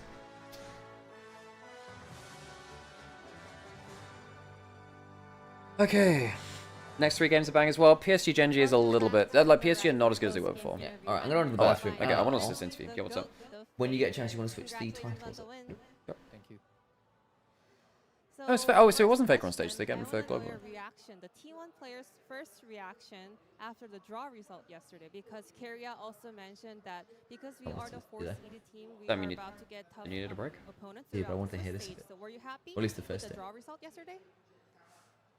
저는 사실 조추 처음은 그렇게 크게 신경은 안 썼던 것 같고 왜냐면 스위스 스테이지는 결국에는 I've decided that my ability function requires. 패배를 하더라도 계속해서 이겨야 되는 경기들이 많다 보니까 그렇게 신경을 안 썼던 것 같고요. 그리고 플라이 퀘스트 같은 팀 같은 경우에는 또 작년에도 그렇고 올해도 그렇고 리그에서 굉장히 좋은 모습을 많이 보였다 보니까 그런 부분들이 조금 경계되긴 했던 것 같습니다.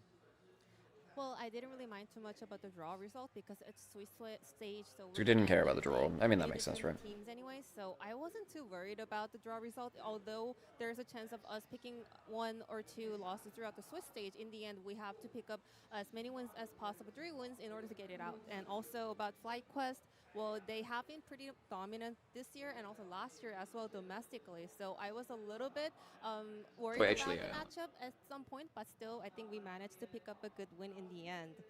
Speaking of Flight Quest, he already mentioned that they were dominant domestically, but they are also known to have a lot of upsets internationally as well. So I want to ask him, what did he focus on in terms of the preparation? 말씀하신 것처럼 Flight Quest가 워낙 자국 리그에서도 강한 모습 보여줬지만 국제전에서도 언제나 업셋을 잘 만들어내거든요. 준비 과정에 있어서 어느 부분을 좀 주의하시면서 준비하셨나요? 사실 준비 과정이 하루 정도밖에 있지 않아서 상대방이 좋아하는 그런 픽들이나 그런 챔피언들을 좀 두지 않으려고 저희가 준비를 했던 것 같고 하루 정도 기간 동안 최대한 컨디션 관리를 잘하려고 했던 것 같습니다. Honestly, we had about a night to prepare, so we wanted to make sure that we don't let the opponents. Let's see what allowed to get KBBQ. Oh, I don't know. Too early to be celebrating, isn't it? Maybe. Speaking of favorite picks, they let Curious Bart through, so I want to know T1 players' reaction to that. 좋아하는 픽을 안 주려고 T1을 준비하셨다고 했는데 상대팀에서는 캐리어 선수의 바드를 풀었어요. 그 당시에 선수분들 반응은 어땠나요? 솔직히 요즘에 좀 많이 밴을 해가지고 예상을 하지 못했었는데 또 캐리어 선수가 워낙 바드를 잘하니까 또 믿고 팀에서 픽을 하자고 얘기를 했던 것 같습니다. Honestly, I didn't see it coming because recently a lot of teams have been target banning Bard, but it was let through, and we have a huge faith in Curious Bard play, so we wanted to give him a go. And this is Faker's 10th Worlds. Your 10th World here in 2025 have hosted in China. What does this 10th Worlds mean to you, and how would you like to look back at your legacy of decade? 뭐 10번이나 월제 왔다는 게 사실 뭐 그렇게까지 신경을 쓰고 있진 않았는데 또 들으니까 또 오래 했구나라는 생각이 드는 것 같고 그만큼 또 응원해 주시고 축하해 주시는 팬분들이 항상 계시다는 게 굉장히 감사한 것 같습니다. 그리고 10년을 한번 돌아본다면 좀 어떤 소회가 드시나요? 많이 했구나. 네. Honestly, I was not aware that this was my 10th Worlds, but after a lot of people mentioned it, I kind of realized, whoa, I've been out here for a long time, and I'm really, really grateful to have so many fans always supporting and celebrating my kind of records and milestones together. So I asked him one more time, so how would you like to look back at your 10-year-long legacy? It was like, whoa, I was out here for a long time, and that was it. Thank you, Faker, one more time for the interview, and I'm going to toss it to the analyst desk. Thank you.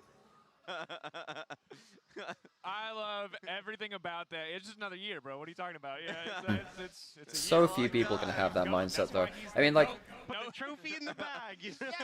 like, so few people get to go to this many worlds that, you know. Talking about he is the tallest mountain of League of Legends, and he is the How do you? river of League of Legends. Yeah, I mean, it feels like he's. Oh, cool! They got one of the LPL casters. That's awesome. A caster who I'm sure. Dude, I'm sure you're popping. Guys, they got an LPL caster on Worlds. I know you're damn good. Damn good. We got one of the best casters in the They got one of the LPL Chinese casters on Worlds. It's cool. To introduce us to this AL lineup than you, and especially. It's cool. It's nice to link up with them. They're a really nice bunch of people, actually. I got to hang out with them when I was out there in 23. Is a good player. Also, the Peanut is a good player, and the junglers of this matchup is just so crucial today. Still, Jungle support is everything about this matchup. Completely understandable. I mean, it's funny that both of these junglers have like kind of different objectives. Where, like, all Looks like Legends Noguri. pull the Yes, resources face from shapes Tarzan. look the same. Tarzan is like honestly a goat of a jungler, whereas Peanut's trying to calm the boys down, like a reasonable force. Yeah, be careful about his Zenjiao and be careful about his Chondo. I think that is the two champions that can respect himself most. Yeah. And for Tarzan, he made it for the 5th time in the Worlds with 4 different organizations, with 19 different teammates. He's changing himself every year.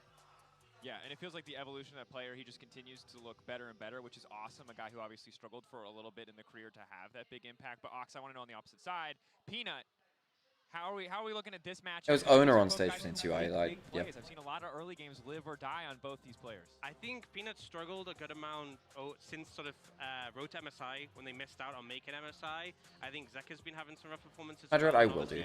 I will do that. that. Lives on the back of mid, so I got some ginger tea here. But I think this is definitely a matchup I'd favor towards Tarzan in current form. Yeah, makes a lot of sense, especially when you look at how well AL played at MSI. Obviously, a really big breakout performance. We know names in the West like BLG. AL weren't a team that we were familiar with, but that changed at MSI. They've had a great tournament. They got 3 times to the Silver Scrapes against GENG, against T1, and against GENG at EWC. And also, they beat HLE at EWC as well. Hey, thanks for the follow. Appreciate it. That is a fact. But actually, they struggled a lot in Split 3 and LPL. They went back to China and they got 2-4 for the beginning of the Split 3. Yeah, AL never really recovered after coming back from MSI. I think individual form was off. I think their drafts was off. I think their objective play was off. I think the whole of LPL has been bad at objective play. All I wanted to see was Warwick played one of these games. So curious how they'll play with him on what comp. So there is so G2 plays some Warwick top lane. Faker is God. Faker is wonderful. We are so lucky to have Faker as the best player in our game. That guy is great. The guy is such a fun player to watch. And he's a consummate professional as well. How great was 100 Thieves today? They were good. They were very good. But BLG's objective play was horrid. You know, we're getting close towards the draft now. I feel we've seen them at absolutely massive highs. First stand was a huge achievement for them. After that, we were first stand. Out so well. This is the team to beat for the year. And they continued that high up until BLG is a bit of a shock. So if you've watched BLG regionally, you've seen bits of this before. I didn't expect to see it versus 100 Thieves, but we did, we saw a lot of this objective play sadly regionally. It's not looking great. During playoffs, they did end up losing in the final to GENG, but we've seen a bit of resurgence in form. I think for me, the main character has really been Viper. There's been so many games where he's been that defining force.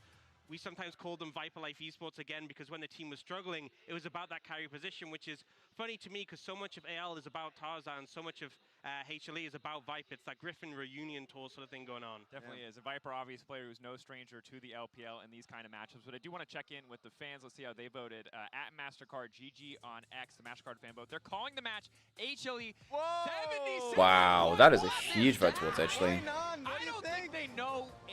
They just don't know AL yet. Yeah. Give them some time. Yes.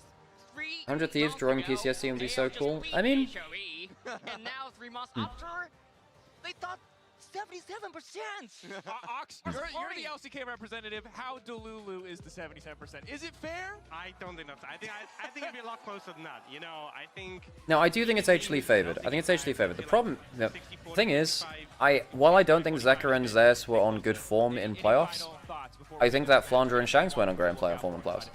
And I think on the form that they showed last, I think HLE win quite handily, actually.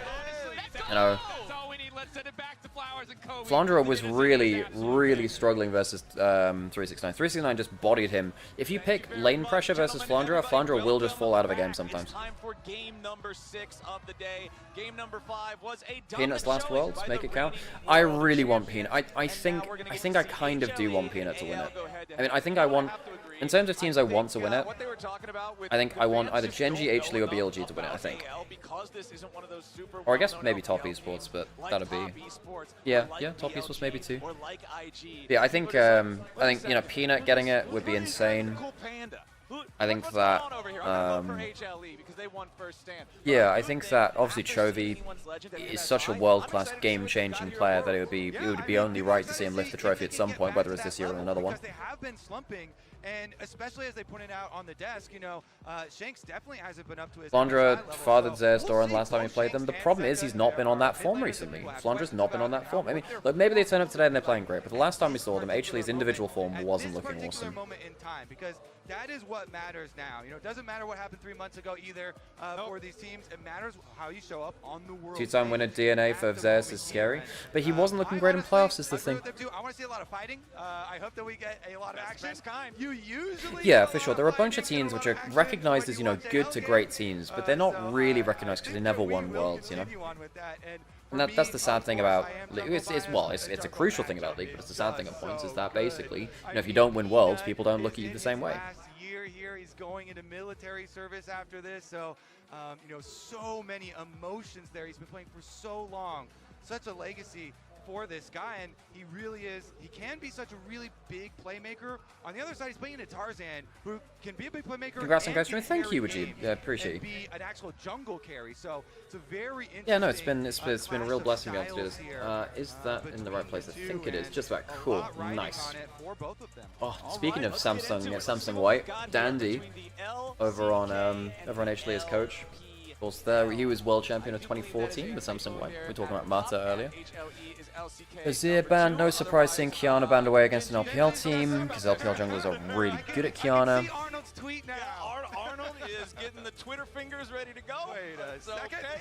We've got the Kiana, the Scion, and the Wukong. Then ended up on Echo Fox. Oh god, true, yeah.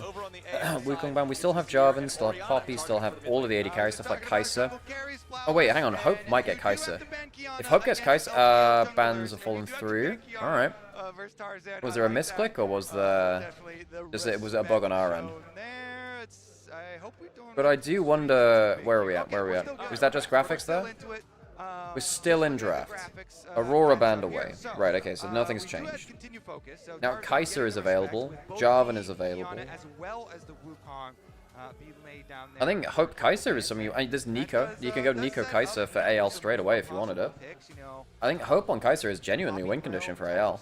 Best of ones are so much different from drafting, though, from the fearless best of fives that we have got. What's the first pick? What's the first pick? Let's get into it here as far as the power picks that are up. You know, you've got the Jarvan, you've got the normal. Jarvan first pick, right? I think you need to take Kai'Sa now, even though you're you are threatened by stuff like Zyra Khan, Lucian Braum. There are competitive bot lanes. I think don't you want Kai'Sa for Hope? Wukong's down, so you don't have that into the Jarvan. Really? I mean, Hope's Yunara is not bad. I just think that Kai'Sa is insanely valuable now for them. I guess Yunara's better lane dominance. I put him in that same kind of bucket as like Lee Sin or Haley, where I want to see you active early on the map. A full clear into a full clear, I'm not feeling Jarvan on that. I want to see some more creativity, and hopefully we'll get that out of Peanut. Over on the other side, though, Yunara, this is one of those bans that we're often seeing in the first six in a lot of these games. Not so much here in this one, so that means that AL is going to get to lock it first and foremost here for Hope. And I think calling for a modification of a player named play after another player's Hope too much. What does that mean? Because it puts a lot of pressure, level 1. Level 1 Yunara with the Q power, and then having Nico with Lee Sin was called a dandy. No, it wasn't called that. It was Insect. No. It was never called the dandy. It was always called the Insect. Gives you a lot of playmaking for later. So, when you want to fight Insect was the guy that did an All-Star 2013 or something, right? Do it. Get Kyle. Pretty sure it was never called that. Hanwha got this. I mean, I think HLE come in as favorites. So Nico in for AL. It gives you the lane dominance, but we did talk about the Kai'Sa. I guess they're happy playing that into it. I guess you can go Kai'Sa, Ral. Kai'Sa Ral is fine, I suppose. You could go Kai'Sa Nort. It's not awful into Nico. Xin Zhao on R3. I mean, that's true. And Tarzan is an insanely good Xin Zhao. We saw a lot of LeBlanc Prio at ASI. A lot of it. And obviously, Faker played it yesterday too. Instant Cassiopeia, though, answer fast. All right, Shanks Cassio. All right. Shanks Cassiopeia. Shanks has been a Cassio main for a long... Well, he's been a Cassio main for a long time. Not necessarily such a big counter anymore, but is still a very common answer pick here, and does give you a lot of AoE for the team fights here for AL. Why didn't AL pick Kai'Sa? I don't think they wanted to blind pick Kai'Sa because there are a couple of bot lanes which could scare you. I'm surprised though because Hope is a very good Kai'Sa player. You could have gone Kai'Sa Nico and survived through almost any lane. I think that you're still afraid of like Zyra Khan that way or Lucian Braum, but that's why they chose to pick the Yunara, because Yunara is much harder to counter in lane. Okay, Leona banned away from Delight. I mean, there's still Rel, Nautilus, Alistair, so I don't think there's like I don't know, I think there's a bunch of stuff which HLA still happy to pick as support. Pantheon ban incoming. Pantheon's not great right now. They gutted his jungle clear, so it's not great in best game 1 of a series. They probably ban. Well, Shinzao's gone. I mean, what other AD skirmishes are there? I don't think you want to go Lee Sin. I mean, Tarzan can literally play anything, so it is hard. They ban melee supports because they're very good with the Kai'Sa. Still, you not pick Zed jungle, you don't want to do that into the Jarvan. You do that into if you're gonna pick Zed jungle, you do it into the Trundle, and even then, you'd prefer to have Kiana than Zed. Didn't Panth get buffed? His jungle clear got nerfed heavily before this world, so his jungle clear is still really sucky. Delight is a huge liability.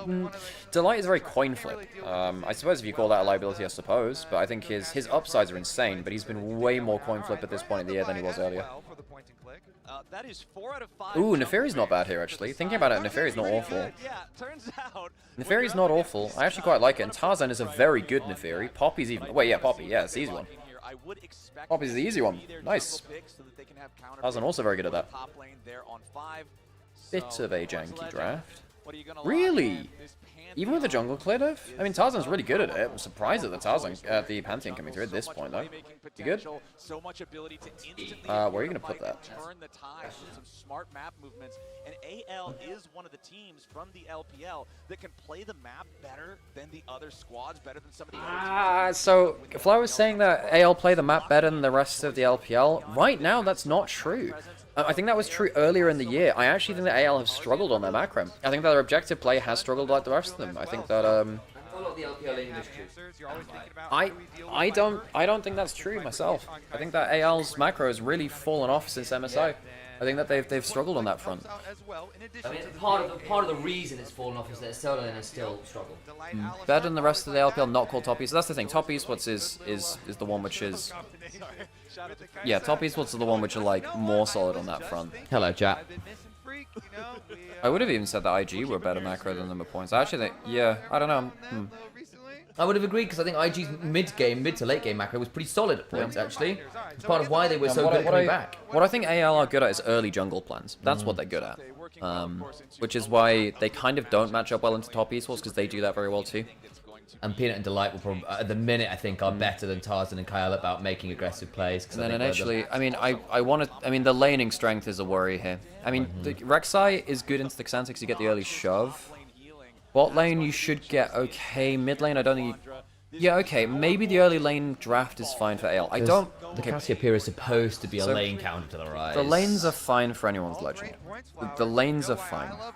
What does it mean in terms of actual combos, though? I mean, a flash headbutt pulverize is insanely bad for AL. High tack, high Vasu. I'm really quite worried for AL when it comes to, like, flash up team fights later in the game. I think it's pretty easy for Shanks and Hope to just get gutted, I think. Yeah. I think that a flash head pull from Light is game over. One more draft. I think Alistair is just ridiculously strong. Yeah. I just saw BLG 100 Thieves. What was that? BLG showing us who they truly are, you know? They showed us this regular season. They might ramp up over the course of things, but yeah. Which draft do you prefer? You're developing Rek'Sai PTSD. It does work, guys, but you've also then not got to. I'm trying. You've also then got to not just dive turrets without concern for your ways out on repeat from both of our allegedly best top laners. But if all of our top laners are like if Bin and the Shy both giga-inted, then. To deliver and I'm actually gonna go to the toilet just before the start, so I'm gonna go. We get that action out of our junglers, especially talking about how exciting this is. Peanut, a jungler who has been playing for so long, the dude who has wins with the most LCK teams of anybody. And this, we're talking about like the most difficult league to win. That's a pretty tall title to have. Very impressive stuff from him going up against Tarzan, who we've already lost the entire draft. Exactly. So, Shanks in general has had a relatively mediocre split. With him going to military service next year, so very important tournament here for him. Last one, the Legacy, an HLE. And the playoffs in particular the very disappointing loss to Weibo, the dismantling by Top Esports. All of these things should worry us. Going up against the likes of Zeka and Zeus, there is a real world here where Zeus, despite being on Cassante and allegedly not a carry, just mashes Flandre so hard that Cassante does Cassante things and we all cry a lot. And Peanut on Jarvan should also be quite scary. Tarzan with the global should theoretically be able to match the Rise or the Kai'Sa at least. And you've got decent lane matchups we've been chatting about for AL. I do think that post about 2 items, the Rise Kai'Sa with the Alistar is going to have an easier time of making plays that AL may have to overextend to make on their own end. So if they don't play out the lanes well, it can get a bit tricky. Viper will pull up the Taeyun swap, and again, I know Viper is on screen, but it is something that WE's bot lane in particular popularized in scrims. I know KT's coach Score was talking about that's where they picked it up from, how it spread to the LCK in general, so you can thank WE for this swap. And Viper, of course, has done some fantastic work with it for HLE, and again, finding ways to allow Viper to use his mechanical might early is good. In mid lane we go for HLE, and Shanks dead at level 2. He's flashing. Where are you going to go, Shanks? Hope. It's not Hope, it's Kyle.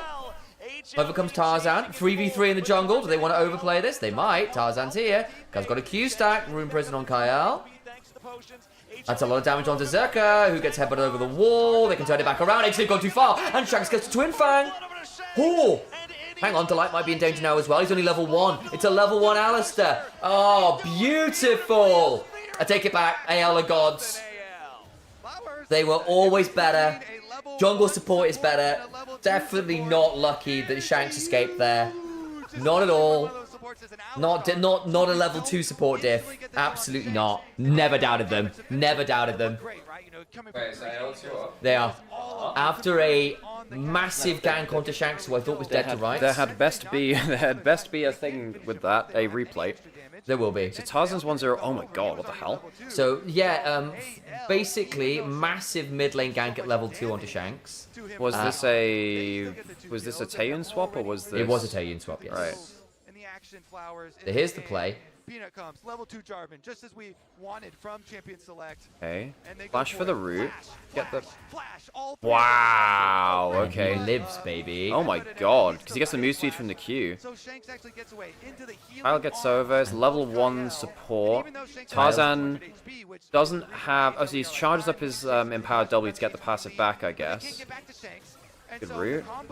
Gets himself to 3, flashes over, gets himself to passive again, and then he has the empowered Q there for the extra damage. Nice. Yeah.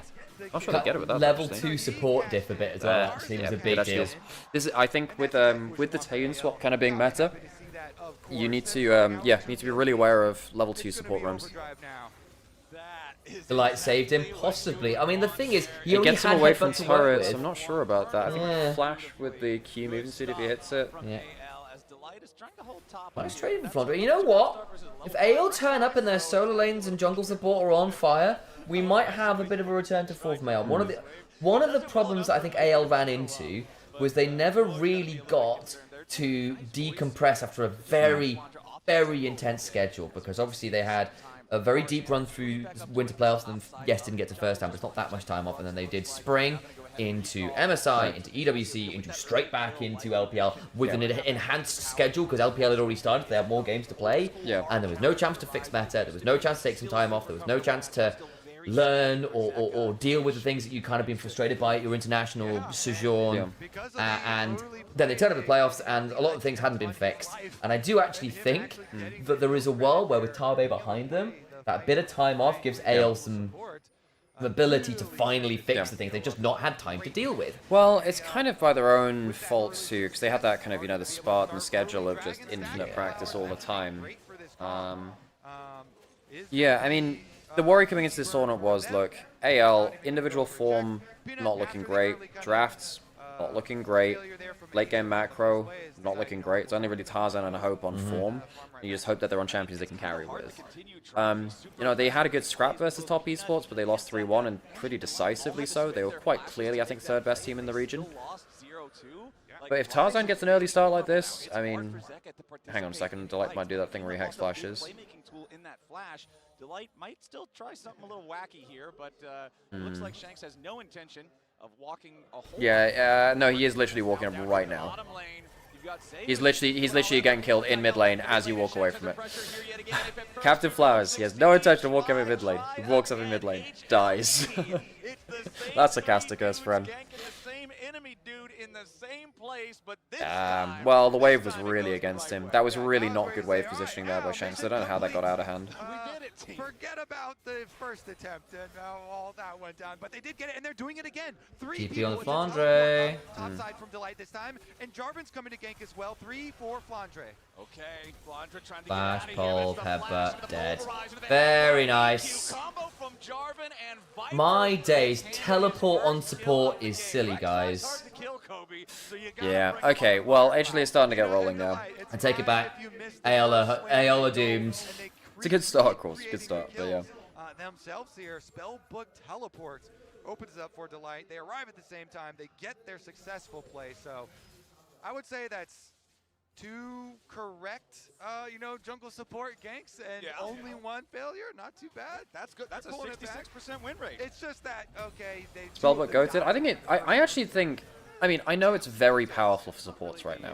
I actually think Spellbook support is pretty good for the game. Because it allows supports to be powerful through creativity in a way that doesn't require income. Yeah, and isn't just brawl. That is actually the gold standard for support. It's not just making them ridiculously tank. Because, like, if you've ever played against a tank support in ARAM, you know actually what happens when they have an actual income. They're ridiculously overbuffed to be actually able to play the game. Having Spellbook allows them to be creative and make plays, whilst not overstatting them, and I think that's in a fair way. I think it's in a fair way. LPL 0-3, I mean, I expected AL to lose this one. The only unexpected one for me was BLG, obviously. But then, IGT1, I mean, I somewhat expected T1 were favorites heading into that. I thought IG would give them a good fight. They did. But I think IG, I think they overperformed a lot of people's expectations. I hope that they come in with a bit of an international buff rather than a playoffs debuff. Yeah, and then, I mean, top esports later versus GT, that'll be a really interesting one, because I think they're actually quite similar teams. They can skirmish if they want, but realistically, they're more methodical. That's not bad, actually. He's going to die. Sam, what do you mean that's not bad? He just hex flashed into 3 people. 4AL. Sorry. That's not bad. Literally, was hex flash over the wall to 3 people, no ult. Sorry. That's not bad. Sorry, 4AL. 4AL. Sorry, I'm very biased today. My brother in Christ, an actual brother. What the fuck? Yeah, no, I meant 4AL. To clarify, that wasn't it. I was like, ooh, because it was. I saw the CC come. I was like, well, that's not bad to get the pick up onto Delight when he's level 5. You can deal with that. I grant you that with the you know how that sounds. Yeah, no, I do, and I recognise I could have phrased that a little better. God. You don't really want to see the replay, though. Okay. So, God. Anyways, we'll continue farming. Honestly, it's not like a crazy movement in the game or anything. Still fairly close here, so. Is still going to be Unsealed Spellbook recently got nerfed too. I mean, yeah, again, just going back to that again. I do actually think that for melee supports, Unsealed Spellbook, I think it's actually a little bit more healthy than Aftershock or Phase Rush. Because it allows you to play the game in a fun way, like you get to play the game in a fun way, but you have limited shots for each kind of play that you want. It's good realm up it. I mean, Flandre's dead, right? Got interrupted out of the tunnel. He dead. You don't have to flash. Can they turn around? Here comes the TPs. How much time can they buy? Not a lot. Okay. Okay, Peanut flashes. That's the only extra cost, really. And a heal from Delight. Overload plays are farming kills. Yeah, the speed of that one was... Viper getting a lot of the early kills as well is very good for HLE. And starting the realm warp, stealing away Raptors right before they go for it. Nicely done from HLE.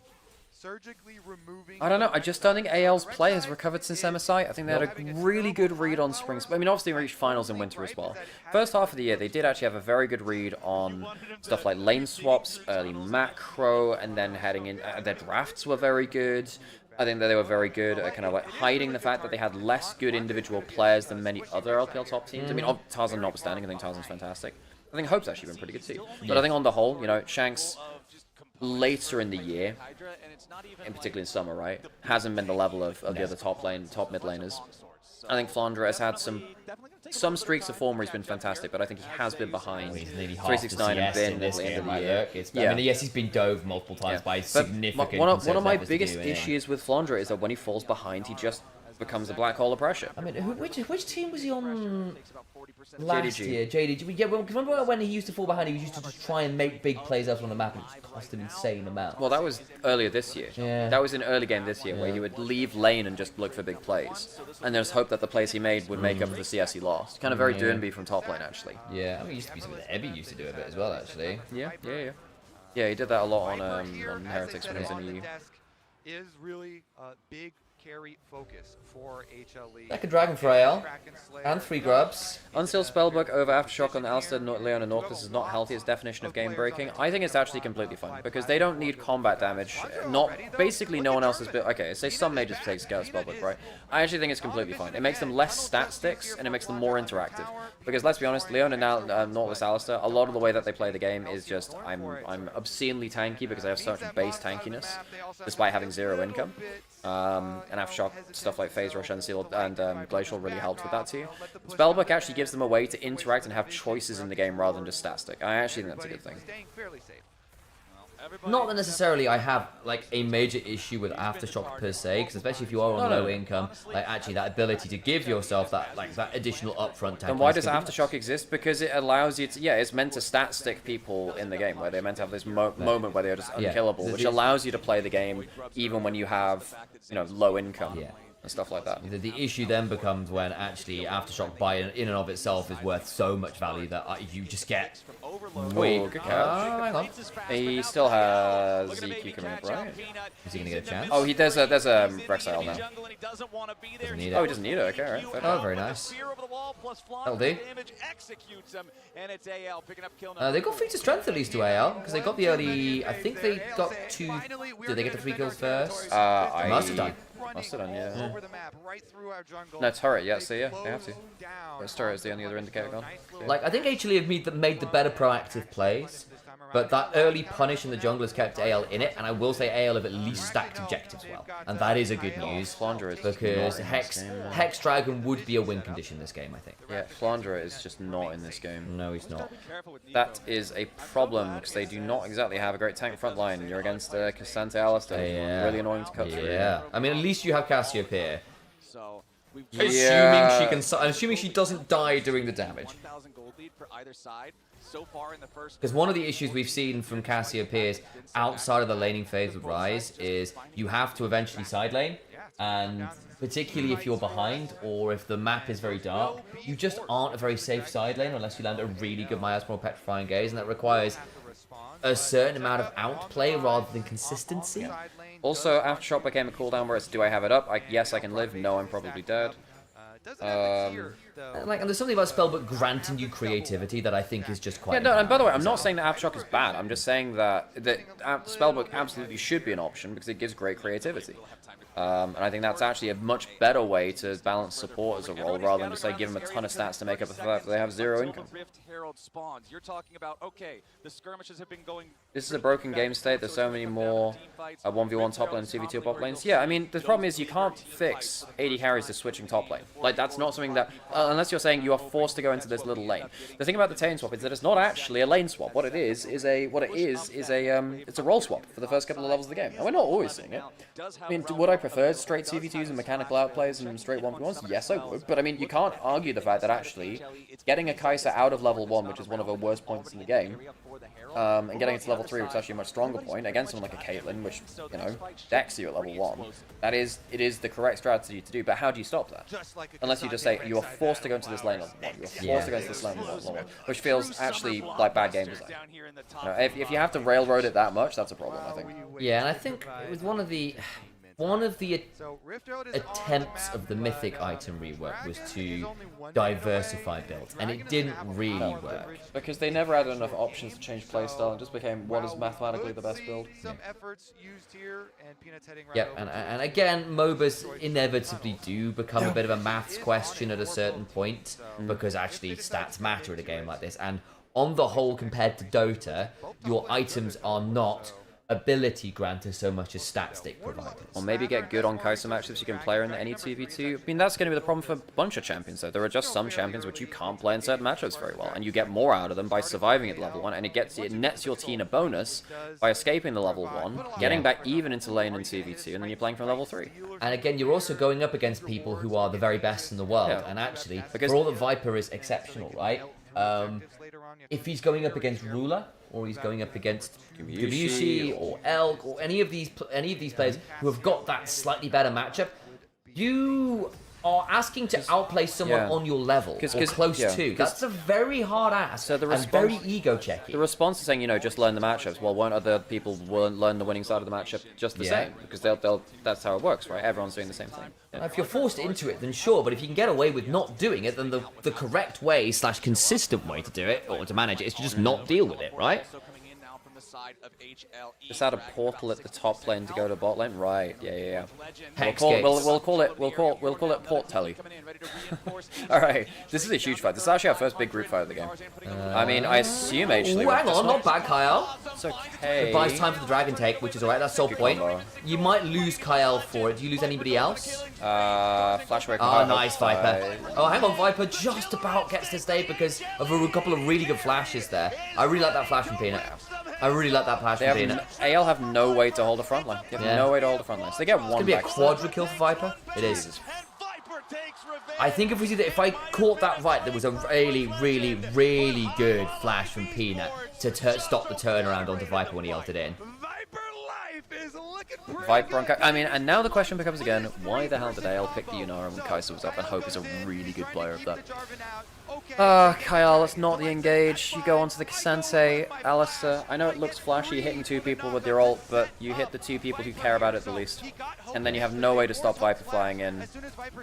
And, yeah, I mean, Zez, Peanut both have damage up, so there's 3 people onto him. Yunara is not great when she's getting dove onto like this, really, especially without any help. I think the thought process with Kyle's ult was it was basically timed with Tarzan going for the smite secure. So they did secure the dragon, and that prevented Peanut from getting to smite range.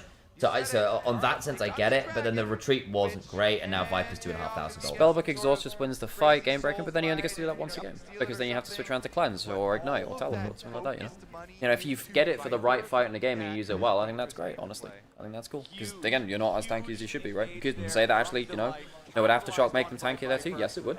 It's not like there are other runes which can't do similar things, but the creativity and the choice in it is better game design, saying actually you get to choose your points of power, right? And I'm generally for more. Worth the soul point? No. Quadra kill to a Kai'Sa? That is what breaks the spine of this game, I mean, isn't it? if AL can get the next dragon, then maybe you can justify it. But you have got to deal with the Kai'Sa, and you have got some tools to do it. Miasma's pretty good. You've got the Nico, Pantheon, Rek'Sai kind of just perma-CC them. But I do think HLE, with the fact they've got dive buddies, like pretty much everyone can dive with Viper, will have ways to keep this Kai'Sa ahead of curve and safe, right? I'm not going to blame AL for looking for the soul point. I'm not necessarily going to mess with Kyle too much for trying to use the ult to buy space for the smite secure. I am going to say they just retreated really poorly, and I think you could have just decided to give up a couple people and not try and fight your way out of it, rather than give you a quadra kill over to Viper, who is now probably unstoppable. She was gonna go down earlier, so give her a little bit more of a scenic route towards death. The meta where first blood was in like 20 minutes. Yeah. Oh, God. I think season 7 was probably my least favorite meta. It was not. It was like everything about, well, AD carry is the main character, everyone else is making them, yeah, good. Yeah. If anyone's legend can secure it. Everyone else is a side character, really. On the clock till that spawns and Otacon alive. I don't know. Maybe we'll see an Otacon fight instead. Well, we'll see about the setup first. Peanut going to start that vision work. Of course, the light would, even though Hex Flash is great for Alistar, you of course would love your real flash, as we saw in the last fight. It allows you to do stuff like the headbutt into Flash Pulve. I have Ruler as my Penta. I mean, Gala could have been it if he made it through. The Prince of Pentas. Yeah. I'm trying to think of who I put on for it, actually. I don't know who was most likely to get a pentakill. I think I went Ruler, because I thought Zeri's in meta enough that he might get it. I can't remember. I expected Gen G to go far Ruler's if they a play good enough games. Any AD carry on a top team is a good choice, basically. Yeah, like AD carries are more likely to get it, right? Yeah, by a fairly significant margin, actually, as well. Yeah, AD carries just have the most consistent DPS, right? Rod of Ages attacks is in. Right, Hope's here. Does not have flash. Delight doesn't either. Tarzan can get in. That's a very good angle from flip Zez. in favor of AL. Isn't Hope just Oh, Viper is horrifying, yeah. I don't like Yunara, man. I don't like Yunara Prio. They did kill the Kaiser. Hang on, at Shanks least. is actually doing alright here. Yeah, and they just killed the Kaiser. And Kyle's still here. And Tarzan's doing quite a lot of work. That's not a bad Shanks is now up, Shanks Shanks is now up. Good ult. Petrified Gaze! Petrified Gaze! Shanks might go! Oh my god. Holy crap. So they lose the objective but win the fight. Into Khan. Into Khan. Into Khan. Up against the wall. They're going to be able to get the Otacon. Let's look at how it started out. Because you look at the top side of the fight. Zeus here goes right onto Hope. And Viper's going to follow him up. They actually get so Oh, let's go into Khan. Oh my god. I just made a tweet about how AL are also included and LPL are bad at objectives as well. I've cursed them from the other side of Twitter. Damn, Shanks just pops off, man. Up to the top side. He takes down the Fed Kaisa. The point and click. I mean, they dove onto the Yunara. How do they win this without an AD carry? I mean, I guess Kaisa dies too quick. Tarzan just blasts him, I suppose. After dealing with the other side of the fight, wraps around. How do you spell Kubla? Oh, I'm not sure with a K-U-B-L-A, isn't it? Off of the play that Tarzan had started there. Yeah, I just don't think there's any more to it. Here they go. Kubla. It was the objectives for AL. Wait, Zeka just built an Archangels with 0 stacks here at 20 minutes into the game. Wait, he's still stacking. Wait, hang on a second. Did he forgot to build tier? He forgot to build tier. Zeka forgot to build tier, folks. Oh, dumbass. Zeka. That might actually be really problematic. You should have tier stacked at this point. Zeka forgot to build tier, folks. Oh my god, what the hell? That's ridiculous. Hang on, that's actually game changing. What the hell? Alright, Dragon's up now. AL have a chance to play for Soul. Viper's doing decent damage with W.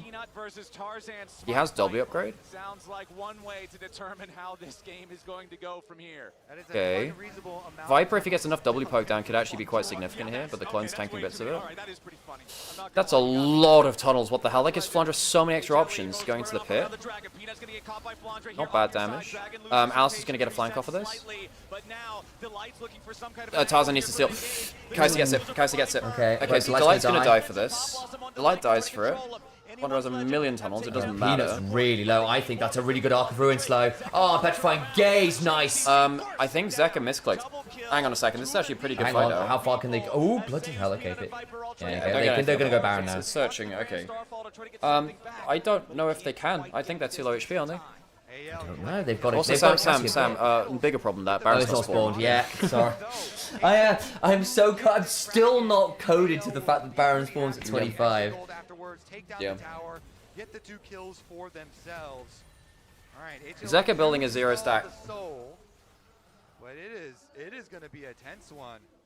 Once again, grabbing that kill on Delight, taking down Zeka here through the chase as well. Oh man, that is horrific. I can't believe that Zeka built a 0 stack Seraphs. That's actually genuinely game changing. What is it? 307? What's the conversion? Is it 360? I forget the actual. It's not game lazy. He should have a Seraphs by now, and now he's going to delay his Seraphs by about like 5 to 10 minutes, which means he won't have the AP scaling, the mana to AP scaling. He won't have the shield from it. It is the Rod of Ages Seraph stack is absolutely insanely as Baron powerful. spawns as well. Like they will know, and they can definitely force around Baron where the Rise is just not useful. It's game changing that because you get so much power from both activation and it gives you a spike at the point where they both completed, which you've now missed.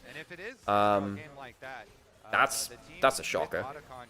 Like, it's really not... Like, again, they may still win because Viper's really strong, but the fact that Zeka has actually messed up on a very significant and very fundamentally, like, that's not something that's, like, your mechanical misplay. That's just really poor decision-making and, like, under pressure that you can't do at this level. Time to check all of his backs where he bought an Amptome and not a tier. I mean, I'm not going to go back and check that right now. Hang on, starting Baron. I mean, it's pretty much on spawn. It is. Rek'Sai's bot lane has TP. I mean, this is just steal angle, isn't it? This is just on a freaking Baron steal angle. Oh, he's going to be too late. It's going to be too late. Or is he? Or is he? Shitting hell. It's a little bit late. Okay. Shanks isn't doing any DPS yet. He finally gets some. He's getting Okay, jumped on. That's Viper. So Shanks is dead. Oh. And that's a really good flash shot from Zeus. It is. There you go. Flandre might kill Viper. No, he doesn't. Oh! Hang on, Tarzan's doing some work. Triple. I mean, it's 2v2 now at the end, right? I can't do it. Holy moly. Well, Kai'Sa diff. Yeah, Kai'Sa diff. That was really well played from Zeus to flash ult to get the peel in there too, actually. Yeah, needed it. They can immediately push. That is the two solo laners. Zeka, they can. Oh, sorry, it's a 3v2 though. Was it 3v2? I think it was 3v2 at the end. Yeah. My bad. No, it was 2v2. I'm Yeah. Flandre just about took Viper with him. Actually, very good to get onto Shanks as well. Yeah. Yeah, the flash Cassante ult saves this, I think. It's like, okay, so what happens here? I mean, Shanks starts damaging Delight. That doesn't matter, really. Great EQ, ult's already down, so you can't stun the second follow-up. Viper just goes absolutely mad. The flash here to stop Hope from auto-attacking on Yunara is really important. I think, if I got that right, and I'd need to go look at that again, I think Shanks managed Petrifying Gaze Viper mid-ult, but immediate cleanse on the far end meant that he still just basically got to Q immediately anyway. I think he was out of range when it was cast, so I don't Because I think it was mid-flight that he cast it. I think he did that reactivate. So I'm not sure whether he just cleansed the poison, or whether it was Petrifying Gaze mid-flight and then immediate cleanse on land. No, it's way after. Yeah, it's way after. It's way Okay, after. I can see what Shanks was almost attempting to do. Cleanses now, so he's already cleansed already. Okay, yeah, and then he was just So no, it's not. It is not. Yeah, it's not. That's right. I thought it was potentially a cooler play than it was. Yeah. We've still got Dragon in a minute, so I don't know actually how much HLE will get to shove here. They have to fight the Dragon. I don't know, man. AL got saved by an int Atakan, but besides that, again, like, they're not fantastic at taking areas of space and controlling it. Yeah, they're not. They like to retake pits, and this is not even a fantastic retake team. I mean, 5k down at 80 carry, Hope has been blasted. I don't get why they didn't pick the Kai'Sa. I mean, I kind of do, but I think you just pick Kai'Sa Nico instead of Yunara Nico. I think this is better for your players. Yeah. And I think that Yunara is a massive... I think they are an overrated champion. I think Yunara is not the level they were before. I think we will see Prior drop off unless you want it for lane dominance. But even then, I think there are more lane dominant bot lanes. I think you can go Caitlyn. I think Caitlyn's fine. I think Ashe will be played a bit more too. I wonder where Corki ends up in the best of. It'll be in best of. There has to be a better champion that works similar to Rek'Sai with sustain. I think Rek'Sai is fine. I just think that it's been blasted early in the games that we saw, right? I mean, and we saw what happened with the Shy playing it yesterday. I was doing very well until that died. Yeah, and then even Bin was doing fine the 1v1 until he just bloody inted it under the turret. Yeah, they were. Yeah. Basically, Rek'Sai. If you gank the Rek'Sai on repeat, then obviously Rek'Sai is not going to be Rek'Sai, which needs to play from an advantage.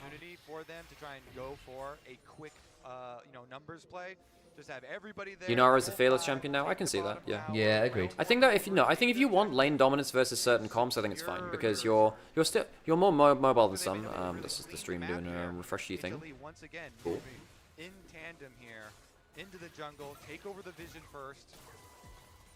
Well, one thing that I'm also looking at here, my friend, double Zhonya's hourglass. Viper. The two carries. The Viper's going just man mode, man. I feel like this item is Viper's very good at League of Legends. He's very good at League of Legends. Because of the fact that one of Cassiopeia's biggest tools is grounding you through the miasma. I think Tarzan still had a good game though, by the way. He's still 2k up on Peanut. Yeah, Tarzan's played pretty well here. But this is the problem. Like, I think that, Flandra's been blasted a bit. I think Tarzan's been good. Kyle's been whatever. I know he's 3-1 and 10, but he's not been like the difference maker. And I think like, for instance, the ult in the Dragon fight. 2 fight. What? Sorry, yeah, I can yeah, that was fine. But again, I would say that's more Shanks than him. But like, for instance, the Dragon fight where he hits like the Alistair and the Cassante with the ult, it looks flashy in the moment. You go, ooh, knock up, and yeah, like that one. I guess personally, I had less issue with that one considering what it was aiming to do, which was to buy time for the smite for the Dragon, which it did. But then the whole hey Jonas, good to see you by the way. Hello, hello. We're enjoying some, we're enjoying the LPL downfall, I guess.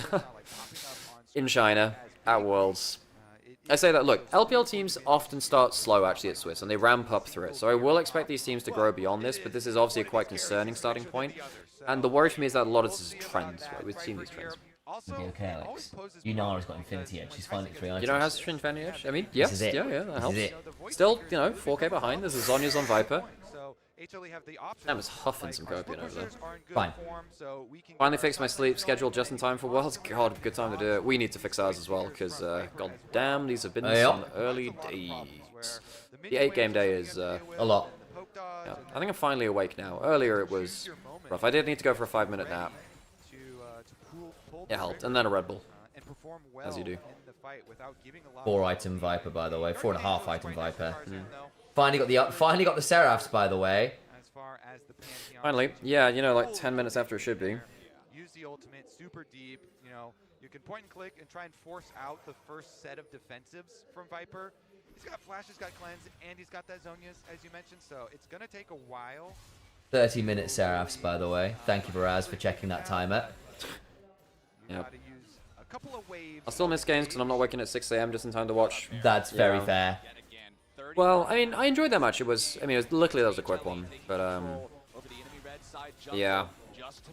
Oh, well, I don't think they're making it out of this one. Not going to lie. I mean, maybe they get a freak pick on something. It's just very hard to deal with. Vipers. Here's 3.5 items. If you can get through a lot of Twin Fangs, maybe. I don't think that deals with Viper's Kai'Sa, does it? Unless you petrify and gaze in a dream, yeah. He has Cleanse, Zonya's. Yeah. That makes it very Miasma. Look, I'm not saying, look, if the keyboard disconnects at the worst possible moment, sure. But in any, like, the thing I get when I talk about the games like this is I'm talking about like reasonable scenarios, and I clear them first, and then it comes into the unreasonable scenarios. Well, okay, well, you know, someone flashes into the ult while their cleanse is down or whatever, right? They pull a cream Kai'Sa ult. Oh yeah, the Fly into the Sunday. Oh yeah, National Fly into the Sunday, which is when Cream on Kai'Sa mid flew into. Oh, hang on, actually this is not bad for AL. Oh no, Shanks in the best. Hang on, wait, Kyle. Zeki's gone golden. That's Viper's still actually really not bad. This is not bad for AL actually. That was really good. Viper's had to back away. That's spot Where's Flandra? Hang on, wait, we can ult in. Huh? Holy crap! How did they manage that? So you know we talk about the recent. You know when I think he tried to ult to try and catch out a. Hang on, Flandra, does he still have? Hang on, he has flash. If he gets any closer, he can get. Hang on, he's stopping recalls. Holy moly. So we just talk about unreasonable, blah blah blah. You're absolutely right, Sam. I was actually completely in sync. Turns out a late game Cassiopeia is a late game Cassiopeia. Fair play, Sam. Fair play. Sam called it. Sam called it. Sam called it. Fair play. Fair play. Oh, shut up. Sam did just say, oh, well, you know, load of Twin Fangs. And I was like, well, you know, doesn't Viper just kill them all? Turns out Viper did not kill them all. I think that, you know what? I think the biggest mistake there was the front line of HLE. I think that... Yeah. Kyle managed to buy up a load of space. Shanks went golden on Viper's ult, so Viper got no value. No, so I think it was the Miasma and Zeus Delight not being in the right... And they were kind of stacked together, not doing dual front line. This is... Wait, that's... That is Kyle, right? Oh my god, yes, Kyle! Are you kidding me? Oh, Viper's now at half. Viper's at half X-Slow. Oh, first triple knock-up from Flandre. What have I just watched? Hang on, we might int it yet. Shanks isn't here. Flandre doesn't get to get the ult. Shanks is here now, and they have Hexal. Viper gets knocked up. Hang on, they're gonna murder him. They're gonna murder him. Flandre. No. Tarzan still has GA. Yeah, so it's fine. They got him. That's what I'm saying. They're gonna murder them all. How the hell has that just happened? They just got Hexal. I never doubted them. You know we were talking about the reasonable, and then Sam. This is what I mean when it's the unreasonable. Yeah. This is very reasonable. Oh Jesus Christ! Go on, Kyle. You earned it. Oh. Give it to Kyle. Jesus Christ. He was having like a pretty bad game before that too. Man, he's actually picked up Abyssal Mask, by the way, to increase Shanks' damage. And Junara as well, because she does a lot of damage on crit. Really, it's just making him more tanky, whilst also his ult does a little bit more too. Realistically, it's also making sure he survives the engage. I'm surprised it's not as Zonya's. But doesn't it shred for Junara and Cass? Junara doesn't do that much damage. Because she gets it on crit, doesn't she? Yeah, a little bit. It's not crazy. 40%. I thought it was like a pretty nutty number. I thought it wasn't that because it's AP scaling and you don't build any AP in the UNR. Well, maybe not. I'm trying to see what it is. I thought they did quite a Sam, lot. you did doubt the shit out of them. You did a bit. You did a bit. You did a bit. Yeah. Holy shit! How do they manage that? Now they probably win this game. Somehow they probably win this game. That's ridiculous. How the hell does this work? Because AL have not been good around late game objectives for like the entire split. Fucking hell, Tabe popping off. Okay, I gotta go close the door if we're gonna be screaming like that.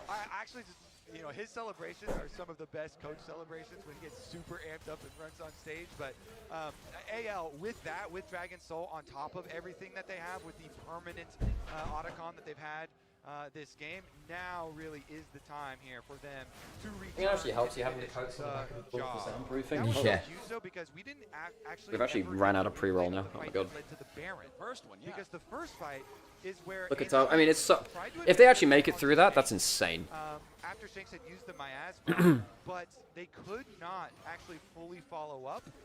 I mean, there's still room to throw it, but with Hex Soul, with Cassiopeia, with the Zhonyas, that's some damn fine damage and protection they have now.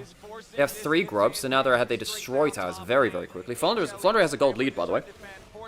Is this game the closest so far? Yeah. Yes. Yeah, it has been. And I'm glad that we've gotten LPL actually able to throw some punches. Like, this is not a good game from AL. There have been good moments. I actually think, like, for all we haven't seen the best ults from Kyle, I actually think Kyle in general has made the right moves on the Nico. I mean, besides that dragon fight where he's ulting the front line instead of... And even then, I wasn't as bothered as you were. You know, like, whatever. But that's a split of opinion, which is like, and I get where Alex is coming from, right? Because it wasn't a game. It wasn't like a team fight winning Nico. It was this Nico ult buys me space to get a smite. This is the most fun game so far. Absolutely, it is. Yeah. Quite the banger already. Oh. HLE are still capable of winning this. Jack show now on the on the Rex side? Yeah. And I actually think the Pantheon's gotten to a point now where he does actually hurt a number of these people. Sam, he's been doing that for a while. He has been like 2K up the entire Yeah, he has. Peanut. I actually think Spirit Visage is actually quite smart here as well. Because it's an half AP Kai'Sa and the Rise. It gives you more healing from Conqueror as well. What? No, from Thunder Sky. Oh yeah, true that. From Conqueror's whatever. It does also increase the shield from your Merc Treads as well. The upgraded Merc Treads. You don't have that much healing across the team, it's a little bit, but... I mean, Kai'Sa's converted over to quite heavily AP now as well, so... I've voiced that. I mean, Viper is going to do some unreal damage. Oh, yeah. Yeah, he's still an 11 kill. I mean, like, there is a chance that HLE actually just play around poke Kai'Sa and win Elder Dragon off of that. This is still actually a winnable game for HLE, I mean, even against Hex Hex Soul hurts. It does, but, I mean, Kai'Sa does just outrange the entire team. But, let's be real. We all know Kai'Sas are going to hit the ult button at some point. Yeah. And at which point they fly and immediately get slowed and go, oh god, I can't dance around anymore. Rise also doesn't really get that option. I think the only misplay was Tarzan ulting late at Baron, but then again, it's a timing thing. Yeah. Tarzan's actually been playing pretty damn well. Pretty well, Which is, I rated Tarzan very highly on my World's Top 20. Like, I had Kanavi just over Tarzan, but I would not, I don't... Same. I have no issue with people putting Tarzan over Kanavi. Yeah, because I think there's caveats for Tarzan having the worst team on form compared to Kanavi. And it's a little bit about what you value in a jungler, right, as well, or just in a player in general.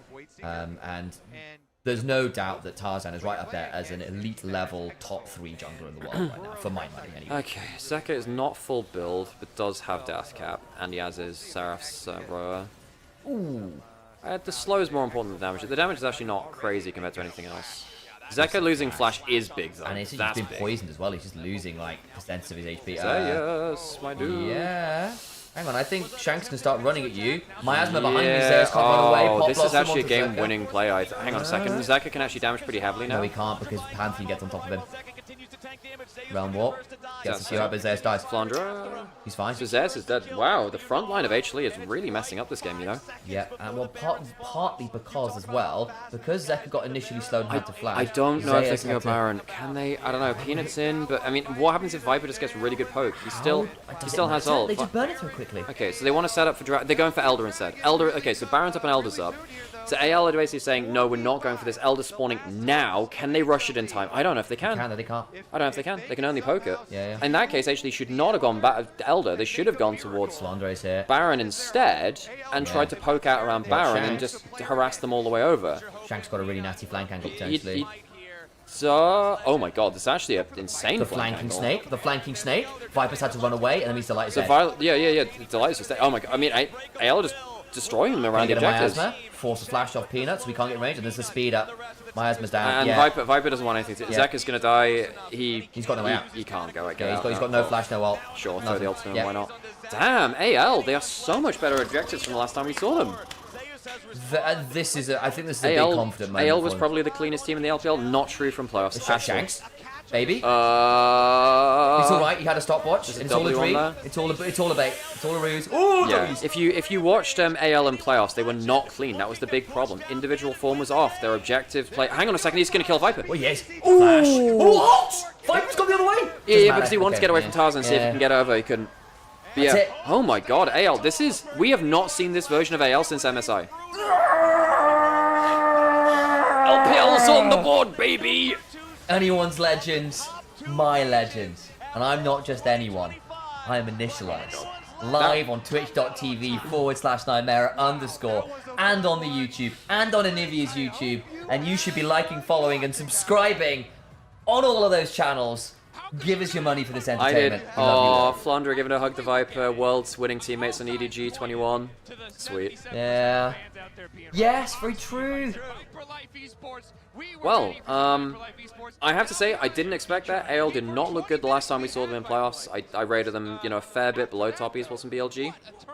Damn. What the heck is that new introduction? Actually, literally lost because Zeka didn't buy a tier. Crazy mistake to make it this level. Called Dom. Huh? Dom saying he blames the loss on the tier. I mean, it definitely hurt that they couldn't spike harder on it definitely didn't help. But I also think the front line of HLE was just not good. I think Delight and Zeus were constantly not in the right spot compared to their backline and what they wanted to do. Yeah, agreed. Agreed. Yeah, Gunnar, it's a little sad, but hey, we get to co-stream and that's really, really cool. And I'm very, very happy with that. And for those who can, please do consider supporting us. Yes. Because that way we can get paid for doing this, which matters. For those who can help. Well, there were definitely some struggles there from AL. Definitely some struggles. I am waiting to see the damage charts. Do you want to talk your talk? From smug to hatred. I got a little quiz for you guys. Okay, I'm ready. Okay, right. The first teamfight AL would have won and wouldn't have happened if Zeka had Zeus. Maybe AP, obviously. AP's a good one, something else? Ability haste. That's good too, but maybe a third thing. Mana. Oh my god, they're gonna flame the hell out of him. Well, he got Rod of Ages. Rod of Ages, get that. Anything else that come to mind? Maybe a little bit of... What's that? When you... Are you saying after the result? Oh my god, Orcs. He's gotten so much more confident at these kind of like playing the straight man pseudo. It's just brilliant. Didn't help out. And especially this composition where you had like two major threats, the Ryze and the Kai'Sa. Yeah. And the Ryze didn't have his items, so... Dude, Orcs is selling this so well, actually. He is! Orcs when he goes full sarcasm mode is wonderful. I think the best Alistair we've seen this tournament. It's why I like him and Atlas together. I don't rate Chovy at all, Robotic. No, nah, you don't watch the same game. Like, look here, the front line gets eviscerated. I actually think Zeus and Delight had and Peanut. Yeah. I mean, actually, okay, I'm not gonna lie, it's pretty much everyone but Viper. Viper's having a great game. Oh my god, Sam, he's 11 out of their 13 kills, man. Oh, he is. Yeah, he went 11-4. In fairness, he was 11-2 and then just died twice and the game ends. But like, who's G2 playing top esports? Which should be a fun one. But I also think Flandre did such insane work, just being a menace. And you see Delight trying to peel for Viper. But the Rek'Sai is so tanky, able to buy so much time with the ultimate. And I wouldn't consider Robotic an insult, for the record, and towards Chovy as well. Like, I get that a team like GENG that have been so ridiculously good at winning, sort of they earn a certain amount of hate by people just being tired of them being better than the teams they support and love, and like consistently winning and it being a little bit boring that way. And actually, in fairness to GENG, they don't always play the most exciting League of Legends all the time because they choke you out. But I will recall similar statements about SKT in seasons 5 and 6. Where they were quite similarly incredibly oppressive and choking and controlling. And if you can't appreciate the level of DPS, and I think in general intensely high skill cap consistency from Chovy. I don't know what to tell you. You might not enjoy it. You might find other players more enjoyable, and that's fine. You know, like, there are players who I enjoy watching, but who are perhaps a bit more with a bit more flair sometimes, who do go for more bravado plays. But to use that as an excuse to say that Chovy's not a good player, I think personally is the wrong term. And I would also argue, I think Chovy is also a player with a lot of bravado. If you look back to that series where he's on the Victor versus T1 way back at the beginning of the year, and he's in a 1v3 to win game 5 or game the third game, yeah. And it's just like the most insane turnaround plays at the back end in the base to stop T1 ending the game. Like, the guy's got it. Just not fun to look. No, Chovy's gameplay is really fun to look at. If you watch Chovy's team fights, the guy's insane. The guy's insane. Talk about top esports of G2 after the break. Don't go anywhere. I don't think GENG can be compared in that regard to SKT. I think you can do from season 5-6. That's season 5-6. I think season 5. I'm talking 10 years ago. Yeah, we're talking like this is the SKT from 10 years ago. We're actually the modern iteration of T1 is very different from the glory years of SKT and you know, the previous multi-year winning one. Where actually SKT were actually a much more slow, methodical team which would rely on big team fights in their laning phase, which is actually exactly how GENG plays. So. And one of the scary things about SKT was even if you beat them in the laning phase, you then had to deal with the fact that they were never out of the game. So like that famous Faker Shockwave will find them all was when they were 10,000 gold down against EDG. Yeah, talking about GENG being international chokers, blah blah blah. I mean, they did just win two back. They've won back-to-back MSIs, which is the second team to ever do that ever. And they did get to semi-finals last year against T1 in Worlds, and obviously T1 at Worlds is a very big thing. I mean, GENG have underperformed at Worlds. That's not an incorrect thing to say. But I think GENG have actually been better than some people have given credit for. And particularly, I think it's because people underrate MSI performances. Because I think MSI, ever since the change to double elimination, has become a very prestigious tournament. Yeah, a very prestigious. No, winning I'm pretty sure T1 have never won a double elimination tournament. Ever, actually. They've not won an LCK. They've not won an MSI. Not double elim, so no. They've actually never won a double elim tournament. GENG have done a lot better in that format. Yeah, I'm trying to think what other ones, because like when they won MSI, it wasn't. Worlds isn't. EWC isn't. So like, there's like nothing. No, whatever level tournament. When they went. Did they ever win an IEM? Who? IEM, like one of the old Intel Extreme Masters. They weren't double M either. No, they weren't either. So yeah. Double M has not been in many It's not been in many tournaments up until last year or two. Well, it really came through in like 23, right, with MSI 23. Did I miss any banger series? Or was KT the best game today? This one that just happened was really fun. This one was really good. T1 FlyQuest was also fun, but a little more one. Yeah, T1 FlyQuest was FlyQuest did a decent job of throwing some punches from behind, but it felt like T1 were in control pretty much all the time. I think FlyQuest, credit to them, did enough to tried to meet the prerequisites for a comeback, if that makes sense. Like, actually, they did get far more to the rise in the mid game to get towards the death cap. They did manage to get Bwippo some fairly decent 1v1s versus Guma as the Mordekaiser to find his way back in. Like, there were moments we went, okay, that's enough to stop the game completely falling out of reach. But it was just like, it's that little bit of hope that kills you guys. Like the last double elimination tournament before the MSI change was won by Team WWE, damn. Oh, wow. Risham Isaiah. Was that like IPL? Was that IPL 5? Like in the very early days, yeah. Oh, wow. Because that really changed around season, it kind of ended in 2013, right? G2 Top Esport. Oh, yeah, true. IPL 5, right? Oh, I need to get some food.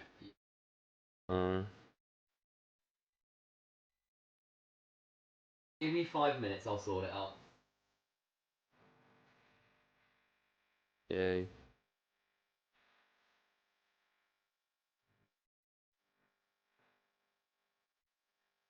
I deliberately selected other side of it.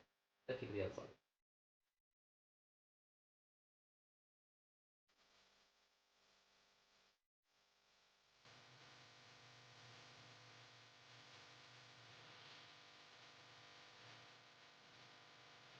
Best game was BLG getting whooped by 100 Thieves. I mean, it's a very notable game. That's probably the most notable game from today, right? I mean, but actually no, probably this one's still more important.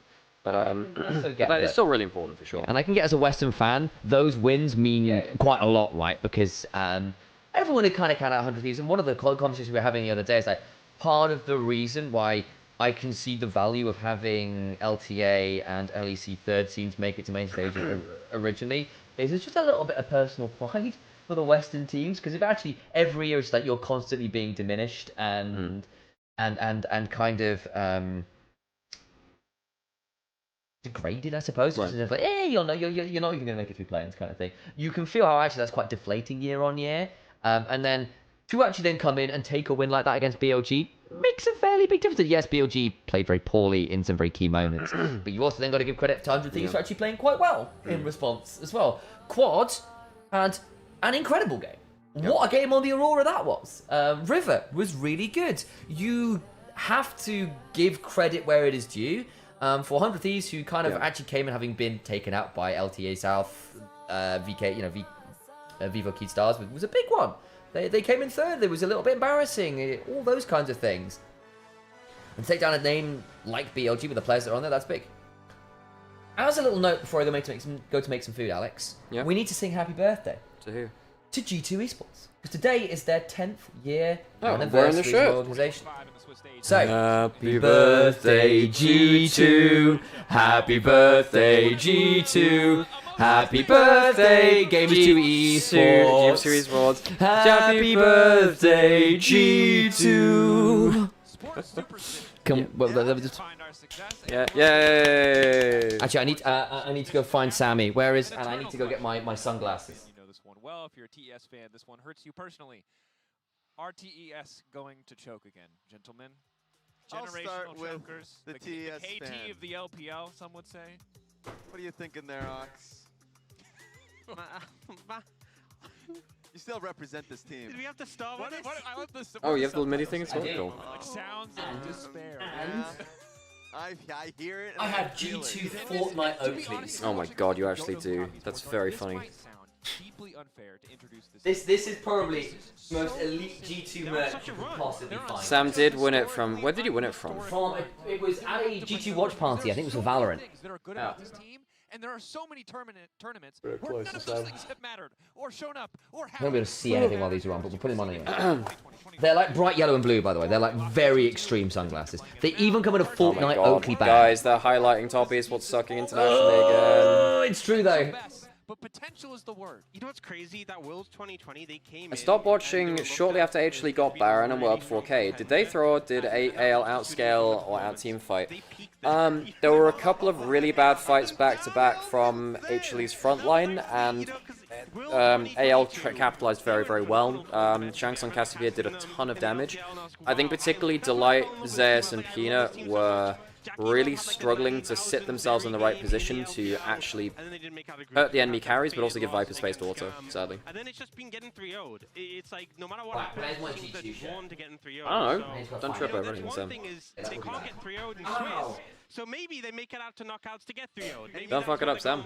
Ow! Even just the topic of TES tilts the hell out of, like, for instance, Emily, like, she always, the moment you mention the name, is like, I hate talking about this team because you always want to be able to come out and advocate. It's like, they have such a Okay, should be in draft soon. Get to watch that in the LPL.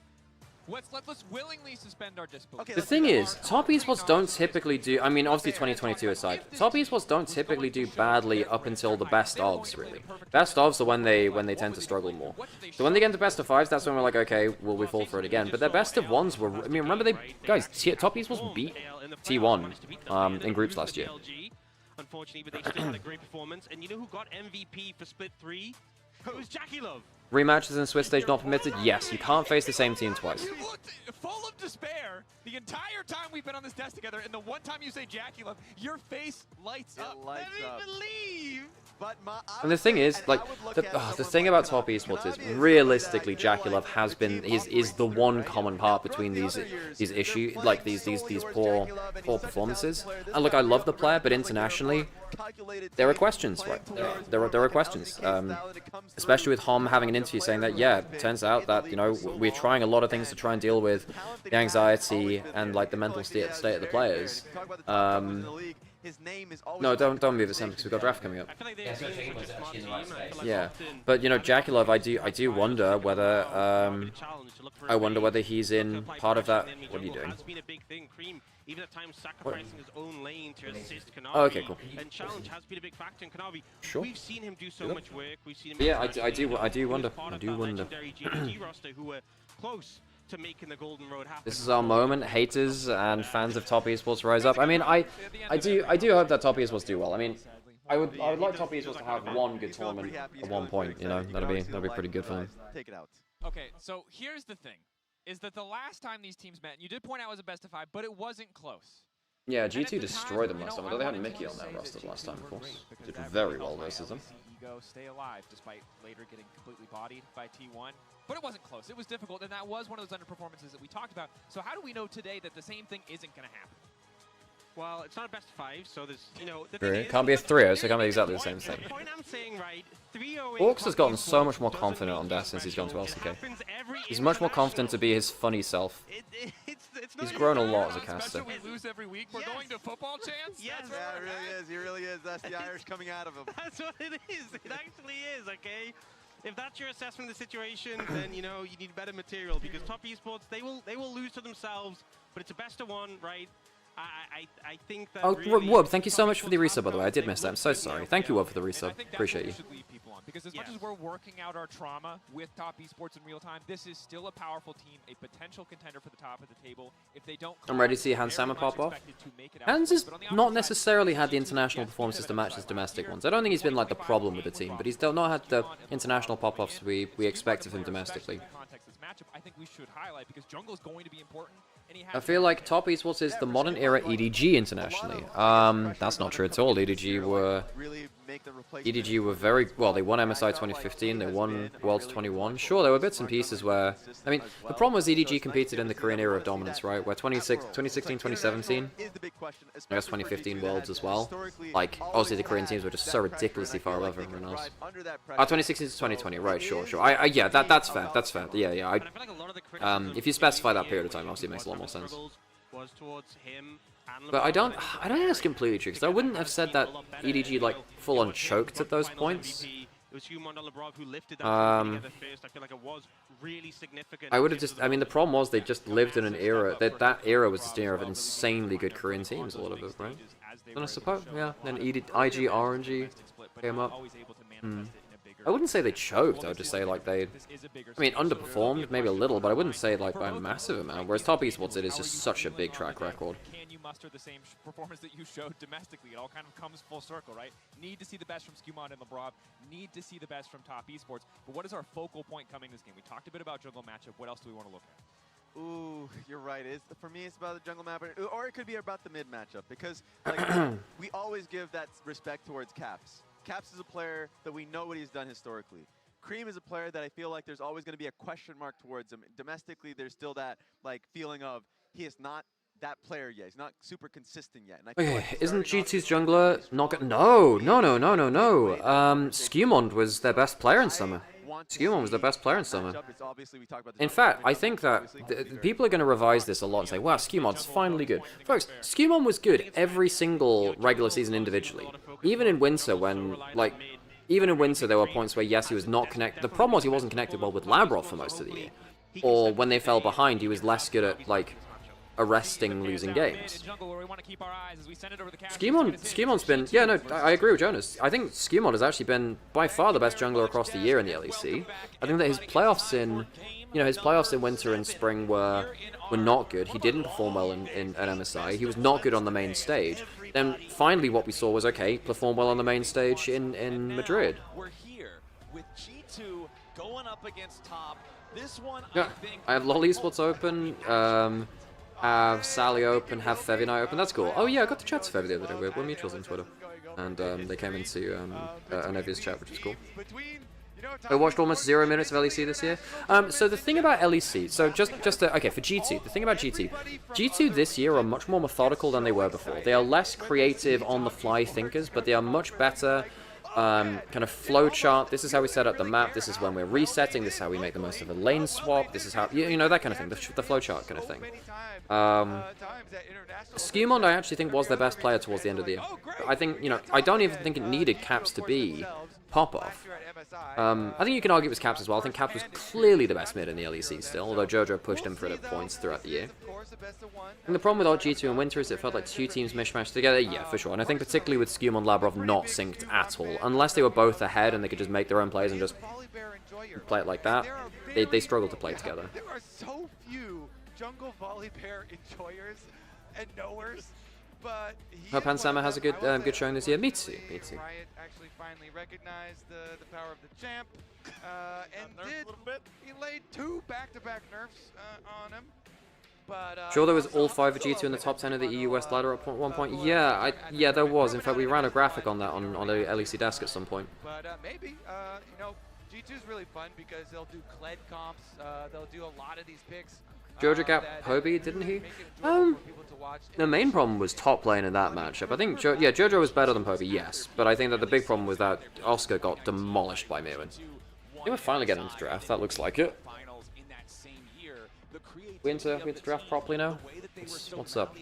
Okay, so this match is actually going to be quite important to see how macro is kind of what the macro which teams have learned is kind of in the start of the tournament so far, because both these teams are more methodical than the other teams in their region. Top Esports will still early game skirmish. Both of these teams really like to play for individual jungle advantage if they can get it. I really think. What are they saying? Things like that between the games. Everybody is on the Jarvan hate wagon right now. Jarvan hate wagon. Jarvan's been insanely strong regionally, though, is the thing. Bait pick.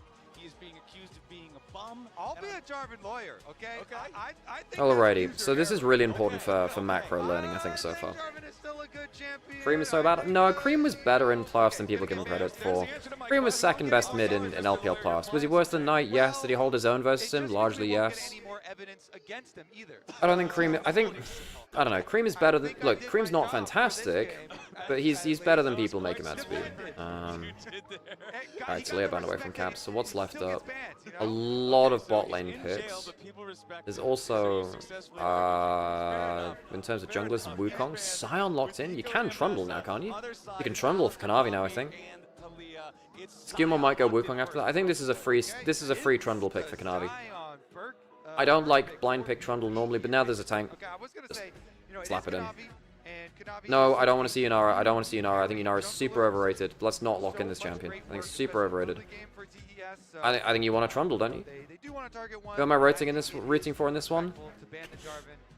I don't know. I'm actually fairly 50-50. Like, I have vested interest in both. I'm an LEC caster and an LPL caster. I want to see the best League of Legends, and I'll see how my heart feels at the end of the game. We'll go that way, right? I'm wearing a G2 jersey. I'm a massive LPL caster, / fan, / my life has been based around LPL for a long time. With the blind Sion. Regardless, Cream's going to go for the Orianna. It seems like nobody really cares about the Orianna. Okay, Cream Orianna. Cream's Orianna has been his best champion. He has been very good at this in lane, and yeah. Sion does look OP as hell. It definitely is. When you have a good front to back, carries that are worth peeling for, and the other team doesn't have a Sion. Vulnerable, low mobility mid laner for Cream. Azir open? I mean, the thing about the Azir is that it does lose lane to Orianna a fair bit, especially after the nerfs. What is that? Is it Zyra Khan? The other one, the portrait has not shown up. They might have to reload the graphics. I'd imagine drafts still goes on, but the graphic has broken. 369 to go Aatrox? I think that's I mean, that's not bad for breaking up front to back. Oh! Kiana! Hell yeah! LPL Kiana. I mean, Trundle's the easy one, right? Trundle's the easy one. Because there's a tank already locked in. And what you can also do is you can block Sion ult with your pillar 2 at points. So the problem is, Sion has this really hard decision where if ever the pillar is up, you don't know when to ult. You can't really ult while the pillar is up. Normally, Sion, what you do is you walk into a play, put your W1 and you charge a Q in an annoying spot to either damage people, CC them, or get them to move.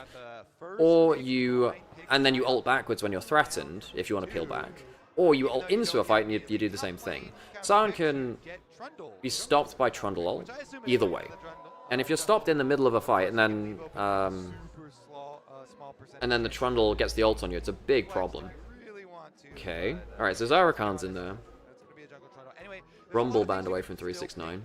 I think, I mean, Sion Zyrakan is a good front to back. I'm just... Xayah into Orianna I don't like, because Ori trading Shockwave for Featherstorm is a winning trade for Orianna on the whole. Later, the Rumble unfortunately won't be available, as G2 will take that one down. Can be annoying. So what should G2 go for? I mean, at this point you're all inning on front to back, right? Into the Orianna, what do you do into that? I mean, let me think. In terms of jungle, do you Wukong? Wukong into Trundle's a bit whatever, it is what it is. I mean, you can go Kiana if you play it, but I don't know if Sigumon plays it. I don't know if he plays Kiana. In LPL, you would see something like a Kiana or a Zed. It's pretty good versus the Orianna, and it's pretty good versus the Trundle. I don't know if I want Sigumon on that. Honestly, they need a gauge. You could go Shinzao. Shinzao for Skimon's okay, it's good with the Rakan. 369 on Aatrox is a good thing, and now suddenly you have really good reset potential with Trundle ult into Aatrox just blasting someone. Last pick of support. Okay, do you go Shinzao or do you go Wukong? Maybe you go Shinzao just to stop the Shockwave being as potent. It did get buffed. Fizz did get buffed. No way do they play that though, surely not. Oh, okay. Oh, come on. Right, boring old Azir. First Azir of the tournament. No job for the attack speed. So you're going like full front to back. So Shinzao is just there to press ult and buy space in time for the backline. I just think Trundle breaks this draft, doesn't it? Sorry, Wukong's banned. Sorry, my bad. Wukong's banned in the second round. Yep. Super duper standard here. And the Karma comes through for winning lane. Hung has actually been a very good Karma. He's been one of our more aggressive Karmas that plays lane well, but then also uses the W root ball. For those of you who know Hung from the last time he was on LNG, he was really bad for a while, particularly start of this year. He was really, really bad. Then Top Esports and Weibo support swapped. Crisp went to Weibo, went back to Weibo, and Hung went to Top Esports. After being benched actually for rookie support. And Hung was really, really, really good. He ended up really gaining a lot of form again. I don't love the Yunara. I actually... I just don't love Lunara in general right now. I think Yunara is not as strong as she was. She doesn't just insta one-shot in the way she does if she finds space. Guillemon is pretty good on Shinzao. Guillemon is playing very well in general. So, the collapse doesn't have to be imminent. It doesn't have to be instant upon arrival. Couch people's expectations. Could come later. Problems. Let's go G2. This is an important game. G2 won hard draft hard, they hard outscale. Not with the Sion into the Trundle, I don't think. I think that makes it much more interesting. And I think that Shockwave is really high value against this team. I think the Trundle makes the scaling question a lot more open-ended because the Sion doesn't scale in the way that you think it should. Got a question for you. Thoughts on FlyQuest leaving Carrier Bard open? You have to leave something powerful open, and it was a blind pick Bard. I don't think they expected him to blind pick it. I did say that, you know, you can blind pick Bard, but you don't expect it to come through there because typically you get like Blitzcranked or something like that, right? Piked.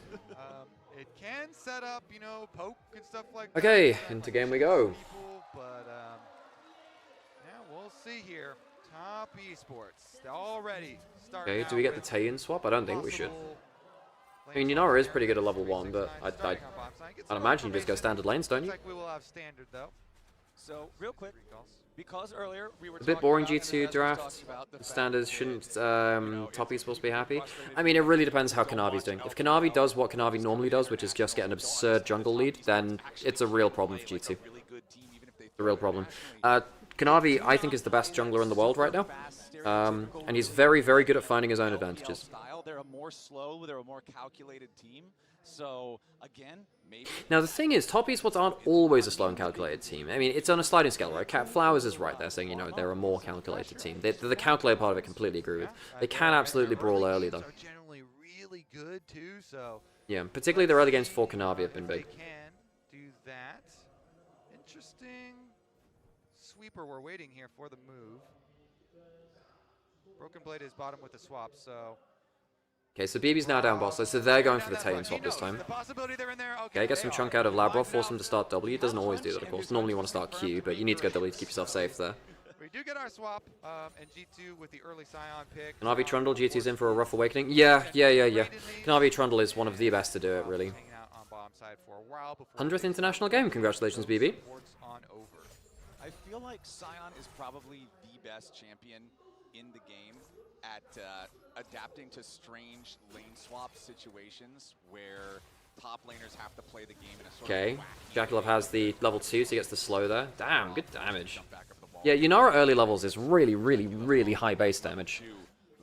So you get the Xayah versus the Aatrox. The Aatrox going to lose out on a bit of farm. Ooh, nice damage there. Slow into slow. Tons of damage.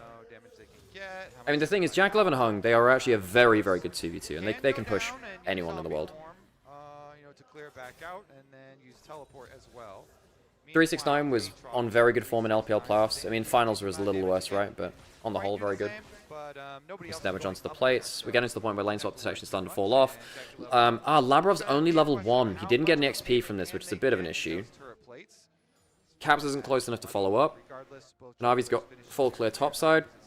Clearing bot top to bot. And Scumon's doing the opposite, going bot to top. He wants to go towards his AD carry. Typically, you want to path towards your AD carry on the whole. Trading root for Q.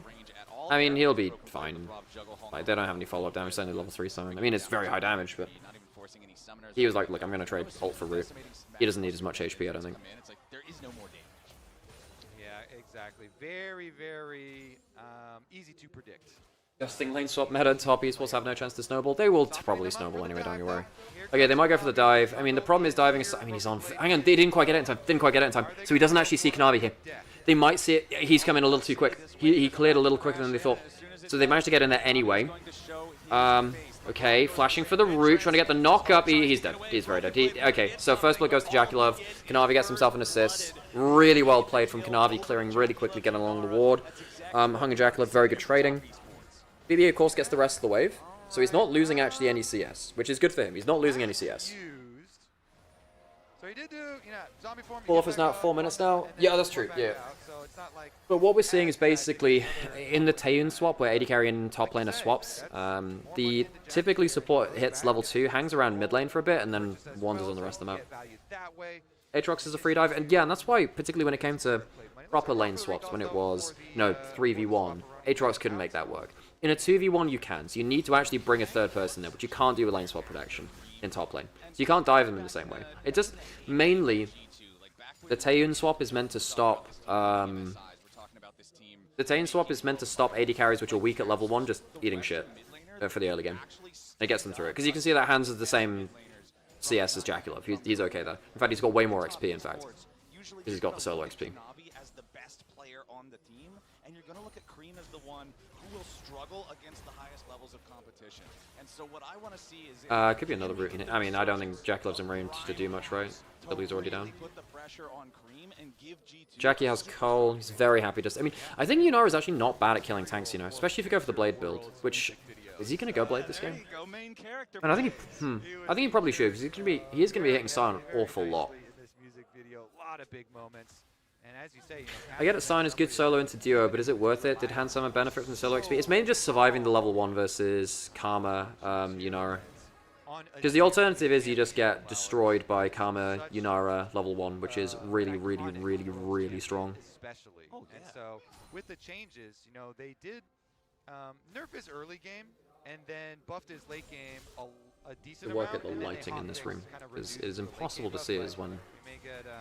Goes up, tanks with the shield. Okay, flashes that, doesn't want to get knocked up by a Labrov. Okay, and then the shockwave actually hits, there's good damage here. In fact, this is kill threat now. Hang on, if a good pillar lands, that's a problem though. Ah, it doesn't matter, that's been interrupted. One of the most annoying things about Rakan is that it feels like, whenever you actually get a good player on Rakan, you interrupt one of his dashes, he always has like 2 more. So you never actually get to feel rewarded for making a good play by cancelling a dash. Like, if you cancel Tristana jump, you're like, wow, okay, insane. Even if she does get resets, you know, there's less likely to do that, right? Broken Blade 6 also. This is pretty good for G2, I think, actually. Flash out. Ooh, la, bro, careful. I think Skewmon does not want this. You've just had your AD stolen by Trundle. Kanavi Trundle, man. Kanavi Trundle. Kanavi Trundle. Top esports early game has far outclassed G2 so far. And Sama gets like a bit of an XP lead, that's it. Trundle, Sion is going to have an awful time. Doesn't the W kill it? Ooh, close. Passive from him. Oh, they give it over to Kanavi. The game's over, folks. I'm so sorry. The game's over. Kanavi has a lead on Trundle. In this draft, I'm pretty sure that just Kanavi with a gold lead just utterly destroys this game. Hung's been insane, too. Really good game from him. I think so we'll be ulting for the farm, but like G2's early game read has just not been it here. They can actually kill BB here, by the way. If it goes badly enough, they can actually kill him. Because they've got Trundle ult now. But Broken Blade uses Sion ultimate kind of early, and then TS were like, you know what? Okay, we're not really scared about. Jin went to mid gank over free dive top. You can't dive Aatrox in a 2v1. 3v1 you can. 2v1 I'm not sure you can. Not with any hard CC. Especially if he was level 3 at the time. There's way more setup from the Azir. The Xayah can't consistently get you set up.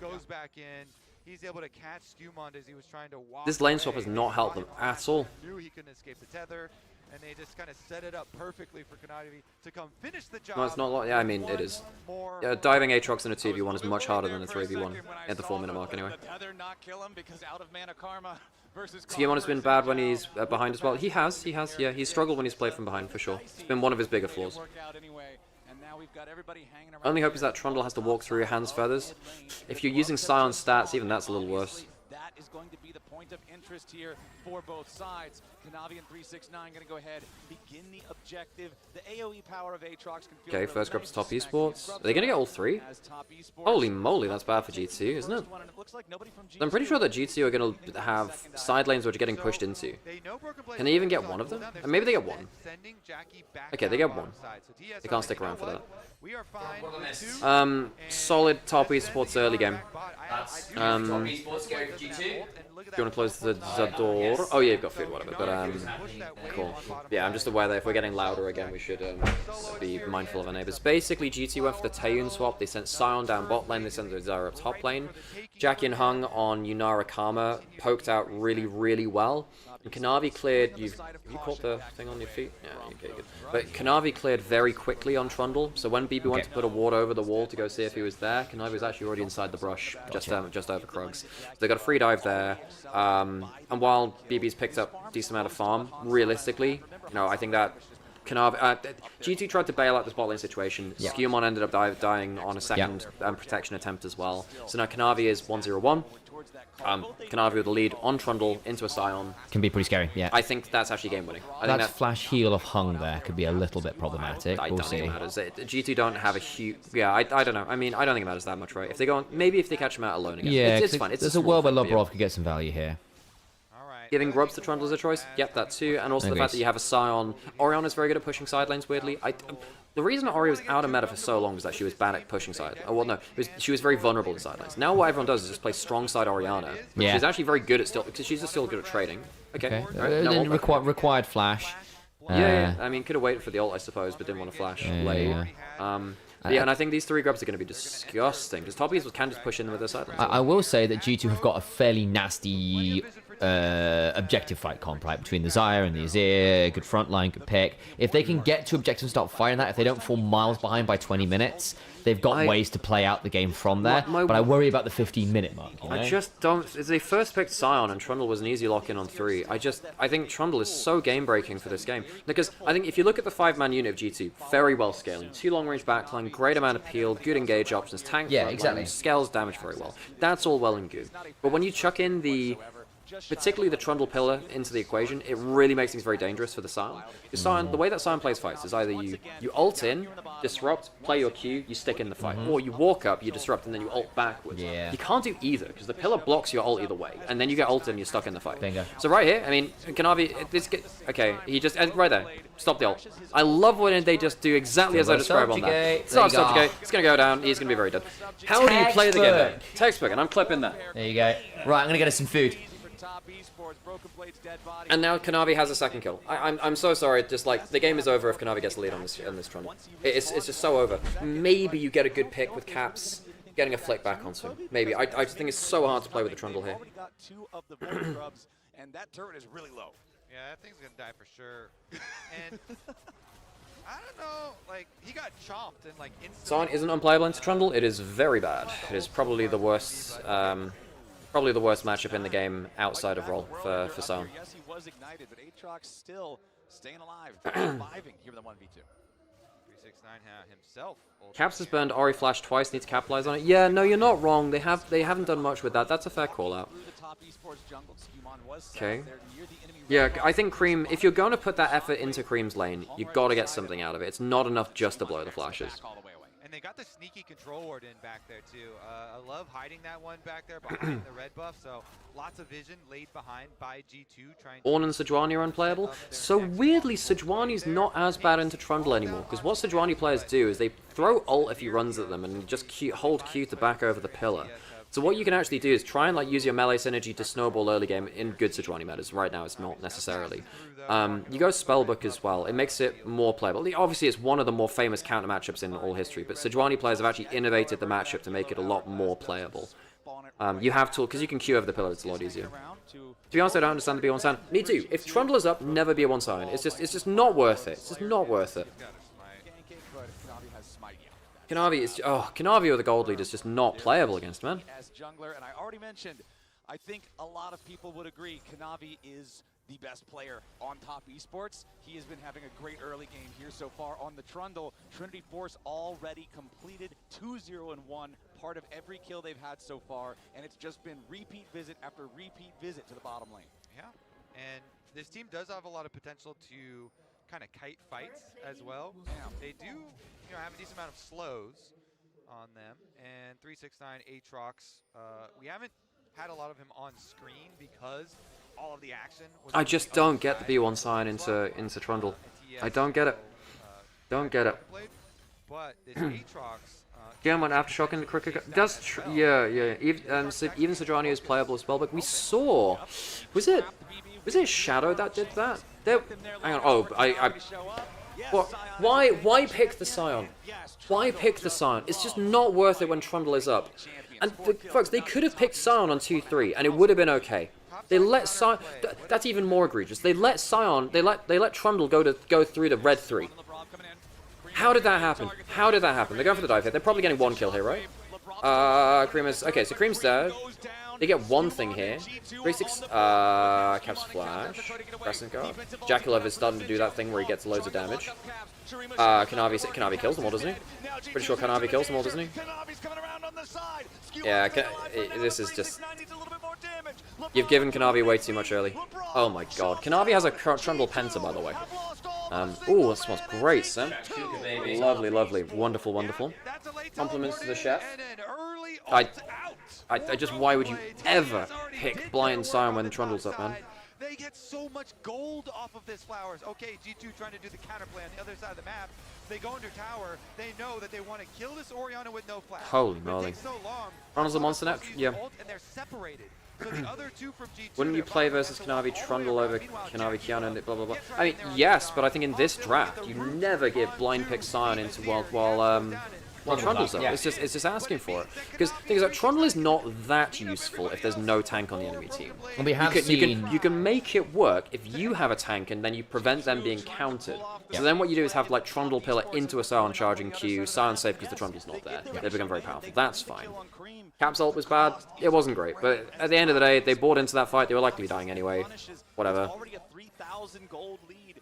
the LPL #3 representative, and they're going to grab the Rift Herald for free right after 15 minutes and 48 seconds on the clock, so a pretty swift take on that one. Sorry, I was busy tweeting about how Kanavi with a gold lead is not really fair. And He also, was my pick for, like, if you were going to look for a player who's going to be the best LPL player at the tournament, I said it's probably, for me, it was going to be Kanavi, isn't it?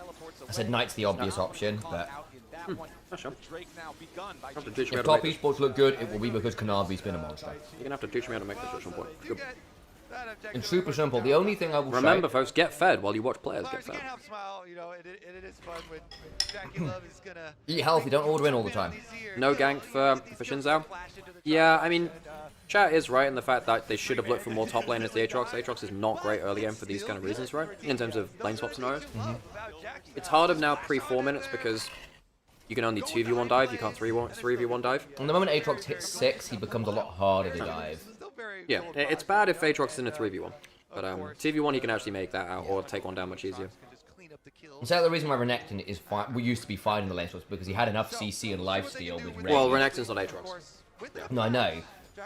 But actually, yes, the dominance is a big spike, but compared to the Aatrox, who doesn't have the same level Holy sustain. shit, Kanavi's got second item already, man. Deadman's into this comp as well. Ooh. I mean, don't get me wrong. If G2 can stall it here, give up the next few dragons gracefully, trade well on the map, there is a world where they can get to 2.5, 3 items, and maybe the balance of power changes again, where the Trundle walks forward and just gets blasted. The problem this game that I worry about is the fact he's got a Karma behind him to speed him up, so he's going to be so bloody fast. Wowie. And he's got someone to steal stats from. There are games where...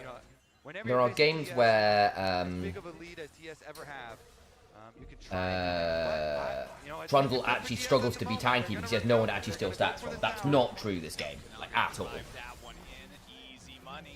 Yike is better than Skewmont. Actually, this year I disagree. Yeah, I agree. I think in winter, I think you can agree. You can say that maybe. I don't think you can say that later in the year. I think Yike actually really struggled to have an impact later in the year. Like, arguably, Skewmon was the top 2 jungler in the league. No, he was the best jungler. Yeah. Across the average of the year, he was the best jungler in the league. I think the only person that contends is Elioyo across the average.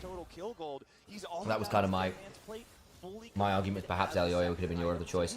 But Elioyo was actually not great towards the end of summer. So right now, I think Skewmon is still the best EU jungler. And that's it's kind of the key of this comp is speed and speed difference. I know, yeah. No, I think this is not a problem with... I don't think this is a problem with Skewmon. I think this is a problem with the strategy that G2 have employed. They have got speed ups, your Dead Man's Play that you're pointing out, your Orianna, and all losing lanes and no thoughts on how to stop Trundle. Slows and tethers. Yeah. So I guess that's the thought, is like, well, you have to swap out of it and get the most of it, scale through into late game. Obviously, just not applicable here at all. If top esports are the scariest snowballing team in the LPL for my money. If they get an early lead, they snowball very aggressively and very consistently. They are not as likely to throw a lead that BLG are on the whole. I mean, some of my favorites. You can get a good Unga Bunga Shockwave, maybe. Unga Bunga Shockwave? Hell yeah. I think it's Skewmon, then Allure, then Yike. Yank cross size cap and Razork. Razork is too inconsistent. You know, weirdly, Sheo is also somewhere in the list. Sheo was actually pretty. Like, I mean, it's hard to tell because he wasn't on the top team, but he pulled some damn weight this year, folks. I think BDS would have been better sticking with him. I do wish. Well, absolutely there were, but I think there was a divide between him and Striker from what I've heard on streams and stuff, right? Yeah. Oh, did you put some eggs in this? I did. Cool. Oh yeah, there we go. Yeah, I found it now. I didn't mix it in this time. I let it cook through properly. Nice. Yeah, well, I did order a lot of eggs actually. We should probably use them. That's the reason I did. I don't normally order eggs. I used 6 of them in the Oyakudon. So. Nice. Pick up those petals, every little petal. Is this the last game for today? No, we have GENG PSG as the last game of the day.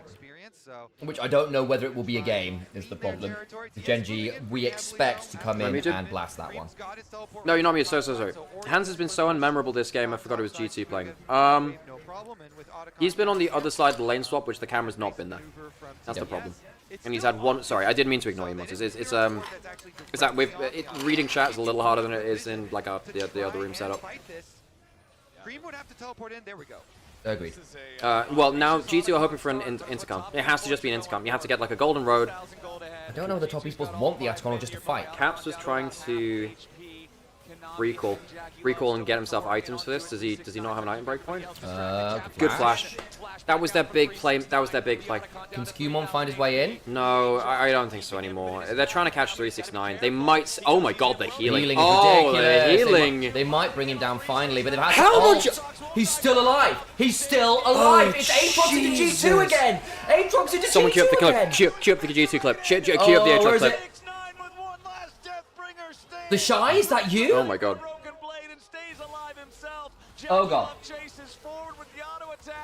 Oh no.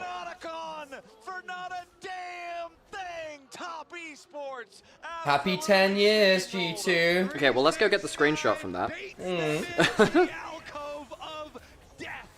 Look at this. He's just dancing. How much healing does he do there? Capses engage, and he's like taunting them. Please. He goes down to 2k. Ults. Down to 1500. Heals for 3. Heals for 3. Back to down just under 1000. Back to about 1700. Back to 1500. Oh my god, back that's to insane. That is insane. Oh my god. He autos Broken Blade zombies for about 800 HP. That is so funny. That is just ridiculous, man. When you've got all of the speed to go collapse on G2, they just got mind controlled by 369. That is ridiculous, man. That is wild. That is wild. So fun. I gotta find like I gotta go find the best screen capture from that. You don't have to like start the Where is the best? And draw in your opponents. Beautiful stuff there from 369 and TES, and TES have been nothing but methodical this game. You mentioned intelligence, and they have just been in control. That was lore accurate Aatrox. So crazy, Caps, man. I don't think you win this. Caps, I don't think they're double TPing on it. Hang on, can you interrupt it? Oh my god, he can. He actually maybe kills. By the way, Kanavi, he's just ulted him. BB might actually just die to the. He has to ult out. Yeah. Oh my god, man. Kanavi is 1600 gold up and a level. Delicious. Jackie's 6-1 and 5 on the Unara, by the way. 3 items. Yeah, okay. I need to find. Where can I get the damn screenshot from this? Really hard to try and. Jumping onto Hung, speeds himself up. Hung might die here. Okay, that's not bad. Is there anything else to be thrown in there? Alright, flash away. Okay. It's actually not bad. Well, okay, it's tier 2 for that, okay. But nice to get something there. Who got the kill? I think that was that Hans who got the kill? Or was it Skewmon? But getting those punishes is the only way they're gonna get there. Yeah, they get one straggler. They get. Okay, I gotta find a way to get like an actual screen capture of this because like it's actually really hard to go find this initially. As far as the gold deficit that they are facing. When's the next dragon? 3 minutes. Okay. So I will say top esports is still a way off Soul. Where is the best possible frame to meme G2 about this? This Unara is going to be really difficult to deal with. Again, the speed differences are going to be enough. Top esports with these hex gates get right back out to the map.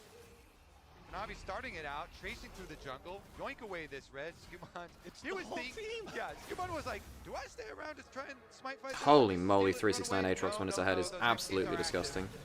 That was a crazy conveyor belt play of top esports players all just showing up into the enemy jungle to help steal away the red. That's wild. I'm looking for a tweet myself. Yeah, I'm trying to find the damn like when's the best frame to do that? 7.8 thousand gold lead for top esports as G2 are starting to stare down what feels like an insurmountable lead. It's not up to them to make the plays anymore. They're kind of hoping for that top esports throw that we've talked about from all. Okay, fine. I found a funny one at least.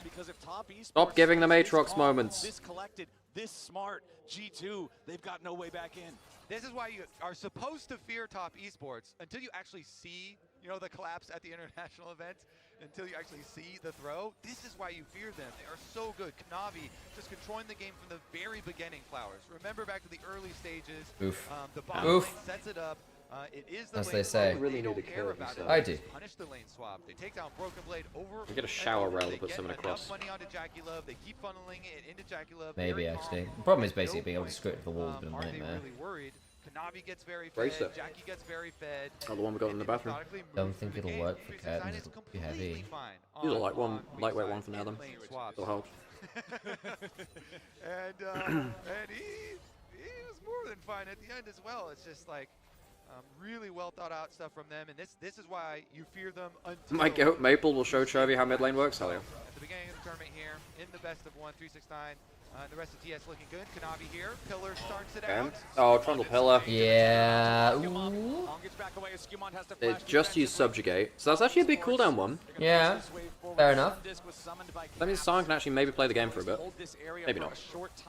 But Baron is live on the map as of 45 seconds ago. Top Esports now going to dare G2 to come closer towards the area. Jackie just continuing to fire. If anybody gets close to Jackie Love, they are going to take a ton of damage from this Yunara. I have no idea what the item breakpoints are at for G2, but I think they're still only at 2 items for Xayah. They're 8k down, man. And this is the problem, like, Top Esports are a very methodical team who are very good at figuring out early games. Like, the way to beat Top Esports early is to just scrap with them until the playbook doesn't matter anymore, probably. And even then, they still might beat you. They're a good team. Like, don't get me wrong. Oh, yeah. Yeah.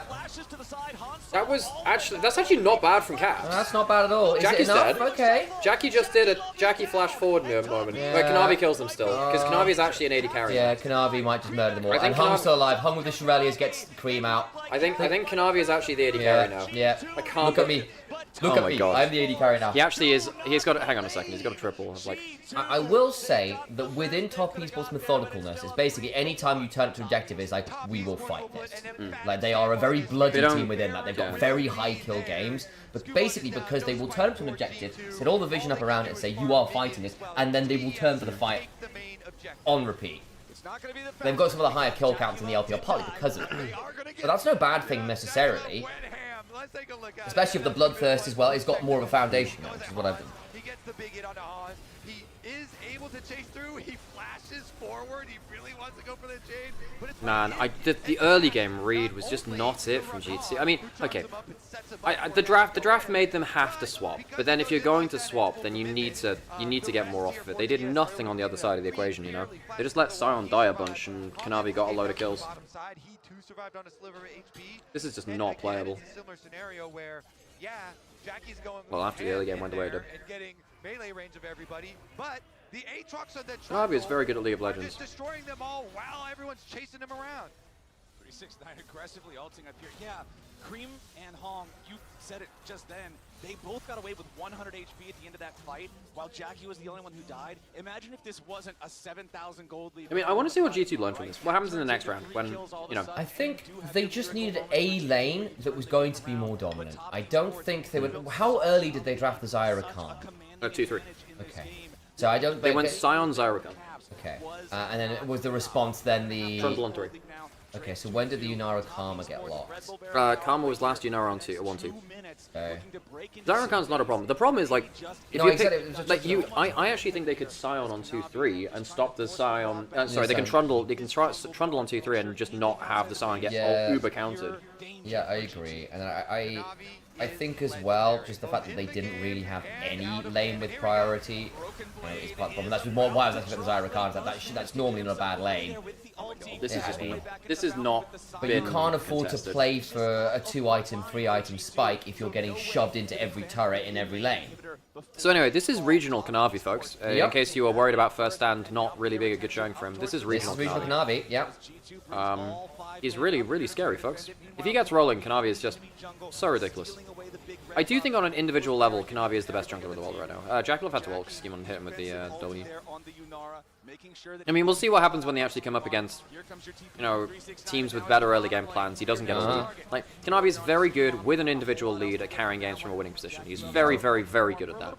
I think that Top Esports, in this iteration, very good at finding early game answers to stuff. We haven't seen them against the top 10 Korean teams yet, though. Agreed. This is Kanavi without Chris. Chris was very good in Winter, but yeah. I think that Hung has been my surprise of the year, given where he was at in Winter and Spring. The way that he leveled up was absolutely phenomenal. Not really showing anything. I don't think Top East will show anything new, folks. This is very standard. This is comfort picks they were playing in playoffs, playing an early game on the new lane swap meta, but at the end of the day, G2 were the ones that swapped. I mean, the only ooh thing is a good Karma game. Right? Like, not everyone's able to do a good Karma game. That's a hit onto Jackie. Yeah, but Jackie sells his life very dearly. 369. Oh, Aatrox moment! Oh my god. Aatrox moment. I don't even think Hans was playing that badly. He was doing good damage, but I mean, it does save the game. But it's still what, 3 for 2? It's 3 for 2. And again, like Caps and the Broth had to full send for Jackie to go 1 for 2 with them. You know, like that's pretty scary when the AD carry can basically stand there and go, yeah, I dare you. It's either Kanavi or Ona for top jungler in the world for me. For me, it's like Kanavi, Tarzan, then Ona, but there's a chance for that to switch around.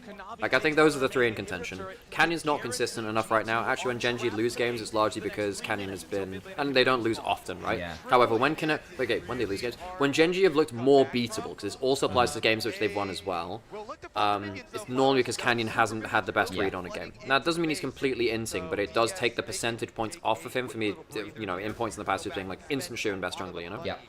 And like, I think as well, like, I am aware I've not watched as much LCK this year. I've watched a fair amount, and for me, Ona is very clearly a contender for best jungler, like that, especially on recent form.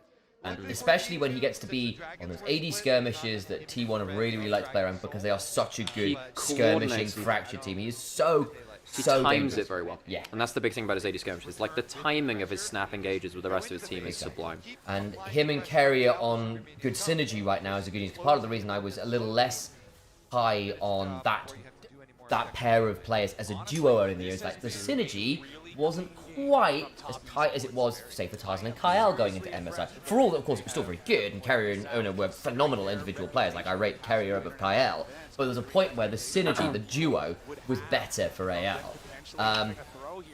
At the minute, I think Ona and Carrier are probably the scariest jungle support duo in the world, for my money. Maybe Peanut and Peanut's alive, but then actually they had a really bad game earlier, so who knows? It's not bad from Hans. He's tried, that's a decent charm. 369 murdered him. He tried, Sam. Oh, bloody hell. Look, they let too many people get too far ahead. Look, the early game lead, the early game plan was not done. I think the draft forced them into a risky early game which just did not pay off. Agreed. They achieved nothing with that lane swap situation. Which makes me wonder, like, can't really rank players if you don't watch all regions. Well, I do, so yeah. Sam said he wasn't watching as much LCK. And I still watched LCK for the record, guys. I wasn't watching absolutely every game at the same time as LPL. I still watched a lot, and I still watched all the big games. Also, like, the problem about saying like, oh, you can't watch rank if you haven't watched anything. So just with that, no one can rank LPL teams then, because even a lot of the biggest people in the world have not watched enough LPL. Yeah, because there have been like 900 LPL games this year. Like, mostly my statement was in the sense that like I might be giving a slight bias over to Kanavi or Tarzan because I've watched so much of them and really rate them. So there was a question about what happened to EU, because obviously like season 8, season 9 we had 2 World Finals. What's happened since then? Blah blah blah. Also the game has changed a lot. I think one of the biggest problems that hit Europe is that split pushing was no longer an option anymore. The way that the meta changed really from 2020 onwards was that you can't win a game through a side lane anymore. If you look at the way that G2 would win in 2019, was they'd be like randomly, they'd give up Baron but set up traps for the next side lane play to happen. And when the enemy would start 1-3-1-ing, they'd pick off either the 1 or the 3 and they'd collapse very well. Macro changed so much in 2019. And I think that with increasing power on Souls and Elder and stuff like that, you can never ignore Dragons, which meant that you couldn't do as complicated side lane macro in terms of smoke and mirrors, crazy backdoors, crazy kills in side lanes anymore. I understand why, because what that meant is that that's very fun saying. But yeah, what it meant was that you couldn't avoid fights, and you would always have team fights from Dragon fights, and that's not bad for stuff, but yeah. The B1 Sion with Trundle up was not it, especially when they picked it on 3. Like, the thing is, like, people are saying amazing top diff, and to an extent you're right, but I don't, but not necessarily for the reasons of BB being bad, lol. That's not how it works. It's how the hell do you play Sion in this game? You have no support really able to come to you from any of your lanes. You are into a matchup where Trundle R's you and you are not tanky. Aatrox is a good lane matchup anyway, so you lose the 1v1. You lane swap to try and deal with it slightly. You then ended up an issue where you were getting Trundle ulted, and what do you do here as Sion? There's no outplay real potential. He gets a decent jump on the hung, and that's about it. This is actually kind of funny. Ranking players is ultimately pointless, because top 1 player you've got in a ranking will eat 2 bananas instead of 1 the day he's supposed to play, and have the worst performance ever in League history. The thing is, you are absolutely right. So for instance, like, I put Knight in my top 10. Knight had a bad game today, folks. BLG had a bad game today, folks. Now, it is worth noting, BLG were clearly better than top esports in AL, regionally speaking. You know, they beat top esports in 2 best-of-5s, so they're clearly better than top esports. They deserve to be champions. It was a close 5-game finals, but they deserve to be there. Down up here, they look like hot garbage. Like a hot garbage with all the flaws and the worst side of them that we've seen. But it's just, you know what, whatever. I'm actually going to, it is just, you know, I'm going to start referring it to as just Banana Gap. Banana Gap, when someo's just like, Banana Gap, they're just not playing how they should be playing. That's absolutely Knight didn't drink his pilk today. What can you do? What can you do? Pilky Gaming wasn't there. Yeah. We have to say it, right? This coming in, they tried to burst through, they tried to get that Sundered Sky. Yeah, chill out. Let's chill out a little bit in Twitch chat. I get it, Son of Oak and Jonas in terms of talking about the EU back and stuff. I mean, Jonas saying we don't have as many generational talents as we had before. Caps, Perks, Yankos, Wonder. That's true. I mean, you can argue that someone like Kalist could be that. And he genuinely could be. There aren't many. In fact, we were talking about this on EuroLeague a little bit, where Kalist actually could be someone like that. Where they actually, you know, their starting point was very good. We'll see where he develops. It's not guaranteed, but he has a high chance to at least reach, you know, a decent level. And I agree there is something about, like, we don't have this class of players all at once. There's maybe a world where Super and Alvaro grow into being really good. Yeah, I think Alvaro can be up there, for sure. Yeah, there's maybe 1 or 2 of the mids coming up that might be fun, but again, I think Vladdy's had a rough year in terms of converting from a promising start to being a consistent top-tier mid laner. Sorry, if you know thyself, then you won't eat the second banana. So this is part of being. So don't eat the second banana. So this is part of being the best player. Know thyself before you eat. The thing is, Alex, I'm going to say that bit of wisdom with no context. No, but the thing is, when someone asks for like my bit of wisdom, it's like know thyself, don't eat the second banana. The thing is, this is the exact kind of. Who stated that? Denk. Phenomenal. Can I get that immortalized? The thing is that this is the kind of thing which Kira, this is the kind of thing which Kira would unironically say on podcasts as well, which is very funny. Oh my god. Seriously, in recent years, how much ERL talent is converted into LEC spots? Well, there are some issues with that. I think partly this is part of the nature of the way that LEC is right now in terms of general managing. The way that franchising is meant to work is it's meant to give you a certain amount of security so that you know you won't relegate, so you can try new players and try new things and build talent. Realistically, that's not happened with the GMing within LEC. A lot of the time, rookies are brought up without support. They're brought up and or they're just not brought up at all because players want to play with their friends, and actually the scouting's not appropriate enough. Most LEC teams have dropped their academy teams. This has happened in LCS as well, /LTA. I think, you know, G2 Arctic is gone. We saw Astralis Talent drop out when Astralis were in LEC as well. Fnatic used to have Fnatic Team Kesso. That dropped out as well. So basically, the development pipeline has not been taken that seriously by all LEC teams, either in regards to elevating up to LEC, supporting talent which are elevated up towards LEC, or having an academy system to create that pipeline and make the most of that pipeline in the first place. All of these add together. No, honestly, Son of Egg, I understand you being frustrated. Is everyone ready to see that LCP is the best region in the world with a perfect 3-year start to Worlds? Yeah. PSG over GENG. That's what we're seeing this, man. And again, I have no problem with people being passionate in Twitch, especially when they're backing themselves up. And again, just make sure it's not ending up taking as long as it doesn't devolve into personal stuff, I have no issue. Genuinely, I'm here to have those discussions. I really enjoy it. I think it's a valuable thing. It's one of the better points of co-streaming to be able to have these discussions, especially when people do it with the right heart, I guess is the way to say it. And I've actually had very extended conversations with people like Peter Dunn, where I've sat down and basically we've said, look, if you're going to commit to development project, then commit to the development project. It's one of the reasons why I actually gave a lot of credit to Vitality for sticking with it this year. It didn't work out in some regards, but I appreciate the fact that they did stick with Knack. They did stick with Lincers. They did try to make things work, and where they did make changes, it made sense. You could argue they didn't stick with Douglas, but I guess yeah, they still Douglas is a rough I gotta one, yeah. put on some. But this year at least, I see what the prospect is. Actually, you have to give at least two splits. And I would argue 3, especially if you're trying to build things in. LEC's been very cutthroat. I think especially because of how one of the issues with the 3-split system for LEC is your time to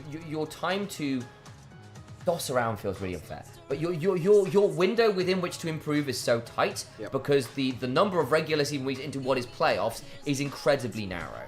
And that basically means you don't actually get room to be bad, to learn, to come up to LEC and pick up the things that are required to be at that level, especially if you are not slotting into G2. Part of the reason why Yike looked so good when he first stepped into G2 is he was surrounded by 4 of the absolute best Europe has ever had. And he therefore got everything he could ever desire as a jungler to work with. And Mickey X is your support. Hoo boy, your life is fun. Yike even talked about this in an interview, basically, like, playing with caps is a cheat code. But yeah. It is. And it got harder for him when the training wheels came off, and actually the responsibility started to pile on, and then you end up in a position where suddenly your laners aren't going to put you on, you're not being drafted towards as freely, you're not getting that as much, you have to play for your lanes a bit more freely, and there's a lot more demands from a team that is quite high maintenance in some ways. Like, actually, lots of players are going to want time here, and you have to be assertive enough as a jungler to get through that, and that's hard. But it also meant that when Yike came in, that first step was a lot easier compared to being, I don't know, on SK, on Vitality, where maybe you are a mid-table team, a bottom-tier team. Coming in as a rookie in that scenario is just bloody hard. It just is. Jonas saying adding promotion relegation won't make the league better. The bigger problem is complacency. Now, I suppose the point there would be promotion relegation would reduce complacency, but that's not always true. But then also investors get more scared to invest into teams because they're less likely to be safe in their investment.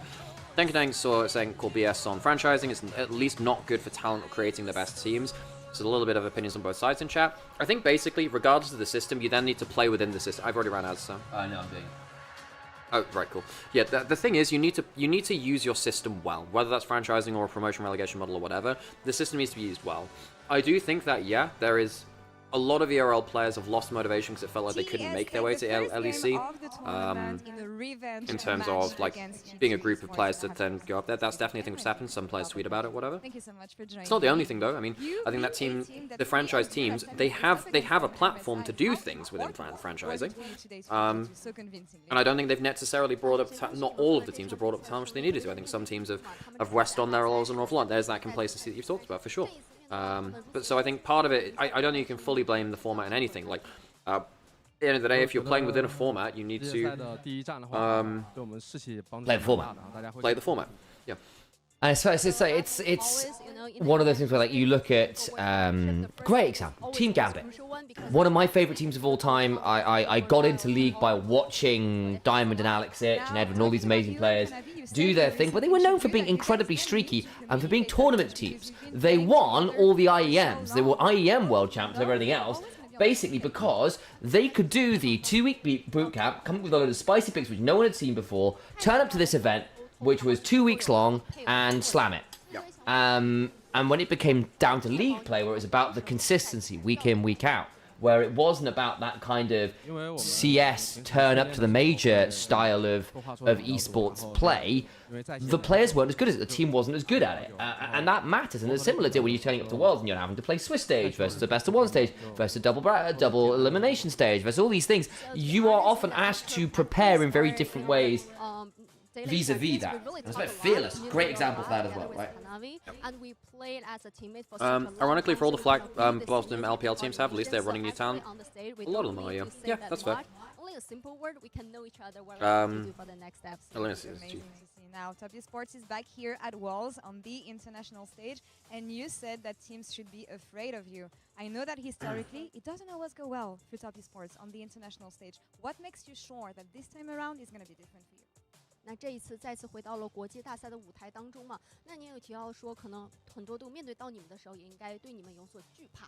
然后，但是可能之前很多时候你们在国际赛事当中的表现可能没有那么尽如人意，所以说你觉得你们怎么样能够确保这一次会是你们的舞台？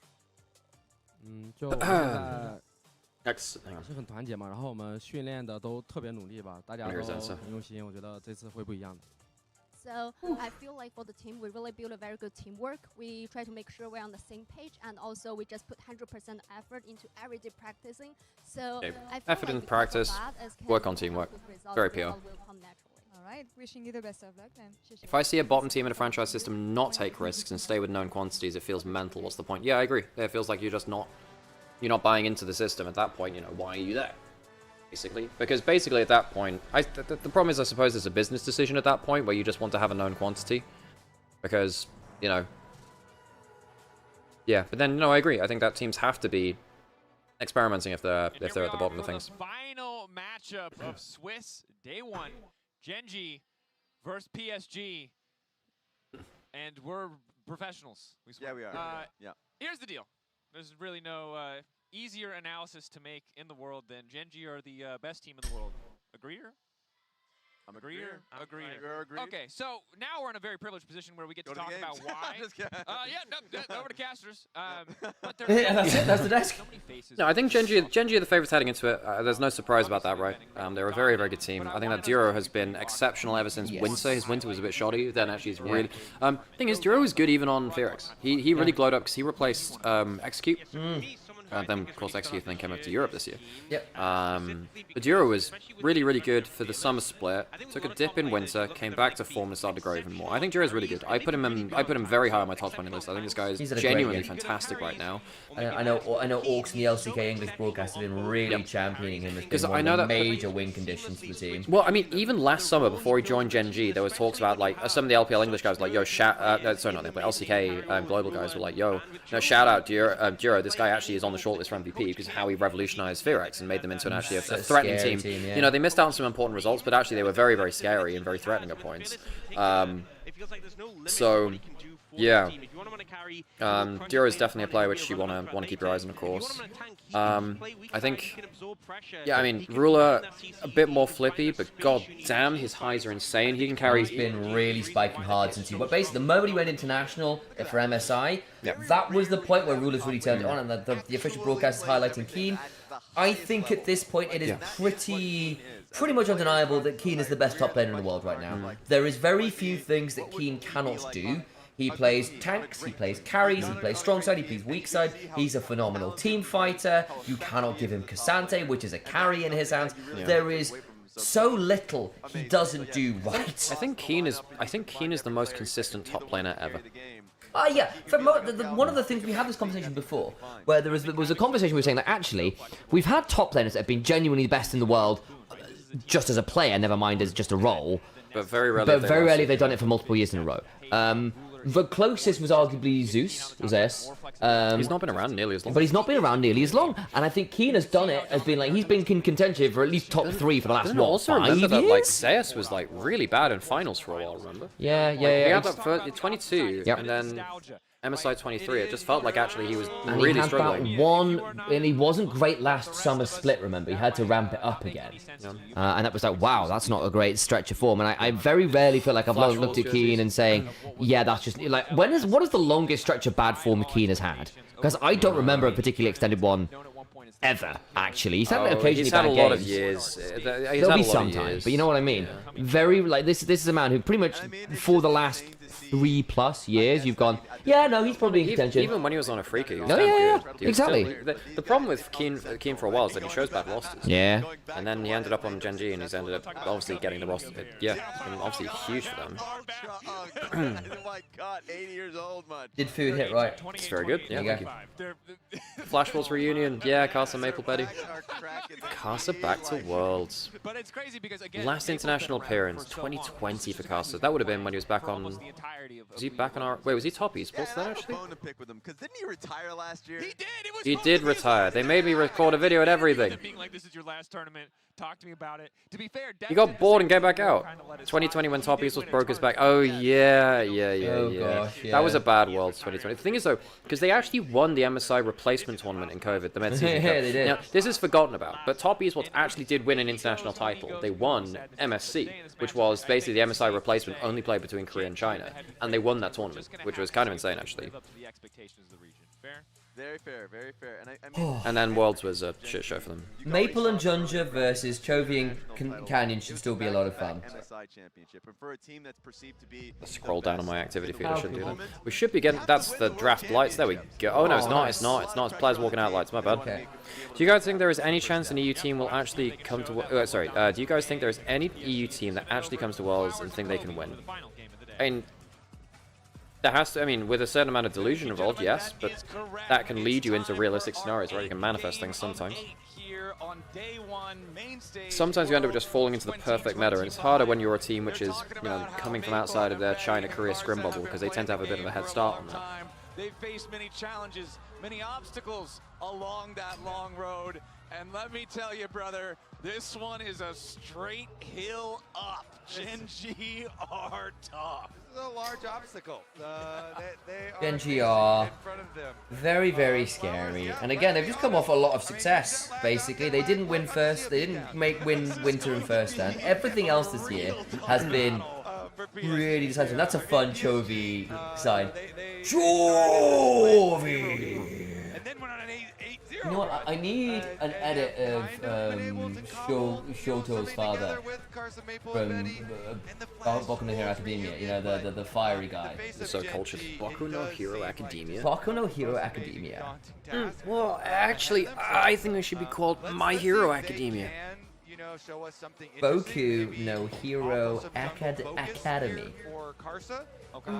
My favorite enemies. Macadamia. Nuts.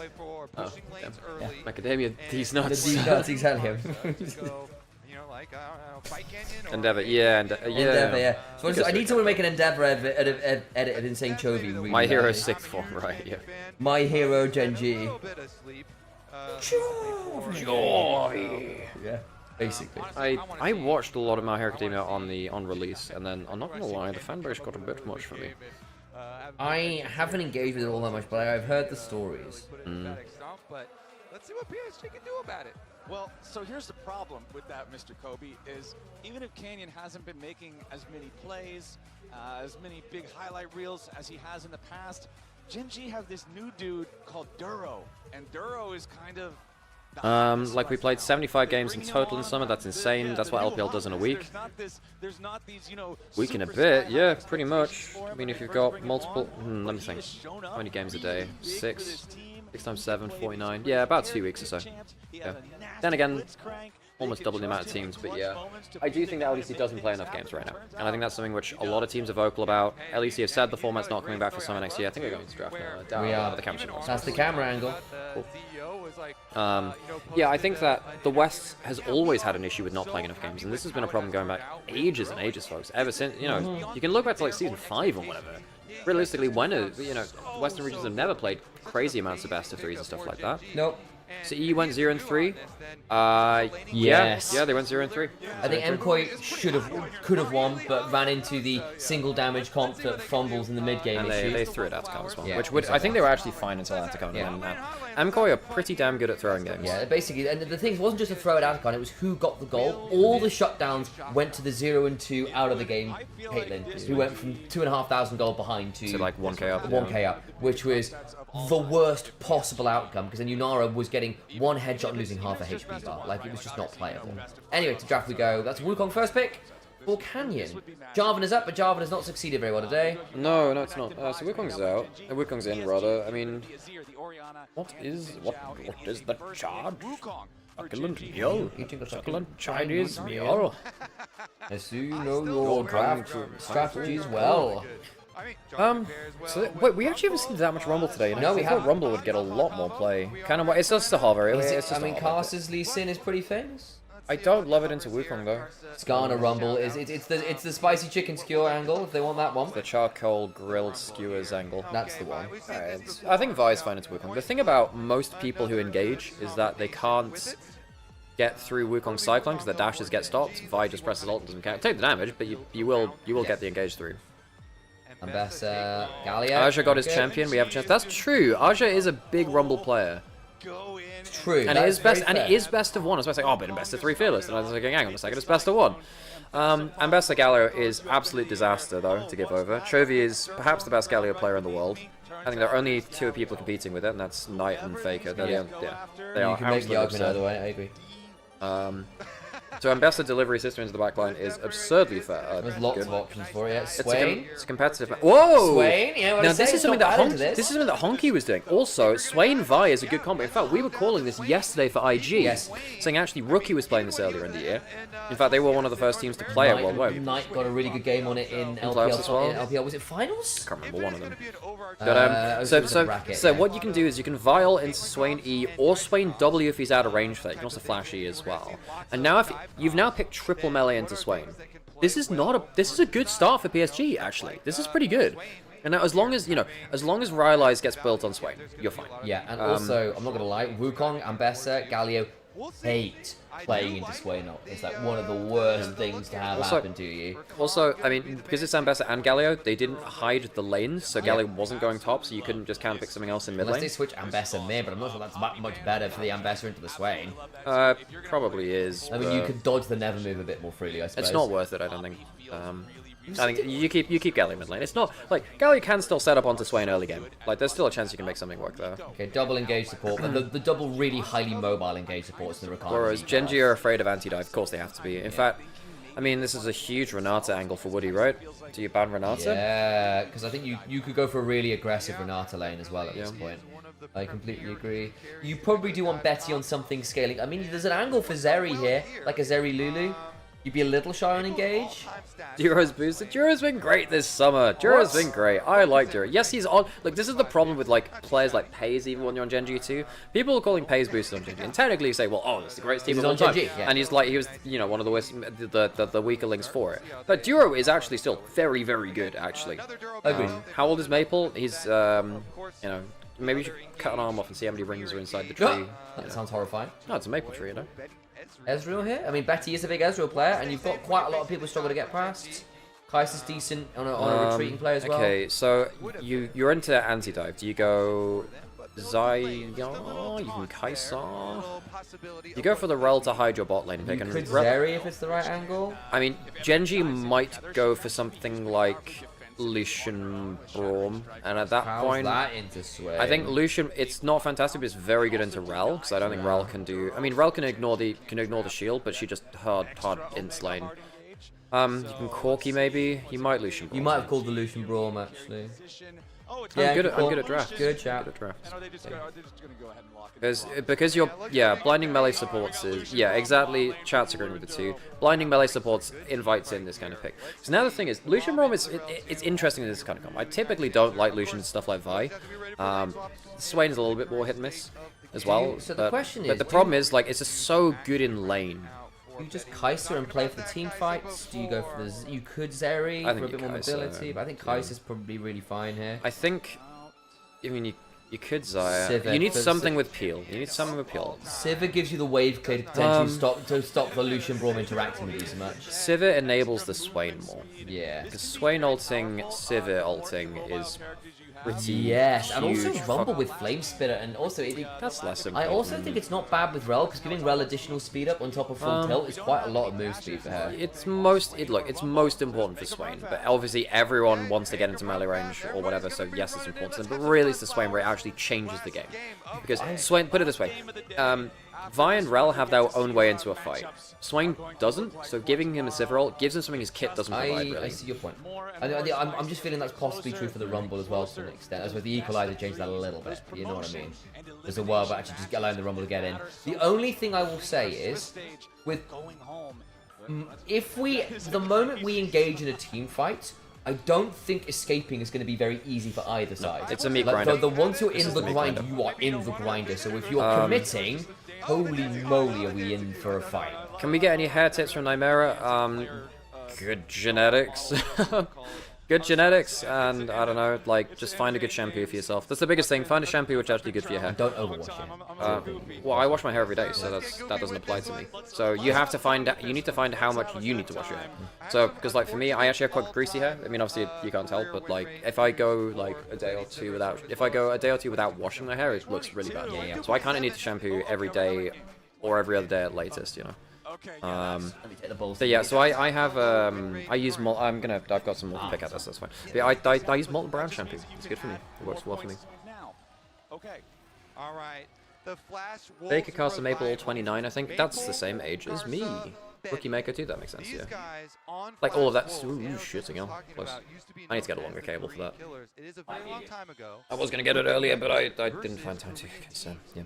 Okay, I mean, I think this is a competitive draft, folks. If anything, I think PSG slightly win it. I mean, you can now. What you can do now is you can Sivir Spell Shield the Ambassador ult. I think the Sivir is okay in lane versus Lucian Braum. I mean, it is GENG's Lucian Braum. That's the problem. I think nameplate's off. I might even prefer PSG's comp slightly. Not by enough to like, yeah. Get hydrated, I can do that. I've got some C in here. LCK throughout the day. T1 got there when HLE suffered a loss, and then KT got themselves a win. So that means they're 2 for 3. I really like PSG's comp because of Sivir, because I love that champion. Sivir is very strong if she ever gets rolling. If she ever gets rolling, she is a problem. I'm a little bit worried that I would miss that one. So they're currently at a 66% win rate as a region on day 1. They could get to 75 if they win this one. There's a plus. My hair gets angry if I switch hair care products. Yeah, no, I get that. The first year of changing shampoo and stuff can sometimes be a bit weird. Yeah, I got first one's gonna be math. Got some arithmetic for everybody. Okay, bottom lane, just pretty standard. I got a question. Okay, what you got? What is 100 Thieves win rate versus BLG at Worlds 2025? Oh, shush, Kobe. 100%. What about scrims? Talk about the scrims. Wait, they probably didn't scrim, actually. Hope it's not one-sided. I mean, this is the problem, right? I think that... Oh, Jovi got the damage and stuff, which is nice for him. Man, it's... Maple... I actually... Wait, when was the last time Maple played against Chovy? When did Maple play against Chovy? Has he? Trying to remember that. Chovy was on HLE one year. Was that when PSG Talon were in play-ins? He might have played against them then. MSI probably at some point, yeah. But did they match up? Because Chovy didn't go to MSI until 23, right? So he wouldn't have played against him unless he matched up then. Maple is very good international. I like Maple. He's a very inspirational player. The guy is timeless. If you let them get ahead, they are not exactly going to give you many. Maple was in an LPL, not LCK, Son of Oak. Team W is LPL, so they wouldn't have faced regionally then. Yeah, can anyone remember when Maple and Chovy have played against each other? Because obviously Maple's historic. He's been around since 2013. He was on Mania Bears. He played against Faker in his first ever Worlds. He's been in a bunch of MSIs since on Flash Wolves as well, because then obviously Flash Wolves from season 4 to season 9, I want to say. And then he was on PSG for we went to LPL for a bit. Hang on, Canyon looking bot lane. I mean, ooh, Braum passive's a little scary. Yeah, it's not really going to do that too much though. I mean, nothing terrible's happened yet. Oh, hang on a second. Oh, he flashed through. First blood, Casa. Oh, Casa popping off on the camera too. Hell yeah. The guy to watch. He goes over here for the gank. They disrespect Aj's Rumble so heavily. I kind of missed the level PSG is playing before. They were like CFO today. Back. Or are they Flash Wolves? Damn. Are they PSG or Flash Wolves? I mean, they were quite noticeably worse than CFO. They leveled up in terms of mid jungle really for playoffs, but they struggled until then. That was a very good first blood. Keen over pushing. I guess they just didn't track jungle. I mean, maybe the jungle timers are off. Flash Orb with the overheat. Easy. Oh, that's nasty. He flashed early. Or he could have flashed. He could have flashed earlier and not taken the rumble damage and maybe lived through that. That's a good first blood. Guys, I'm not lying. This is not a bad start for PSG. So teleport used for. I mean, I think the draft is fine. Get some gold on towards Casa. Yes, he uses the flash, but. Pretty evenly. It's the side lanes that are under. All right. So what agency did GENG have? So you've got Galliot coming up soon. See Betty just collecting the rest of the farm. We're getting to the point. Oh my god, that is actually a decent CS lead for Ruler. I think Ruler, Lucian, Braum, they need to start doing something soon. Because like, as soon as you hit like one eye, I mean, even at this point, you can skirmish really, really well. But I do think that Lucian Braum is very, very good early game. This is why you picked it, right? You want to get that early power. Wanted to get Betty out of that type of situation because it's so frustrating to just passively lose your lane like that. Whoa, whoa, whoa, whoa! Keen is a legend in his own right there. Keen is so successful in terms of like being, okay. Yeah, no, he has been successful now, but like Keen has been very, very consistent, very, very well regarded by other players in the scene. Last time Maple and Chovy played each other was indeed 21 Worlds. Chovy Life was, yes, it was HLE with Chovy. I thought that'd be the case. Did they play before that, Jonas? Was that the only time? I wonder if that was the only time. I can't think of Griffin playing Flash Wolves, because that would have been what it was before then, I think. I feel like Equalizer is just one of those best. I can't think of it. So it would have been, yeah, it would have been Griffin on 2018-19. The only time, this is only the second time Chovy's played against Maple. Damn. Clear everybody out, you're fine. Karsa takes a quick little smack in the head from Canyon here as Keen and Chovy. Who would you put with Ruler on bot lane then? I mean, obviously someone like, you know, like Carrier if he can, but then Carrier's insane. The light's not bad. The light's very good too. Okay, teleport back into the reset. Nah, Keen is a legend. Keen is an absolute. Hang on a second. That's a problem. Catch Cast without flash. Maple's in the meat grinder. You get the Galliot for the magic shield. That's a very good Cyclone. That's a very good Cyclone. Okay, alright. Well, that's the Lucian Braum value as well. Or the Braum value there, I suppose. Lucian's top lane. Would you rather have Prime Maple or Honkyu? We don't know enough about... I mean, Prime Maple was insanely good. I think Prime Maple, but Honkyu has the chance to grow beyond it. Fuck Wukong, all my homies hate Wukong. Wow, it turns out that Cyclone is really, really strong. Wukong Braum with a clone double stack in the passive is nasty too. The critical Scuttle Crab here actually being such a difference maker. The crab that broke the early game. Honkyu clears. Look, I think Honkyu might clear in his career because Honkyu is very, very exciting rookie. But like, put some respect on Maple. Maple has had some awesome high moments. I think it was like MSI 2018. They finished first in group stage. Maple was really damn good at that point. Level 6 acquired. 2017 MSI was pretty good too. Wait, it was 2017 was when they were less good, but they still managed to upset. The 2018 MSI was really good in group stage. I think it was. We know the importance of the crab.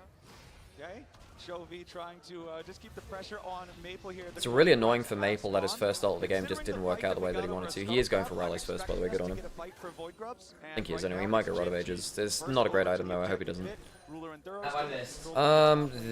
We talked about draft already, right?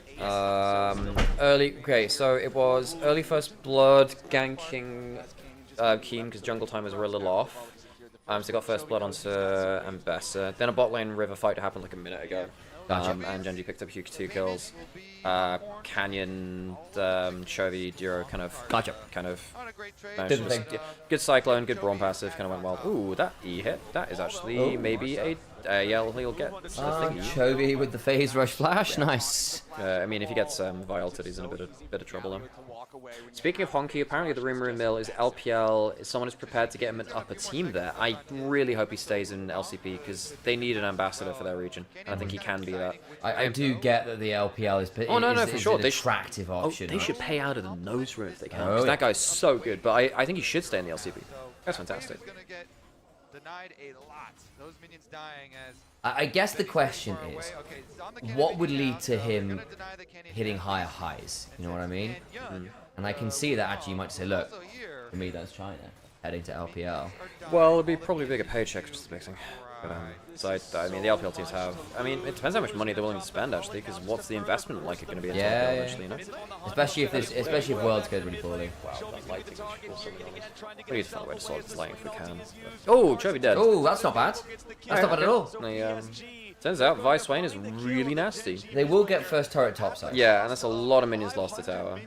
Yeah, and oh man, Betty is a long way behind. Yeah. Ruler's up 1,000 gold. So they probably died like another 5 minutes to turret there, so that's basically another whole wave. I don't think they did more than that.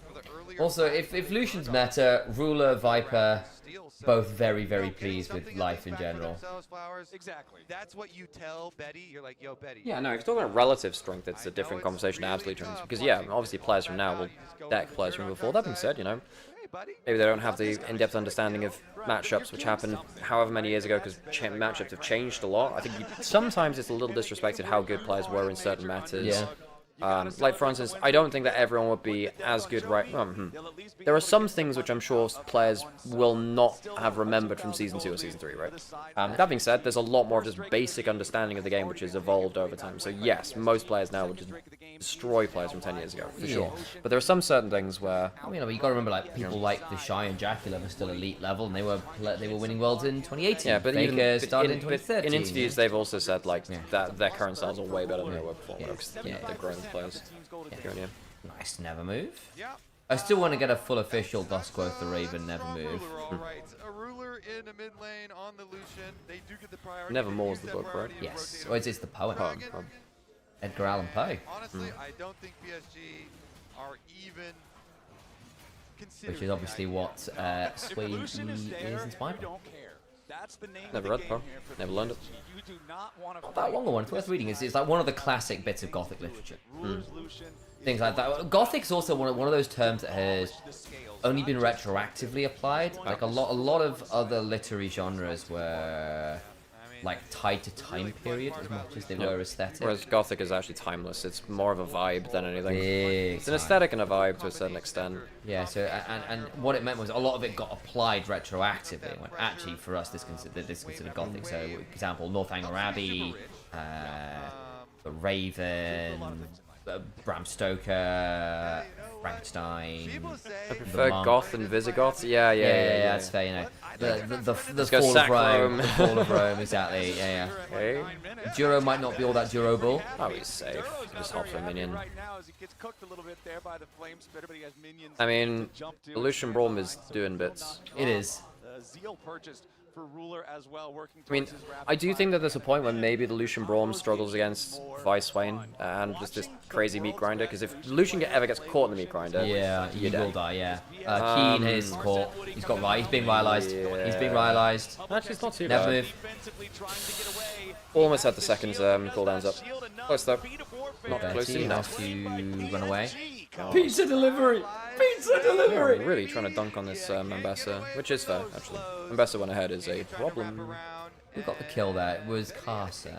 Teleport's the main problem. Yeah, I'm not gonna lie, Teleport has ruined a lot of matchups in League of Legends, where, I mean, I get that it helps less strong laners survive League of Legends, but also, I don't know, it stops you from actually feeling like you've done something well in lane and being rewarded for it. It means the individual agency goes way down, because even if you're better in lane, it doesn't lead to anything, because the other player can just teleport elsewhere, get a bunch of kills, or just reset for free, which feels really bad. Ooh, good smites. Good smites.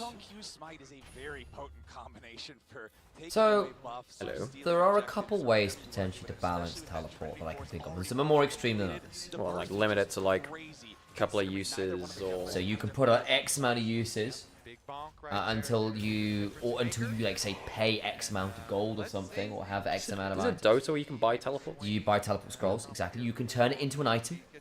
There's another way of doing it, so like everyone can buy it, but it becomes pricey. Is another way of doing it, so you have it like a Zonya's type item. Because again, one of the things that I was arguing when Stopwatch in particular was super broken. They might try and kill him again. Can you make it a Remember, folks, Carcer was the guy that was beating LCK teams for a long time. Like, this was the guy... Carcer, man. Carcer v LCK teams. Can you turn that into anything else? Carcer versus LCK teams. And they didn't burn any ults for that. That's just running at the guy. Remember this guy on RNG 2018? with MLXG as well, but remember him. MLXGG, MLXD. The Flash Wolves. Carcer is the Korean killer. You know, this guy, that was his nickname. Him and Maple. Okay, so it is like, The that Flash is an Wolves. avenue, a good avenue for money though, and continue. Was Betty on the Flash Wolves roster as well? Yes. Yes, he was. Man. Okay. Was once upon a time people like Steak? Yep. Steak was there too. Hanabi later on. Did Aja ever play on Flash Wolf? Was he there right at the end? Or not? Don't think so. Yeah. No, I don't think he was. Oh, it's not a rapid fire cannon. Okay, we're going Navori. This is the maximum APM Lucian item. Falling on Betty. Takes him down to about 40%. Yeah, God bless Sword Art. Yeah, Sword Art. Sword Art was really, really good for a while, folks. Oh, yeah. I just always normally expect like rapid fire cannon for a quick trade. And it feels like Swain will be useless against Braum, Lucian, Wukong combo. The problem is, like, the thing about Braum, Lucian, Wukong is that they're all quite low range, and if Swain gets beyond a certain breakpoint, which it's Swain, not unthinkable to think of.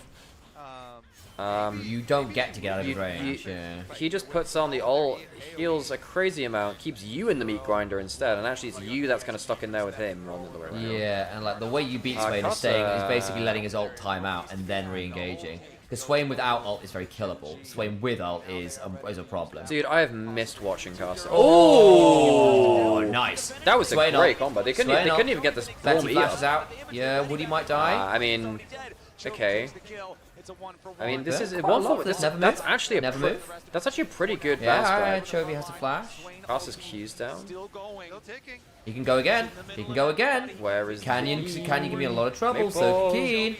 Okay, I think they're safe, But like you can see the threat of the Swain though, right? Where like if you ever get caught in the Rylise into the E, you are not happy. And you can probably get Dragon off that as well, actually. Yeah. To survive, PSG, going 1 for 1 at the moment, and then a little, like, couldn't decide whether to continue or not. Chovy flashes there, so no Galio flash, and PSG are going to use, well, he's actually going top right now. So they don't have Swain ult now. They do have Vile, and Vile into Swain E might be enough. Jiro's in a weird spot now where actually that's, as we can see, if your E is not up, you insta-die. You do actually need to, oh goddamn. Canyon hurts.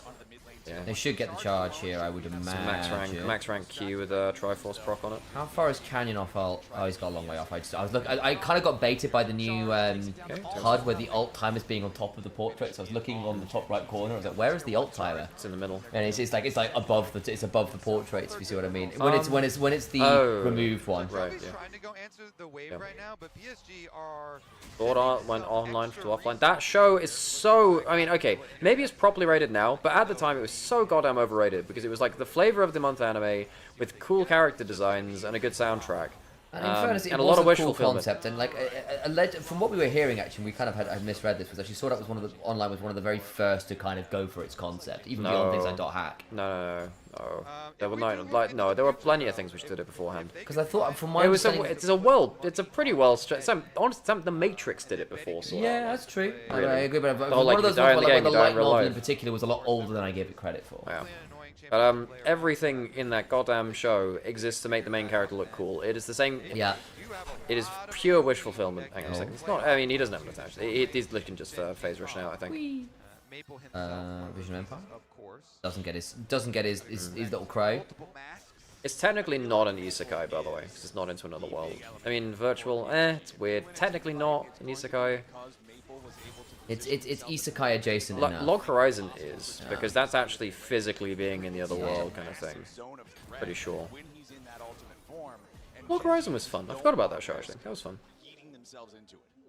Had some questionable romance storyline? Yes, it did. Yeah. Yep, the way it was written in the light novel was not good. Which one's that? Sword Art Online, just the main romance. It was. Yeah, it was not great. It was very bad. Yep. Poor old Asuna. Yeah, just pretends Log Horizon Season 2 exactly. Yeah, Season 2 should have really been a thing. It was good. I enjoyed it. It was fun. Ugh. He's trying to catch up.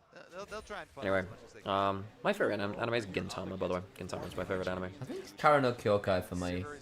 Oh, that's Deep Cup. It's a good one. Well, I don't know. I've just got my eyes on Kasa. Kasa's been playing really, really well, actually. This guy is so good when he's against. This guy just unlocks an extra. He unlocks his third eye when he's against Koreans. We forget. How could we forget about Kasa versus Koreans? Like Korean killer no jutsu. Just turns it on. Yeah. They're still in the ward currently. They are.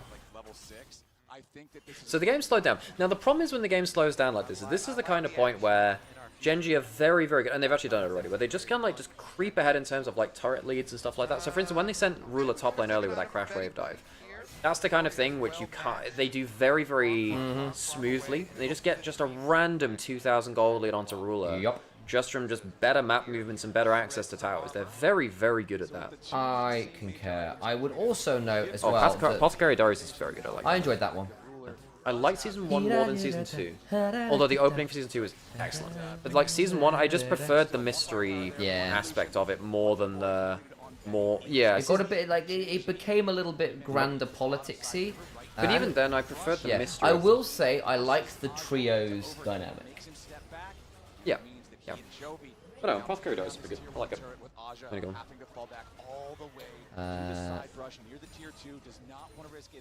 No. Like, I'm not gonna lie. Even after like episode like 4, Sword Art Online becomes questionable at best. As soon as like, I don't know. Like the opening couple of episodes are good, but like if you don't mind some like. Sorry, hang on. Sorry, 1 second. Why is Kaza's name the Korean Slayer? Because he is he comes from Taiwan, and he was on the Flash Wolves, which famously had very good records versus Korean teams, even in the Korean era of dominance. So he was the guy that would just like and he was also on RNG when they won MSI 2018 against that would have been Longshu at the time, right? Yeah, I think was that Longshu? Was it against Khan's Longshu? Probably was. Or Kingzone Dragon X level. Oh, that's the Ambassador Galio. They might lose 2. Wait, Castle stole Atacon. Castle stole Atacon. You're right. And Maple's still alive. And Maple. Maple's alive. There's a double. They've killed 2 for 3 currently. And they get the Atacon. How far can Betty and Maple run? I think Chovy actually might be in a bit of trouble here. I actually think he's in. Hang on, watch Canyon. He's going to jump on Betty. Oh, that's a decent heal from Betty. Oh! Lucian kill. I think Lucian kills, kill. Flash, yeah, done it. Okay. Shot. Not quite enough. Oh, the Samsung Galaxy sign. Nice. Yeah, basically the Flash Wolves were a LMS team from Taiwan that were very, very good versus the Korean teams, even in their era of dominance. Like, they would win games against, like, some of... I mean, yeah, they've taken games off of, like, SKT before and things like that. People were, like... They were semi-finalists fairly regularly, or they could get to quarterfinals regularly, were threatening semi-finals pretty regularly. There was always that kind of hope of them being the dark horse, and it just never quite turned to the true world's winning level. Of course, they were also following on from the Season 2 TPA Pape Assassins from back in the day, who were one of the few non-Korean world winners. And Casa steals the damn Atacon. Which is not bad going. Wait, hang on, did they? Oh, I think they caught it now. I don't think they caught it. They did. Oh, did they? Yeah, they didn't catch it at the time. I mean, in Kobe fairness, caught it in the replay. In fairness, like the Ambassador Gallo Cup, that is the exciting thing. My eyes as the play-by-play were definitely on that. And you can understand why. Yeah, for sure. So PSG, they get the Otacon.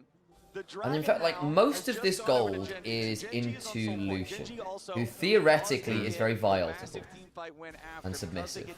They are 4,500 gold ahead, but the Otacon was I'm not going to answer that. I'm just going to... I'm not answering that. They are always so fun to watch.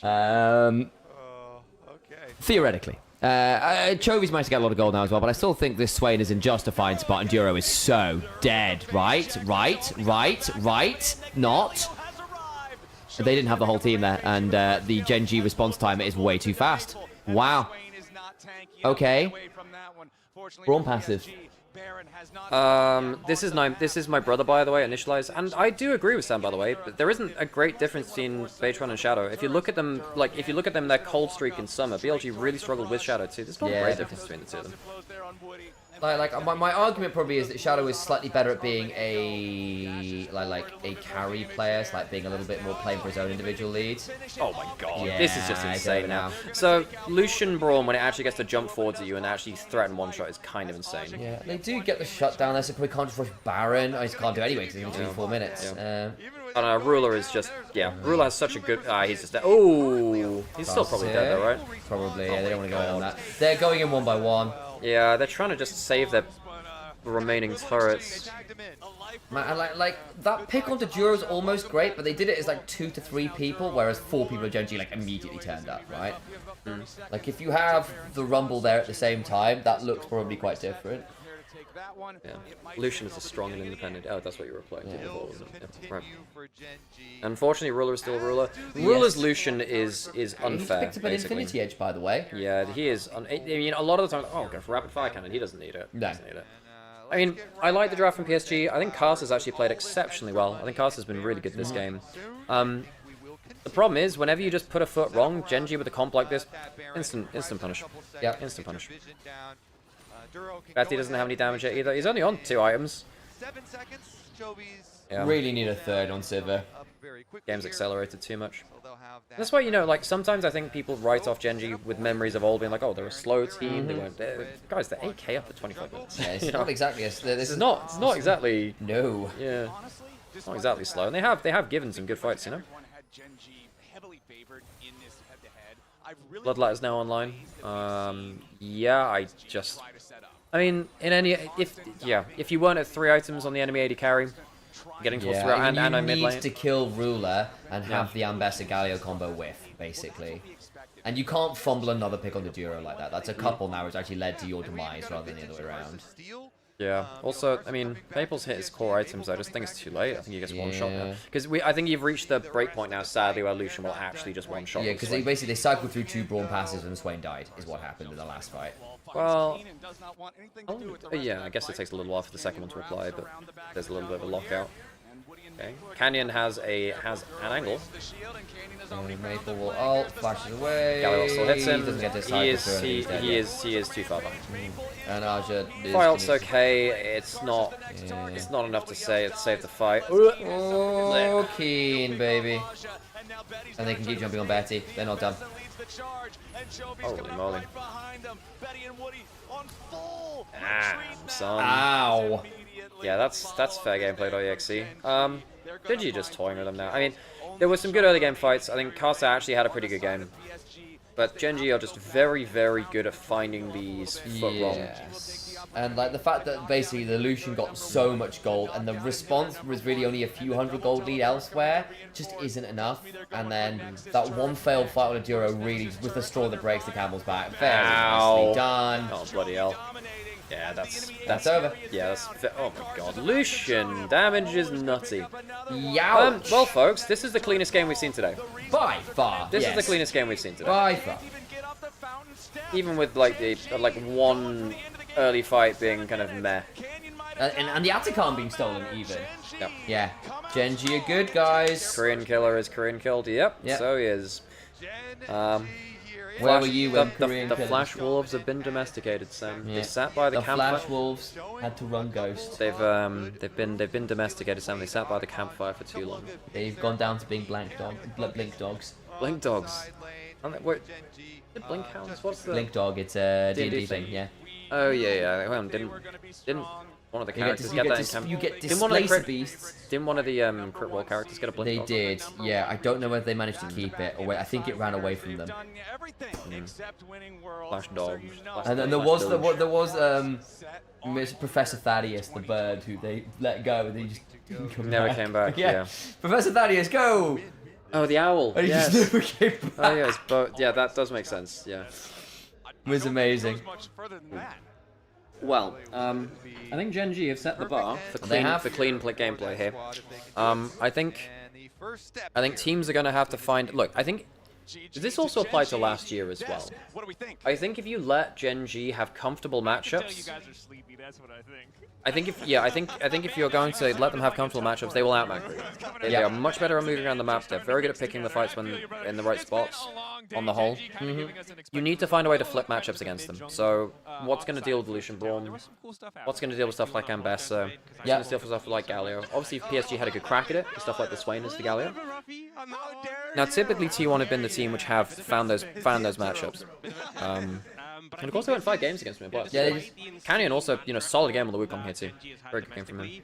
Let's see more Swain. Me too. I think Swain is genuinely pretty good with a lot of the low-range dive comps we have in this meta. Yeah, and I don't. He just needs to get through lane. I think in some ways they tried to get Keen behind and only half managed it. Yeah. And I always think Chovy, despite blowing his flash a few times, was never really under threat on the Galio. which is why it's sometimes so frustrating. Well, he died the one time in mid lane. Yeah, because initially it starts out with the double TP coming in from PSG, nasty as hell. the Swain ulti that comes through, but immediately GenG walks away from it, and you're like, oh, so you're gonna lose the next fight, right? So they'll do the day 2 draws now. They'll do all the round 2 draws. Presumably they're all played tomorrow still, right? Yes. I don't think we're splitting them. So it should just be another 8 game day tomorrow. It'll be 0-1s and 4. Yeah, we'll see we need to see what the draw is, don't we? Yeah, well, that draw will happen at the end of today. There's a little bit that's for just a tiny bit, but that was for the honestly, Carso's feeling hyped this game. Went topside, just bullied the hell out of Keen. Those are some. I mean, look, basically everyone in GENG just did more damage. Is the answer? There's a point in the top lane fight around Atacon where Rise would have killed with a Seraphs and didn't have it, so died. So legitimately, the Atacon fight which they lost, Seraphs would have killed. People have been looking back through the replays and been like, yo, actually they lost this outcome because the Archangels, yeah. Prey, obviously watching Peanuts games as one of the Rocks Tigers. They feel like the best team in the world, and it feels like no matter where you are in the game, if you're not 10,000 gold ahead, you haven't won yet. Until GenG's Nexus falls, it feels like there's always a path back in. You're probably never as far ahead as you think you are, and that's really just the position that PSG found themselves in. Yeah, and I think PSG did a great job of being able to be active like that. We talked about bullying topside. They looked for a dive mid. They were like, they were doing what you should do there's a massive mismatch, right? But it always felt like, to your point, GenG's like, okay, well, I suppose we wait until the draw and then we're going to make something happen, and they were getting more and more and more. So, like, even though watching the play, if you have your brain off, you're like, PSG looks like they have a lead. Look up, goal deficit. Damn. Oh, boy. Sucks. We'll get them next time. Funny, obviously it's not relevant, but yeah. The sort of proactivity you want Funny to see tweets from a though. team going up against GenG. I did appreciate the interview he did. Never winning from that. Certainly. More awareness and thinking, okay, we got interesting killed. insights. How do we translate this? What are GenG getting in return? Okay, now we wait for the draw. Well, thanks everyone for joining, and stick around for the draw. And I at least think they had a good effort, good swing at it. A good look, right? And I like to see that mid-jungle synergy coming out. I like to see those individual levels, because oftentimes a lot of these games can be decided. If your team doesn't have that like peerless macro, you just snowball those leads. And a lot of teams aren't ready to contend with that, can't keep a cool head. After today's games, I'm suddenly no longer confident in my pick'ems, yeah. Big Sis is doing the draw show. Wait, who's doing the draw show? Just reminded me of like the T1 series yesterday, where it's like, okay, the Otacon Candace or Iris? they cleaned you up. Okay, let's see if there's any way in Oh, which cool. PSG can kind of actually they're getting dove underneath their second turret. Now that third Still confident in my pick'ems. I can't remember what my mine now, honestly. Once they have a I think I had IG going through, so I'm already wrong. They just really bully you. So definitely don't want to find yourself in a deficit with them, but that's the most simplest way you could put it. They will snowball the hell out of the game. Don't be behind. Yeah, that's a good note. Wow. Don't be behind the play in gold in any way. You're not going to ever come back. The draft. Yeah. That's a lot of pressure. Genuinely, probably the bit that really broke that game was Ruler. Basically, literally, I think it was, someone counted, it was 3 whole waves in the turret top. Not all of them died, but there's one, not all of them died, but I think it was like I think it was like a full wave died to it, and then another one was like, I only thought it was like 5 minions to turret, but maybe not. And I want to know what stood out to My J4 pick'ems is oh, did you put J4 being most highest win rate with 5 more picks? That's kind of insane. Tomorrow's another day. Today was a terrible day. Look, you can punch down if you want to, I'll respect it. But I'm hoping to impart some knowledge onto the viewers other than haha LEC bad. I want to talk about 100 Thieves.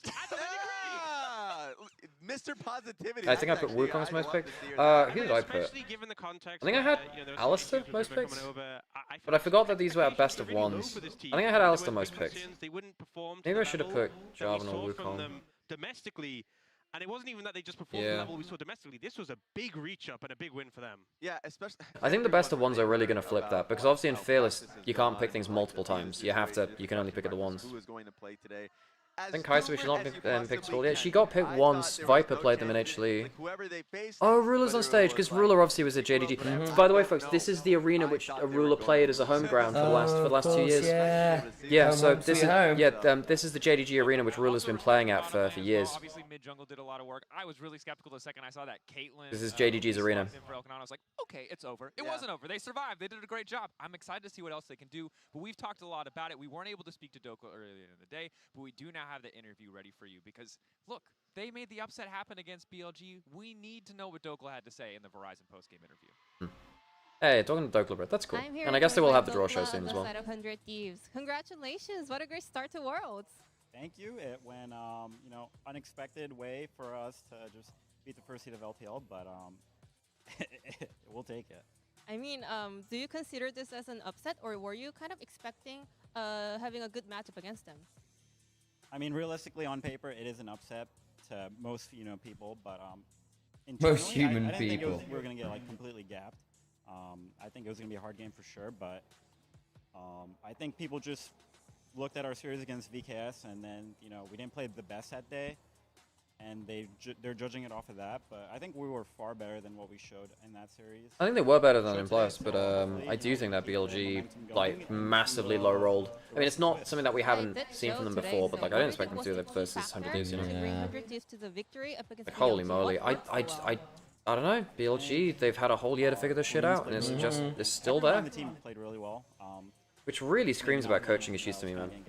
Like, how can they have this consistent issues and it still work out like this? River was really active. Quid was really on point. Everyone just really. The thing is with GENG this match is that even with Keen being 0-3, had an incredible amount of pressure. Well, He did. Just mention about the top lane matchup, and you said get you had a punished a fair little bit of a hard amount too, though, time. Well, so. yesterday after the draw show, you posted a selfie of yourself with a Captain Bollywood Bin versus Bin. How did the top lane matchup actually go, especially about the during the laning phase? Oh, you got counter pick. What can you do? Nah, but he did a good job of like pressuring me. He kept me trapped in lane, and then I have no mana. And it's hard for me to farm, so I'm just bleeding CS. But yeah, I survived. I'm playing Sion. It's chill, And then you made the huge mistake with the solo kill. Safe, that meme, but and then I was scaling into. I think all will meet the minimum pick'ems criteria. I think they will in best ofs, Zero. I think they will. Once we get through the best of 3s and best of 5s, I think you'll see more Ornn. It's not right now. Sion's the better tank than Ornn, so you need Sion to be out of the pool, and then Ornn gets picked. So probably need with Trundle out this as well. victory, can we keep our hopes up? What more can we expect from 100 Thieves? Well, we should get better now that we're able to get scrims with teams. Hopefully, they see this and like, hey, let's scrim 100 Yeah, I Thieves. wonder if teams will actually scrim We do 100 have a Thieves full now. team here, which I'm very glad that we have. River just came in yesterday, so very last minute. So hopefully from now on it's a lot smoother for us and for the rest of Worlds for us, and hopefully, one game at a time and see what we can do. Amazing. Thank you so much, Dokla, for the interview, and I'm going to pass it back to the analyst desk. Thank you. Should be close to the draw. Let's go. Oh, JJ's there! Cool. JJ, yay. Oh, JJ's doing the draw show. Cool. Good, because obviously he isn't playing at the minute. Yeah, oh my god. JJ's at Worlds. Where's IG? No more IG, yeah, no. exactly, guys. Oh my god, JJ's at Worlds. So currently there's no illegal draws, and we're not gonna have. Sorry, no, Zarkol, I missed it in chat. My bad. Sorry. It scrolled up before I saw that. My bad. But the teams can knock. Sorry, I missed that, Doggold. Cool. JJ, he told us that. Okay, so these are 1-0 and 0-1 teams. I guess they'll be drawn up into same matchups and they'll play all the games tomorrow. My bad, Doggold. How do you guys feel about that? Because if it's like, guys, if you've not done so already, please do consider subscribing to the Twitch channel, supporting us however you can. It makes a massive difference, especially as we are co-streaming this. We are relying on all of you back home to pay our bills, so please help do so. If you enjoyed it and you want to tip your casters, viewers of plenty, whoa-ho. Oh, we gotta be going to the gym, brother. Oh my god. I can't be talking. Bro, it's hard to grip his hands. This is what Eminem was rapping. Oh my god, Jay. He doesn't have arms weak, arms are sweaty. Hands stiff. Ming did not struggle with this. So. Oh no! JJ, no! This is why you got let go, JJ. The hand stiff. All right. Oh, where's Way? Oh my god, it's actually different. No. There you go. Who is in this one? Who is in here? Top Esports! Does that mean they're so hard to draw? That's incredible. Is that a boon or an omen? Oh, dear. Is that a boon or an omen? He's Lin. Oh my god. Top Esports versus 100 Thieves! That's rough for 100T. I think that's pretty bad. No, this is how 100T run through every LPL team. If they go, oh my god, it's not 100 Thieves versus BLG, it's 100 Thieves versus the LPL, and they like those odds! Now, in fairness to Dracos, that was a killer line. It was a What do you mean killer in line. fairness? We're not disparaging it. Yeah, no, I know. No, what the? Anyone's legend next. It was more like I wanted to acknowledge. So when you use that phrase, typically it's like in fairness to, there was like we've said something No, negative. because we, It's we not were the having case, fun though. with it. Right? No. It's like I want to make sure that people know Who put that Super I'm Glue not on the using wall? it purely as a meme. Bring out the hammer. Gen AL G. Gen G. Oh. MSI rematch. Oh no! AL Gen G. I fear for Shanks and Flandre. Tarzan is going to have to do the Lord's work. Look how Oh much my easier God. the other ones were. Yeah.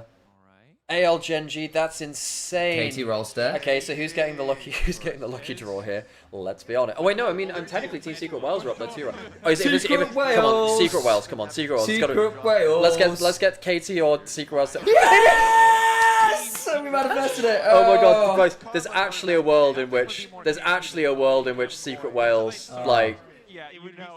Oh my God, what the hell? We actually get Secret Wales versus KT. That's very funny. Wait, that means T1 versus who? Who else made it through?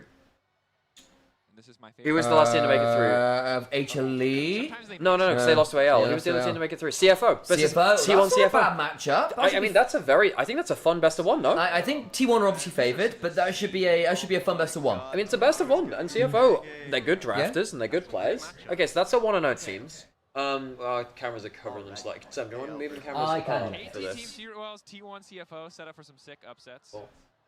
Alright. AL Gen Well, 100 Thieves doing the LPL run, I guess. It will be the greatest best of one. It'll be a meme either way, actually. It'll be a meme Quite good. either way. Quite good. Okay, we're now moving on to drawing the 0-1 teams. Reminder this Okay, which matchups do we want to see here? G2 Fnatic, obviously, Yeah. very funny. But then obviously one of them goes 0-2. But G2 Fnatic out Worlds, that would hit different actually. Not again. Not again. Are we praying for the LEC team kill? There we go. Few. Success. What have they done to these balls, man? We did have one PSG, Juggle them out. the BLG, alright, so who are we getting BLG? This is BLG, who do we want? Bitty Gaming. Disney. sacrifice somebody. I mean, if it's G2, if it's G2 G2 again. I mean, at least they can't pick them at 2-0 at that point. Fnatic! Ooh. That's not looking great for Fnatic. That's not Oscar could looking be in great. for a bad day, guys. Oh dear. Oscar could be in for a really bad I think day. Fnatic might get bent over a bit there. So it's MKOI. Okay, MKOI. Who? MKOI who? Who do we want to see them against? I mean, it'd be kind of funny them against FlyQuest. What should be HLE? Or G2? I think I saw G2. Oh, region kill. Okay, so region kill. So we have we have an LEC team at 1-1. Yeah, okay. What is happening? So it's a finals rematch. A bit of vengeance for MKOI. PSG. PSG. So who's left in? So we still have HLE. We still have HLE. We still have Viva Keed Stars, and we still have one other team which I can't remember. Was one of the other FlyQuest. LPL teams that lost? No, FlyQuest, FlyQuest, yes. yeah. That's not, it's completely disrespectful. It's completely Against HLE. HLE. Okay. PSG are in for a rough day. Oh, that's rough. PSG in for a rough day. Yeah, that's rough. Wait a second. Are we looking Peanut Caster is a hell of a fun matchup, though. Wait, hang on. Hang on. Are we looking at VKS versus FlyQuest? We might be. It is. We've got two Double LLTU finals rematch. Oh my god, we have and LEC we have a finals double rematch. we have a double regional rematch. Yeah. We have a double regional rematch. Well, oh my god, it's a. Oh Jesus. I really don't. Oh, I mean, oh my god, we have double finals rematch. I don't know if I like that. Two team kills coming Okay, out. so we have two team kills. We have MKOI G2 and we have FlyQuest VKS. Oh my god. I like doing this. Okay, so we have our matchups now. I love the draw. Yeah. I love. Well, that's a draw. You never know what to expect. How you guys feeling? Good? I'm rejuvenated. I was exhausted, and we saw. I mean, I do understand not doing team kill stuff the first round, and I understand I do understand unlocking that for later matchups because it is important. I think that at 0-0 you want to avoid it because it's a way of at least doing a little bit of seeding for region strength, and you want to actually guarantee some inter-regional play. That does matter. That's great. That is not. Yeah, thanks for joining us today, folks. Appreciate short you show. all. Well, I guess we'll head off now. Remember, there's a Ko-fi link. Remember, there's League Mastery. Remember, you can subscribe on various channels. Remember to be here tomorrow, bright and early, for another day of Swiss state. Yeah, Jonas, I completely agree. You can't avoid team kill, region kill matchups in Swiss. Yeah, I think with larger sample sizes, maybe you could, but not with this sample size. But either way, yeah. I mean, I'm not gonna lie. 100 Thieves versus both LPL teams, like the two LPL teams, is kind of funny. And if AL somehow win, if they go through the whole... Wait, hang on. If 100 Thieves lose and then AL go into 1-1 as well... Oh, baby. They could actually face against like every LPL team. That's very... Besides, yeah. Looking forward to Godguo. Yeah, Godguo will be back, of course, at some point. It might be initial Guo. Yeah. Rather than Nymaera. What's my favorite matchups out of that? I mean, AL Genji is absolutely. Yeah, it's gonna be a spicy. T1 CFO was the 5-game series at MSI. I actually think KT versus Secret Wales could be surprising. That's genuinely going to be very fun. That could be a bit of a psycho matchup. How long do crickets live? Well, anywhere from 2 to 3 months to like a year, depending on conditions. So forever in my heart. Exactly, that's the correct answer. Yeah. Alright guys, I think we're probably going to start calling it here. I will end the YouTube streams. Alex, do you want to pick a channel to raid us over to? Yeah, we're good. Cool. You can do that. Thanks everyone for joining us. And we'll see you tomorrow. Again, bright and early, folks. Find someone to raid you over to. No worries. See you in a bit, follow folks. our socials, follow us, like our things. Yeah, that's the thing. Let's have a look, see. Who's around that's actually like gonna stay online? What kind of praising coming from the LCP has been a real threat